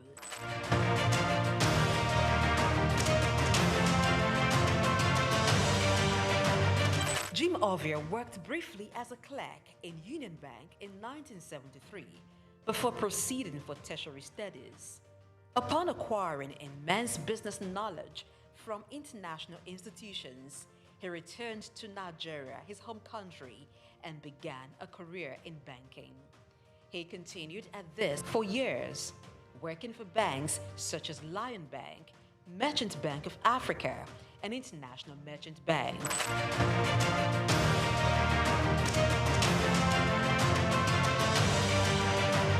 After many years in the banking industry, in 1990, Jim came together with some colleagues to found one of Africa's largest and most profitable bank, Zenith Bank.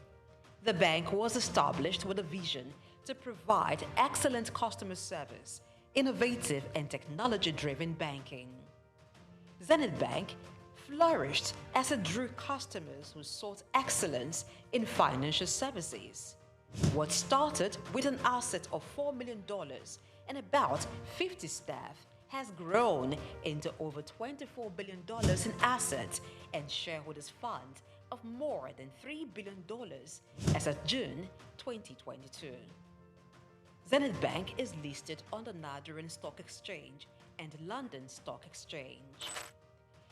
Jim Ovia served as Zenith Bank's Chief Executive Officer and Managing Director from 1990 to 2010, and then Chairman from 2010 to 2014. After a brief break, he returned as Chairman of the bank in 2016 and remains so till date.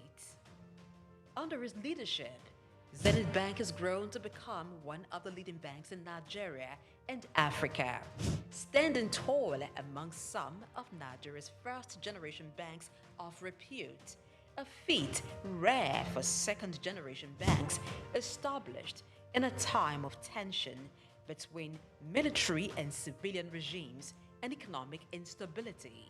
We will build our own roads to our branches. If we're building branches in some cities, towns where the roads are not good enough. We have also bought power plants, generating sets to power electricity into our building. When we do all this, we also even had dug borehole to supply water to the building. When we do all this, what I personally call it is BYOI, bring your own infrastructure or build your own infrastructure. Jim Ovia served as Zenith Bank's Chief Executive Officer and Managing Director from 1990 to 2010, and then Chairman from 2010 to 2014. After a brief break, he returned as Chairman of the bank in 2016 and remains so till date. Under his leadership, Zenith Bank has grown to become one of the leading banks in Nigeria and Africa, standing tall among some of Nigeria's first-generation banks of repute, a feat rare for second-generation banks established in a time of tension between military and civilian regimes.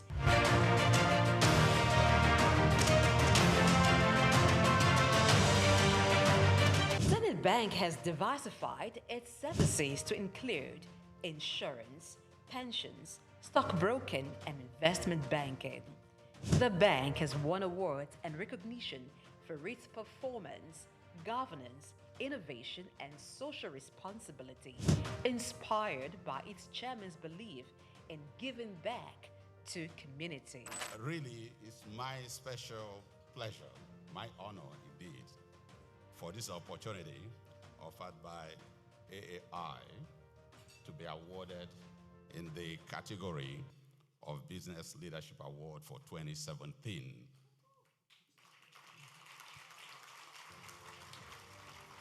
As an entrepreneur, Jim Ovia has made investments in sectors other than banking.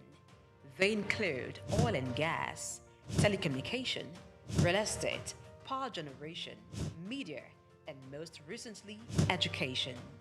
He is the founder and chancellor, James Hope University, Lekki, Lagos State, which has been approved by the National Universities Commission, NUC, to offer postgraduate degrees in business courses.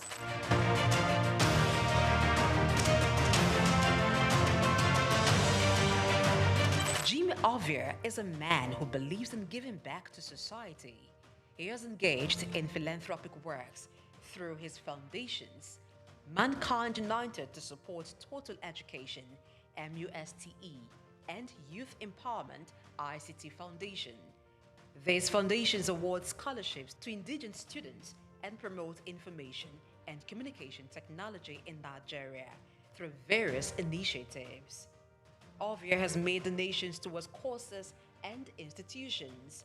They include Nigerian Investment Promotion Commission, NIPC, Nigerian Internet Group, NIG, Lagos State University, and National Information Technology Advisory Council, just to mention a few.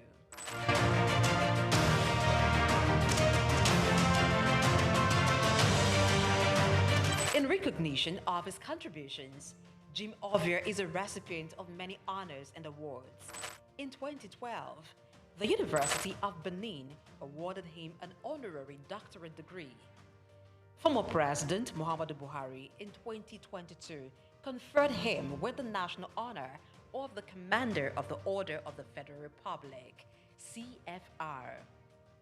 Also in 2022, Jim Ovia was conferred with the National Productivity Order of Merit, NPOM Award, by the federal government of Nigeria.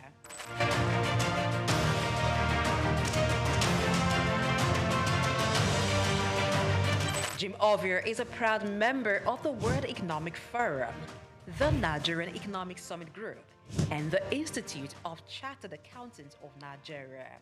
He is also a member of several boards and councils. We can't afford to lose depositors' money. We can't afford to lose money that belongs to stakeholders. So you must structure your industry in such a way that the best and nothing but the best are there. As chairman of Zenith Bank with more than 9% stake, Jim Ovia in 2015 was estimated by Forbes to have a net worth of $550 million. This net worth obviously has been surpassed since then.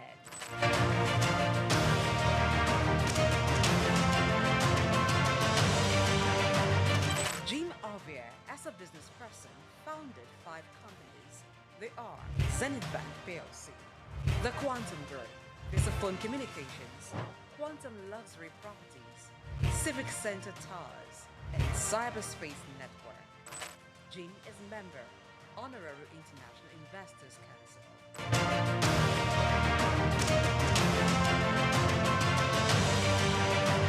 Kay Ovia is CEO, Quantum Markets Limited, a firm that offers stock brokerage services. She sits on the board of several organizations and is chairman, board of directors of Cyberspace Limited, a leading software engineering company. Cyberspace Limited is one of the pioneers in provision of internet services in Nigeria, providing network and software services. Kay, being at the head of a tech giant in Nigeria, teamed up with her husband, Jim, to strategically deploy robust IT infrastructure at Zenith Bank, which resulted in the development of digital products and technology-driven banking in Nigeria. Kay is an alumnus of Enugu State University of Technology, SOUQ, where she holds an MBA in management. She is much given to philanthropy, with several initiatives to transform lives, particularly those of the underprivileged. One of her projects targeted at children and youths, Star Rising Talent Hunt, aims at discovering and projecting hidden talents.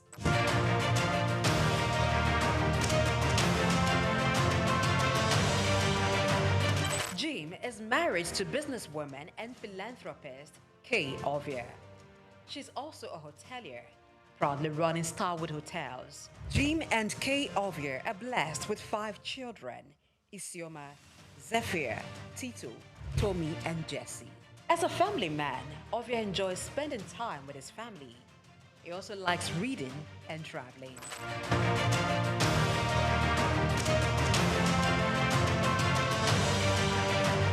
In order to pass on his vast wealth of knowledge on business and finance to African entrepreneurs, Jim Ovia authored a book titled Africa, Rise and Shine. The book was published in 2018 by Forbes Books.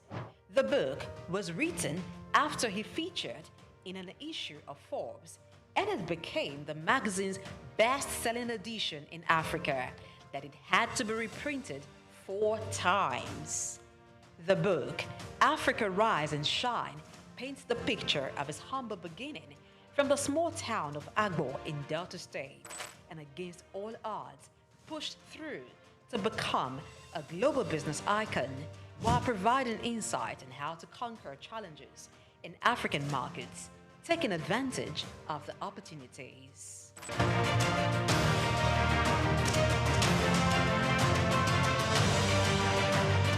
The man, Jim Ovia, is a firm believer of Africa being a continent abundant with natural and human resources. He has constantly pitched the continent as a land filled with investment opportunities in international business forums, such as the Harvard Business School Annual Africa Business Conference, Bloomberg Global Business Forum, Commonwealth Business Forum, and the World Economic Forum, where he has been invited to participate and even deliver keynote address. Jim Ovia remains one of the pride of Africa and a great contributor to Nigeria's economy and the financial landscape in Africa.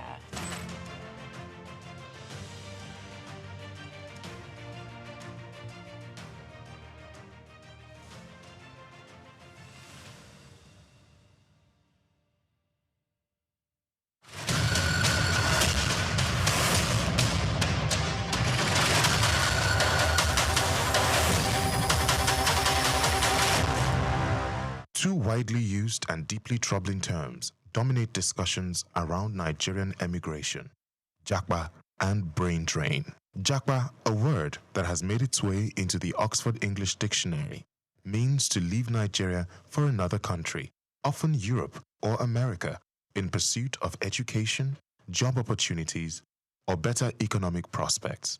It also connotes to escape or to flee. The second term, brain drain, refers to the outflow of skilled professionals, doctors, engineers, academics, and more, leaving Nigeria to contribute their talents to other nations. As a patriot, one might argue that both terms evoke concern. Japa is symptomatic of systemic failures that drive citizens away from their homeland, instead of encouraging them to stay and push for reform. As authors Daron Acemoglu and James Robinson emphasized in Why Nations Fail, governance thrives under civic pressure. If the youth and professionals flee, who remains to demand accountability and enforce positive change? Likewise, brain drain depletes the country's human capital. When Nigeria's best-trained professionals are developing other nations, the country is left with fewer hands to build its own future. However, this narrative is shifting. As Bayo Olaoye explores in this special report, there is a compelling case for viewing the Nigerian diaspora not as a loss, but as an economic powerhouse. From brain drain to brain gain. Recent figures from the Nigerian Medical and Dental Council show that only about 27,000 of Nigeria's 71,740 registered doctors currently practice in the country. Thousands of Nigerian doctors, nurses, and health professionals now work in the UK and the US, contributing significantly to those nations' healthcare systems. It's a trend seen across professions, from teachers to tech experts. Critics argue these individuals should be at home, contributing to Nigeria's development. Yet, the picture is not so black and white. According to World Bank economists Art Cray and David McKenzie, poverty can often be a function of where one lives. For many Nigerians, staying home may mean remaining trapped in poverty. In that context, emigration is a rational choice and often a necessary one. Furthermore, the idea of brain drain has evolved into brain circulation or brain gain. Many Nigerians abroad are returning with skills, capital, and experience to invest in the country. Even those who don't return still give back. As Dr. Segun Aganga noted in Reclaiming the Jewel of Africa, diaspora Nigerians do not have to physically return to make an impact. Diaspora remittances, a lifeline for millions. Diasporans are sustaining the Nigerian economy through billions in remittances.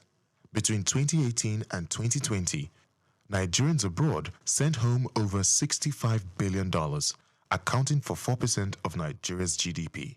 These funds uplift millions of households, offering relief from poverty, hunger, and economic despair. Remittances also help stabilize the naira, acting as a buffer against foreign exchange volatility. Yet, Nigeria is missing an opportunity to fully harness this potential. The Central Bank of Nigeria has imposed capital flow restrictions, forcing remitted dollars to be exchanged only at the official rate and in naira. This approach discourages larger inflows and stifles the remittance ecosystem. Diaspora trade and investment, the next frontier. Beyond remittances lies a massive opportunity in export trade. A Commonwealth Secretariat report highlights how countries with large diasporas have a comparative advantage in export markets. With over 20 million Nigerians abroad, this is a goldmine waiting to be tapped. Nigerians abroad crave products from home, be it fashion, food, film, or fine art. But to meet this demand, Nigeria needs a deliberate strategy to engage the diaspora. This means more than just ceremonial congratulations. It demands structured collaboration, policy coordination, and economic diplomacy. NIDCOM and the policy disconnect. The Nigerian Diaspora Commission, NIDCOM, under the leadership of Abike Dabiri Erewa, has raised visibility on diaspora issues. However, its current focus remains largely reactive, centered around crises like human trafficking and consular support. For real impact, NIDCOM must collaborate with economic ministries, coordinate with trade and industry stakeholders, and act as a bridge between diaspora investors and local entrepreneurs.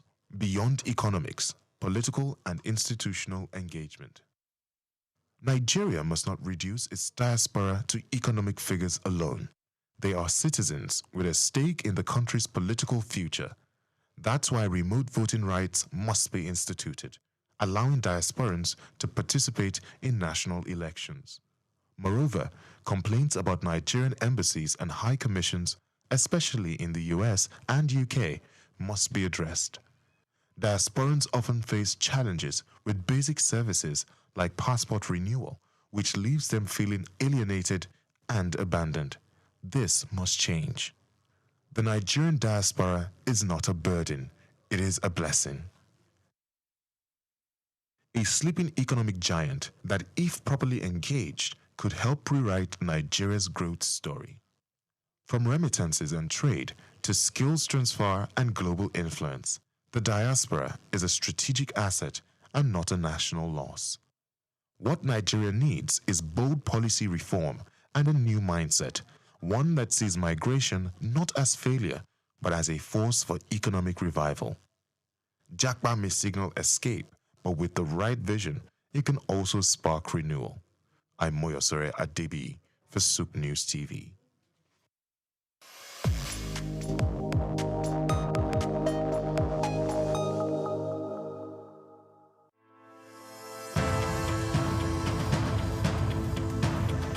The growing interest in Nigeria's lithium reserves comes as countries worldwide scramble to secure supplies of the mineral which is essential for powering the green energy revolution. In this special report by Bayo Olaoye, the need to harness this resource for growth and development is examined with the evolution of electric vehicles and renewable energy storage systems. Lithium is a key component in the production of batteries for electric vehicles and renewable energy storage systems, and Nigeria is positioning itself to become a major player in the global lithium market. Nigeria's vast lithium reserves, valued over $34 billion, is no doubt attracting world attention, while lithium factories are springing up in different parts of Nigeria already. The attention of the international mining industry is also focused on lithium because it is critical raw material for the production of solar panels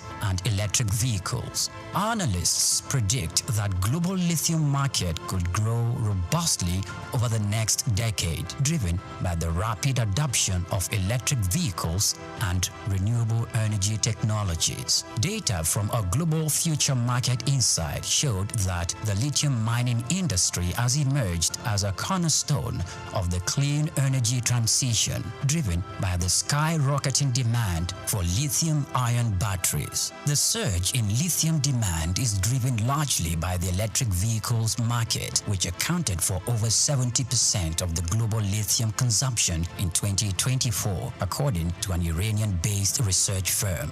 With countries such as the United States, China, and members of the European Union pushing for next zero emission by mid-century, lithium demand is expected to escalate further. The federal government, indeed, the Ministry of Solid Minerals Development, should intensify efforts geared at renewing and resuscitating the viable lithium industry in the country to its full potential. As Nigeria diversifies its economy into other sectors, the lithium industry offers hope and expectation that this sector would earn more revenue for the country. Nigeria should not just watch with folded arms, but must strive with the political will to develop and strengthen the country's vast lithium reserves.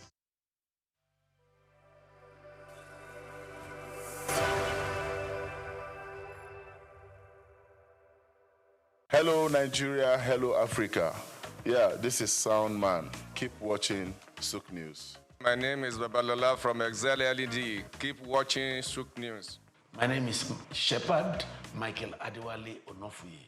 I enjoy you all to watch, always watch SOUQ News TV. Hi, I'm Tom Boggables, and please keep watching SOUQ News. Wale Seriki, SLG Lagos Island East, SOUQ News. Keep out watching them and keep a lookout for them. They're up and coming, and we're proudly to be affiliated with them. You alone where they make me go crazy. This your love in the cool of my brain.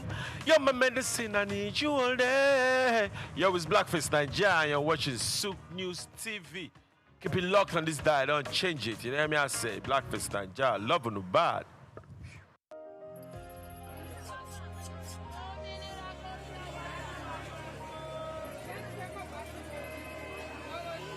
Hello, Lagos. Make we yarn. Hello, boy, this POS matter, don't pass your code. Person go swipe, alert no enter. Before you know it, jump. Wait, wetin really happen? Maybe you fake alert the warriors. Okay, so wanna listen, If you dey do POS business, no expose your alert. Hello, Ogbefi. Yoruba road, where they warrior for our local government for years. This one sweet me, I don't lie you. Because you know what? Development with the work, it deserve loudspeaker. Now why we dey here be that? For here, we know the abuse, we dey bring solution. My name, it is Ikechukwu Oyemike, aka Ogwefi Ishegwari. Make we yarn every weekday from 10 a.m. go to 12 o'clock on Top the Eye 95.9 FM.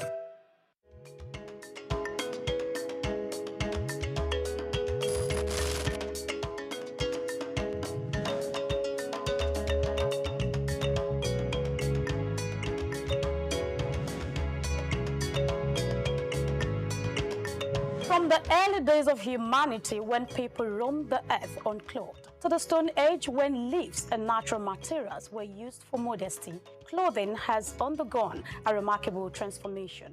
As we progress to the weaving of fabrics and the art of textile printing, Ankara emerged as one of the earliest and most distinctive forms of attire.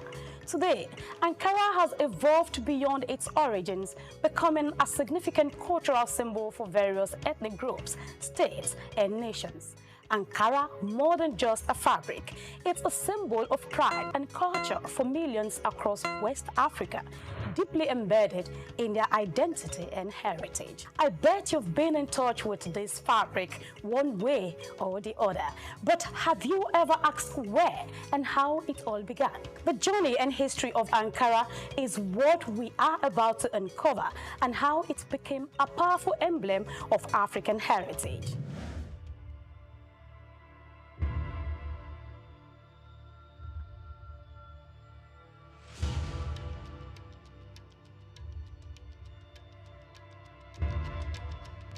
The story of Ankara begins not in Africa, but thousands of miles away in Indonesia, using the batik techniques.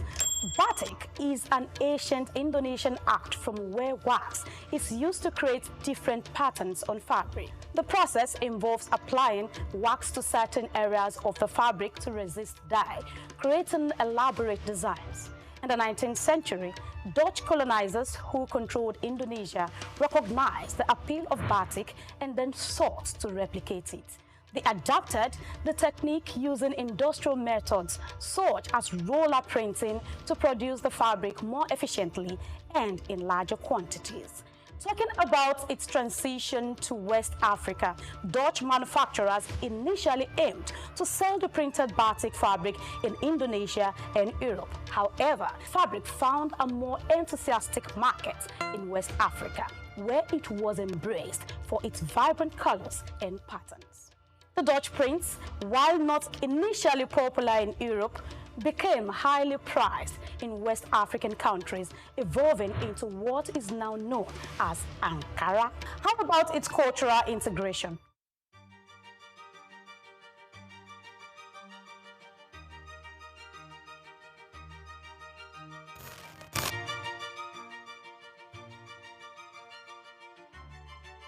Well, the exact individual or company responsible for introducing batik to the African market is not well documented, but over time, Ankara became deeply integrated into West African culture, symbolizing various aspects of identity, status, and tradition.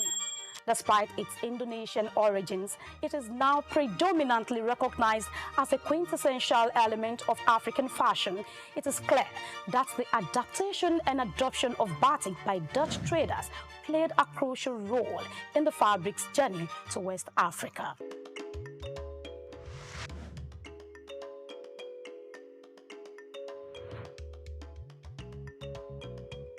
By the early 20th century, these vibrant fabrics had become deeply embedded in the West African culture, from bustling markets to family gatherings. Ankara was more than just clothing.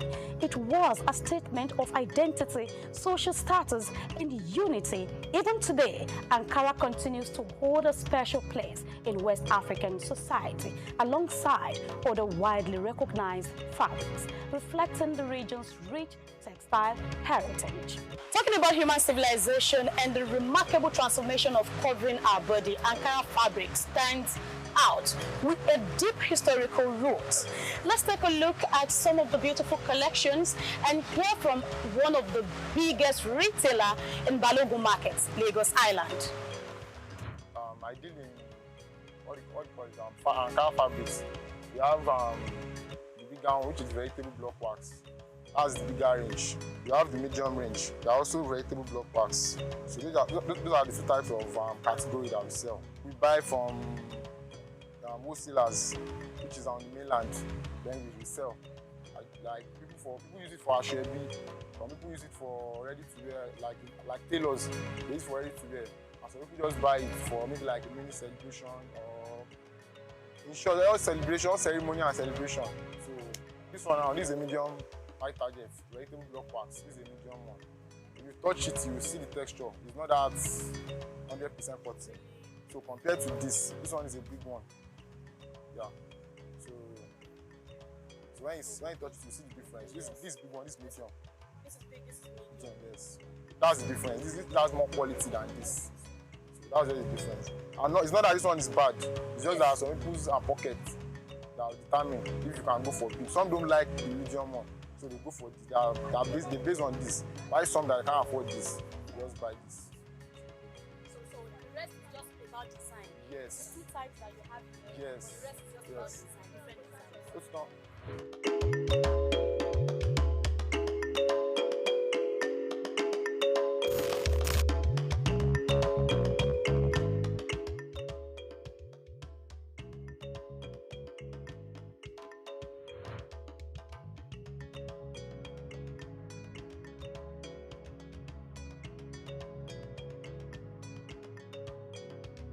As West Africa gained independence in the 1960s, Ankara's popularity soared. It became a symbol of African pride, a rejection of colonial influences, and an embrace of cultural heritage. From everyday wear to high fashion, Ankara represented a new era of self-expression. We are playing with this machine. We have this time, so you can leave it for 5 minutes, you can leave it for 3 minutes, depends on how strong you want it to be. So, and as long as you can keep it for that a couple of times, that's how it will last. Will last, okay. And another thing that makes it fade off easily is washing machine. Oh. Yeah, when you are using a washing machine. So it should be hand washed, not... not soft, strong wash. You know, Ankara is not something that, especially when it's adult clothes, you know, it's not something that you rub on the floor. It's also some particular places to wash. Ankara is for both sex, male and female. And we have adopted it as an African one. Even some of our brothers have brought this technique outside to do as an African one. A lot of people see it as the easiest fabric that you can take and make anything that you want out of it. That's why no matter how drop the market is, there are influx of going out. And you know it's not only in Lagos, when you bring it out, other people will say,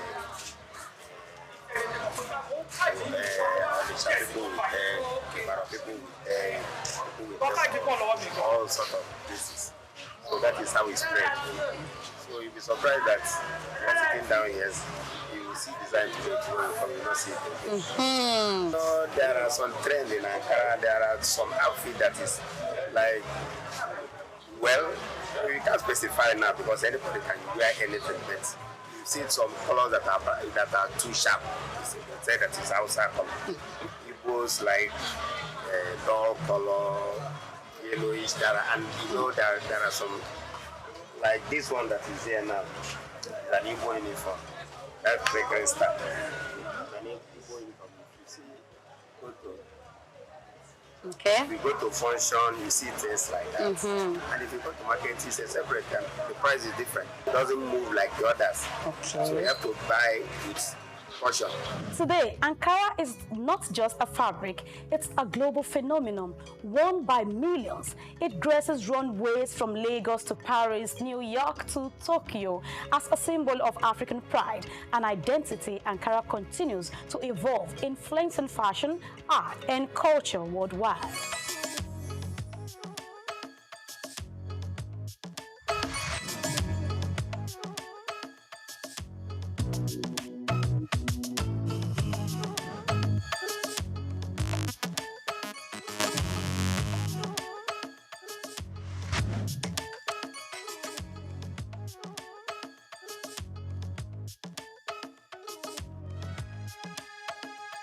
From its unexpected beginnings in Indonesia to becoming a powerful symbol of African identity, Ankara's journey is a proof to the resilience and creativity of West Africa. However, as we move forward, what challenges and opportunities lie ahead for this iconic fabric? Join us in the next episode as we explore the current state of Ankara production and the hurdles it faces into this global market. I am Grace Komalafe. See you again.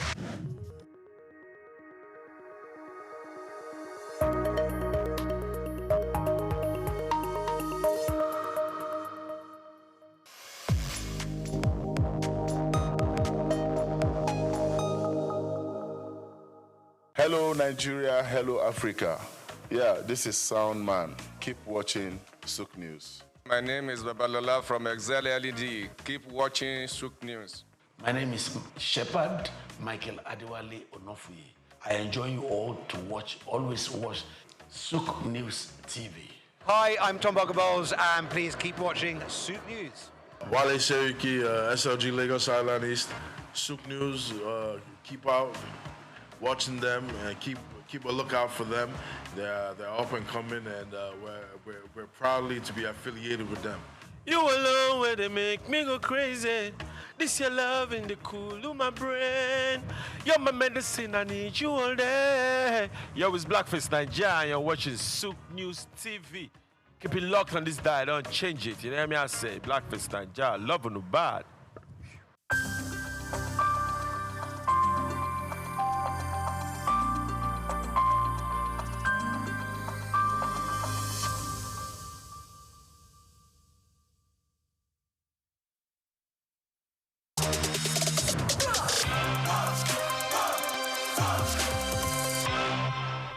I was born on the 16th day of October, 63 years ago.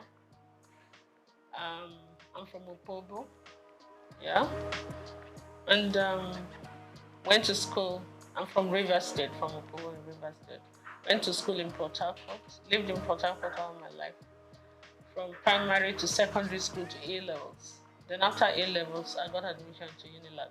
Immediately after Unilag, I got married, and I've lived in Lagos ever since.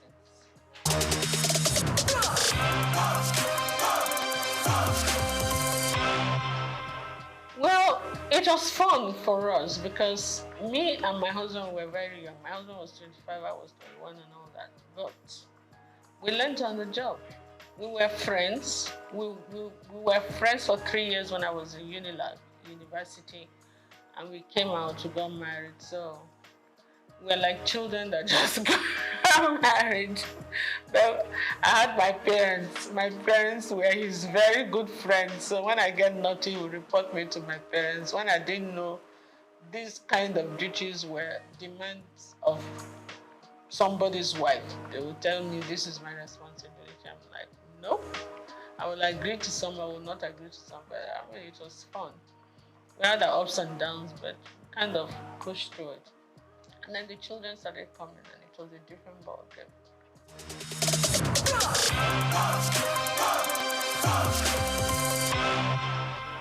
You know, when you come from that kind of family, it's like part of your system. You don't really regard it as anything anymore. But sometimes I get the shock of my life because there was a time my in-laws came to Opobo for one ceremony, and I saw the king. And he gave me a hug and he gave me a pic, and they were like, whoa, the upper Benin won't even shake your hands, you know, as a woman. I'm like, okay. I mean, it's the same family, you understand? So we're used to that. I think we take it for granted. But maybe some other people say, you must call me a princess, you must call me that. I'm not into all those kind of things. I'm not at all, I've never been. So I can't start tomorrow. But yeah. King Jaja of Opobo, my great-great-grandfather. And my children, when they studied it in school, they went to Corona school. So they came, Mom, we're telling our teacher and our classmates that this King Jaja of Opobo, they told them about King Jaja of Opobo in school. And they said, that's my mommy's great-grandfather. Like, whoa, no, it was like a big deal to them, for us.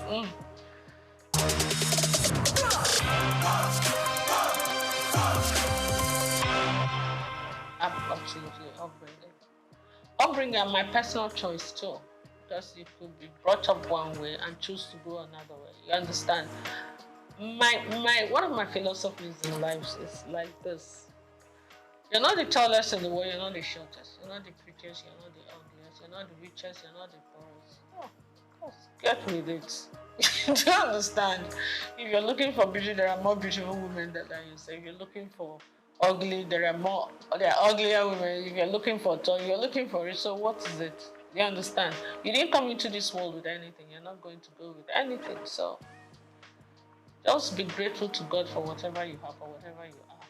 Work towards improving on it, improving your relationship with God Almighty and improving your relationship with your fellow human beings. That's my philosophy in life.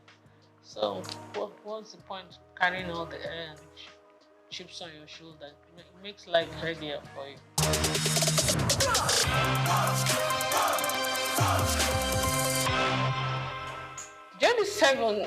Seven is my favorite number.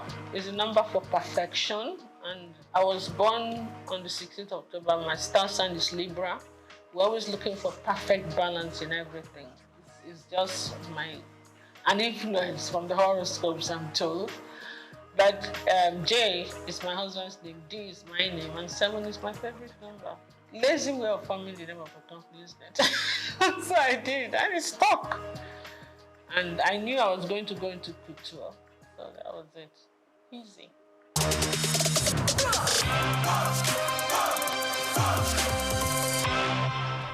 I was a victim of circumstance. I keep saying it. I didn't really come into business to be a fashion designer, to go into fashion, and creativity has always been something that's innate. Okay, even before I started making clothes or doing this, I used to always give designers the styles that I want them to make for me. I didn't have tailors, but when I finished my NYSC at Nigerian Television Authority in Victoria Island, I decided I wasn't going to work there. I wanted to work in a more organized setup. You understand? Because of management traineeship, because I never worked all my life. You know, my parents were very protective. I'm the last girl in the family. They were always very protective. You know? So I said I wanted to work somewhere, and I prayed about it. And I got into Unilever. Then it was called Lever Brothers.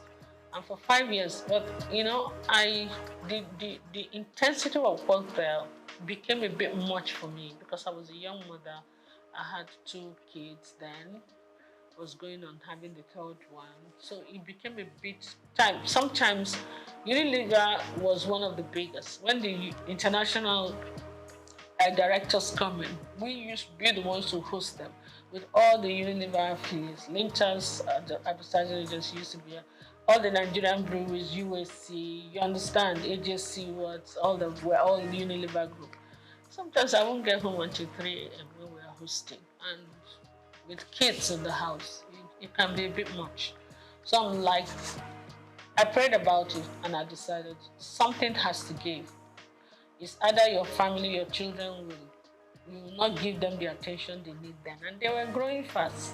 Or your job will suffer. And then you will not be happy, whichever way. So I decided, you know what? Let my priority be my family. And I decided to go back. And I put in my resignation. That was not what I'm. When I did, my chairman refused to accept the resignation. So I had to use another way to encourage him to accept it. So I left Unilever. I said, okay, I wasn't the type of person that was suited for being a housewife. I wanted to do the kind of business I would do, but still have 100% time for the kids. So when the kids said they're having something in school, I'm there, okay? I decided I was going to just market corporate gifts. When I was in Unilever, I was the assistant corporate affairs manager in charge of press. So, and being in Unilever at the corporate affairs level, I already knew a lot of companies. So I used that opportunity to get back to those companies and introduce my new business. And in the first year, I actually made more money than my 5-year stint in Unilever. So that was the number encouragement. You make more money doing your own business. You have more time for your kids, for your family, and for yourself. And you travel quite a bit because you have to go and buy the corporate gifts. So it was a win-win. Then, a few years down the line, the president, Olusegun Obasanjo, came in and said they were doing backward integration and they were going to stop the importation of all this corporate gift and a lot of other things. So we were actually forced to look inwards. And when we started looking inwards, that's when it hit me that apart from BIC that was being produced by Eleganza, we're not really manufacturing anything in Nigeria apart from textiles and maybe I think Eleganza was doing food flask or something. Which corporate body do you want to give as end of year gift? So what we had to do now, because a lot of my clientele were like Shell, Chevron, I started looking at what. I said, okay, if I have to do something, I can do beddings, pillowcase trimmings, table covers, table placemat, napkins with fabrics like I showed and I can do jute bags, you know. It came to me. So I had to go and buy one machine and employed one tailor. So sometimes they will call me. I did some samples. So when, even in Abuja, when they were going to have, like I remember the West African Women's Affairs, they had a conference. So they wanted jute bags. And we had about 1,000 or 2,000 jute bags. And that was quite nice. Plus, apart from the end of year. So that's it. But you know, after those periods, you have periods of lull. Like you're not using the machine and the tailor. You have to be paying tailor for doing it. I'm like, why am I going to these people to make my clothes? Tailor, oh yeah, this is the style I want. I started first by giving some of my clothes, repeat it. You did well. So I started designing. I could sketch very well. I was a science student in school, but I could sketch really well. So I was sketching, would do well. And sometimes when I wear the clothes and I go to supermarket, some women will just call me, hey, I really like this thing you're wearing. Please, where did you make it? I'm like, okay, I'll give you the address. I give them the address. They started coming. Before I could say that, within 1 month, I had over 50 women I had to make clothes for. And the one tailor was no longer enough. I had to employ 2 others. That was how we started. From 2 to 4, then I had a whole factory before you could see that. I started making school uniforms, started doing all kinds of things. And then some of the magazines, like Genevieve magazine, look at me like, are you sure you make this outfit? I thought you were a broadcaster. I thought you sell. I said, yes, I did. So I did some photo shoot session for her. And I modeled the clothes, actually. And whoa, I started getting calls from Paris, from the UK. I did DC Fashion Week, you know. I was just, and they will pay your ticket, pay your hotel, please come and showcase for us. Some will even say, please come and open the show for us. Some say, we want you to close this. I'm like, okay. There are places that I would never have thought of going to, like Burkina Faso. They will back me, the top fashion designers there. When the Al-Fadi does this, they once every 4 years. Al-Fadi in Niger. The Niger government sponsors it. He calls all, including Elisab, every international designer, they will go, especially the Moroccan ones, those North African ones, Indians. So they invite one designer from each country. So they used to call me to come because of what I used to work a lot with Ankara and SOUQ, and I do international acclaimed, how would I put it, couture outfits with Ankara, big hats, funny looking, structured clothes and all that. So that was how it went, you know. And I did all the magazines. I've won all the awards. So after a while, you know, I started thinking of concentrating on exports. In the process of doing that, my husband took ill. After 2 years, we lost him. So when I came back home, I gave a lot of things a lot of thought. My kids were still in school. My daughter got married.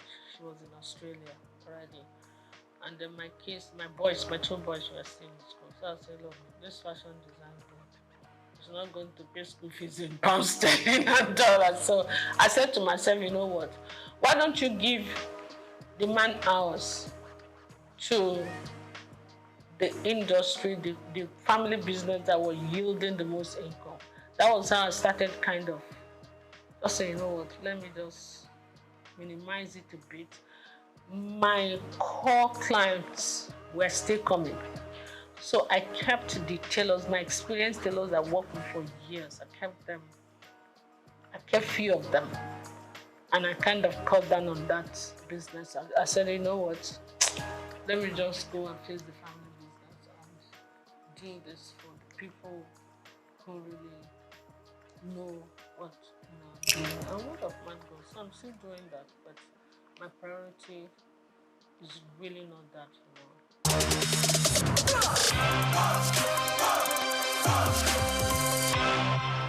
When you look at me the first time you see me, you see a fragile woman that don't like to sweat, that's spoiled, that like to be kept. I'm like, what?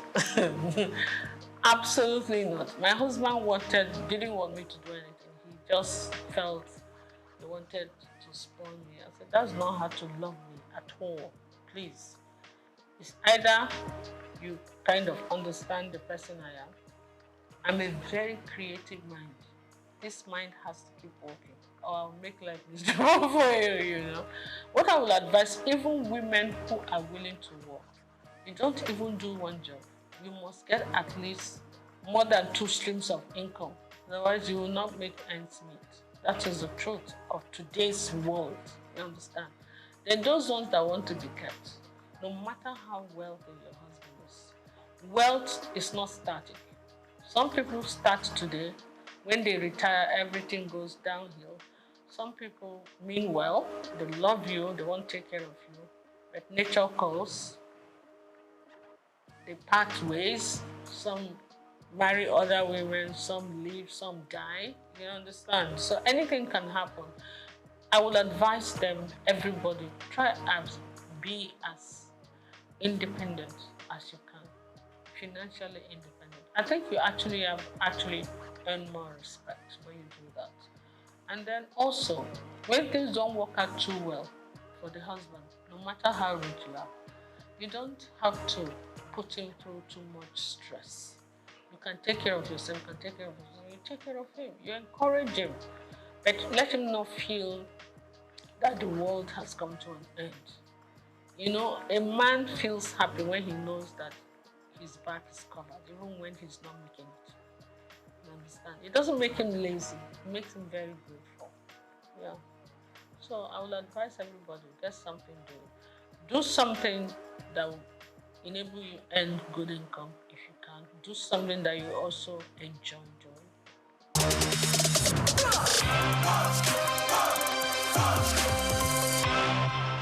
I've always believed in garbage in, garbage out. Yeah? Garbage in is the stress abound. You cannot control that. But you can control your attitude towards stress. Stress is the #1 killer and ages of everything in this world. It's your attitude to stress that you have to manage, and that depends on you. What you put in your mouth also depends on you. Your mind, your heart, your spirit, your soul. You have to be loving. You have to be forgiving. You understand? All that depends on you. So it's actually you that decides whether you're going to age gracefully or you're not. Forget about the genes first. It's true.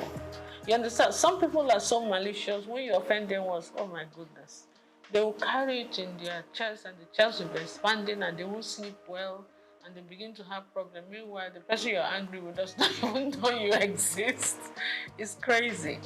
So for me, it's just be free and take life easy. Take it as it comes and always be grateful to God.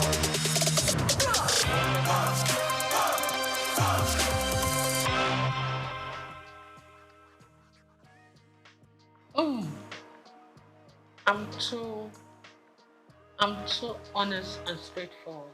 It's either I will be killed immediately or because I will tell you the truth no matter whose house is God. I don't think I can play politics. I'm not a politician at all. I am a very straight shooter. I will tell you to your face when you're doing stupid things. That was my relationship with my mom, my dad, my husband. So most times I'm the last girl in the house. So maybe when they were disciplining the first ones, by the time they got to my turn, they were a bit tired. So we could talk to my parents anyhow. But I don't do it to create whatever. I just feel that if anybody worth talking to, it's worth talking to with honesty and integrity. And when you want to play politics, they will see something that is black. They will say it's yellow. I can't do that. For the love of me, I can't. So politics is not my call. And because of that, they will not allow you, your creativity to come out, your sincerity to, what's the point?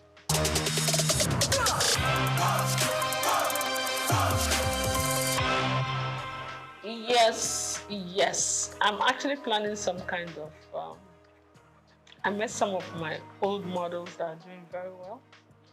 And you know, when you deal with a lot of these girls, some of them have traveled with me to Niger. Sometimes they'll tell you, bring 2 of your models. You know, some of them, we have very good relationship.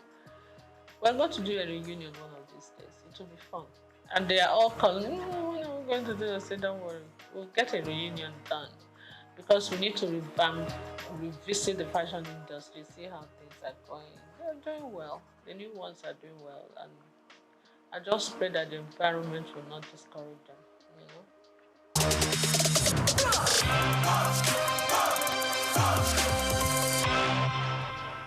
It's not just Nigeria, it's the world. Whatever is happening in Nigeria is what the truth is. A crate of egg in Nigeria is still cheaper than a crate of egg in the US and in the UK, even with the exchange rate. So it's not just Nigeria, the world is experiencing some kind of. The way I see it is like the pangs of birth before the child finally comes. You know, that intense labor. And then when the child is born, everything is calm and beautiful, everybody's happy. I think we are just towards the end of the labor pain. It's going to get better, but we're going to pass through a lot of that before it gets better. And when it finally gets better, we'll all be smiling. But right now, the whole world, not just Nigeria, is crazy. If you look at international, listen to international news, it's actually crazier than here. I just pray. Yes, I live opposite, I won't even say it, on the street. One of the big men that live on that street, his birthday was yesterday, and the whole street was filled with beggars, hungry people. It was really crazy. I felt so bad. They were pushing each other, killing each other, fighting just to get a plate of jollof rice. It was very sad. It didn't used to be that bad. There were a few people who would come hang around, but the whole street, I couldn't move anywhere yesterday because of it. But I hope it gets better soon, so that the best in all of us can come. Because hunger and poverty can actually bring out the worst in people.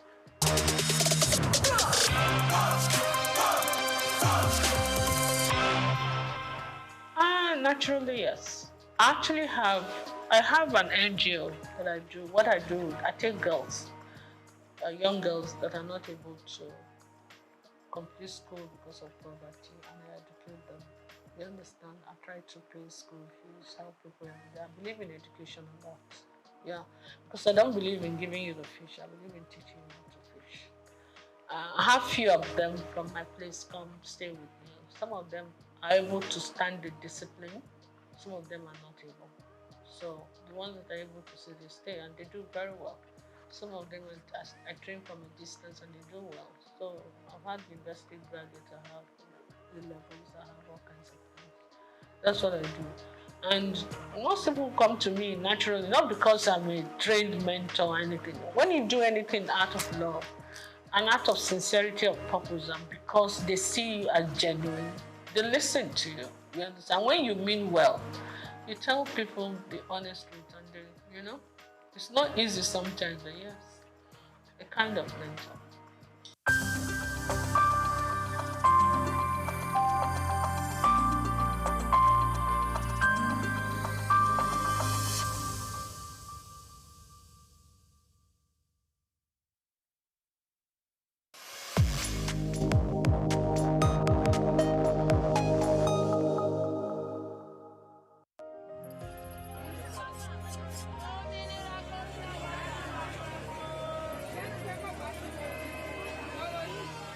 Hello, Lagos. Make we yarn.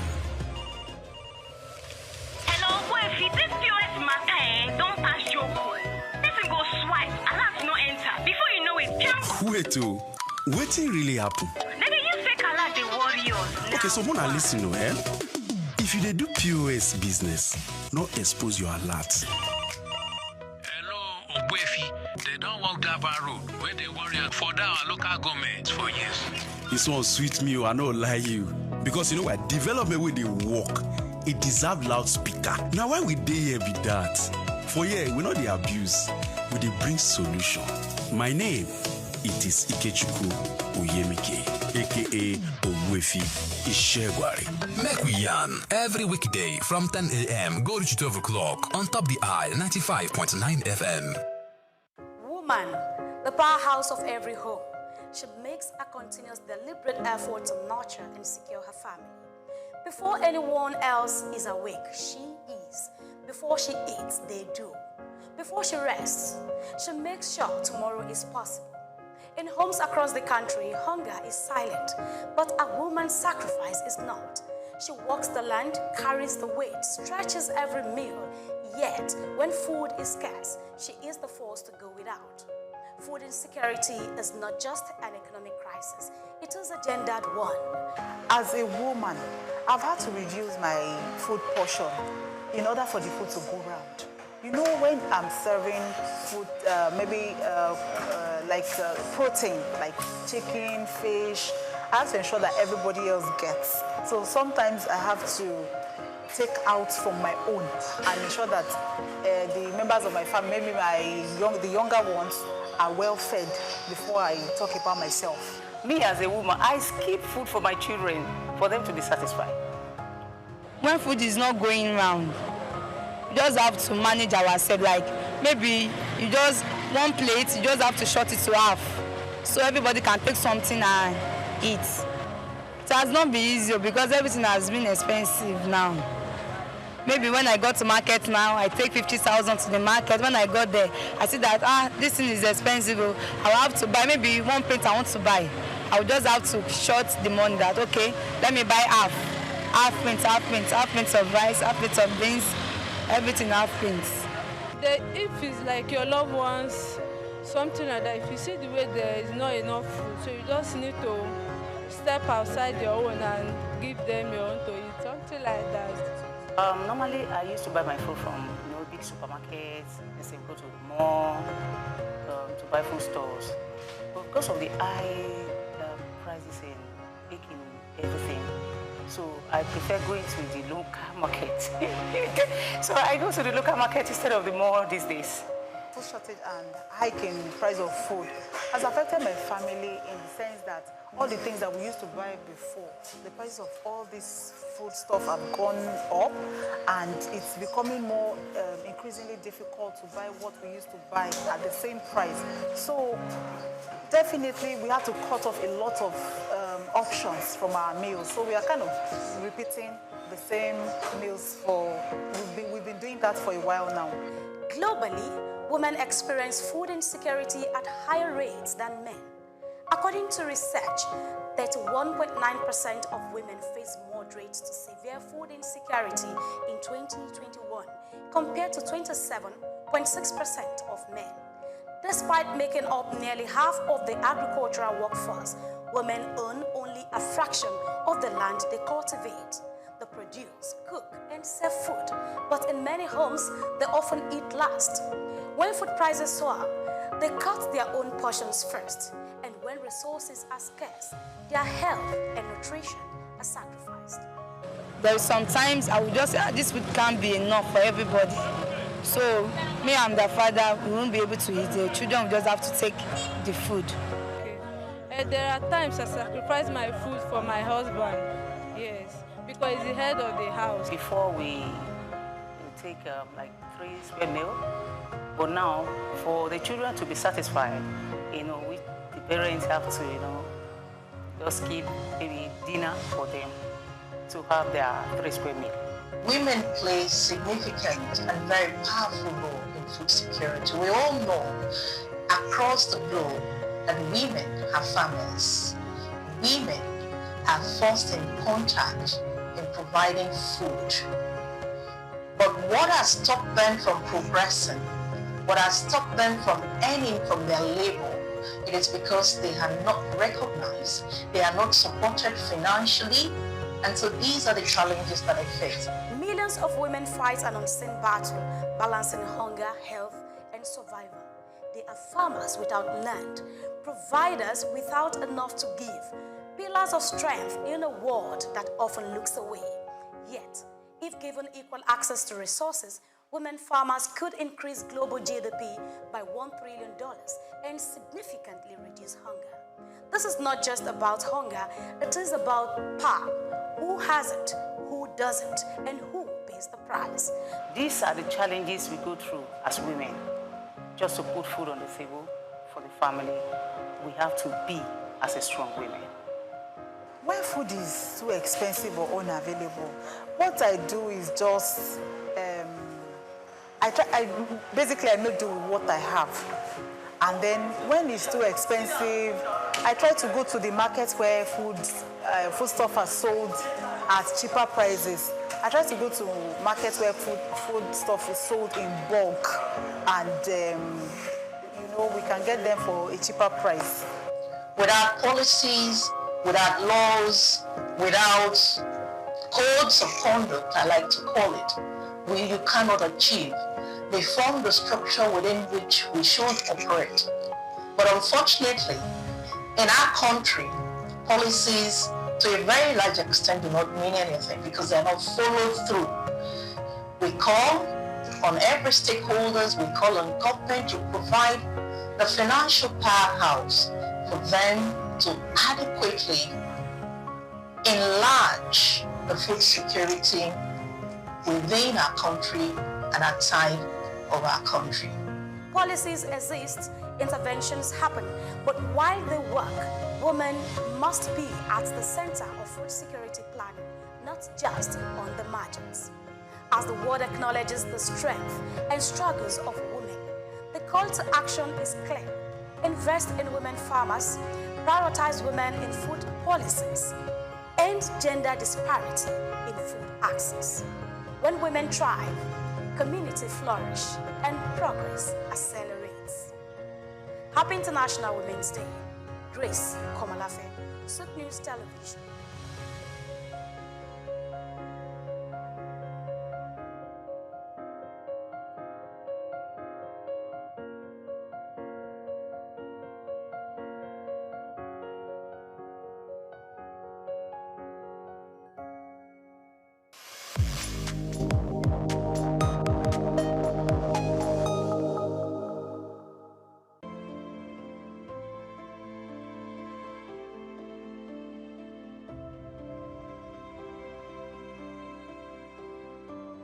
When most Nigerians hear about anti-graft agencies, fear is the first response, anxiety over investigations, raids, or sanctions. But the Independent Corrupt Practices and Other Related Offences Commission, ICPC, is showing a more collaborative face, one that seeks engagement and partnership to foster integrity across public institutions. The message came to the fore during a courtesy visit to the National Orthopedic Hospital, Igbobi, Lagos, where the ICPC Resident Anti-Corruption Commissioner for Lagos State, Alexander Chukura, led a strategic conversation on collaboration, ethics, transparency, and institutional accountability, received by the hospital's acting medical director, Dr. Wakil Lawal. The visit focused on sensitizing management and staff on the importance of ethical conduct and risks of practices that might attract the Commission's attention. ICPC is the police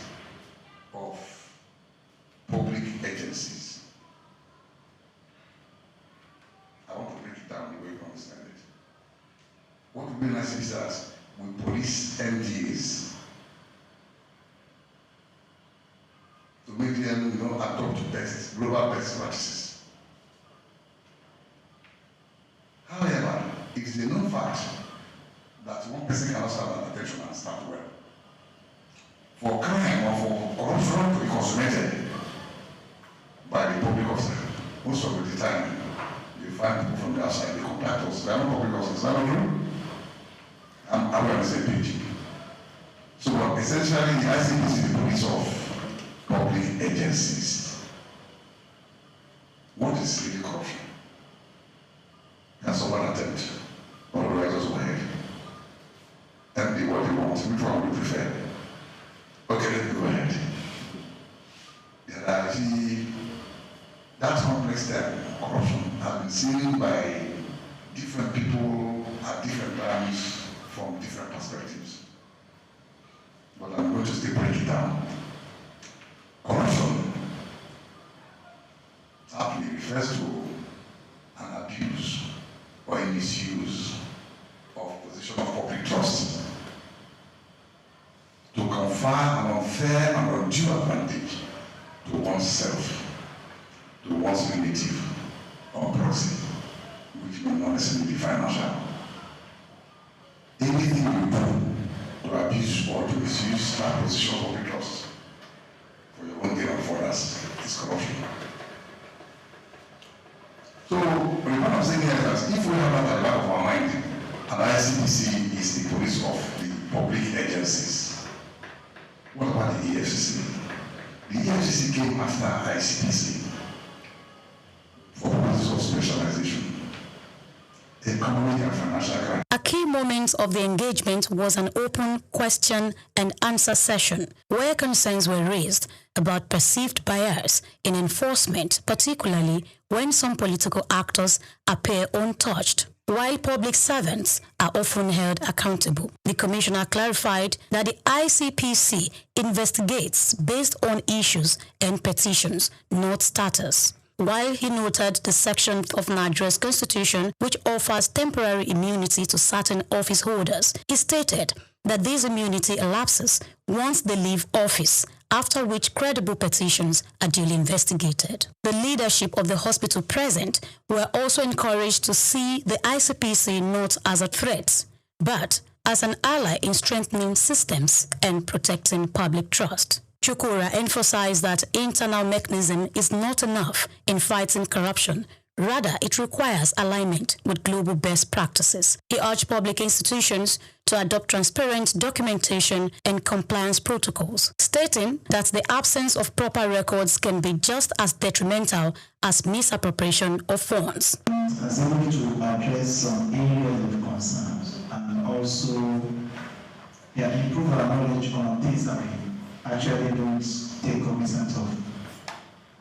More importantly, in some situations, the officers or the executive or the head may not necessarily committed any offense. But from your statement today, I will deduct that keeping good record is also as important as not being corrupt. And so this is also things I want some of my colleagues and myself to also learn from. ICPC or EFCC, we know the day when we are getting transaction. There's the document we're going to send to them. And so it becomes an important aspect of our work. Hope this will also improve our practice. So thank you. Your statement today has contributed a lot. And we don't have the ICPC. ICPC is our friend. And I'm sure we'll keep the channel hold. Speaking with SOUQ News TV, the commissioner reiterated the need for ongoing partnership across key sectors to foster greater understanding of the commission's work and improve public trust. He expressed optimism that in a few years, ICPC would achieve significant milestones in building a more accountable nation. It's a tradition in ICPC for us to go to strategic stakeholders. We go to the place to tell them what to preach the anti-graft crusade. So at the end of the day, we have a better nation. Because on the stand of insight, it's been discovered that Nigerians, the citizens, have suffered. There's a lot of apartheid indifference about the anti-graft crusade. So it's this constant effort by the ICPC to now begin to, make people get a buy-in for that to be part of the whole crusade. We go everywhere, especially government, that's the MDAs, so that we can galvanize support, so that we can educate the people on the ills of corruption. We're not there yet, but with the present board, the end is very near. At the end of the session, the ICPC handed essential materials, including the ICPC Act, a handbook of frequently asked questions, and a guide on the consequences of unethical behavior to the director. A symbolic award was also presented as a sign of the ongoing cooperation. This visit forms part of ICPC's broader strategy to build institutional integrity and promote responsible service delivery across the public sector. Grace Komolafe, SOUQ News TV.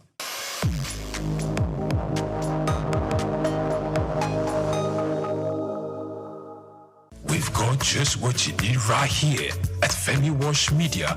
Call it the Midas Touch, and you wouldn't be wrong. Let us record, produce, mix, and master your audio like nobody does. Reach us on our contact today for the best quality job.